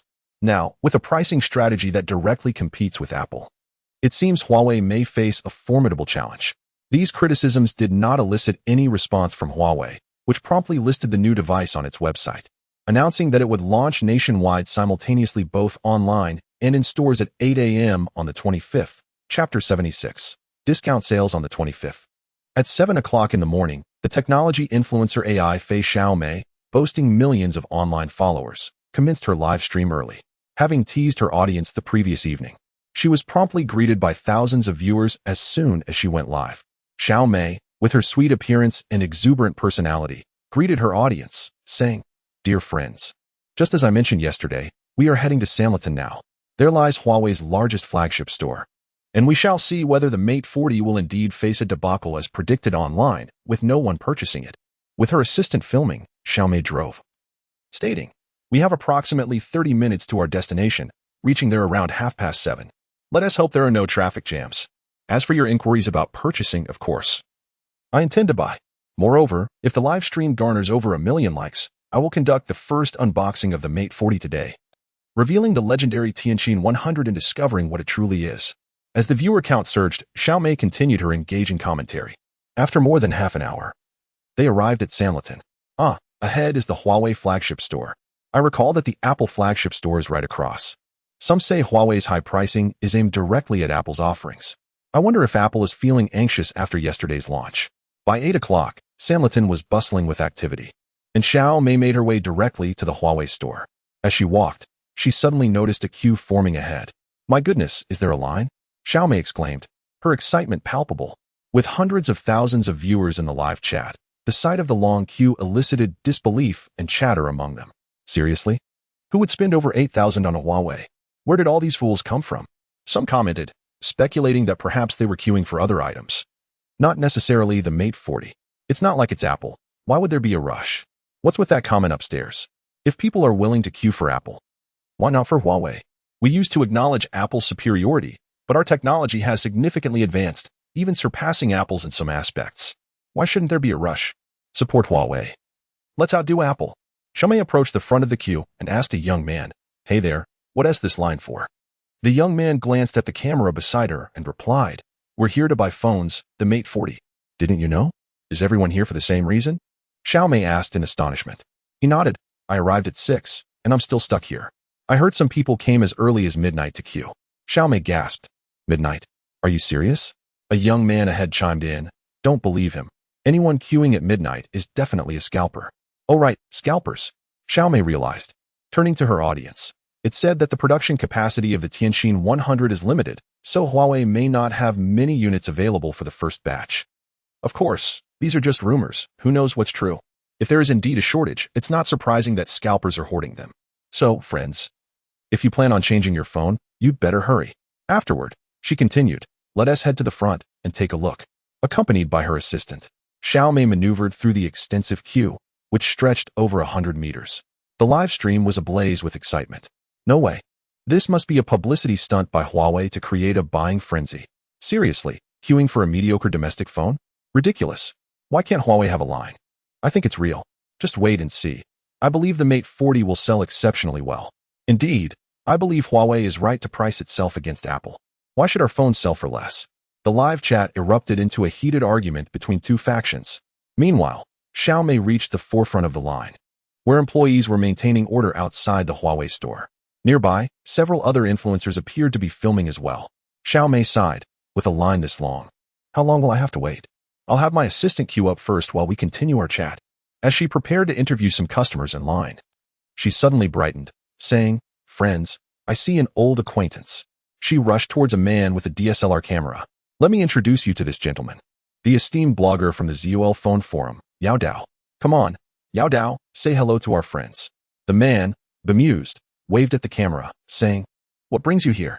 Xiaomei replied, "Since you're here, as a tech blogger, why shouldn't I? I plan to buy a unit to disassemble."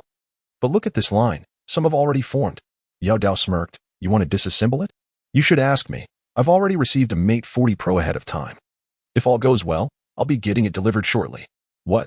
How did you get it early?" Xiaomei exclaimed. Yao Dao chuckled. "What do you think? As a tech blogger with millions of followers, I am certainly entitled to evaluate a phone." Xiaomei pouted. "But I have 10 million followers. Why the discrepancy?" Yao Dao grinned. "That is a question for Huawei. By the way, let me show you something interesting." He led Xiaomei across the street, pointing at the Apple flagship store. "See that?" Xiaomei glanced over, gasping, "No way. Apple has slashed its prices. The entire iPhone 12 series is down by 1,000. Is this for real?" After Huawei's launch event yesterday, announcing that sales would begin today with prices aligned to the iPhone 12, Apple's swift price cut seemed like a sign of panic. The live chat erupted with excitement. "Seriously? Apple is dropping prices? That's incredible. Then go buy one."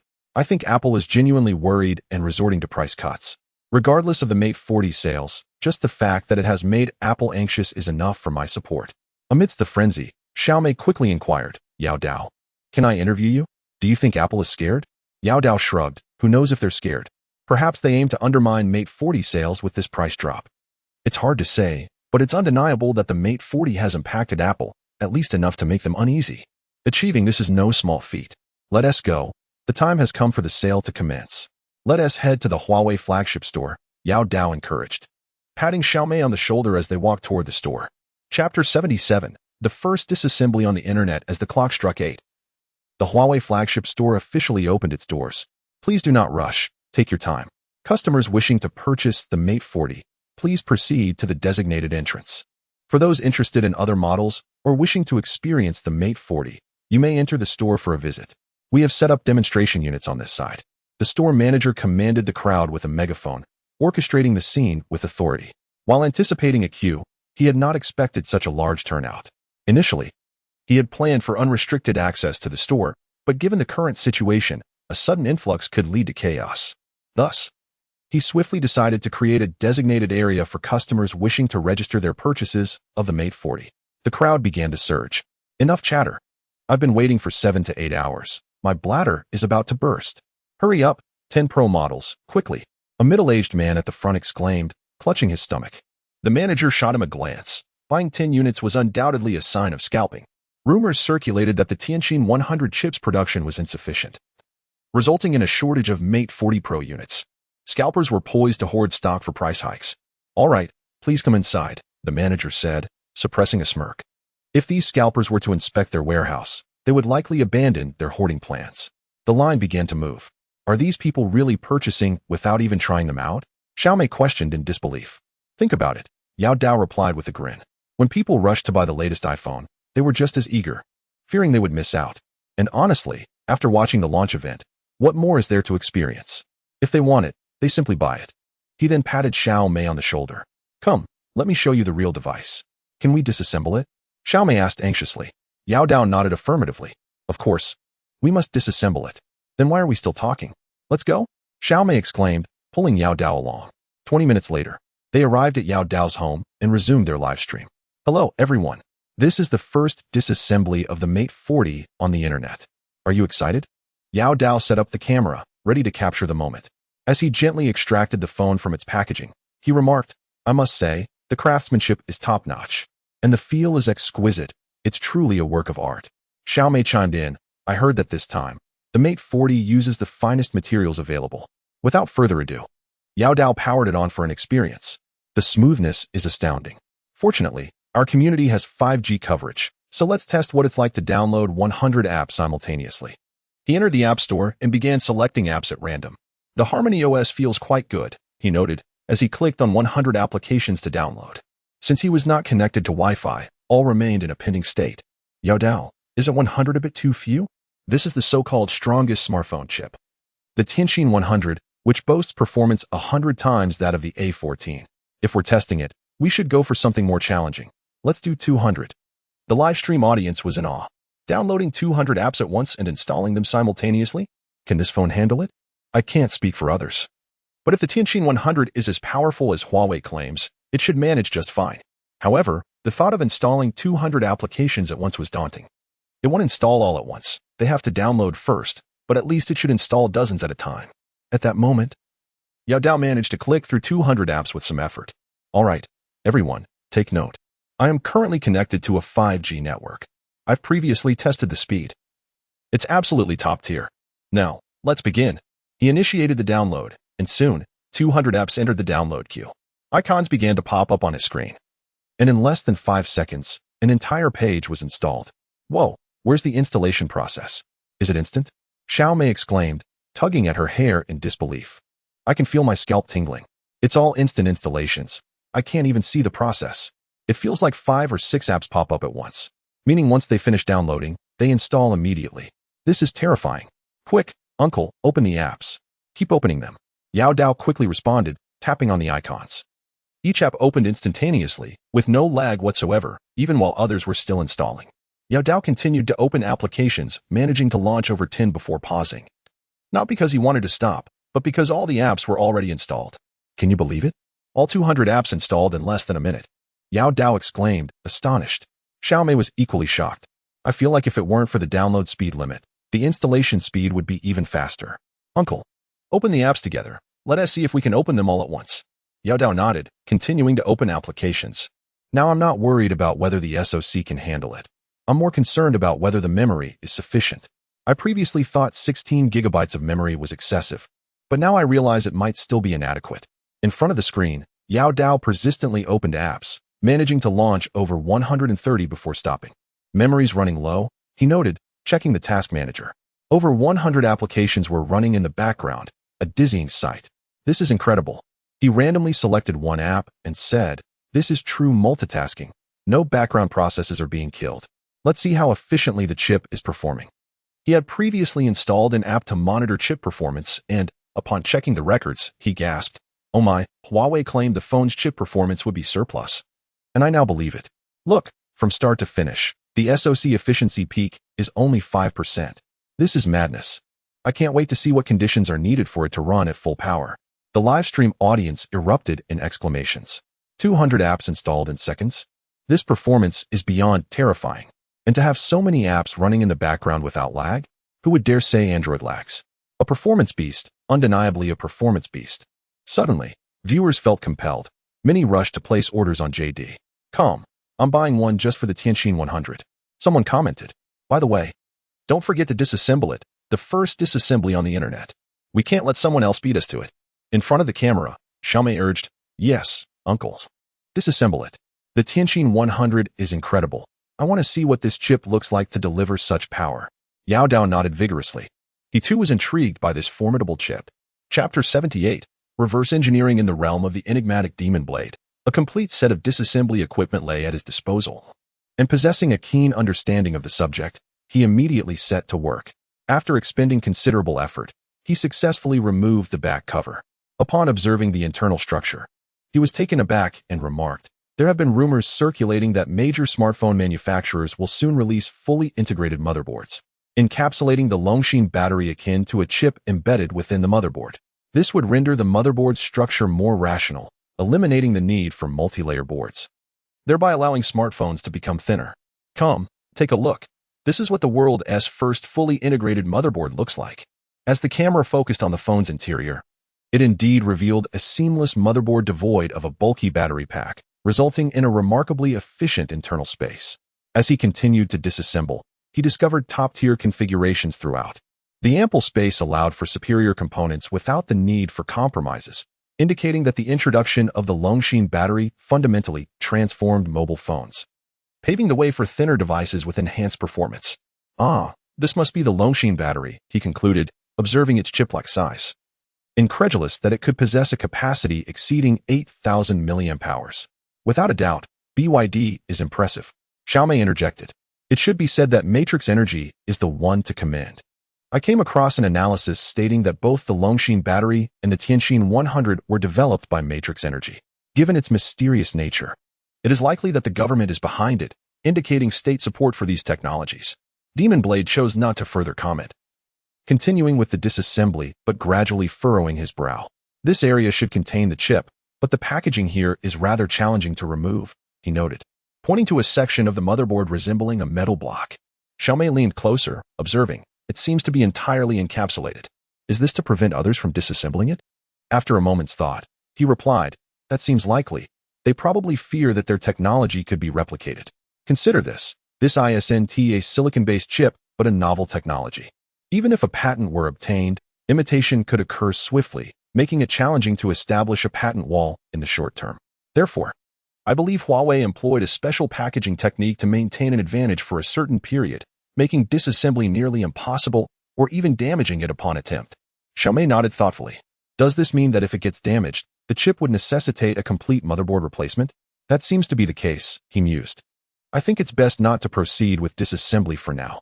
If I force it, I feel certain it will be ruined. I need to study it further before deciding how to proceed. Xiaomei expressed her disappointment, for she yearned to see the Tianqin 100. Friends, we can't see it anymore.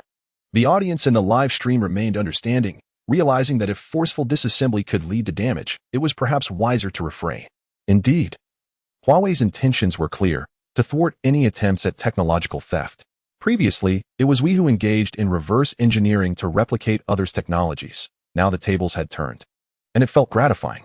As it happened, on the very day of the Mate 40's launch, a device was dispatched to Apple's Asia-Pacific headquarters. Cook and other executives promptly connected via video. So, can we disassemble it? Cook urged. The engineers shook their heads, responding, it's quite difficult to disassemble. I suspect Huawei has employed some special packaging technology. If we force it, it will undoubtedly be damaged. After a moment's contemplation, Cook decided, let us try to disassemble it anyway to examine the internal structure. When Huawei unveiled the Tianqin 100, they described it as a bionic cell chip. Yet its true nature remained a mystery, being the world's first of its kind. No one knew what it truly was. Furthermore, Huawei had not applied for a patent, leaving its secrets concealed. Even now, with no related patents filed, Cook and his colleagues understood that the technology had likely been classified as a national defense secret, making it impossible to disclose. Thus, the only course of action was to analyze the Tianqin 100 through reverse engineering. The engineers wasted no time and began the arduous task of disassembly. The first method involved applying high temperatures to melt the outer metal layer, heating it to over 1,000 degrees. Yet this left the internal chip reduced to ash. The second method entailed milling away the metal shell layer by layer. A painstaking endeavor. After several hours, they finally managed to reveal the internal structure, exposing the encapsulated Tianqin 100 and its integrated GPU. Quickly, let us conduct tests, Cook commanded. However, when faced with the Tianqin 100, Apple's engineers found themselves at a loss. Under microscopic examination, they discovered the chip itself was also encapsulated. As they continued to grind away the outer layer, a viscous black liquid began to ooze out, ultimately rendering the chip inoperative. What is this liquid? Is it imitating cytoplasmic fluid? Cook queried, astonished. They hastily began testing the liquid's composition.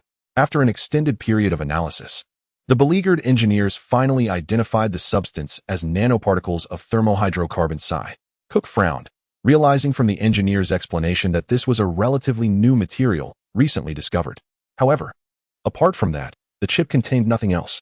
At this juncture, Cook grasped the situation and stated, "All right, no need for further testing." He then promptly severed the video connection. In Wanghu village, Zhou Yang had returned to the research facility. "Mr. Zhou, the sales of the Mate 40 are impressive, Mr.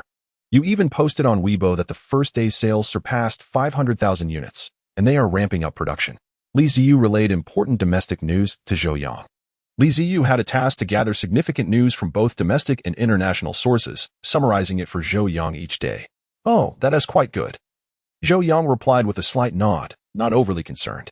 Even if they sold 500,000 units, or even 1 million or 10 million in a day, it made little difference to him. Li Ziyu continued, "By the way, Mr. Zhou, since the Mate 40 launched, I've noticed a surge of teardown content regarding the Tianqin 100 online. Could this potentially leak its technology?" "Leak?" Zhou Yang chuckled at Li Ziyu's comment. "Let me explain it this way. When Apple released the A14, did they not worry about others reverse engineering their chip and uncovering its internal structure? With electron microscopes at their disposal, laboratory equipment is abundant. But the crux of the matter is, even if someone expends great effort to understand its principles and structure, can they manufacture it?" Li Ziyu paused, a look of realization dawning upon her. "I see now," she acknowledged. "Even if I were to disclose the technological principles of the Tianqin 100 right now, they wouldn't be able to produce it. They were overestimating their capabilities." Zhou Yang smirked disdainfully. "In truth, this matter was akin to nuclear weaponry. The principles of construction are laid out in physics textbooks, yet can you fabricate one? It's futile. Knowledge without the means to create is worthless. Thus, attempts at imitation and reverse engineering are utterly non-existent." With that, Zhou Yang redirected his attention to the items before him. Li Bingxian and his team were busily engaged. A nearly assembled aircraft engine lay before Zhou Yang. Chapter 79. Successful test run. With all the information regarding WS at his disposal, Li Bingxian was well acquainted with the project's inception and preliminary research. However, the crux of the matter lay in the successful preparation of high-strength crystalline steel. Indeed, through Su Chen's relentless efforts, the third generation of crystalline steel, envisioned by Zhou Yang, had been successfully synthesized in the laboratory, poised to transition into the industrial production design phase. The small blast furnace, long constructed outside the research institute, was finally ready for operation. "Mr. Zhou, we have completed the assembly," Li Bingxian announced as he approached. "We conducted a final inspection and found no issues." His excitement was palpable. The production of WS had ultimately been resolved under his guidance. "Let us commence the test," Zhou Yang replied. Li Bingxian nodded vigorously. The subsequent step was crucial. While substituting the key materials with high-strength crystalline steel was relatively straightforward, whether the steel could meet the technical specifications remained uncertain. A failed test could spell catastrophic disaster. "Mr. Zhou, should we inform the higher-ups about the test?" Li Ziyu, standing behind Zhou Yang, suggested softly. "If they learn we are testing, Gao Jianjun and the others will undoubtedly come to observe." Zhou Yang handed over a pair of noise-canceling headphones, saying, "No need. We don't yet know the outcome. It would be better to notify them after a successful run. Although I have faith in our success, there is still a possibility of failure." With that, Zhou Yang donned the headphones and signaled to Li Bingxian that they could begin. "Clear the area. Inject fuel," Li Bingxian commanded loudly. The engineering staff sprang into action, their nerves palpable. Fuel injection complete. Li Bingxian glanced at Zhou Yang and shouted, "Start the engine." The ignition system roared to life, and the engine, codenamed Eagle 1, erupted with a thunderous sound. A crimson torrent belched forth from the nozzle, enveloping the entire testing grounds in a cacophony. "The system is operating smoothly," Kong Ming exclaimed excitedly. The engineering personnel erupted in cheers. The successful ignition marked the first crucial step. Li Bingxian discreetly pumped his fist, glancing at Zhou Yang, who remained remarkably composed. Mr. Zhou is unfazed, Li Bingxian mused. Sensing that Zhou Yang had anticipated this success, and, hence, felt no need for exuberance. Proceed to the next step. Increase thrust, Li Bingxian instructed. As the engine began to exert power, the exhaust plume transformed into a pale blue hue, indicative of efficient combustion and stable thrust. Subsequently, as thrust continued to escalate, the tail plume elongated, the surrounding air shimmering with heat. The test stand, securing the engine, emitted an unsettling metallic screech as the immense thrust reacted against it. The thrust data is in, Kong Ning announced. What is it? Li Bingxian inquired eagerly. The current data reads 121 kilonewtons, Kong Ning reported. Excellent, Li Bingxian exclaimed, pumping his fist in celebration. Zhou Yang nodded subtly. 121 kilonewtons was indeed the design target for WS. The Eagle 1 utilized WS's design schematics, with the only distinction being the replacement of key internal materials. These substitutions enhanced the engine's durability rather than affecting its design specifications, which were contingent upon the overall design of the engine. Activate afterburner, Li Bingxian directed. The design specifications of WS indicated that under normal thrust, it could achieve 121 kilonewtons, equivalent to 12 tons of thrust, while with afterburner engaged, it could reach a maximum of 18 tons. This figure was comparable to the data from the F-119 engine used in the U.S. F-22, if not exceeding it. The sole difference lay in the F-119's superior longevity, boasting an operational lifespan of 8,000 to 12,000 hours, whereas WS's current output barely reached 2,000 hours. This disparity of 2,000 versus 10,000 highlighted a significant material gap. As the afterburner engaged, the engine expelled a blue torrent. The fuel consumption during afterburner operation was staggering. It could be said without exaggeration that what was being expelled was not merely exhaust but aviation fuel. However, operating in afterburner mode inflicted considerable strain on the engine. Theoretically, an aircraft in flight could only engage afterburner for brief intervals of 2 to 3 minutes. Prolonged use would result in irreversible damage to the engine. At Li Bingxian's command, the engine erupted with an even more resounding roar. The sound reverberated across the testing grounds, causing the entire mountainside to resonate. Outside the research institute, a soldier patrolling remarked to his squad leader, "Sergeant, I feel as though the mountain is shaking. Is it an earthquake?" The squad leader, sensing the tremors, pondered, "Don't be ridiculous. They might be conducting an experiment. Mind your own business." Just then, an urgent voice crackled through the squad leader's radio. "Second squad, satellite surveillance has detected an anomalous target in the 391 area. You are the closest. Proceed to investigate and maintain communication." The squad leader's expression shifted, and he barked, "All personnel, target in the 391 area, move out." A group of 8 swiftly advanced. Upon nearing the location, the squad leader gestured for them to take cover, and they all complied with practiced precision. He pulled out binoculars to survey the target area. Meanwhile, a man clad in green camouflage lay concealed in the brush, a foreigner, quietly observing the research institute with a high-definition telescope. Occasionally, he paused to jot down notes in a notebook, which contained a rudimentary sketch of the research institute's perimeter, annotated with guard positions and patrol routes. Perhaps overly confident in his concealment skills, the foreigner remained unaware that the second squad had approached to within 200 meters. After a careful search, the squad leader had successfully identified the foreigner hidden in the underbrush. "The little rascal is quite well hidden," he muttered, turning to his deputy, 1 o'clock direction. 200 meters out. "Deputy Li, take Gongzi and the other 3 and flank him. Wait for my command." Deputy Li and his 3 soldiers swiftly withdrew, utilizing the terrain for cover as they maneuvered behind the foreigner. A minute and a half later, they were in position. "On my command, capture him alive.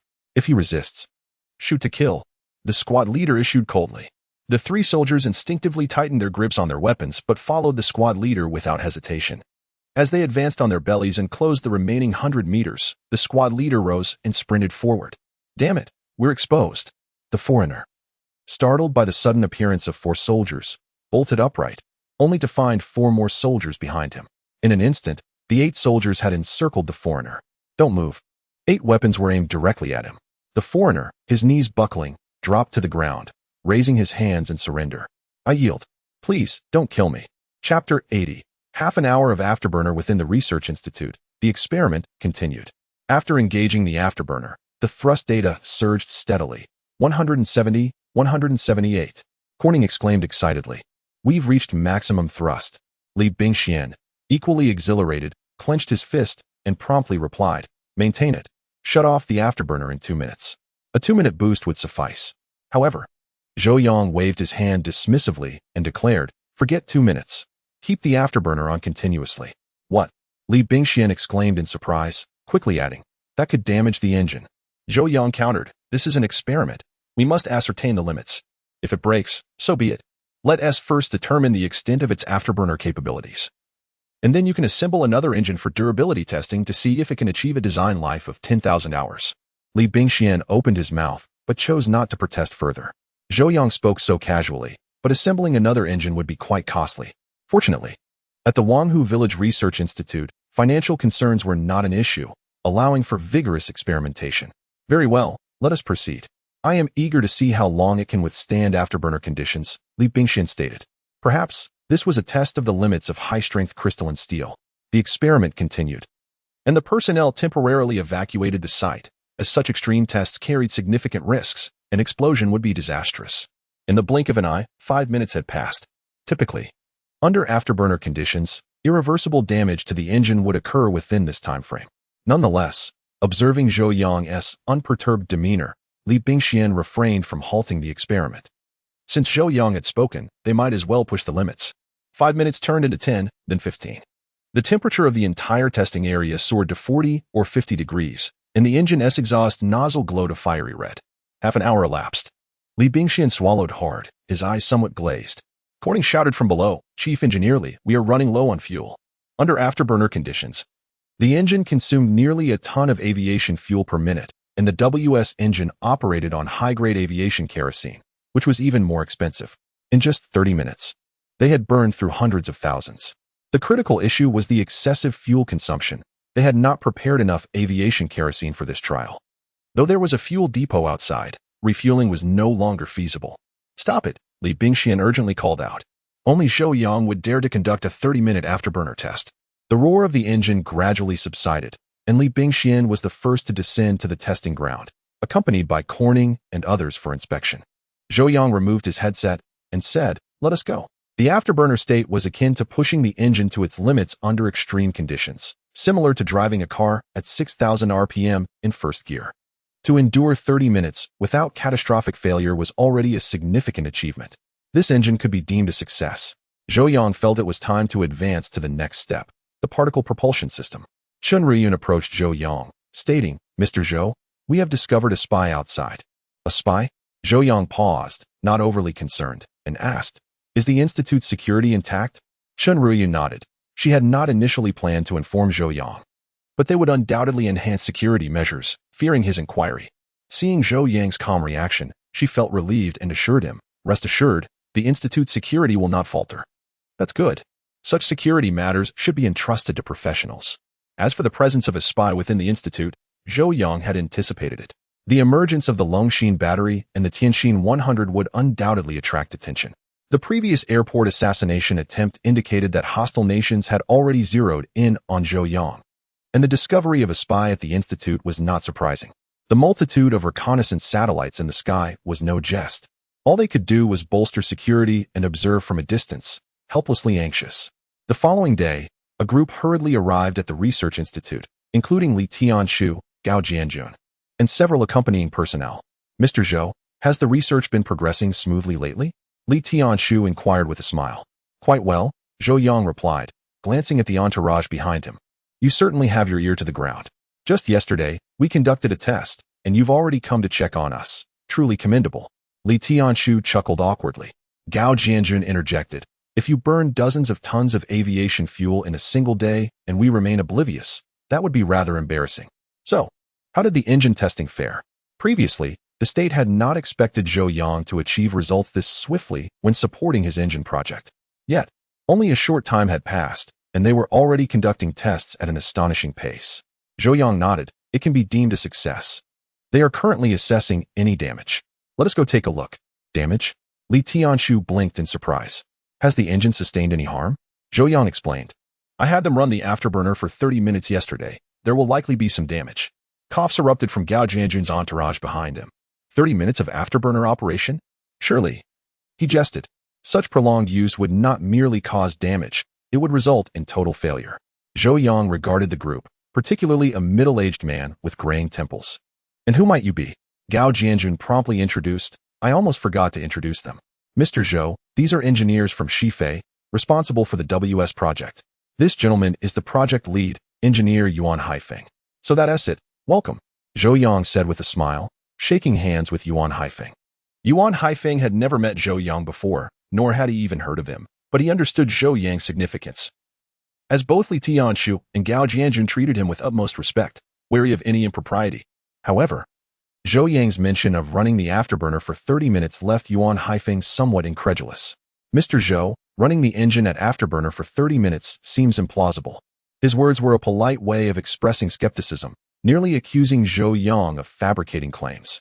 Zhou Yang remained unfazed, replying with a smile, whether it is true or not. Engineer Yuan, we shall see after inspection. One Tiwi? By the way, General Gao, has the aviation kerosene been arranged? Gao Jianjun, who was from the General Assembly Department, theoretically oversaw the allocation of aviation fuel. However, such matters rarely reached his level. Yet, Gao Jianjun cheerfully responded, 2,000 tons are already on the way. If that is insufficient, we can discuss more. As they spoke, the group arrived at the previous testing site. Inside the testing area, Yuan Haifeng and his colleagues immediately spotted the tubular engine on the test stand, noting its identical design to their WS model. Below the engine, numerous individuals were busily engaged. Li Bingxian. Yuan Haifeng's gaze locked onto a central figure. Sensing a presence, Li Bingxian turned and immediately met Yuan Haifeng's gaze. Gritting his teeth, Yuan Haifeng. Chapter 81. 6 months to mass production. Li Bingxian stepped down from the test platform and approached briskly. What brings you here? He inquired, his tone rather unfriendly. Zhou Yang, intrigued, noticed that these two not only knew each other, but also seemed to bear some animosity. Yuan Haifeng gazed at the engine ahead and remarked, is this the engine you've developed? It looks identical to ours. When you left Shifei, you claimed you would create your own engine, yet here you are, seemingly copying ours. Li Tianshu was about to intervene, but Zhou Yang shook his head, indicating that this was a personal matter between them. Indeed. This is a replica of your WS project, Li Bingxian acknowledged. However, we have employed entirely new materials. Other than its exterior resemblance, the internals are fundamentally different. As for your claims of imitation, let me assure you, this is merely the beginning. I shall design an entirely new engine, one that rivals the M country's F-135, no, one that surpasses it. The F-135 is recognized as the most advanced engine published by the M country, and indeed, among the world's strongest. Yuan Haifeng scoffed, anyone can boast. But the crucial aspect is whether you can deliver. I heard you pushed the engine to its limits for 30 minutes yesterday. How did that turn out? Did the engine fail? Fail? Li Bingxian retorted with a cold sneer, bellowing, Kongning, refuel and prepare for another test. Very well. I am eager to witness how your claims hold up, Yuan Haifeng challenged, equally confrontational. Zhou Yang suggested, shall we move upstairs? Li Tianshu and Gao Jianjun nodded with smiles. Following Zhou Yang upward. Mr. Zhou, on the 10th of next month, there is an aviation exhibition. Will this engine be ready for presentation? Gao Jianjun suddenly inquired. Zhou Yang cast a curious glance at him. The WS, utilizing high-strength crystalline steel, had only recently been assembled and had not undergone thorough testing. After all, this was an aircraft engine, crucial for fighter jets and the safety of pilots, necessitating extensive testing to ensure complete reliability before it could be installed. Even after that, there would be a long period of practical testing before final production, which could take years. Notably, the F-119 engine used in the F-22 was a product from the 1980s. Such engines could remain in service for their entire lifespan. However, given Gao Jianjun's inquiry, there must be a reason behind it. Zhou Yang thought for a moment and replied, personally, I don't foresee any significant issues, even if it were to be installed on an aircraft, yet I cannot make any guarantees. The WS engine had been under national development for over a decade. Theoretically, there were minimal issues, primarily due to material limitations. Zhou Yang felt exceedingly confident in the durability of high-strength crystalline steel. Gao Jianjun nodded slightly, saying no more as he gazed downwards. Below, Yuan Haifeng and his engineers were already hard at work calibrating the engine. Yuan, the materials inside appear to be genuinely different, one engineer whispered to Yuan Haifeng. Realizing the truth in Li Bingshuan's claims regarding the application of new materials, Yuan Haifeng remained skeptical until he could see concrete test results. Clear the area. Start the engine. The command was given, and the engine roared back to life with a thunderous sound. Gao Jianjun's eyes brightened. A successful ignition was already a significant achievement. Li Bingxian cast a proud glance at Yuan Haifeng and declared, "Increase thrust, engage afterburner." Understanding a fraction of the rivalry between his mentor and Yuan Haifeng, Kong Ning promptly began to increase the thrust, activating the afterburner upon reaching maximum power. Instantly, the roar intensified, reverberating through the vicinity. Those nearby could feel the engine's ferocious growl, and the ground trembled from the sound waves. "Fantastic!" Gao Jianjun exclaimed, rising in excitement. "What do you think?" Li Bingxian asked, brimming with pride. Yuan Haifeng merely smirked and replied solemnly, "It's still early. It's only been a short while." As time passed, 2 minutes, 5 minutes, then 10, Yuan Haifeng's expression began to shift. Meanwhile, Gao Jianjun was increasingly exhilarated. 10 minutes of afterburner operation already indicated significant potential. "Continue," Li Bingxian gritted his teeth, stating, "Kong Ning, I want to test the limits of this engine today." Thankfully, they had managed to urgently procure 100 tons of aviation kerosene from the fuel depot yesterday. Otherwise, such a test would have been impossible. Yuan Haifeng's expression shifted dramatically, while the engineers behind him wore looks of disbelief. How could this be? It had already been 15 minutes. Under normal circumstances, the engine should have encountered issues by now. 15 minutes of afterburner operation was formidable. It was not an exaggeration to say that if an engine were to operate like this, it would be rendered inoperable upon landing, or worse, suffer catastrophic failure mid-flight. Moreover, considering the engine's fuel supply, it seemed improbable for it to sustain 15 minutes of afterburner operation. Yet, the Eagle 1 had now been running for 15 minutes, and externally, the engine appeared stable. Could it be that they truly managed to sustain 30 minutes of afterburner yesterday? What materials had they employed to withstand such stress? Before long, the time exceeded 30 minutes. Li Bingxian did not call for a halt. The test continued. Gao Jianjun queried in astonishment, "Is this high-strength crystalline steel truly that powerful?" Gao Jianjun was well aware that the Eagle 1 and the WS engine bore identical structural designs. The sole difference lay in the materials used in the core components. Zhou Yang nodded, explaining that high-strength crystalline steel, apart from its great strength, was distinguished by its structural stability and resilience. By the way, has the third generation of high-strength crystalline steel been completed? Li Tianchi suddenly inquired. With the engine operational, it suggested that the high-strength crystalline steel had also reached completion. Indeed, it has been prepared. The next step is to address mass production, which Academician Su and his team are currently advancing, Zhou Yang responded. Li Tianchu's eyes brightened at this revelation. This material has countless applications, from tank armor to ship decks, and even aircraft carrier decks and fighter jet skins. If it can truly be mass-produced, it would be remarkable. Gao Jianjun quickly interjected, "Mr. Zhou, how long do you estimate it will take to resolve the mass production issue?" The prospect of mass production promised to be akin to a universal medal, significantly enhancing weaponry and equipment. Zhou Yang pondered seriously before replying. "I estimate it will be resolved by mid-next year." "Is it truly that quick?" Gao Jianjun asked, astonished. Resolving mass production issues within half a year seemed remarkably swift. Yet, considering Zhou Yang had assisted BYD with the mass production of Longxin batteries in less than 2 months and similarly expedited the Tianjin 100, it did not seem entirely implausible for high-strength crystalline steel to achieve mass production in half a year. Chapter 82. The honors due. Zhou Yang nodded. The mature technical data was available, and resolving the mass production issues within 6 months was already quite slow. In reality, Zhou Yang believed that 3 to 4 months would suffice. The sluggish pace was largely attributable to the peculiarities of steel production, as the equipment in steel mills was substantial, presenting numerous challenges to overcome. Li Tianchu murmured, 6 months to resolve mass production? Mr. Zhou, what scale of mass production are we discussing? Zhou Yang contemplated for a moment and replied, on the order of tens of millions of tons. How much?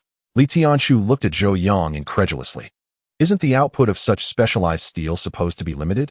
Indeed, given the current scale of domestic steel production, an annual output of tens of millions of tons would only classify as a medium to large steel mill, not a major one. Nonetheless, it was still astonishing. Gao Jianjun was equally taken aback, exclaiming, "Tens of millions of tons, Mr. Zhou? You must be joking."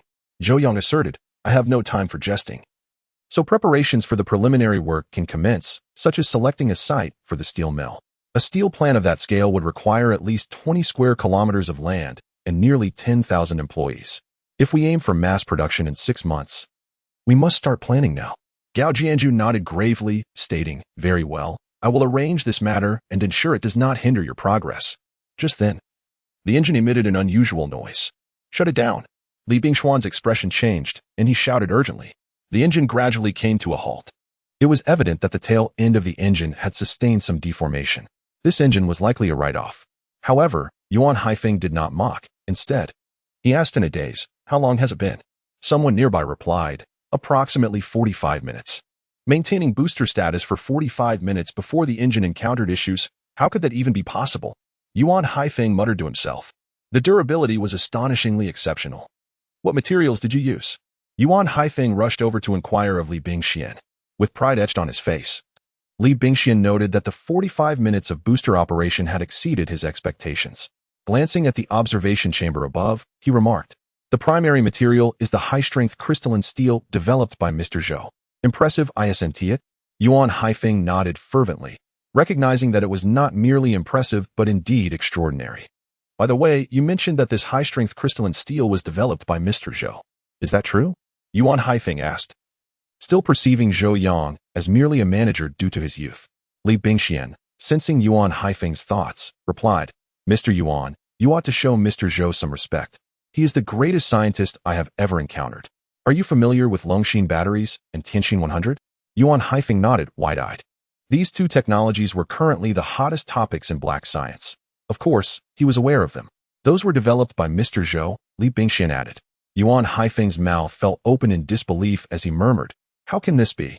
Batteries, chips, specialized steel, such a vast range of research." At that moment, Zhou Yang and Gao Jianjun approached. "Mr. Yuan, what do you think?" Gao Jianjun inquired with a smile. Yuan Haifeng snapped back to reality but ignored Gao Jianjun.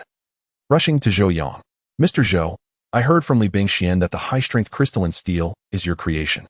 Can we use this material at Shifei?" The nation's design and theoretical research capabilities in engine development were robust, yet many design blueprints remained idle due to inferior materials, preventing progress. Furthermore, Shifei had numerous research projects, civilian engines, helicopter engines, all hindered by material constraints. Securing high-strength crystalline steel would resolve all these issues. How could Yuan Haifeng not be excited? Zhou Yang replied, "Mr. Yuan, there is no reason for concern. The high-strength crystalline steel has completed its laboratory preparation phase and will enter mass production within 6 months. When production ramps up, you can utilize it as you see fit." Mass production? Already? Yuan Haifeng was left dumbfounded, feeling as though he had awakened to a transformed world. Stepping into the future, this incredible material, of which he had just learned, was on the verge of mass production. Zhou Yang continued, "How about this, Engineer Li, take Mr. Yuan to see Academician Su. There may be opportunities for collaboration between us and Shifei in the future. The particle propulsion system is not a small project, and we will need to partner with leading enterprises like Shifei." Li Bingxian shot an annoyed glance at Yuan Haifeng. "What are you still standing there for? Come with me." After sending them off, Zhou Yang and Li Tianchu headed toward the office. "Mr. Zhou, about what I mentioned earlier, can you attend the aviation exhibition?" Gao Jianjun asked again. "What could possibly prevent me from doing so?"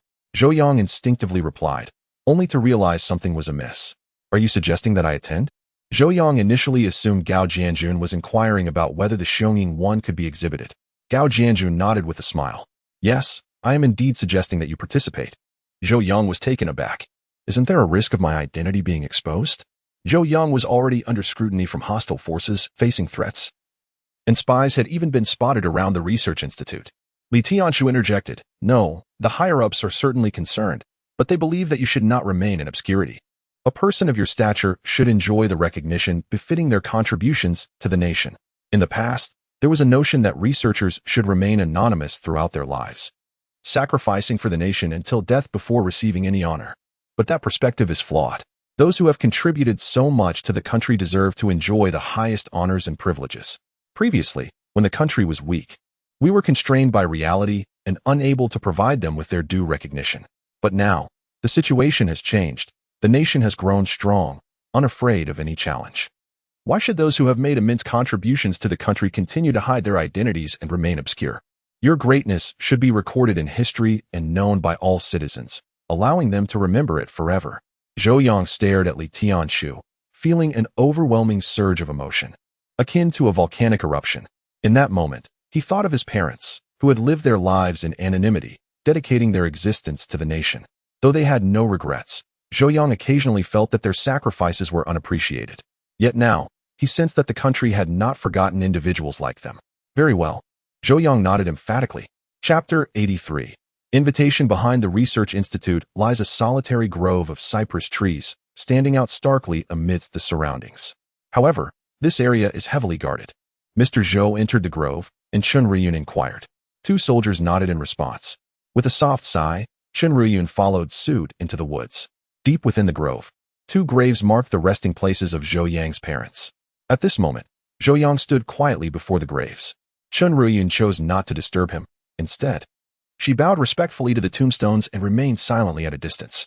After a while, Zhou Yang turned around and, upon seeing Chen Ruyun, was momentarily taken aback. "What brings you here? Is there something you need?" he asked. Chen Ruyun shook her head and produced a pristine white handkerchief from her pocket, offering it to him. Zhou Yang's eyes glistened with unshed tears. He did not take the handkerchief but wiped away the traces of tears from his eyes, remarking, "Not many people use handkerchiefs these days." Chen Ruyun replied, "My mother embroidered it for me. She said it had been blessed at the temple for my safety and urged me to carry it with me always." As Zhou Yang stepped outside, he mused. "By the way, New Year's is just around the corner, isn't it?" Chen Ruyun nodded in affirmation. "All right then. I shall grant you a 2-day leave to go home and celebrate," Zhou Yang declared. Chen Ruyun immediately shook her head. "No, thank you. I generally do not return home for New Year's." In truth, someone like Chen Ruyun might not even manage to return home for the New Year or any festive occasion. Zhou Yang inquired, "I haven't asked yet. Where is your hometown?"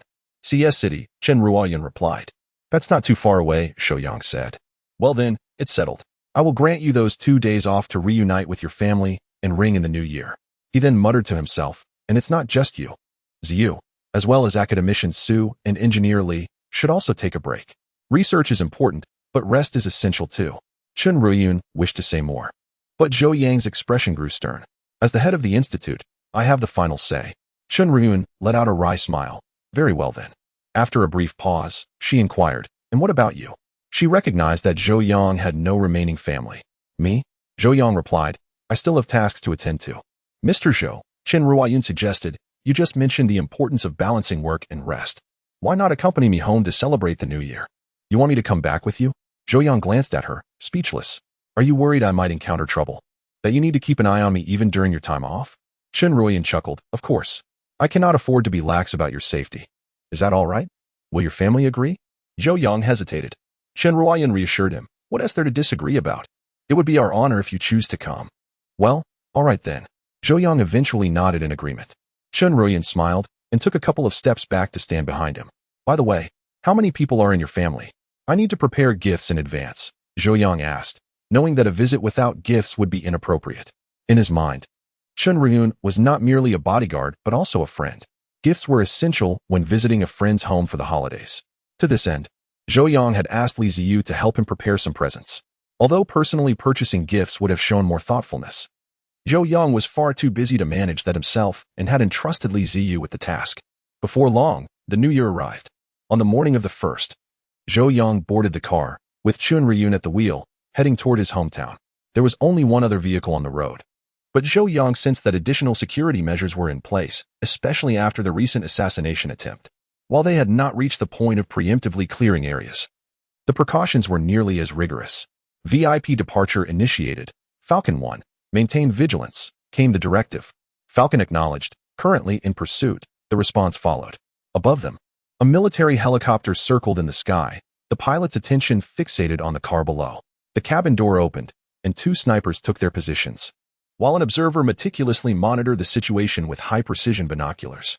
Unbeknownst to Zhou Yang, these security measures were in effect. After an hour and a half, Zhou Yang arrived at his destination, a modest village in the countryside of CS City. "There aren't many cars on the road today," Zhou Yang remarked as he stepped out of the vehicle. Chen Ruyun stifled a laugh, knowing that the traffic had been intentionally cleared. The residence was a 2-story house located at the edge of the village. To the left of the entrance lay vast fields, while a small river flowed across the street. In the yard, 2 flourishing osmanthus trees stood proudly. A BMW 3 Series was parked in a small clearing before the gate, indicating the presence of guests. Taking a deep breath, Zhou Yang retrieved the gifts from the trunk, all of which had been prepared by Li Ziyu. He was not entirely sure what they contained. Chen Ryun's family was small, her parents were both alive, and she had an older sister who was married, along with a young niece. "Let me help," Chen Ryun offered as she noticed Zhou Yang carrying the gifts. "No, it's improper for the host to carry gifts," Zhou Yang insisted, following her inside. "Auntie." In the yard, a 7 or 8-year-old girl was skipping rope. Upon seeing Chen Ryun, she shouted with delight and rushed over. "Tong Tong." Chen Ryun scooped up the girl in her arms. The little girl affectionately hugged Chen Ryun before exclaiming, "Grandpa and Grandma, Annie is back, and she brought a boyfriend." Chen Ryun's face turned crimson with embarrassment as she quickly retorted, "Tong Tong, what nonsense are you spouting? This is my superior." The girl gazed up with wide eyes, asking, "Annie, what does superior mean?" "Oh, pretending to be confused, are we?" Chen Ryun playfully pinched the girl's cheeks. At that moment, several people emerged from the house, including Chen Ryun's parents, her older sister, and brother-in-law. "Ryun, what brings you back?" Chen Ryun's sister, Chen Ruashi, exclaimed in surprise. Their mother, Li Guizhi, rushed over, embracing Chen Ryun with immense excitement. However, their father, Chen Tao, after a moment of emotional reaction, huffed and said, "You should be ashamed to return. Some might think you've perished out there." "Old man, what nonsense are you talking about? Our daughter has finally come home, and you're not happy?" Li Guizhi scolded. After reprimanding him, she turned her attention to Zhou Yang, her eyes lighting up. "Ryun, who is this? Is he your boyfriend?" Chen Ryun's face flushed once more as she discreetly glanced at Zhou Yang. Noticing he showed little reaction, she quickly shook her head. "Mom, don't say that. This is Mr. Zhou, my superior." Zhou Yang also quickly interjected, "Hello, uncle and auntie. My name is Zhou Yang, and I am a friend of Chen Ruoyun." Li Guizhi smiled warmly. "Exactly, just a friend. No need for titles like superior. All right, Xiao Zhou, come in and make yourself comfortable." Chen Ryun, feeling flustered, turned beet red, while Zhou Yang, though slightly embarrassed, found comfort in the warmth that he had not experienced in many years. Chapter 84. It's quite simple. Welcome to our home. "Xiao Zhou, my name is Zhang Bo. Come in. Tong Tong, quickly greet your uncle." Chen Ryun's brother-in-law, a refined middle-aged gentleman, greeted Zhou Yang with a warm smile. Meanwhile, Chen Ryun's face turned pale. The fact that her mother referred to Zhou Yang as Xiao Zhou felt inappropriate, and now even her brother-in-law had adopted the same term. After all, this was Zhou Yang. One would be hard-pressed to find anyone who wouldn't respectfully address him as Mr. Zhou. Zhou Yang, however, bore no semblance of annoyance. He stood up and extended his hand, saying hello. Afterward, he presented his gift, saying, "Uncle and Auntie, I hope it's not too presumptuous of me to interrupt your time. I brought you a small gift, something simple. I hope you like it." "Guests should not bring gifts," Li Guizhi chuckled, casting a knowing glance at Chen Ryun, who stubbornly denied that Zhou Yang was her boyfriend, despite arriving with a present. Chen Ryun felt an overwhelming urge to disappear. She truly regretted inviting Zhou Yang over. "Dad, what did Zhou uncle bring me? Can I see?" Zhang Tong asked eagerly. His gift was a large, heavy box. "Wow, it's a violin," Zhang Tong exclaimed in delight. Zhou Yang replied, "I believe you're learning the violin, so I thought this would be perfect for you. Do you like it?" Zhang Tong nodded vigorously, saying, "I love it, I really do." Zhang Bo was taken aback. Violins are not inexpensive. Upon inspection, he gasped, "I recognize this brand. It's a handmade Italian label. They produce very few each year. And this one is worth at least several hundred thousand." "Several hundred thousand?" Chen Ruashi and the others were equally astonished. Zhou Yang was momentarily stunned. This violin had been purchased by Li Ziyu, and he had no idea of its cost. Now that it was bought, returning it seemed out of the question. "It's already been bought, so let us just keep it. Tong Tong likes it," Zhou Yang insisted. Zhang Tong nodded emphatically, just as Zhang Bo was about to speak again. Chen Ruoyun interjected, "Brother-in-law, since it's a gift from Mr. Zhou, you should accept it." "How can we accept such a generous gift?" Zhang Bo appeared troubled.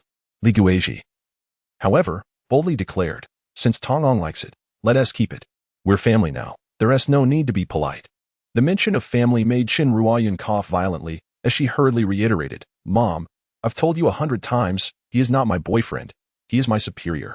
I invited him over to celebrate the new year." I understand. Li Guizhi seemed to dismiss her words and opened her own gift, revealing a beautiful Hetian jade amulet. Chen Tao also opened his gift, discovering an ink stone, which piqued his interest as he enjoyed calligraphy. This inkstone was evidently extraordinary. As for Chen Ruoxi, she received a set of foreign cosmetics, while Zhang Bo received a mechanical watch. Zhang Bo quickly calculated the value of Zhou Yang's gifts. Realizing they amounted to over 1 million, he was momentarily astounded. Li Guizhi's admiration for Zhou Yang grew as she observed his demeanor. Not only was he affluent, but he was also quite handsome. Xiao Zhou, what do you do for a living? Have you bought a house? Do you have a car? Li Guizhi queried. Mom. Chen Riyun was exasperated, standing up abruptly. Let me reiterate, Mr. Zhou is not my boyfriend. He is my superior. Do you understand what a superior is? I understand. I understand. Li Guizhi feigned ignorance, her gaze still fixated on Zhou Yang. Chen Ruoyan was infuriated but felt helpless. Zhou Yang smiled and said, Auntie, I work in research and development. I should have a house and a car. Research and development is a good field. It's not exhausting, Li Guizhi remarked. Zhang Bo, intrigued, asked, Xiao Zhou, what kind of research do you do? Zhou Yang hesitated. He couldn't simply state that he was studying mecha technology. Artificial intelligence, he finally replied. Zhang Bo nodded approvingly. That's a promising field with great future prospects. Li Guizhi beamed with delight. Xiao Zhou, please make yourself comfortable. Old man, why are you just sitting there? Speak up. I'm going to prepare dinner. With that, she dragged Chen Riyun out, intent on having a thorough discussion. Poor Chen Riyun, a capable agent who could take on dozens, found herself utterly powerless against Li Guizhi. Zhou Yang couldn't help but chuckle inwardly. A fleeting thought crossing his mind. Marrying Chen Riyun might not be so bad, as it would grant him a family. Yet, the next moment, he dismissed the notion. After all, it was merely his unilateral desire, and who knew how Chen Riyun felt? Perhaps, to her, he was merely a superior. Chen Tao, lacking in conversational skills, engaged Zhou Yang in awkward small talk before becoming silent. Zhang Bo, however, was keen to converse with Zhou Yang about many topics. Through their conversation, Zhou Yang learned that Zhang Bo also worked in research and development as an engineer at a company called Zhui Electromechanical. Meanwhile, dinner was prepared, and Chen Ruoxi came to invite everyone to eat. At that moment, Zhang Bo received an urgent phone call. What? It's cracked? How could that happen? What is the situation? Zhang Bo answered, his expression shifting dramatically. What happened? Chen Ruoxi inquired.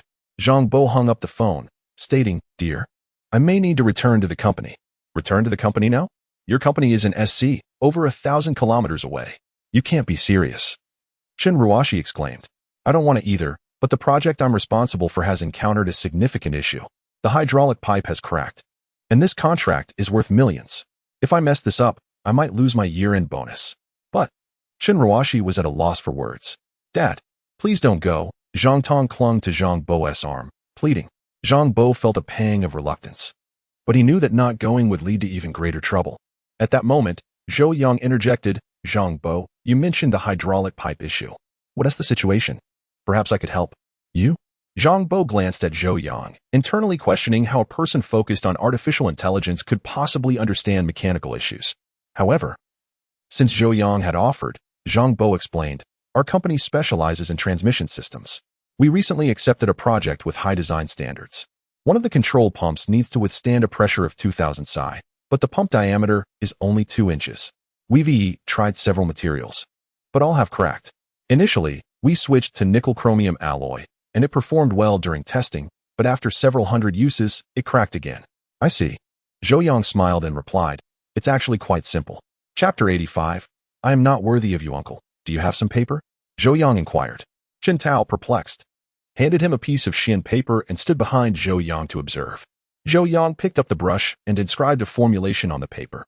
This denotes the ratio of the added elements, and here is the manufacturing process. If you lack a steel mill to customize for you, you can directly utilize a nickel-aluminum high-temperature alloy and process it in this manner to achieve the design specifications. Zhou Yang proceeded to jot down additional processing methods. Zhang Bo stared at Zhou Yang, harboring deep skepticism, questioning whether Zhou Yang was merely scribbling nonsense. Will this actually work? Zhang Bo asked. Chen Ruoxi responded. Whether it works or not, you'll find out by trying. In any case, I won't allow you to return just yet. Zhang Bo felt overwhelmed, ready to argue further, when Chen Ruoyan interjected, brother-in-law, just give it a try, trust Mr. Zhou. After saying this, Chen Ruoyan leaned closer to Zhou Yang and whispered, Mr. Zhou, is there a need for confidentiality regarding what you've written? Zhou Yang shook his head. indicating it was simply a straightforward high-strength alloy material. What was there to keep secret?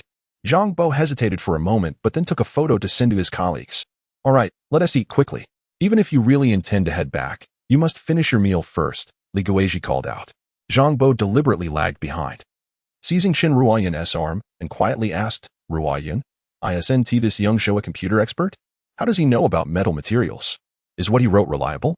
Upon hearing Zhang Bo refer to Zhou Yang as young Zhou, Qin Ruoyan felt a surge of frustration, gritting her teeth. It's Mr. Zhou.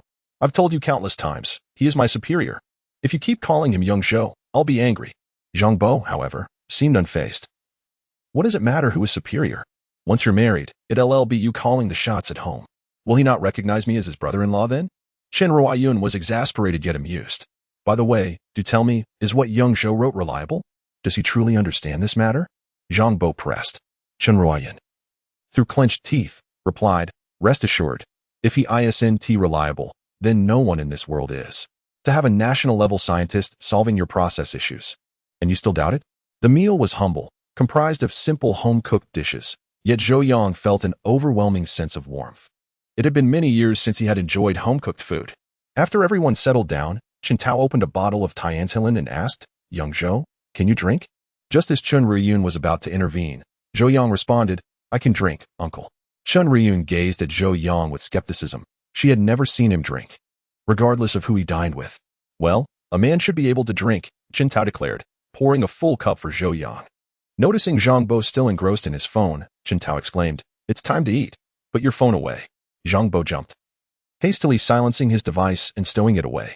Qin Tao raised his glass, stating, today, I am very happy, first, because Ruoyan has returned home, and second, for bringing young Zhou along. Young Zhou, on behalf of my entire family, I welcome you. Zhou Yang quickly lifted his glass, expressing his gratitude. Qin Tao downed half the glass in one gulp and casually remarked, Ruoyan, you're not a child anymore. You're 26 this year. It's time to choose a date and get married to young Zhou.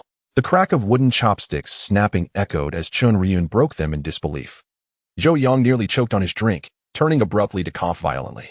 You old fool, you can't just keep shoving alcohol down his throat. Li Guizhi scolded, rushing to pat Zhou Yang's back.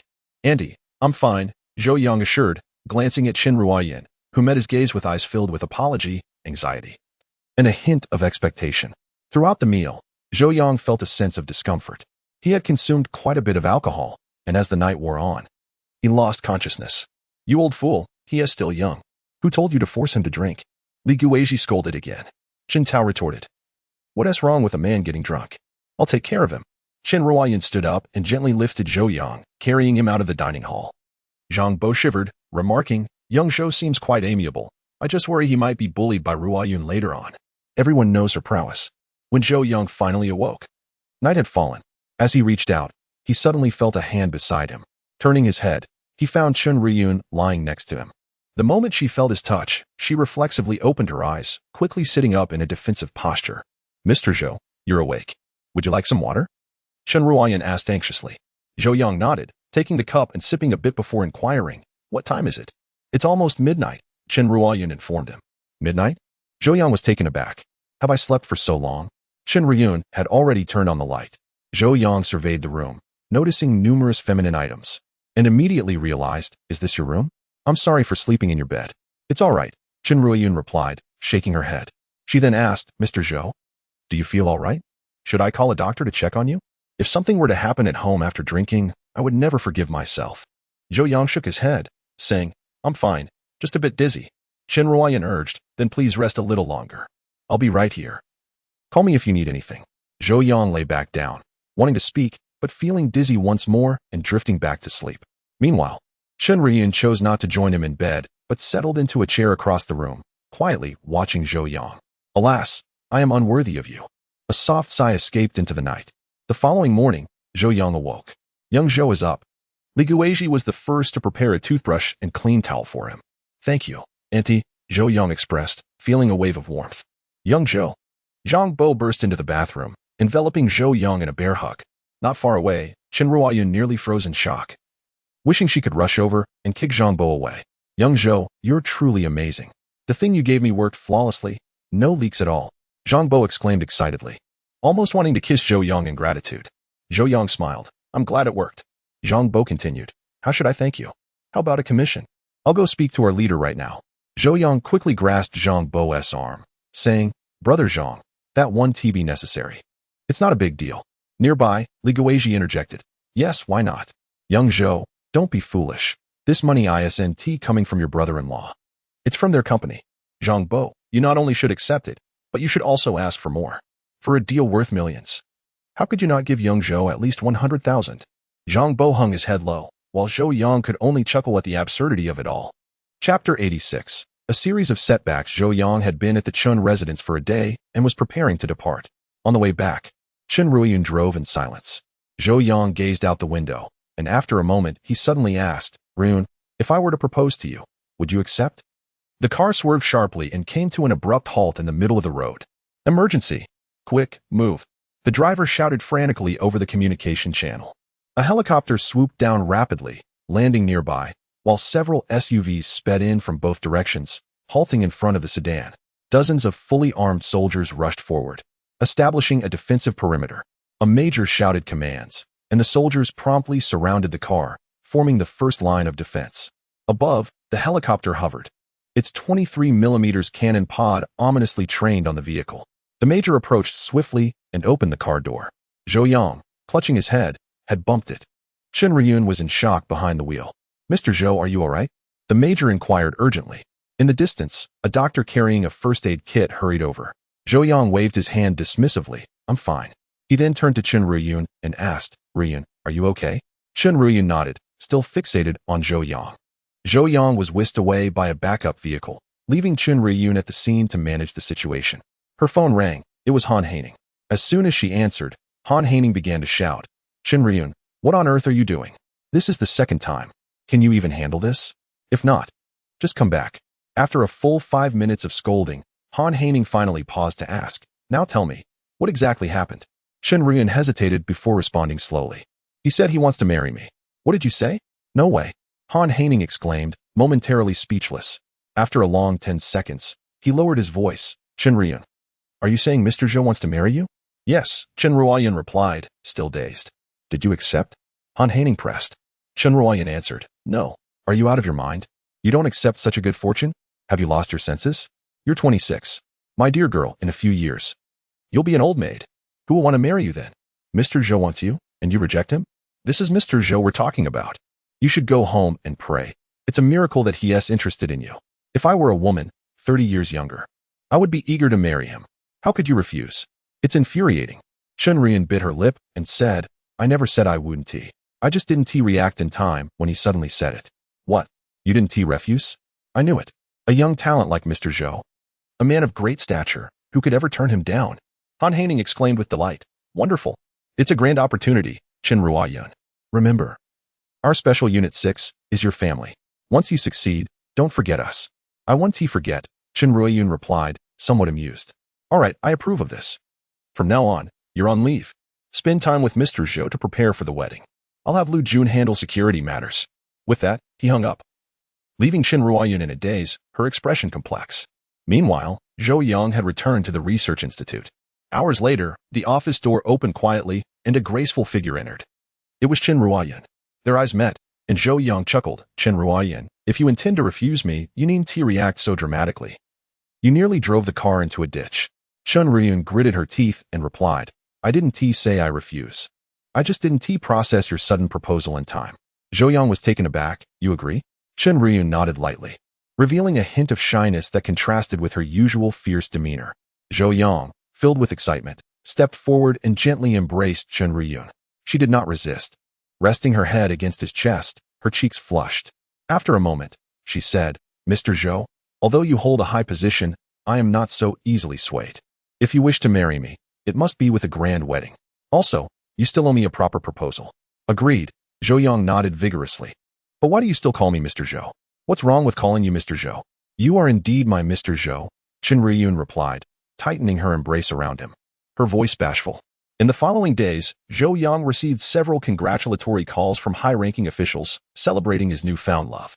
Meanwhile, Li Tianchi visited to inquire about the wedding plans and arrangements. Ultimately, they decided to consult the fortune teller to choose an auspicious date, landing on August 26th of the following year. Mr. Zhou, you needn't worry about the wedding arrangements. I will assign a dedicated team to handle it, ensuring your satisfaction. Li Tianshu assured as he departed, as if completing a political mission. Zhou Yang found it somewhat amusing. He preferred a simple wedding, but felt it would be unfair to Chen Ruyun. She deserved a magnificent celebration that would make all other women envious. On January 8th, Zhou Yang boarded a private jet headed for SC. Following the previous incident, the state deemed it unwise for him to travel via commercial airlines, thus arranging a luxurious Gulfstream G700 for him, along with a newly constructed airport near the Research Institute for his convenience. The plane taxied to a halt on the exclusive runway at SC Airport.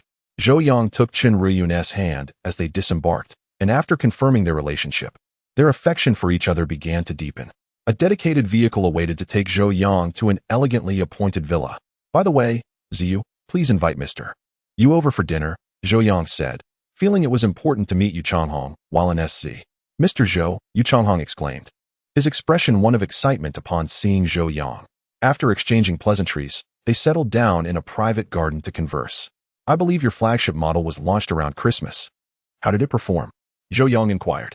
This is the world's first smartphone equipped with the Tianqin 100, Yu Changhong replied with a sigh. Sales were good, but we faced numerous challenges. Oh, what do you mean? Zhou Yang asked, intrigued. On the second day of our launch, Apple slashed prices across the board by 1,000 yuan, clearly initiating a price war with us, Yu Changhong explained, then chuckled. Unfortunately for them, they miscalculated. Even with the price drop, they couldn't outsell us. Chapter 87. Comprehensive sanctions. The Mate 40 made its debut on Christmas Day, resulting in an explosive launch. On that day, sales across all platforms reached 500,000 units. Although the following day saw a slight decline, 300,000 units were still sold. By the end of the first week, total sales had surpassed 1 million units. In contrast, Apple slashed prices across its entire product line by 1,000 yuan. Yet its sales did not experience a significant uplift. Essentially, Apple's strategy to undermine Mate 40 sales through price reductions had utterly failed. Furthermore, while lowering prices is relatively easy for Apple, raising them again poses a substantial challenge, rendering this price cut nearly permanent. Isn't that quite favorable? Zhou Yang remarked. Given such impressive sales, why did Yu Changhong still mention setbacks? Yu Changhong replied, the price cut is merely a minor tactic from Apple, an attempt to irritate us. When they saw that the price reduction did not achieve the desired effect, Apple began to unveil its stronger moves. Zhou Yang, intrigued, wanted to hear what major maneuvers Apple had in store. The first move was a unilateral announcement from Apple, stating that any app developers wishing to release an iOS version on the Apple market would be prohibited from accessing any Huawei mobile market. If discovered, their authorization would be revoked unilaterally. Yu Changhong explained that most applications are typically adapted for both iOS and Android systems, particularly many games that have separate versions. However, with this announcement from Apple, many developers must choose between Apple and Huawei, either launch on iOS or forfeit all Apple users, effectively coercing software developers into a dilemma. Zhou Yang noted, this doesn't seem to significantly impact Android users. Even if all software is absent from your Huawei market, users can still download applications from other app stores. And Apple's attempt to delineate boundaries isn't a simple task, is it? Yu Changhong nodded. That is indeed the case, but Apple's actions primarily send a signal. Huawei. We are completely severing ties. The two of us are irreconcilable, and there will be tangible effects on our users. At the very least, some software vendors will undoubtedly choose to remove their applications from Huawei's market. As Yu Changhong indicated, Apple's strategy isn't necessarily about inflicting severe damage, but rather about sending a message that they are prepared for open conflict with Huawei. Is there more? Zhou Yang inquired with a smile. Such a mild form of suppression hardly poses a real threat. Yu Changhong replied, this is only the beginning. Under Apple's influence, the U.S. Department of Commerce has reinitiated sanctions against us, and this time they are more severe than before. Not only are chips involved, but no company is permitted to engage in any business cooperation with Huawei without prior authorization. Zhou Yang raised an eyebrow, expressing surprise. How could the U.S. issue such a serious ban, undermining its own stature? This amounts to a comprehensive sanction against Huawei, limiting our commercial activities in the U.S. and preventing the use of U.S. suppliers for any of Huawei's products, even down to a single screw. For a superpower to impose such shameless sanctions on a private enterprise, it would severely tarnish the U.S. government's reputation, leaving the impression of a lack of integrity. Imagine, If they can sanction Huawei today, they could just as easily target other businesses tomorrow who would dare to conduct business in the U.S. After that, Yu Changhong sighed softly. We have inquired through various channels, and this round of sanctions is not solely driven by Apple. Influential companies like Intel, Nvidia, and even Qualcomm, along with the entire Wall Street, are behind this push. It is unlikely that a single Apple could sway U.S. government decisions, but the backing of such colossal enterprises, representing the interests of Wall Street, certainly holds considerable weight in influencing the U.S. government. Is the impact severe? Zhou Yang questioned. Yu Changhong affirmed. Of course it is severe. Our North American business has essentially evaporated, and many of our products now face the necessity of changing suppliers. This is particularly critical for our smartphones, which are highly integrated. The Mate 40, being a flagship model, incorporates the best components, lenses, motors, screens, and many internal suppliers are based in the U.S. With the ban now in effect, all cooperation has been severed. Fortunately, we had stockpiled some inventory in advance. Otherwise, we would be hard-pressed to manage without the time to switch suppliers. However, some suppliers do not meet our standards, so there will still be significant repercussions. Zhou Yang frowned, acknowledging, while our nation is strong, it cannot dominate every sector. Many products will inevitably rely on foreign components. Even if domestic alternatives exist, they are not guaranteed to be the best in the world. This is acceptable for standard smartphones, but for flagship models, the impact will be even more pronounced. Yu Changhong remarked, the situation has garnered considerable attention online, and many netizens support Huawei. However, despite this support, our smartphone sales have still seen a marked decline. Interestingly, amidst all this, an unexpected event has led to a remarkable surge in our smartphone sales. Oh, what event was that? Zhou Yang inquired. Yu Changhong chuckled. This incident occurred last week and seems almost unbelievable. A week ago, on a site belonging to China's Hacker Alliance, an individual by the ID of Uncle Hedgehog posted a message.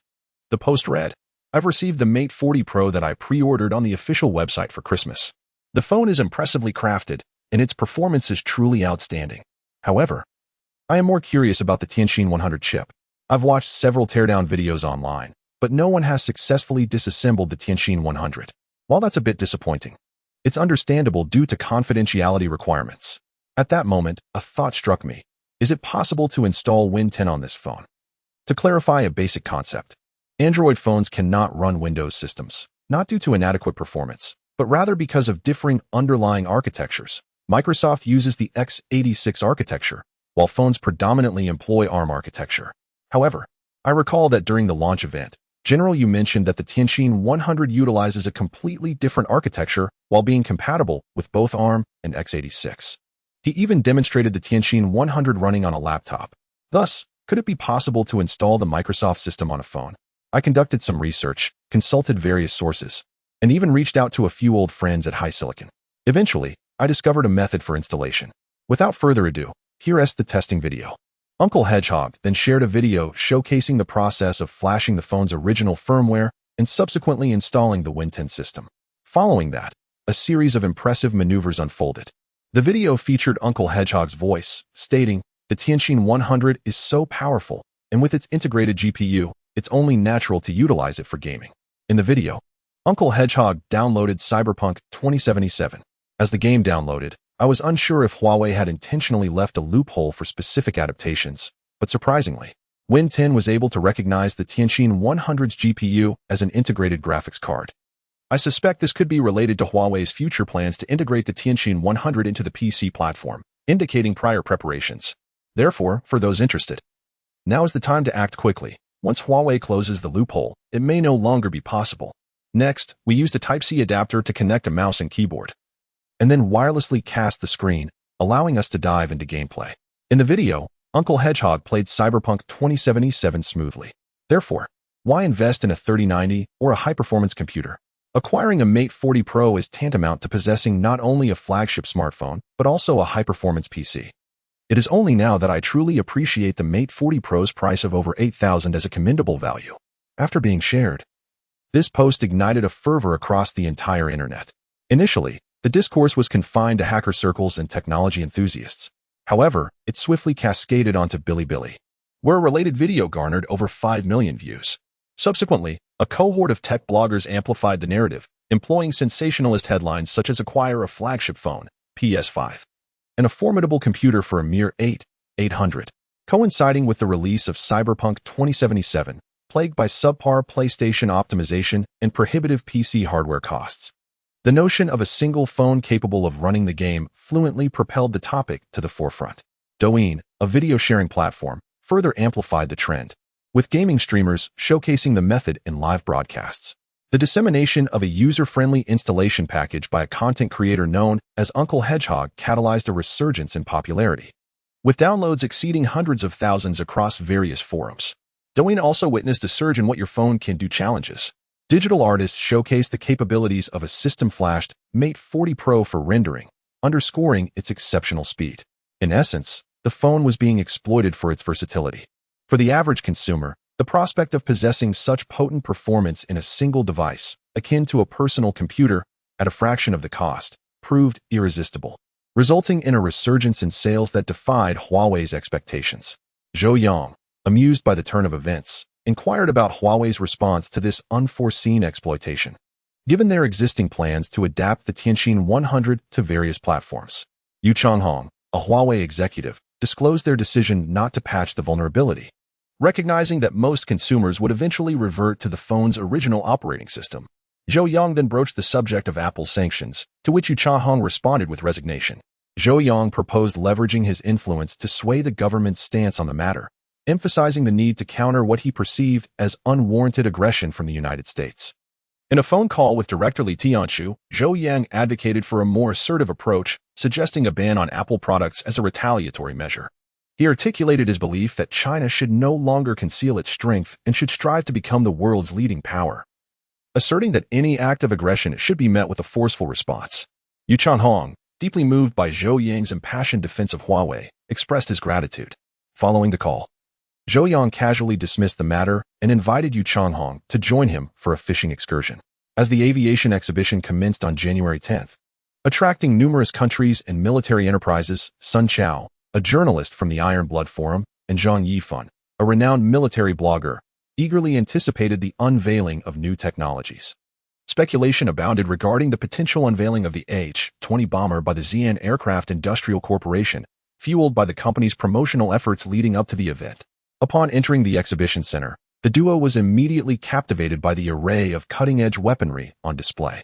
However, Sun Chao insisted on attending the opening ceremony to fulfill his journalistic obligations, promising Zhang Yifan that they would proceed to the press conference afterward. Chapter 89. The opening of the aviation exhibition. The opening ceremony was scheduled to take place at the very heart of the exhibition, at 9 o'clock in the morning. The ceremony commenced punctually, with the host inviting all distinguished guests to the stage. A procession emerged from the backstage, led by Li Tianqiu, who escorted Zhou Yang to the forefront of the gathering. "Mr. Zhou, your seat." Li Tianqiu guided Zhou Yang to a position at the center. Below, journalists present began to snap photographs in unison, and the flashes momentarily blinded onlookers. Although it was Zhou Yang's first encounter with such an event, he maintained his composure, settling into his seat with ease, devoid of any awkwardness. The host proceeded to introduce the various leaders, including local dignitaries and officials from the General Assembly. However, when it came time to introduce Zhou Yang, the host merely stated, "We welcome academician Zhou Yang." No further elaboration was offered. Zhou Yang, taken aback, turned to Li Tianqiu and inquired, "When did I become an academician?" Li Tianqiu replied with a smile, "Given your accomplishments, being referred to as an academician is an understatement." Zhou Yang recognized the intent of the higher-ups to spotlight him at this aviation exhibition, gradually ushering him into the limelight and bestowing upon him the identity of an academician, which was hardly surprising. Among the hundreds of invited guests, murmurs arose in response to the host's introduction. Zhang Yifan nudged Sun Chao, commenting, "This academician appears remarkably young, hardly in his 20s. I recall the youngest academician being nearly 40. Sun Chao added, "Zhou Yang, why does that name sound unfamiliar?" He then took out his phone to search for Zhou Yang, but found no results. How strange. If he were truly an academician, there should be at least some entry in the encyclopedia. Observing Zhou Yang in the prominent position, Sun Chao raised his camera and snapped a couple of photos. Suddenly intrigued by Zhou Yang, he even logged onto the Chinese Academy of Sciences website to look for information about Zhou Yang, but still found nothing. However, in such a formal setting, the host would surely not misidentify someone. Yet, the absence of Zhou Yang's information from the academy left Sun Chao perplexed. It was not just Sun Chao who noticed Zhou Yang. Many others were equally intrigued. Among the crowd was Dmitriev, who, upon spotting Zhou Yang, exclaimed, "How is it him?" To his side sat a newly appointed negotiation head from the Kremlin, Zhou. Indeed, after the previous engine export negotiations fell through, Dmitriev had been reprimanded and demoted. With Zhou now taking the helm, Dmitriev furrowed his brow and lowered his voice, saying, "This individual must be the root cause of our negotiation failure." "What?" Zhou gasped, hastily asking, "Who exactly is this person?" Having recently arrived, he was not fully apprised of the negotiation circumstances. However, Dmitriev had leveraged various connections to investigate all information pertaining to the deal. He continued, upon reflection, "Z country's abrupt cessation of negotiations and their declaration of disinterest in our engines can only be explained by one possibility. They have achieved a breakthrough with their engines. While I find this unlikely, our intelligence department conducted a thorough investigation and discovered some clues indicating that Z country seems to have initiated a mysterious research project related to engines. Ultimately, we obtained detailed intelligence from the CIA of M country, where I first learned of this person's existence." Zhou frowned, still struggling to comprehend Dmitriev's lengthy explanation. Dmitriev inquired, "Are you familiar with the Longshin battery or the recently groundbreaking Tianqin 100 ship?" Zhou nodded. Such globally significant matters were certainly well known to him, particularly in this negotiation. His dissatisfaction stemmed from Z country's development of the Longshin battery, prompting him to seek a lesson for Z country, which led to a series of subsequent events. Dmitriev explained, "This is the person responsible for developing the Longshin battery and the Tianqin 100. "What?" Zhou nearly leapt from his seat, quickly lowering his voice as he sat back down, exclaiming, "Are you joking? Wasn't the Longshin battery developed by BYD?" Dmitriev scoffed, "Do you genuinely believe such nonsense?" "My friend, the CIA has confirmed it. To my knowledge, they even organized an assassination attempt. Recall the recent news about the anti-terrorism exercise at SC Airport? That was an operation orchestrated by the CIA." Zhou's mouth fell open, unable to fathom that such monumental technological achievements as the Longshin battery and the Tianqin 100 could stem from a single individual. After all, each of these innovations could require the collective effort of an entire nation to realize. Yet Zhou Yang, as an individual, had developed both. "Wait, you mentioned he is also involved with the engines?" Zhou pressed urgently. Dmitriev nodded, stating, "Considering the intelligence we have gathered, it is reasonable to deduce that the mysterious research project initiated by Z country is indeed overseen by Zhou Yang. It is likely this is why Z country unilaterally halted negotiations with us, placing their hopes for engine breakthroughs in his hands. But can he truly accomplish that?" Zhou queried. Yet, as the words escaped his lips, Zhou realized that if Zhou Yang had indeed developed the Longshin battery and the Tianqin 100, he undoubtedly possessed the capability to tackle engine research. "What do we do now? Are we really going to abandon this negotiation?" Zhou seethed. Dmitriev remained silent, uncertain of the way forward. At that moment, Zhou turned his gaze toward Zhou Yang on the stage and suddenly suggested, "What if we eliminate him? By doing so, we would become heroes of the nation." Dmitriev's jaw dropped in disbelief as he stared at his companion, utterly at a loss for words. What kind of absurdity was this? It was as if his mind had been struck by a donkey. Attempting to assassinate Zhou Yang would likely result in their own swift demise. The opening ceremony was rather brief, concluding with a few speeches from the leaders within an hour. The aviation exhibition was officially underway.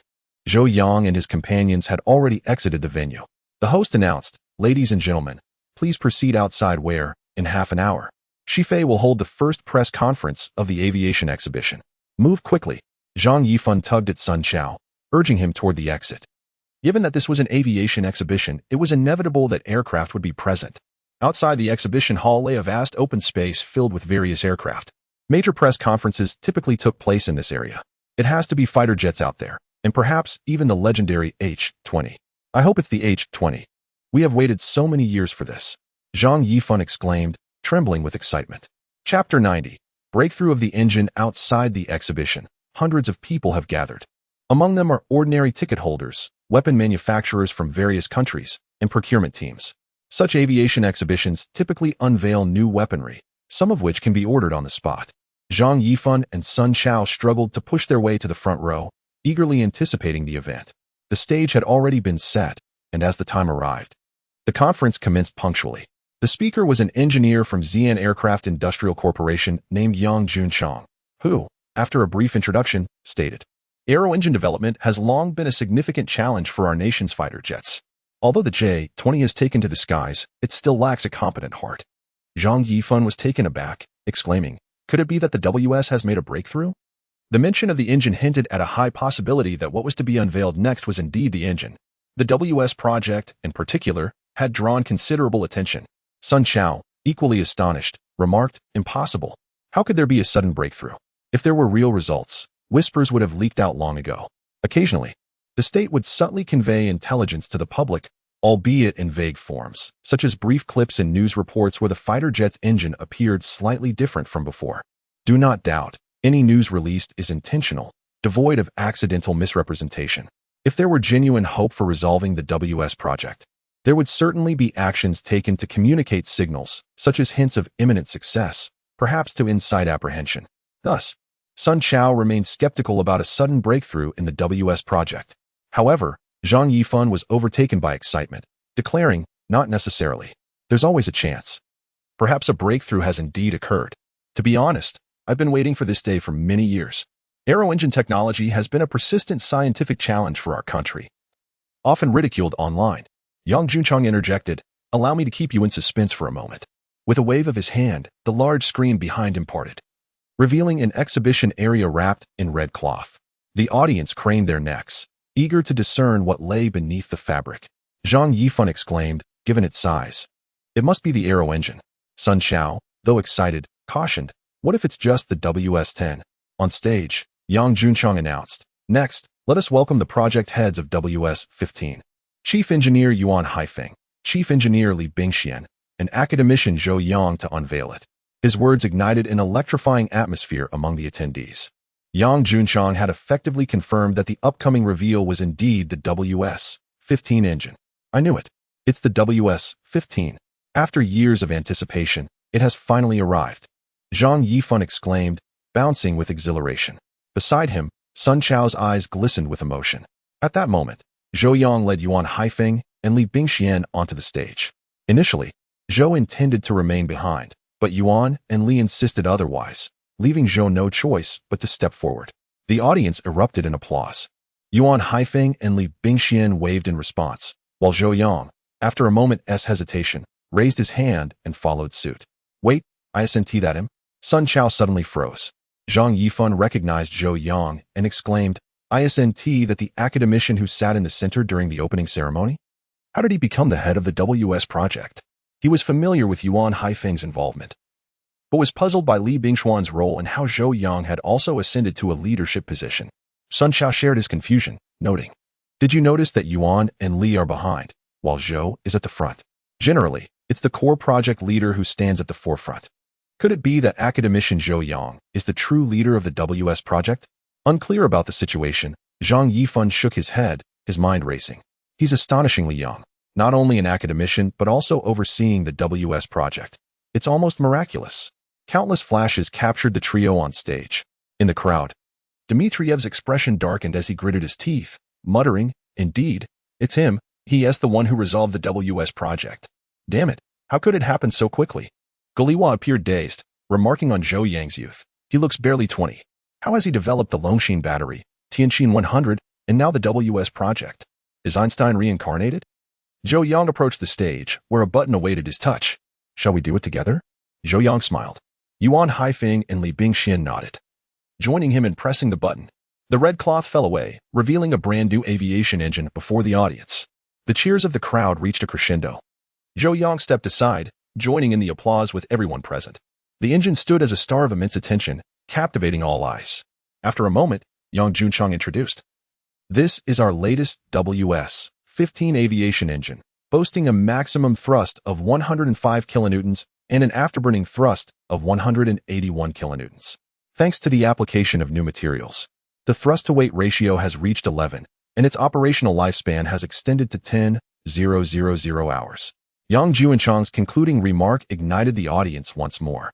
The ticket-holding spectators, all enthusiasts of military technology, understood the significance of the WS project and recognized the implications of a lifespan of 10,000 hours.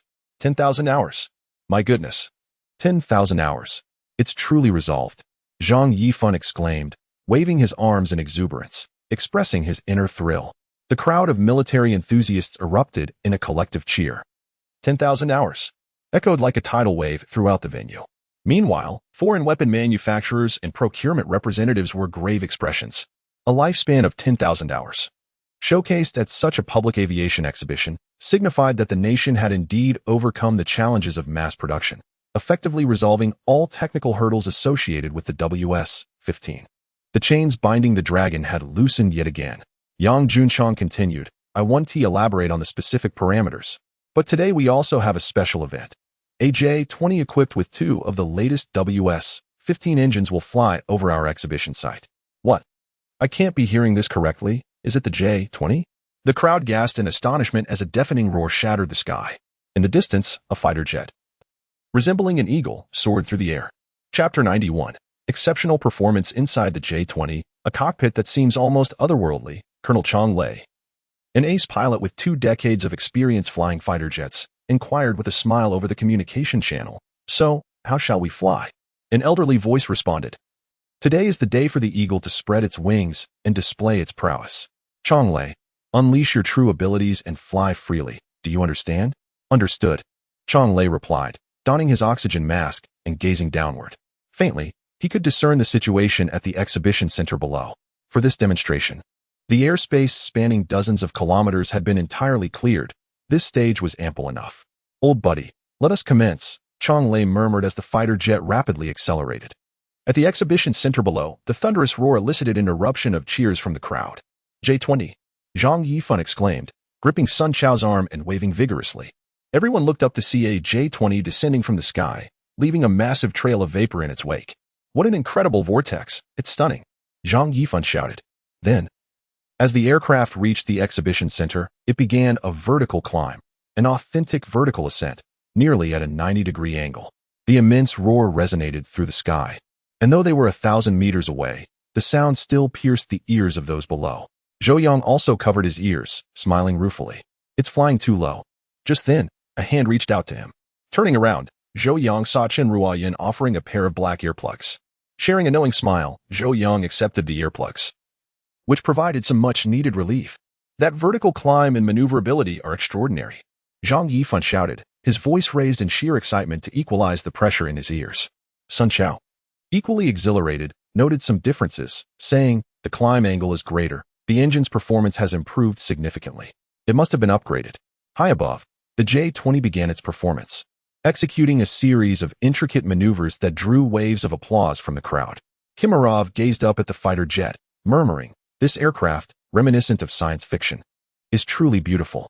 Beside him, Guliwa echoed his sentiments, saying, indeed, its maneuverability is unparalleled. If J-20 claims to be the second best in aerodynamic design, no one would dare assert it is the best. The most formidable aerodynamic design has yielded astonishing agility. The only limitation was the engine, which constrained this magnificent dragon. Now, with its new engine, the J-20 has finally overcome this last shortcoming. Inside the cockpit of the J-20, Chang Lei smiled and said, this is still insufficient. He sensed that the fighter's performance had yet to be fully realized. With this thought, he began to ascend. At 3,000 meters, the J-20 appeared quite diminutive to those on the ground. Fortunately, the skies were clear today, allowing for a good view. The J-20 then began to accelerate. At this moment, the 2 WS-15 engines unleashed their full power. If they had been leisurely strolling before, they were now walking at a brisk pace. Boom. A bowl-shaped airflow appeared beside the J-20. The sound barrier has been breached, Zhang Yifan shouted. The cheers from the crowd reached a fever pitch. This was the first time the J-20 had demonstrated its ability to break the sound barrier in public. It is crucial to note that this is a supersonic cruise fighter that can exceed the sound barrier under cruising conditions. After several seconds, the sound of the sonic boom reached the ground. Despite the distance of 3,000 meters, it was still quite audible. Yet, no one complained. Everyone was caught up in an exhilarating frenzy. Chang Lei maneuvered the aircraft higher, leaving a visible wake of vapor in the sky.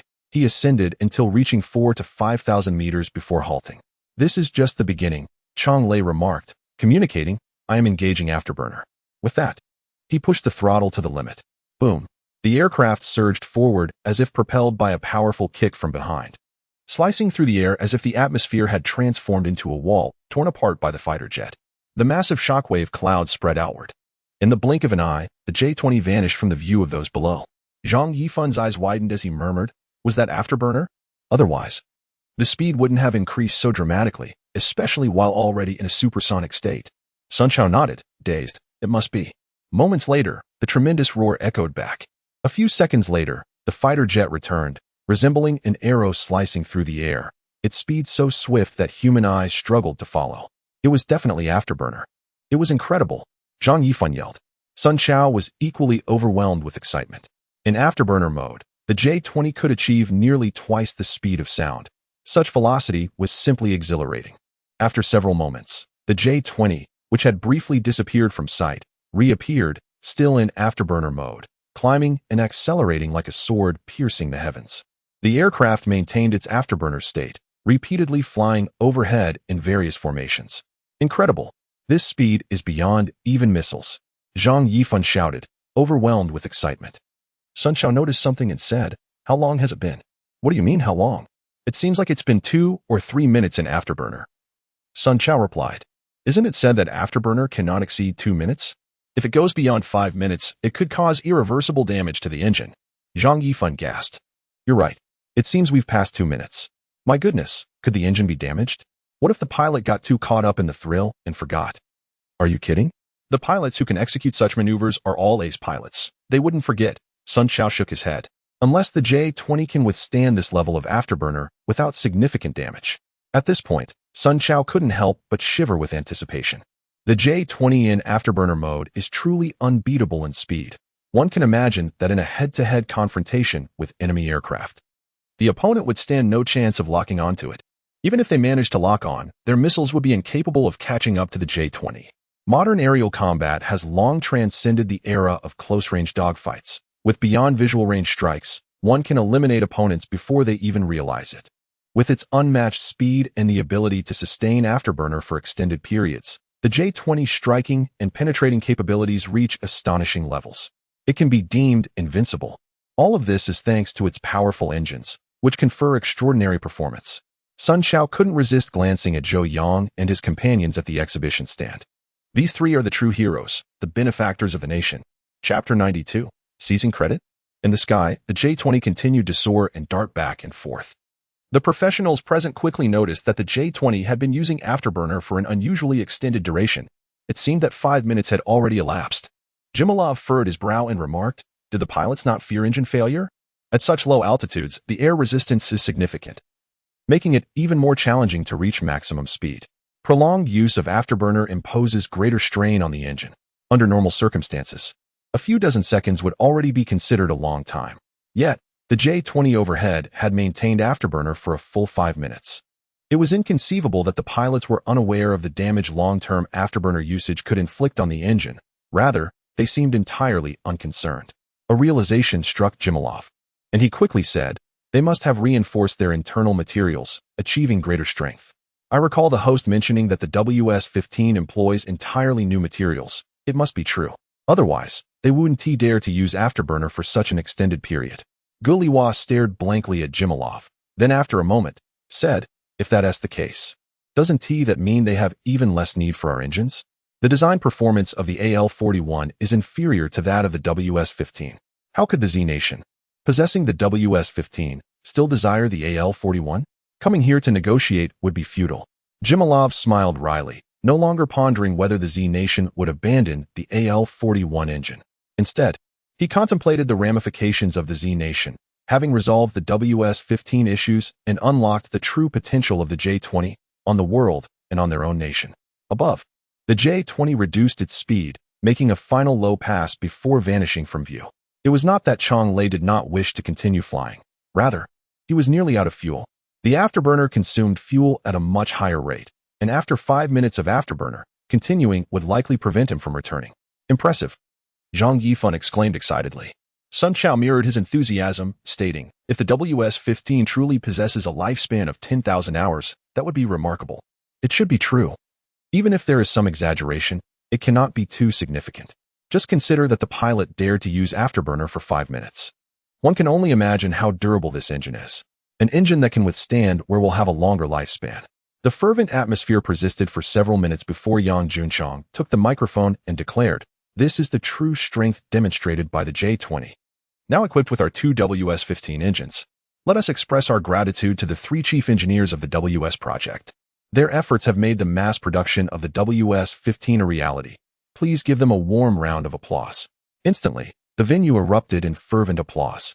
Everyone understood the significance of the breakthrough represented by the WS-15, all thanks to Zhou Yang and his colleagues. Zhou Yang smiled and applauded, descending the stage alongside Yuan Haifeng and Li Bingxian. The applause echoed incessantly. Zhang Yifan clapped until his hands turned red, but he did not cease, exclaiming, "After so many years, Comrade Sun, we finally have our own aero engines." Sun Chao was misty-eyed, recalling countless debates on forums where he had been stung by the words of detractors claiming their engines were inferior. Now, he could proudly declare to everyone that they too had their own engine, the strongest, a world-class engine. "I must quickly find a place to draft an announcement and distribute it, so everyone knows about this," Sun Chao urged. Zhang Yifan chuckled, "Why wait for you to issue an announcement? Just look around at all the phones and cameras. The entire nation already knows." The aviation exhibition was already generating significant online buzz, and the news of the J-20 debuting with the latest WS-15 engine ignited a firestorm across the internet. Major news outlets and social media platforms flooded with various reports. Particularly, the video of the J-20 breaking the sound barrier, accompanied by the sonic boom, left viewers stunned. Countless individuals expressed their pride in their nation in the comments, lamenting their absence from the event. "The backbone of our nation, the fighter jet of a great power, amazing. From now on, if anyone dares to claim our fighter jet engines are inferior, I shall not hold back." A multitude of proud comments filled the comment section. Meanwhile, the names of Zhou Yang, Yuan Haifeng, and Li Bingxian, the developers of the WS-15, spread rapidly across the internet, becoming known to countless individuals. "I know Yuan Haifeng. He is an old engineer from Xi'an Aircraft, responsible for the WS project. This Li Bingxian, I've looked him up. He seems to be an engineer from Dawn, also from Xi'an. He was in charge of the preliminary research for the WS project. But who exactly is Zhou Yang? I've never heard of him, and I can't find any information about him online. He seems far too young, likely in his 20s. Could he be an imposter? Perhaps the son of a high-ranking official, deliberately seeking glory and credit? It's possible. Just think, he is just a young man. Even if he is a genius, the most he could be is a doctoral student. What could someone at that level achieve in such a significant research endeavor? It's disgraceful. I was genuinely pleased with the WS-15 breakthrough, but seeing this situation now is utterly nauseating. This person is attempting to seize credit, stealing the honor from veterans like General Yuan and Engineer Li, who have dedicated decades to serving our nation. General Yuan and Engineer Li are magnanimous and say nothing. But we cannot remain silent. We must expose him and let the entire nation see Zhou Yang's disgraceful face. Yes, let us expose him and elevate the issue, so more people become aware. Numerous voices arose in condemnation, further incited by some media outlets that misled the narrative. The online sentiment towards Zhou Yang swiftly transformed, inundated with accusations and insults. Zhou Yang remained blissfully unaware of this turmoil. As he stepped down from the exhibition stage, Zhou Yang noticed that Yuan Haifeng and Li Bingxian were both in tears. "Mr. Zhou, thank you," they said in unison, bowing toward him. Without Zhou Yang's development of high-strength crystalline steel, they might have had to wait many more years to witness this moment. Quickly, Zhou Yang intervened, saying, "Gentlemen, are you trying to shorten my lifespan? I merely made some minor advancements to address the material issues. You are the true heroes. Let us not forget. The engine's inception was entirely your design." Yuan Haifeng was about to speak again, but Zhou Yang insisted, "All right, let us stick to the point. We're all contributing to our nation. Why should we differentiate between credit and merit?" Indeed, Mr. Zhou speaks wisely. Contributing to our nation is paramount. Discussing credit is trivial. Li Bingxian replied. Afterward, Zhou Yang chose not to linger at the aviation exhibition. As the convoy departed, he suddenly remarked, "Ruoyun, isn't your sister in SC? Should we pay her a visit?" Zhang Bo's company, Zhaowei Electromechanical, has its headquarters in SZ, where Chun Ruoshi and her family also reside. Chun Rian contemplated and said, "Perhaps it's better if my sister and her family come to the villa." Zhou Yang countered, "How can one visit without inviting people over? Let us arrange for them to come to our home. Besides, I have other matters to discuss with my brother-in-law."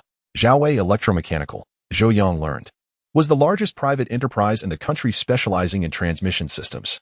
Addressing the transmission system issues for mechs was also a crucial matter, and it could now be tackled. Chapter 93. Honor must not be tarnished directly. Please take a look at these reports. Li Tianshu's secretary had prepared some materials for him. Upon finishing, Li Tianshu slammed his hand on the table in anger, exclaiming, "Ridiculous! Shameless! Who is responsible for this? Who has manipulated the public opinion? Investigate this immediately. Once identified, I demand severe consequences. Furthermore, all these news articles must be retracted." The reports were entirely about Zhou Yang, yet none contained a word of praise. Instead, Zhou Yang was portrayed as a base character, leveraging his powerful connections to usurp the credit for the successful maiden flight of the WS-15. How could Li Tianshu tolerate this? Others might be ignorant, but he knew well that the success of the WS-15's maiden flight was primarily due to Zhou Yang's development of high-strength crystalline steel. Such a portrayal would undoubtedly affect Zhou Yang's perception of the situation. This time, the higher-ups had intentionally brought Zhou Yang to the forefront, allowing him to showcase himself at the aviation exhibition. Yet, this was the outcome, leaving Li Tianshu feeling utterly humiliated to face Zhou Yang. Yes, the secretary, sensing the urgency, hurried off. That very day, the National Press and Publication Administration issued a directive punishing every media outlet that disseminated false news about Zhou Yang and mandating immediate rectification. Major news platforms, including Tushio, were not spared. They all fell victim to the crackdown. Each outlet trembled in fear at the might of the state apparatus. Without hesitation, all reports were withdrawn, and related content was amended. Even short video platforms like Douyin swiftly removed all relevant videos. Within mere hours, all online misinformation regarding Zhou Yang had vanished without a trace. The government's response was remarkably swift. However, those fervently discussing the WS-15's maiden flight, while disparaging Zhou Yang for usurping credit, soon found all reports about him had disappeared. All videos were taken down, and searching for Zhou Yang yielded no results. Such rapid action and formidable backing. If one did not possess substantial influence, how could they claim such accolades? Yet, we cannot stand idly by as the deserving are wronged. Silencing our voices is an impossible feat indeed. The more they suppress, the more it indicates their fear.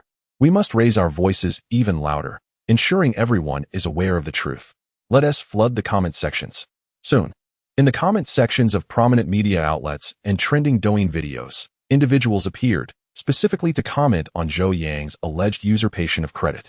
This controversy had already stirred significant attention, and with this additional push, many who were previously unaware became curious about Zhou Yang's identity. Li Tianshu noticed this shift in public sentiment, yet he refrained from taking immediate action. The day after the aviation exhibition, a routine press conference was held by the Ministry of Foreign Affairs.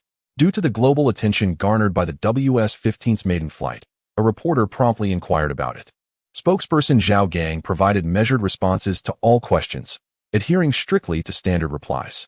Then, a reporter suddenly stood up and asked, "I've noticed that numerous media outlets have reported on the three chief engineers of the WS-15 project, particularly Zhou Yang, who became an academician at under 30 and is now the chief engineer of the WS project. Many netizens are questioning this, believing that Zhou Yang has usurped the credit from General Yuan and Engineer Li. What is your perspective on this matter?" After the reporter finished, all media turned their attention to him. In truth, many desired to pose this question, especially foreign journalists who, unable to criticize the successful WS-15, could only harbor envy while noting the scandal surrounding its developers. Indeed, many foreign reporters regarded this as a scandal. Some had contemplated asking similar questions. But the previous day's stance from the National Press and Publication Administration had revealed Zhou Yang's formidable background, leaving them hesitant to inquire until the issue fully developed. Yet, unexpectedly, a bold reporter had broached the topic. Zhou Yang glanced at the reporter, offering a perplexing smile before slowly stating, "First and foremost, I must clarify that all reports regarding academician Zhou circulating online are entirely false and unsubstantiated." The multitude of reporters exchanged glances, taken aback. Zhou Yang's response marked the first official government statement on the matter. He continued, "Since this reporter has mentioned academician Zhou, I shall take this opportunity to reintroduce him to everyone. Zhou Yang is a pivotal scientist in our nation. Due to confidentiality protocols, I cannot divulge too much information, but some of his research achievements have been approved for disclosure after careful consideration by higher authorities." The reporters exchanged bewildered looks. pondering what was meant by confidentiality and the nature of the research outcomes to be disclosed. Could it be that Zhou Yang had other significant accomplishments? Zhou Yang, maintaining a composed demeanor, continued, recently, several technological challenges in our nation have seen breakthroughs, such as the Longshin battery and the Tianqin 100 chip. The Longshin battery was successfully developed by academician Zhou. The Tianqin 100 chip was also designed by him, completing theoretical research on bionic cell chips and overseeing subsequent mass production. Upon hearing Zhou Yang's declaration, the room erupted in astonishment. Every reporter sat in stunned silence, their minds racing. The Longshin battery and Tianqin 100, both developed by Zhou Yang? What a far-fetched notion.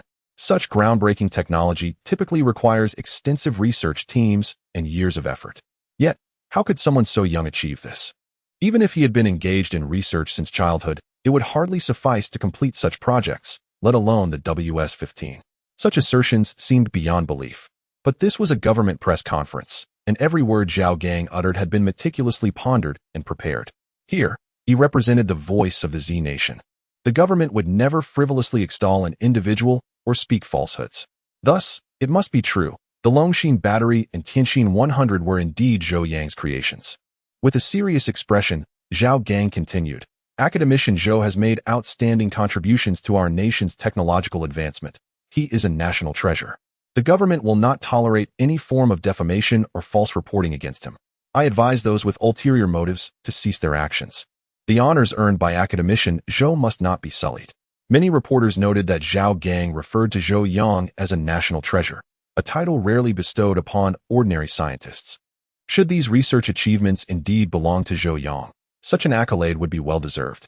Later that evening, the 7 o'clock news would feature a special report highlighting academician Zhou's remarkable contributions to our country's scientific endeavors. For any inquiries, feel free to stay tuned. Zhou Yang concluded, announcing the end of the press conference before walking out of the hall.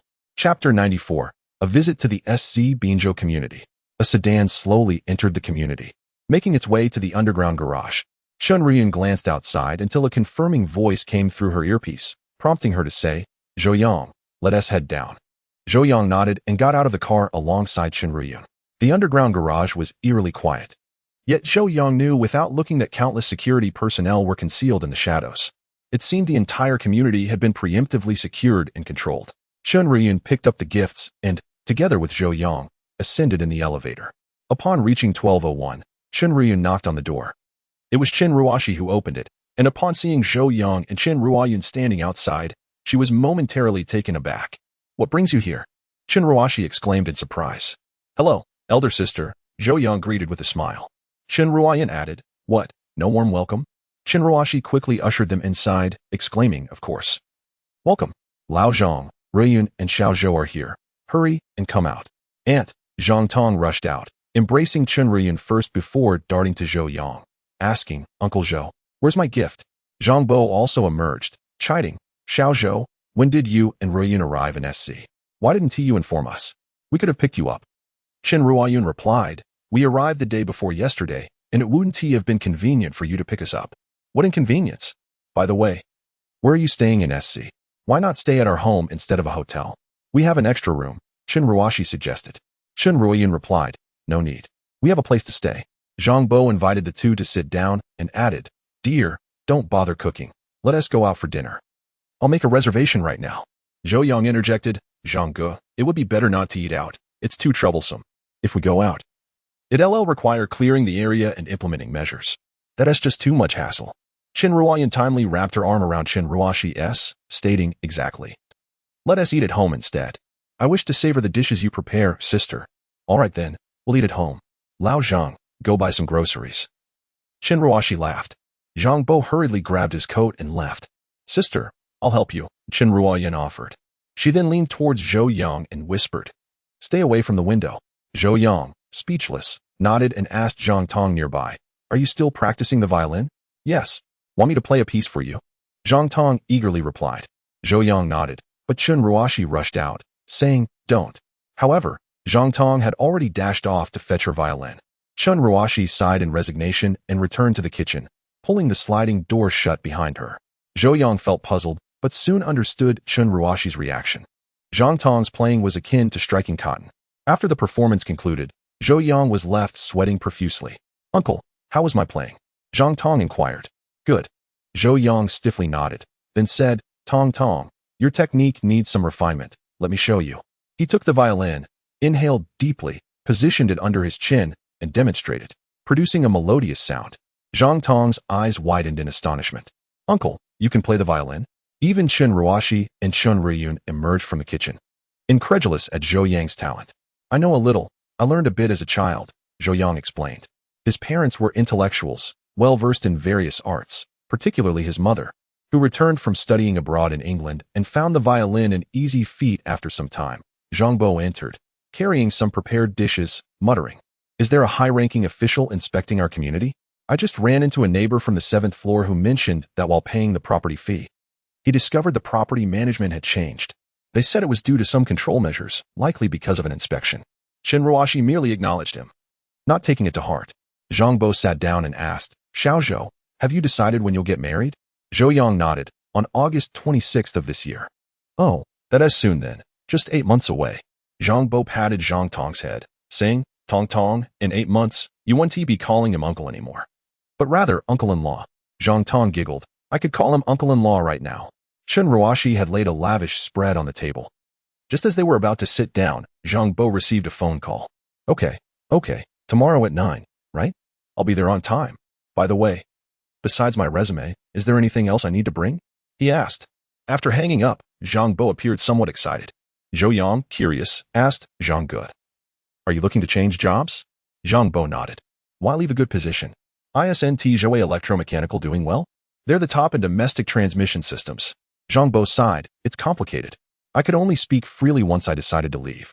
As the company expanded, various issues arose.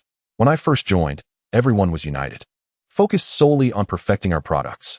Step by step, we achieved industry leadership. As business increased and profits soared, office politics and nepotism seeped in. By the way, the bonus for resolving that issue you helped me with was also denied, citing no such precedent in the company. I was furious and had a heated argument with the management, but it was all in vain. I've come to see that the management has become utterly corrupt over these 2 years. Most talented individuals have left, and the company is now merely living off past successes. But how long can that last? Given the circumstances, it's better to leave early. Chen Ruoshi added. It's better to go. The salary isn't high, the workload is heavy, and there's no extra pay for overtime. By the way, Xiao Zhou, do you often work overtime? Zhou Yang shook his head. No one dared to question him if he didn't show up for work. Zhang Ge, are you saying that the core technical staff at Zhou Electromechanical has mostly left? Zhou Yang asked. Zhang Bo nodded, pretty much, except for a few older folks. Most of the younger ones have departed. Zhou Yang frowned.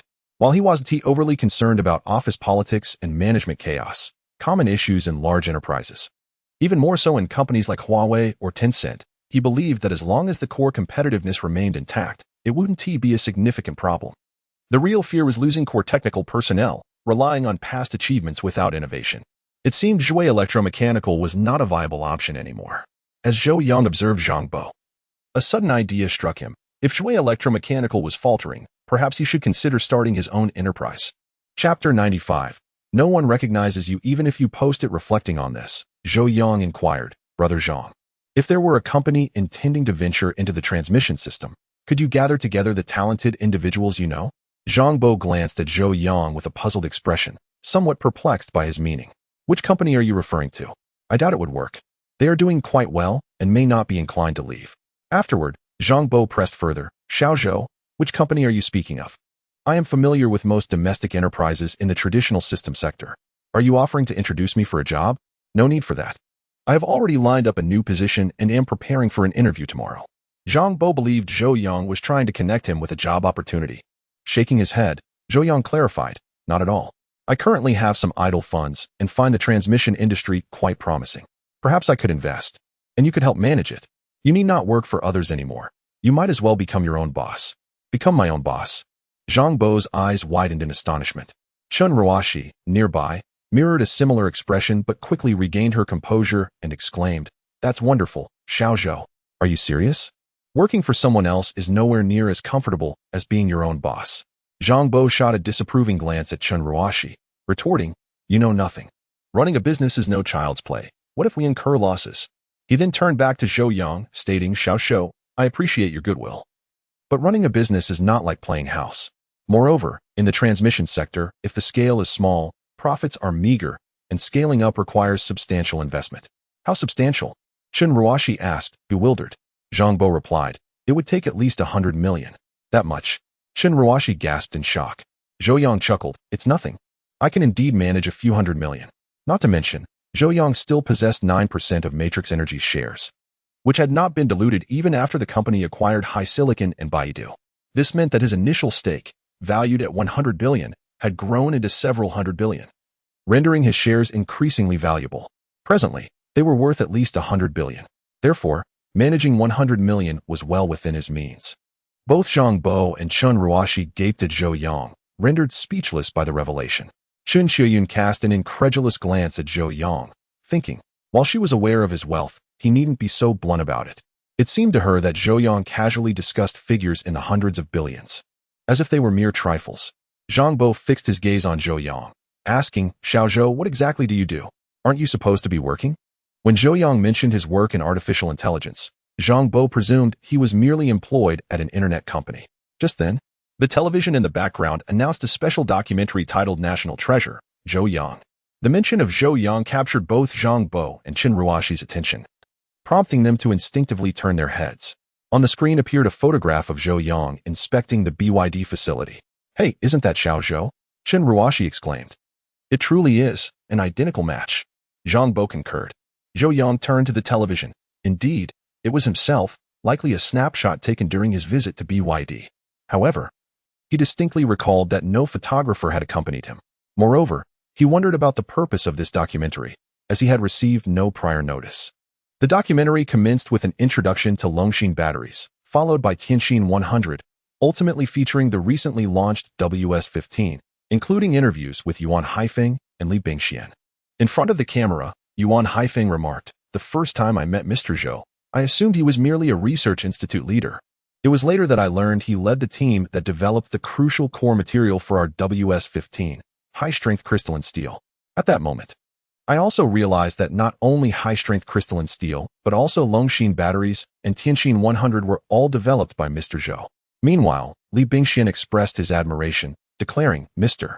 Zhou is the greatest genius I have encountered, akin to a modern-day Einstein.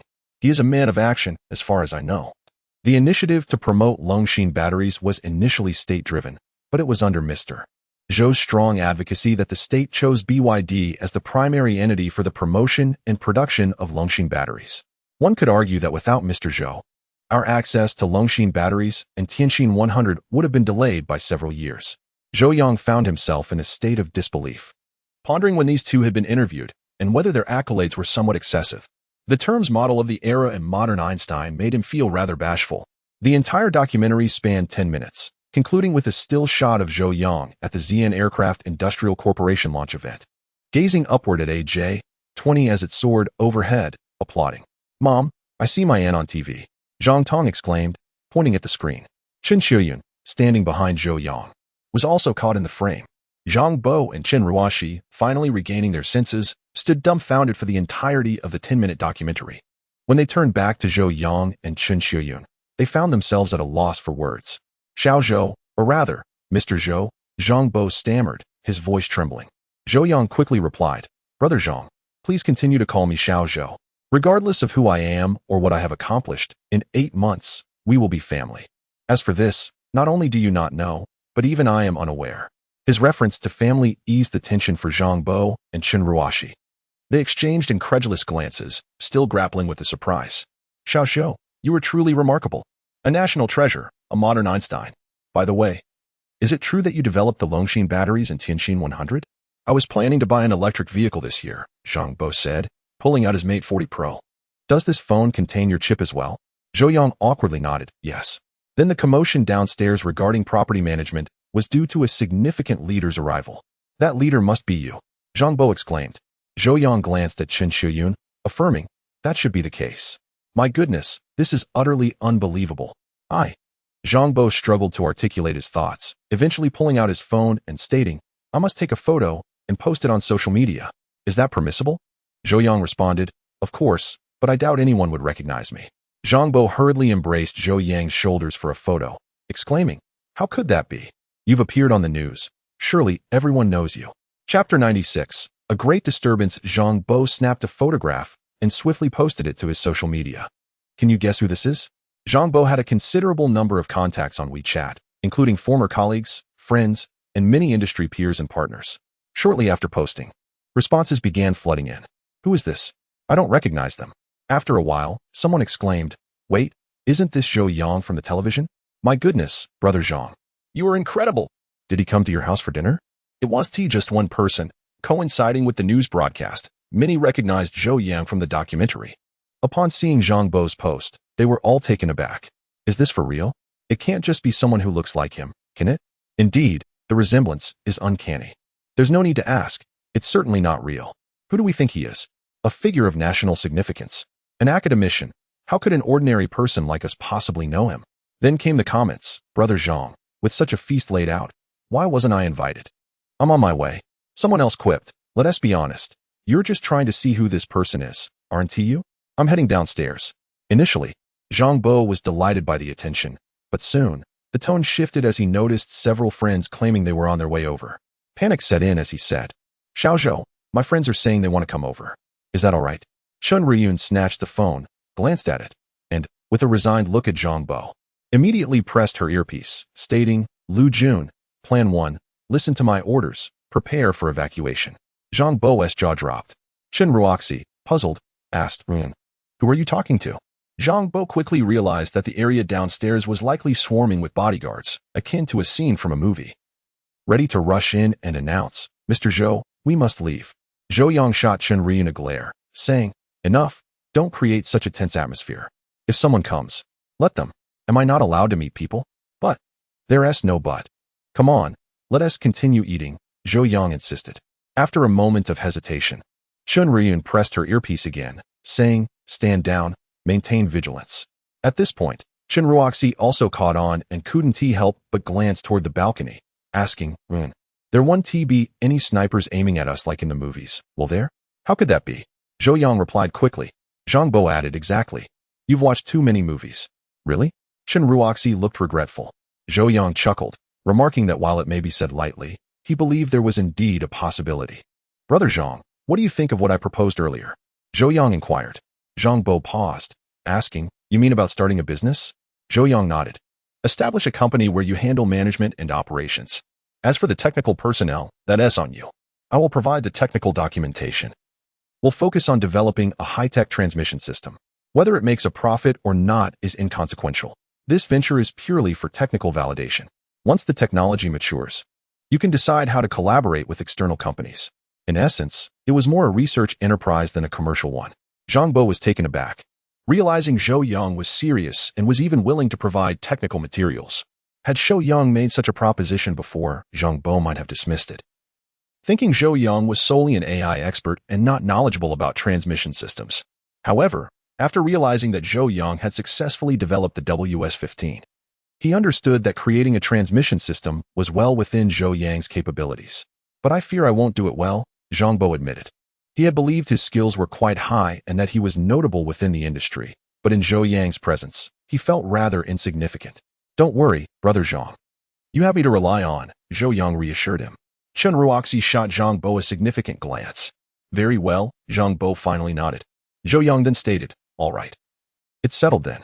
I'll have someone contact you to assist with the company matters.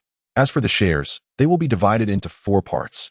You, including Tong Tong, will each get 1 share, and Ryun will also have 1. Zhang Bo was taken aback and quickly protested, that's not right. You are the one investing money, so the company should rightfully belong to you. I can just take a salary. Chen Ruoxi nodded in agreement. Yes, while we may soon be family. Even brothers clarify financial matters. We can't accept your money. Both of them were sensible. Zhou Yang replied, all right, Brother Zhang, let us arrange it this way. Consider it a gift for Tongdong from me. But Zhang Bo was about to counter again when Chen Ruoyan interjected, all right, brother-in-law, just agree. He sees further than we do. Money doesn't matter to him. These shares are a gift from us to you, hoping for a better future for you both. Chen Ryun was aware that Zhang Bo and Chen Ruoxi had struggled in SC, dealing with mortgage payments and the like. Okay then, Zhang Bo and Chen Ruoxi exchanged glances and nodded in agreement. Ultimately, Zhang Bo's friends never arrived, leaving their fate uncertain. Meanwhile, the documentary sparked considerable uproar nationwide, particularly online. Many who had previously disparaged Zhou Yang, believing he had usurped Yuan Haifeng's achievements, were now left dumbfounded by the documentary's revelations. On Douyin, state media promptly released segments of the documentary, propelling it to the trending charts. "My goodness," was the only phrase that could adequately encapsulate my astonishment at that moment. A figure of national importance, remarkable, only 27 years old. An idol. This is what a true idol looks like, a paragon for all young people to emulate. I apologize for previously maligning academician Zhou. I am filled with shame. This is indeed a true figure of national significance, a great scientist. The nation needs such talent. The key point is astonishing. It's hard to believe that all these innovations were developed by academician Zhou. From Longshin batteries to Tianqin 100. What kind of genius can create such things? By the way, what was mentioned in the documentary about the high-strength crystalline steel developed by Chief Engineer Yuan? Don't ask. It's beyond our comprehension. I suddenly recalled that Matrix Energy's successive acquisitions of BYD's battery business and high silicon Kirin must have been under academician Zhou's guidance. Therefore, Matrix Energy's acquisition of Baidu might also have been driven by him. Baidu's sudden shift towards high-paying talent acquisition. Could they be preparing for a major move? Thinking back, I had found Baidu's abrupt delisting rather peculiar. Now it makes sense. They aim to expel foreign capital and allow the nation to take the lead. Surely, they have significant research breakthroughs, likely orchestrated by academician Zhou. As for artificial intelligence, the discussions upstairs have been lengthy but haven't hit the mark. Baidu had announced their intentions to delve into AI long ago. Initially, I thought it was nonsense. Now, if academician Zhou is at the helm, they might genuinely be researching true artificial intelligence. Wow, artificial intelligence, remarkable. Chapter 97. Particle propulsion. Zhou Yang's name spread across the entirety of country Z with an astonishing fervor, becoming known to all and sundry overnight. Countless individuals became familiar with his visage. Recognized as a national hero, he was the mastermind behind the development of the Longshin battery and the Tianqin 100, instrumental in the maiden flight of the WS-15. Reports and discussions regarding Zhou Yang flourished on various forums and video-sharing platforms. His youth and remarkable research achievements provided ample fodder for discourse. However, this frenzy did not sway Zhou Yang. Having concluded his journey in SC, he returned to the Research Institute to embark on the next phase of his studies. The upcoming focus of his research was the particle propulsion system, a critical component enabling short-range flight for mechs. Upon the successful maiden flight of the WS-15, Li Bingxian returned to the Research Institute. Initially, he had intended to return to the Dawn Group to continue designing aircraft engines, aspiring to create an engine rivaling the formidable F-135. With a foundation of high-strength crystalline steel, he believed that the development process would be significantly easier. However, he was abruptly informed by Li Ziyu that Zhou Yang had requested his attendance at a meeting. Since arriving at the institute, Li Bingxian had not participated in any meetings. Unlike other research facilities that convene small meetings every 3 days and larger ones every 5, wasting precious time on inconsequential gatherings. Accompanied by Tang Ning, Zhou Yang awaited them in the conference room. "Engineer Li, please take a seat.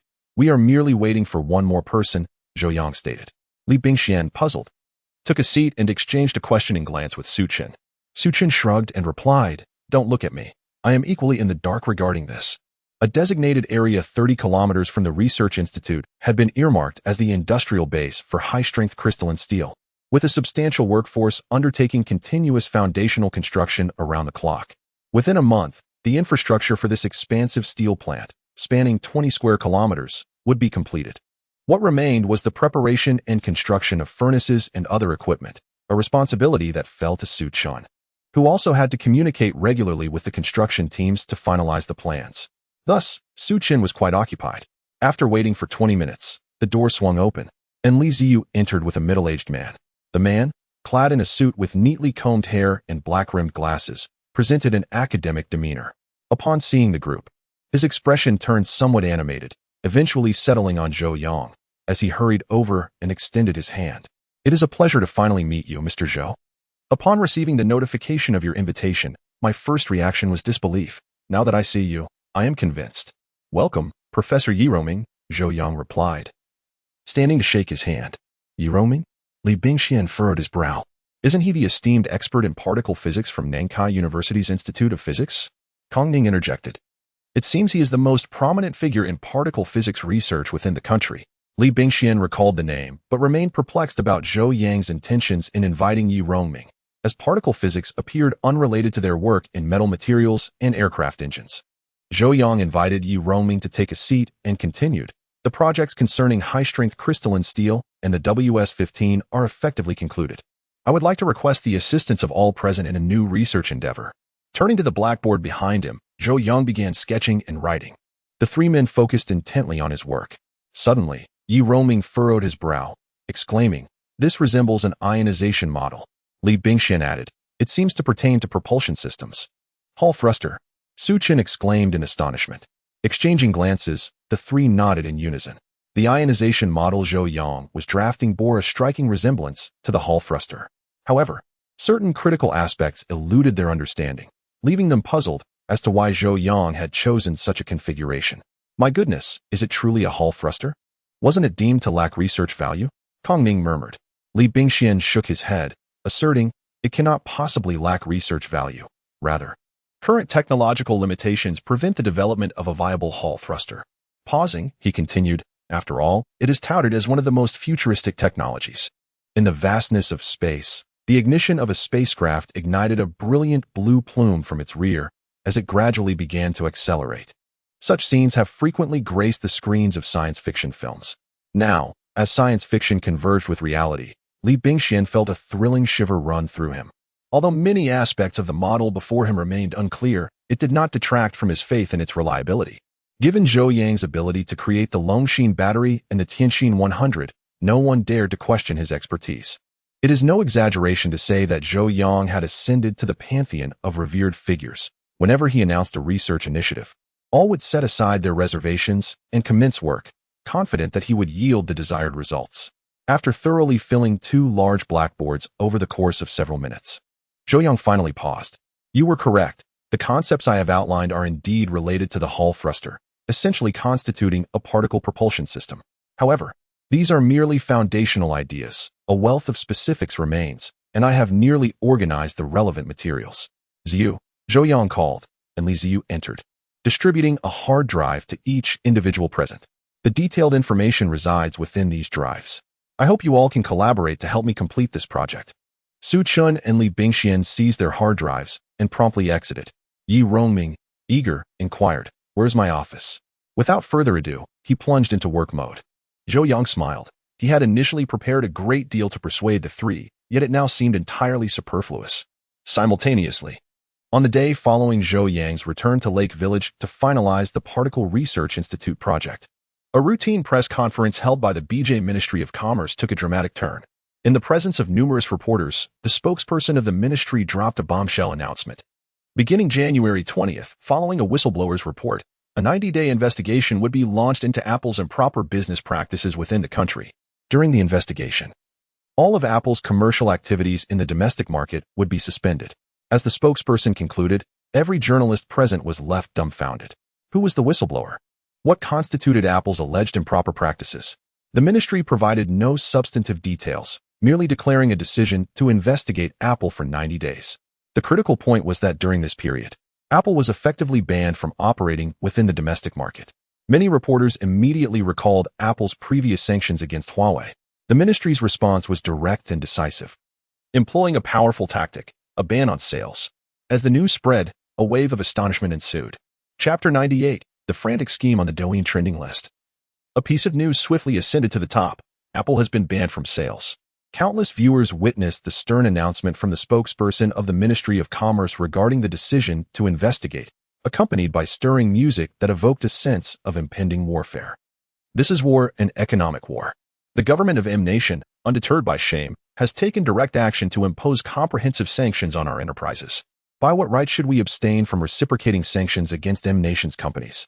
It is only fitting to respond in kind. Thus, we stand resolutely behind the Ministry of Commerce's decision to prohibit Apple sales. Indeed, many have long since abandoned Apple, opting instead for domestic brands that do not pale in comparison. In the comments, overwhelming support flooded in. Longxin batteries have made technological breakthroughs, achieving global supremacy. while the Tianjin 100 chip has shattered foreign monopolies, boasting performance 100 times greater than the A14. Moreover, the WS-15 has successfully completed its maiden flight, resolving the long-standing engine issues that have plagued our nation. During this period, the national pride among citizens has soared. The thought of Hawaii being sanctioned by M-Nation stirs a visceral response, akin to witnessing one's child being bullied. The sight of the Ministry of Commerce taking decisive action, striking at the heart of the matter with a ban on Apple, is profoundly gratifying.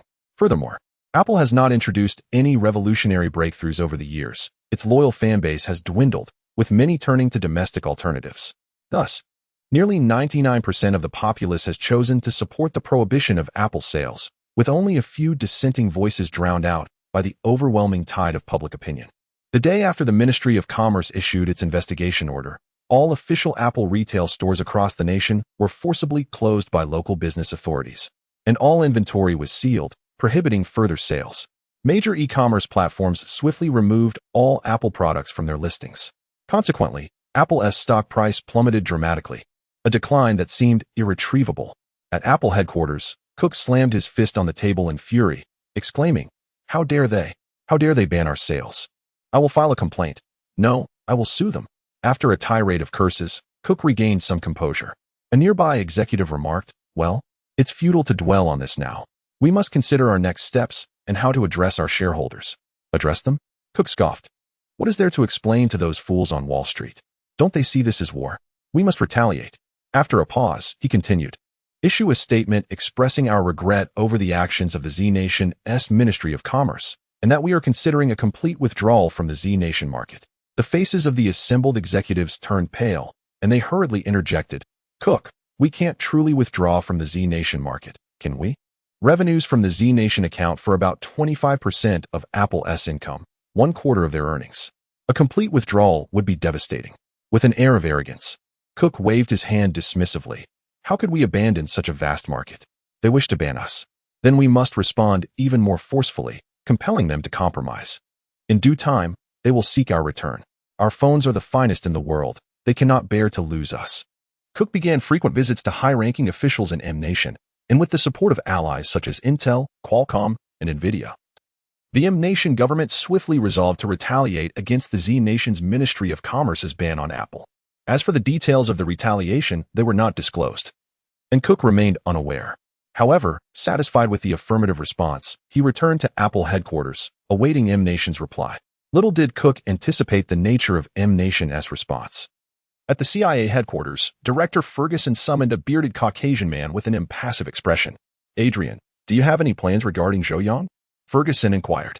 After the last visit to the White House, Ferguson had specifically assigned the operation to Adrian, but no opportunity for action had arisen, and the White House's stance on Zhou Yang had shifted repeatedly. At times, they contemplated bringing Zhou Yang to M-Nation, while at others, they deemed that implausible, opting instead for a permanent solution to eliminate Zhou Yang. Now, after so much time, Adrian had yet to take any action. Upon hearing Ferguson's words, Adrian's eyes lit up, and he hurriedly asked, "Has the White House made a decision?" Ferguson nodded, saying, "This individual is troublesome. Even the WS-15 has taken flight with his assistance. If we continue to let things slide, the Z Nation will soon surpass us in every aspect. Hence, as they say, we must strike first. Now, tell me your plan."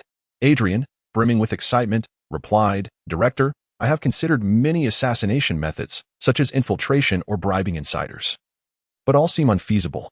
After the airport assassination attempt, Zhou Yang's security will undoubtedly be heightened to the utmost level, making it impossible for us to approach him." Ferguson nodded. In recent days, the Z Nation government had thrust Zhou Yang into the limelight, meaning his security would only become more stringent. "Just tell me directly. What is your plan?" Adrian lowered his voice slightly, stating, "My plan is straightforward and simple. While Zhou Yang is at the research institute, we dispatch a fighter jet to bomb his facility." Ferguson's mouth dropped open in disbelief.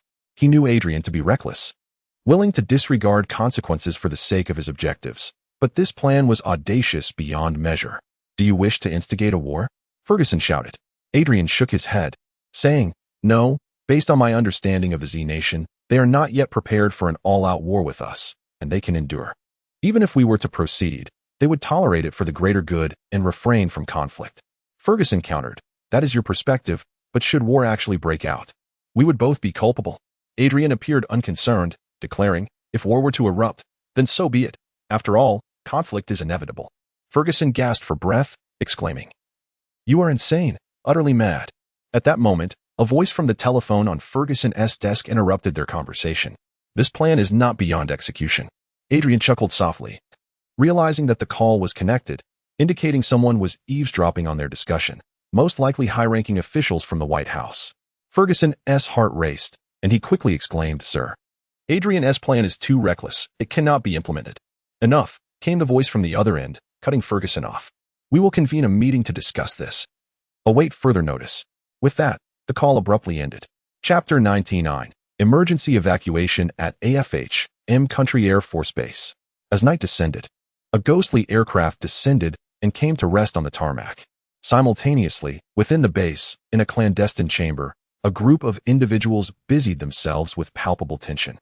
Adrian was present. Seated before him was a middle-aged man with vacant, soulless eyes. "Colonel Rayner, your target."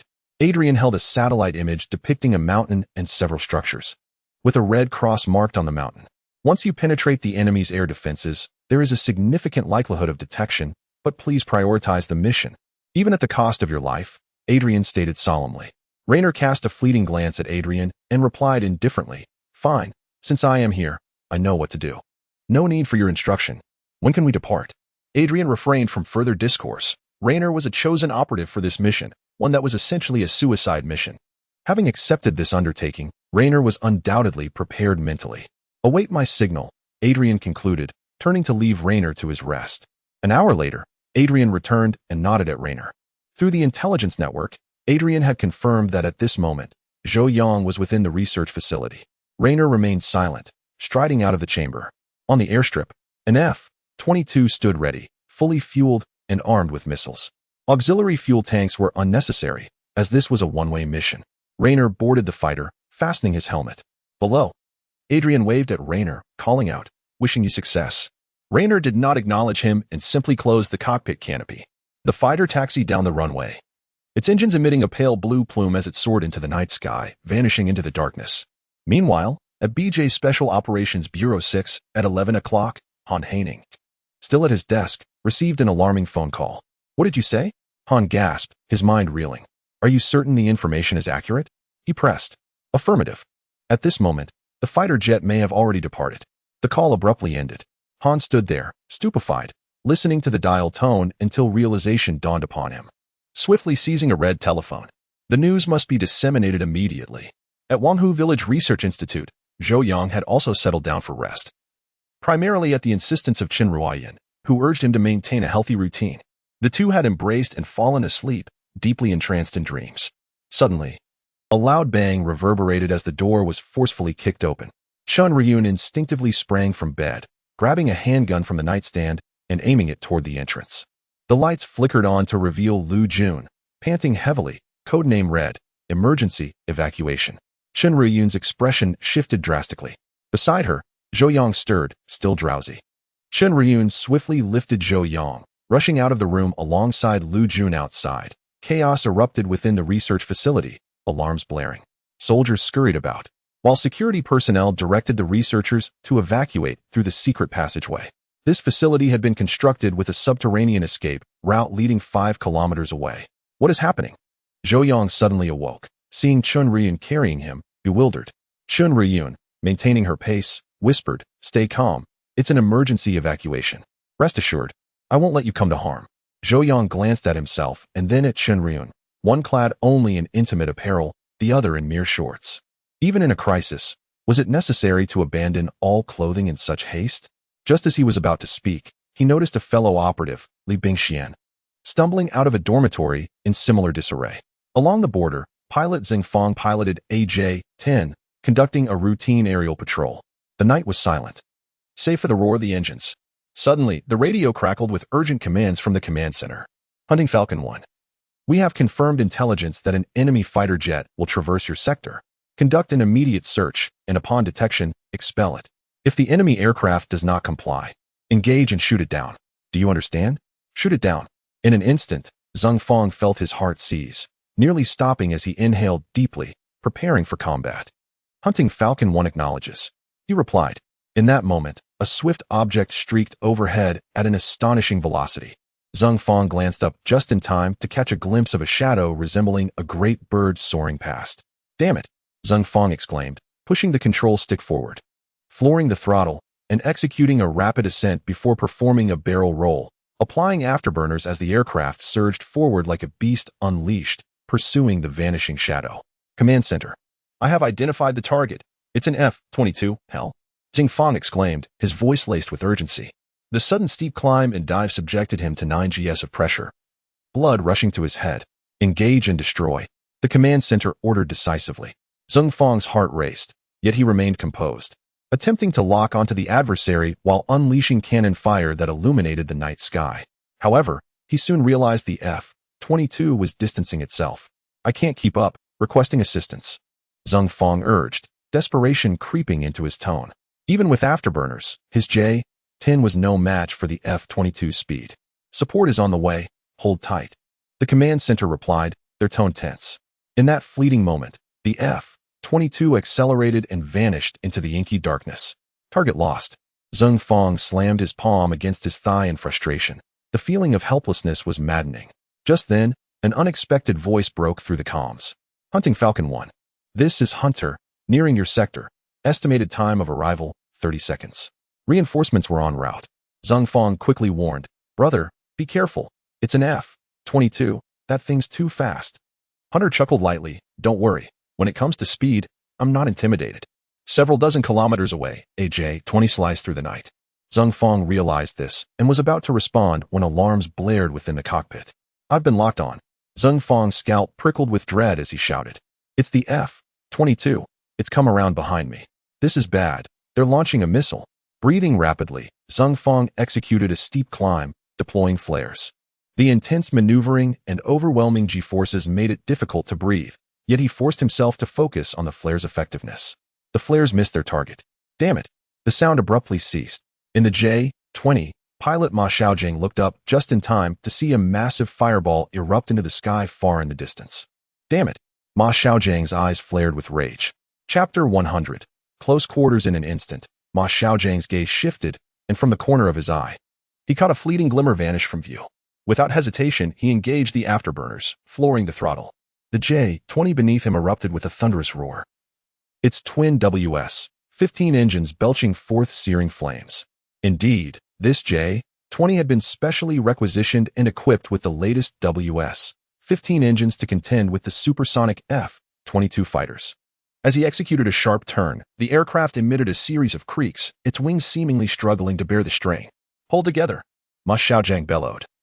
As the engines completed their pivot, transforming into a piercing arrow, instantly breaching the sound barrier in a frenzied pursuit of the distant F-22. At this moment, the haunting memory of witnessing a comrade's tragic demise weighed heavily on him, reverberating through the command center, where the crackling static of the communication channel still echoed the last words of Zhou Fang. An eerie silence enveloped the scene. After a prolonged pause, a middle-aged man clad in a general's uniform pressed the communication button, enunciating each word with deliberation. Hunter, eliminate him. Crossing the border and destroying our aircraft. This F-22 cannot be allowed to escape. Rest assured, even if I perish, I will ensure his destruction.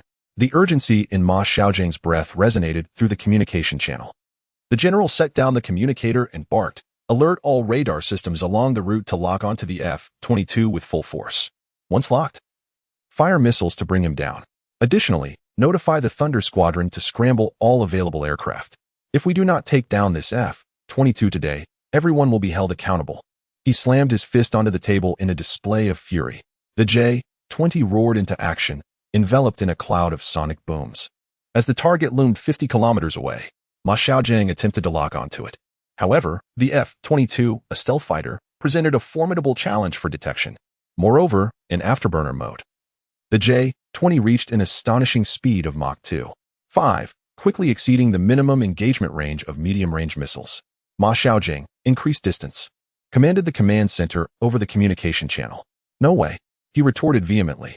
In truth, creating distance would have been the most prudent strategy, as stealth fighters like the F-22 typically engage at ranges exceeding hundreds of kilometers. locking onto their targets and launching missiles from afar before making a swift exit, much like a sniper taking down an enemy without being detected. Yet now, Ma Xiaojing faced another stealth fighter, the most advanced in the world.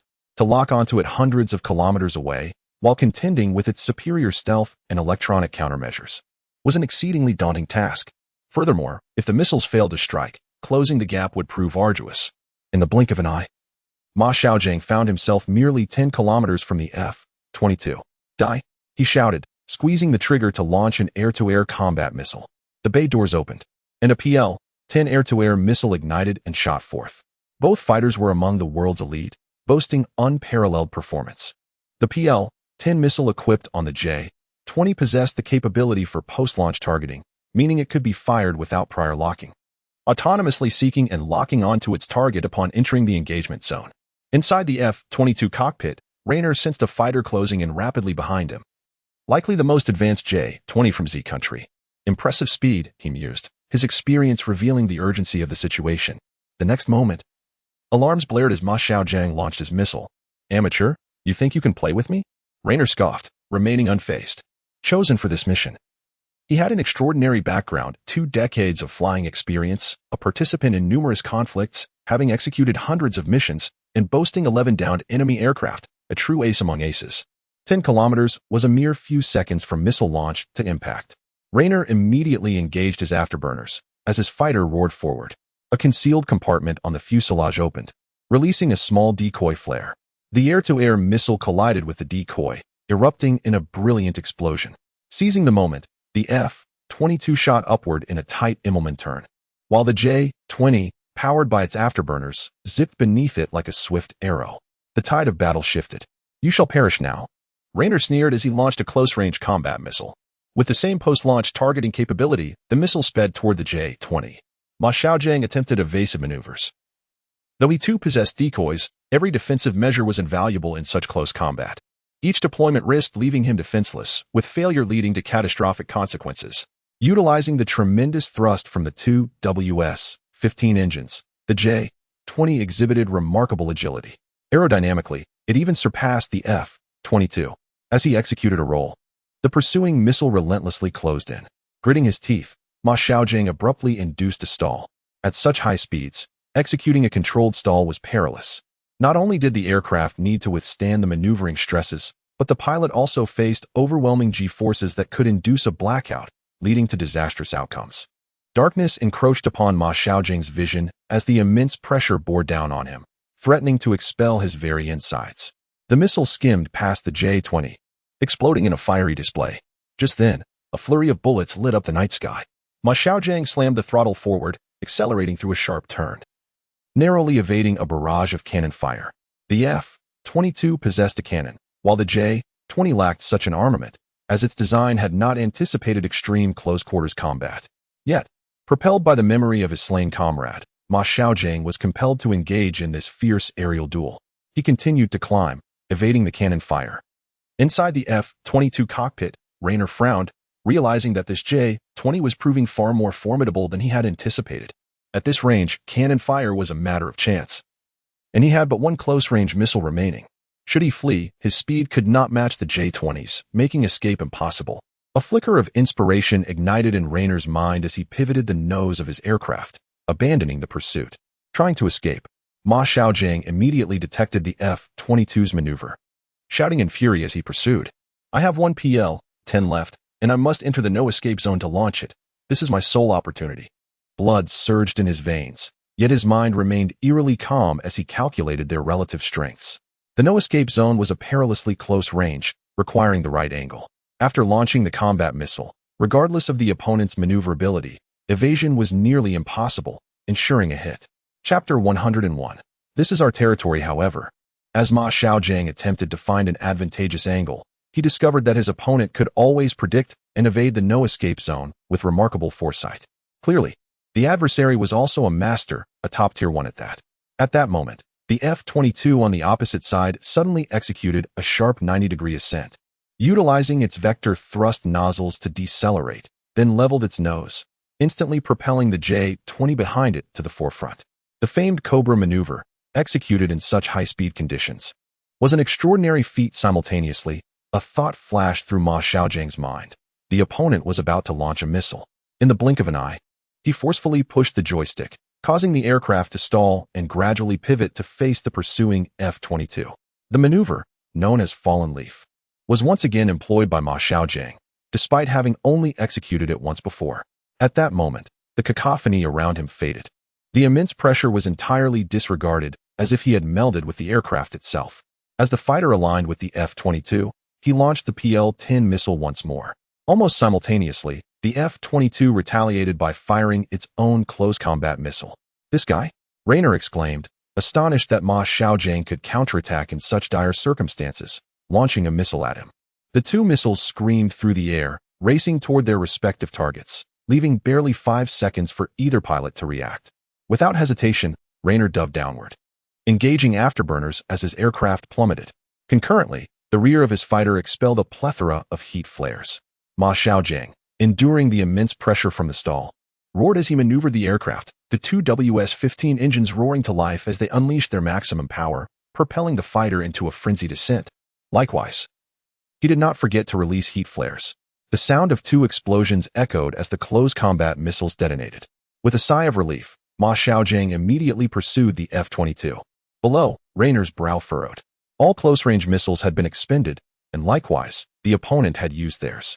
The remaining 6 missiles were all medium-range, and there were air-to-ground missiles meant for mission execution that could not be utilized at this distance. True, there was the cannon, but with only 480 rounds total. A slight miscalculation could deplete them entirely. After a burst, merely 200 rounds remained. Another sweep would leave him with nothing. Nevertheless, Raynor knew that the J-20 was also out of weapons. He could no longer afford to linger. Reinforcements were on the way, and prolonged engagement would result in radar lock. A thought crossed his mind. Shake off the J-20 and continue eastward. Ma Xiaojing, however, found himself in a predicament of having no weapons available. The F-22 still had its cannon, while he had none. Would he simply allow the enemy to escape? With his eyes reddening, Ma Xiaojing gritted his teeth and activated the afterburners once more, the fighter roaring as it surged forward with incredible speed. What was he planning? Raynor quickly discerned Ma Xiaojing's actions. The fighter was heading straight for him. In the next instant, Raynor realized with a scream, "Madman!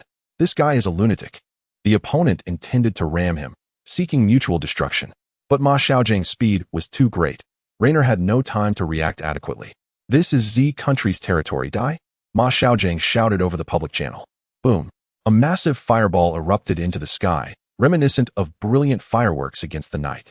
In the command center, the Major General stared at the radar screen where the blip had vanished, momentarily dazed. Was it destroyed? What about the enemy aircraft? After a pause, someone quietly inquired. The events on the scene were shrouded in mystery. The Major General seized the communicator, urgently asking, "Wang Yanjun, you rascal, where the hell are you?" The two closest J-20s had already taken off in a hurry to provide support. "They'll be here shortly." Within a minute, came the voice of a middle-aged man. "What about Ma Xiaojing?" Wang Yanjun was Ma Xiaojing's superior. After a moment of silence, the Major General slowly replied, "The aircraft has crashed." Silence enveloped the communicator. In the vast night sky, the two J-20s sliced through the darkness. "Captain, Xiaojing won't." Wang Yanjun, a stern-faced middle-aged man, felt a surge of anger as his eyes nearly blazed with fire. "Engage afterburners." "But we've already activated them. Further use may damage the engines."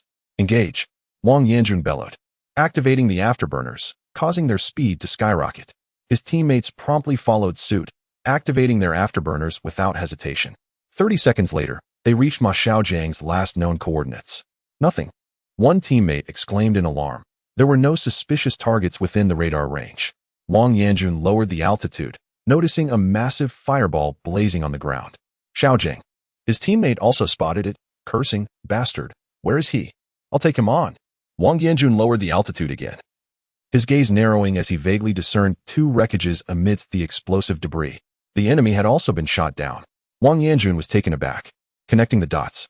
He instantly grasped the likely scenario, in close-quarters combat, having exhausted all options. Ma Xiaojing had resorted to the most desperate measure, ramming the enemy aircraft in a bid for mutual destruction. "Bastard!" Wang Yanjun shouted in fury. Just then, a teammate suddenly called out, "Captain, look! A parachute! It's our parachute! It must be Xiaojing. He ejected." "What?" Wang Yanjun quickly turned to see a parachute descending slowly. This kid, he chuckled, compared to the aircraft, the pilot was far more significant. Yet, as he laughed, tears welled in Wang Yanjun's eyes. He could hardly fathom the emotions that drove Ma Xiaojing to pilot his plane into the enemy. In the command center, news of the enemy's downed aircraft and Ma Xiaojing's ejection prompted an explosion of excitement. Cheers erupted, and some female soldiers wept tears of joy. Good, good, good. The Major General's voice trembled with emotion as he promptly arranged for a rescue team, then inquired, "What on earth did this kid do? Did he truly go down with the enemy?" Wang Yanjun replied with a smile, "Indeed. This kid is aptly nicknamed Ma the Bold. He likely ran out of missiles and decided to crash the plane into the enemy. Ultimately, it's a matter of skill. Had it been me, I would have finished them off without expending all my missiles. When I return, I'll insist on extra training. Ramming the enemy aircraft." The command center was filled with gasps of disbelief. They could only imagine the dire circumstances that led Ma Xiaojing to choose such a drastic course of action. "You little rascal." The Major General chuckled, his laughter tinged with moisture as he fought back tears. Chapter 102. We are in the wrong at AFH, the Air Force Base. Adrian and his subordinates were monitoring the situation above Country Z through reconnaissance satellites. Due to the need for stealth, Reina, who had entered Country Z, would maintain radio silence and would not contact Country M. Thus, Adrian remained unaware of Reina's status, relying solely on the reconnaissance satellites to repeatedly observe the research institute in Wanghu Village. Should the institute explode, it would signify the completion of the mission. If not, it would mean failure. After a long wait of 5 hours, as dawn approached, Adrian rubbed his swollen eyes, staring at the latest satellite images that showed the research institute unchanged. At that moment, his phone rang. Upon answering, the voice on the other end uttered 3 words. "It has crashed." The phone clattered to the ground. The mission had failed. In truth, after such a lengthy wait, Adrian already understood in his heart that the mission had faltered. After 5 hours, the aircraft would have run out of fuel. Meanwhile, after a hasty evacuation, Zhou Yang was swiftly taken to a military camp situated over 100 kilometers away. He finally donned a military uniform. "What on earth is happening?" Zhou Yang inquired. Opposite him, Chen Ryun, also clad in military attire, shook her head and replied, "It is Country M. They deployed a fighter jet intending to bomb our research institute." "What?" Zhou Yang exclaimed, aghast. "Have they lost their minds? Dispatching a fighter jet to invade another nation's airspace and bomb a civilian target is undoubtedly an act of war." Chen Ryun's expression mirrored his concern as she responded, "Perhaps they truly have." "What now?" Zhou Yang rose, gazing towards the direction of the research institute. Chen Ryun shook her head, saying, "They should have been intercepted. The specifics remain unknown." Zhou Yang fell silent, his mood heavy. In the South China Sea, a formidable aircraft carrier group floated upon the waters, the Pacific Fleet of Country M. The command center of the fleet was established aboard one of the destroyers, under the command of Major General Charles. At that moment, he puffed on a cigar, observing the sun gradually rising over the horizon through the porthole. "General, what is the purpose of our presence here? This proximity is perilous," a colonel, one of his aides, inquired. Charles shrugged and replied, "How should I know? It's probably just a routine demonstration. The big brother of Country M likes to parade around with the carrier fleet to assert dominance, but they only operate within safe perimeters. Too frightened to delve deeper. Just a ploy to intimidate." As he spoke, Charles's gaze swept across the sea, suddenly spotting something unusual. "What is that?" He pointed into the distance. The aide promptly grabbed a pair of binoculars to take a closer look. Among the undulating waves, a dark tube slowly emerged.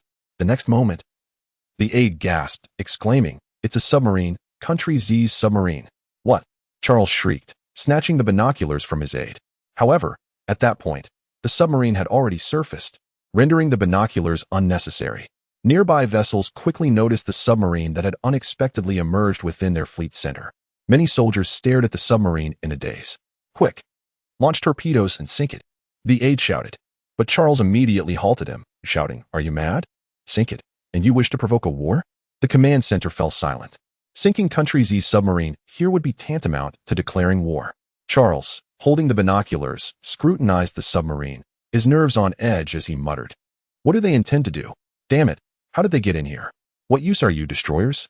After cursing, he ordered all ships to maintain high alert and said, "Quick, contact the Department of Defense."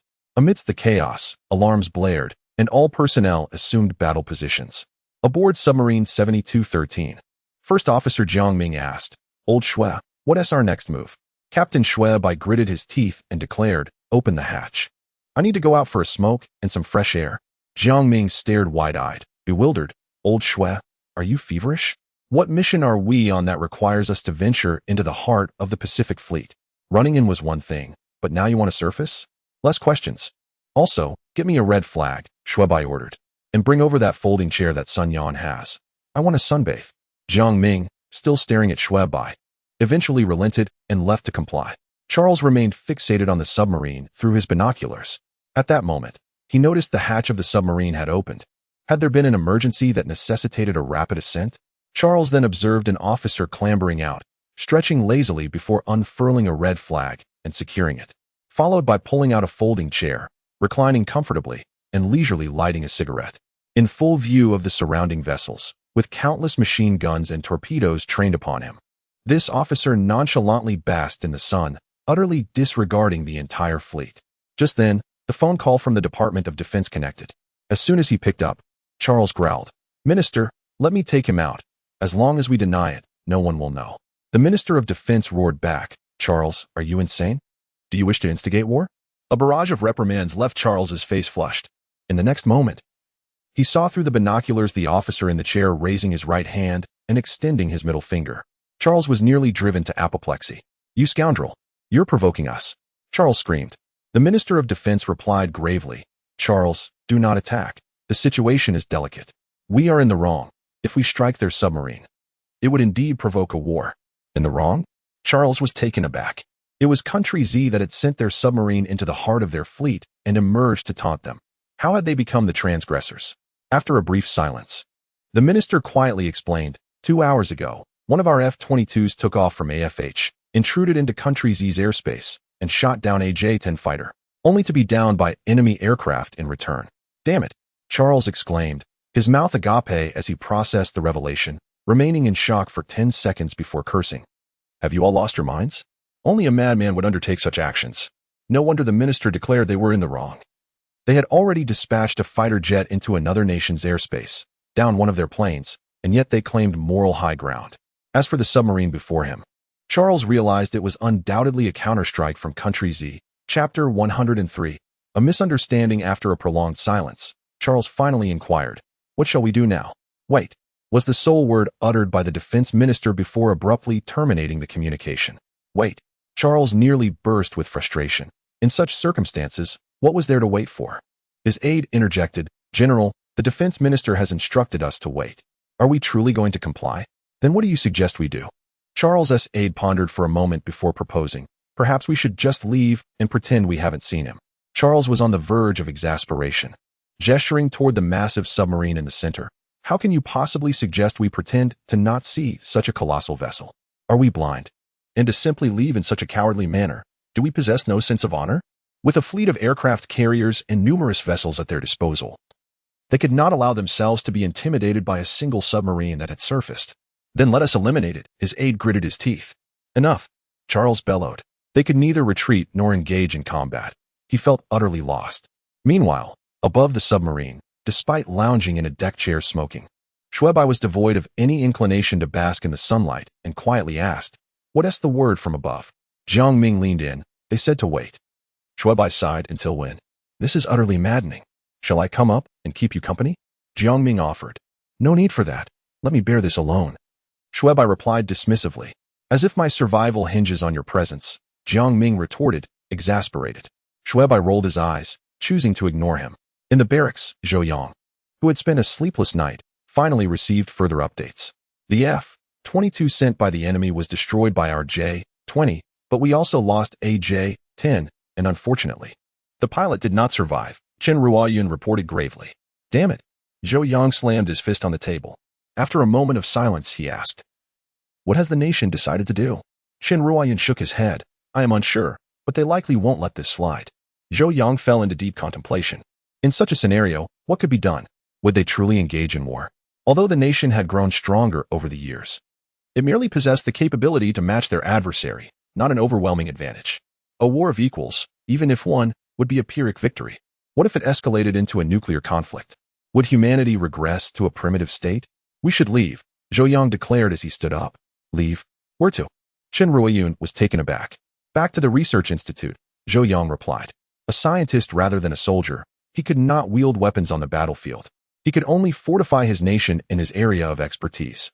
Initially, Zhou Yang envisioned building high walls and stockpiling resources, gradually developing to unveil the ultimate weapon. But it was clear now that the enemy would not grant them the luxury of time. This was a reasonable expectation, had he been in their shoes.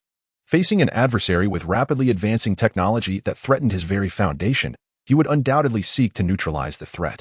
Currently, with the Dragon Core battery, Tianqin 100, WS-15.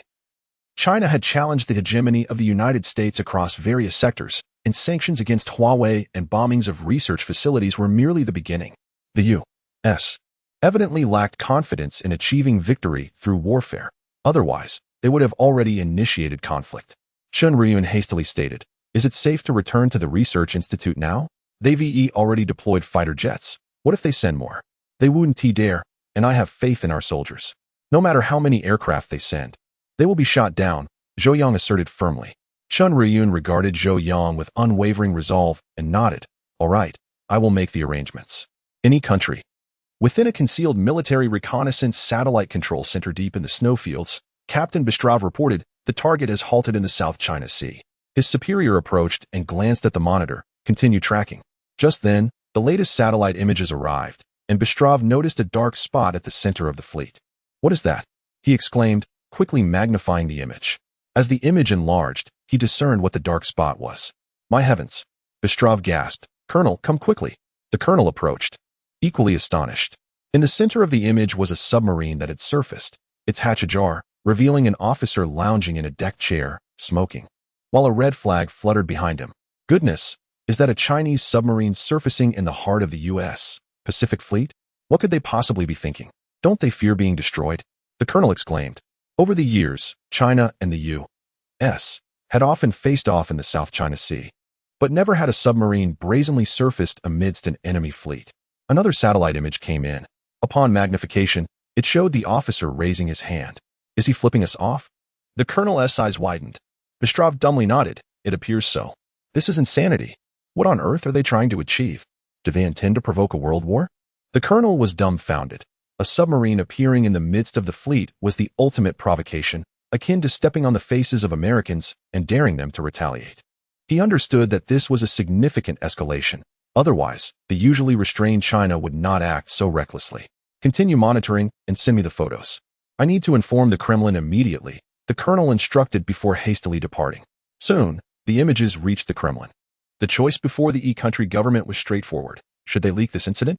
The critical point was that neither China nor the U.S. had made any statements, protests, or even acknowledged the situation. The more tranquil it was, the more significant the matter appeared. In Beijing, a video call was established. Opposite was U.S. Secretary of State Andrew, while beside him stood a stern general. "General Ding," Andrew greeted. The general, Ding Chun, bore an exceedingly grave expression as he slowly articulated, "Mr.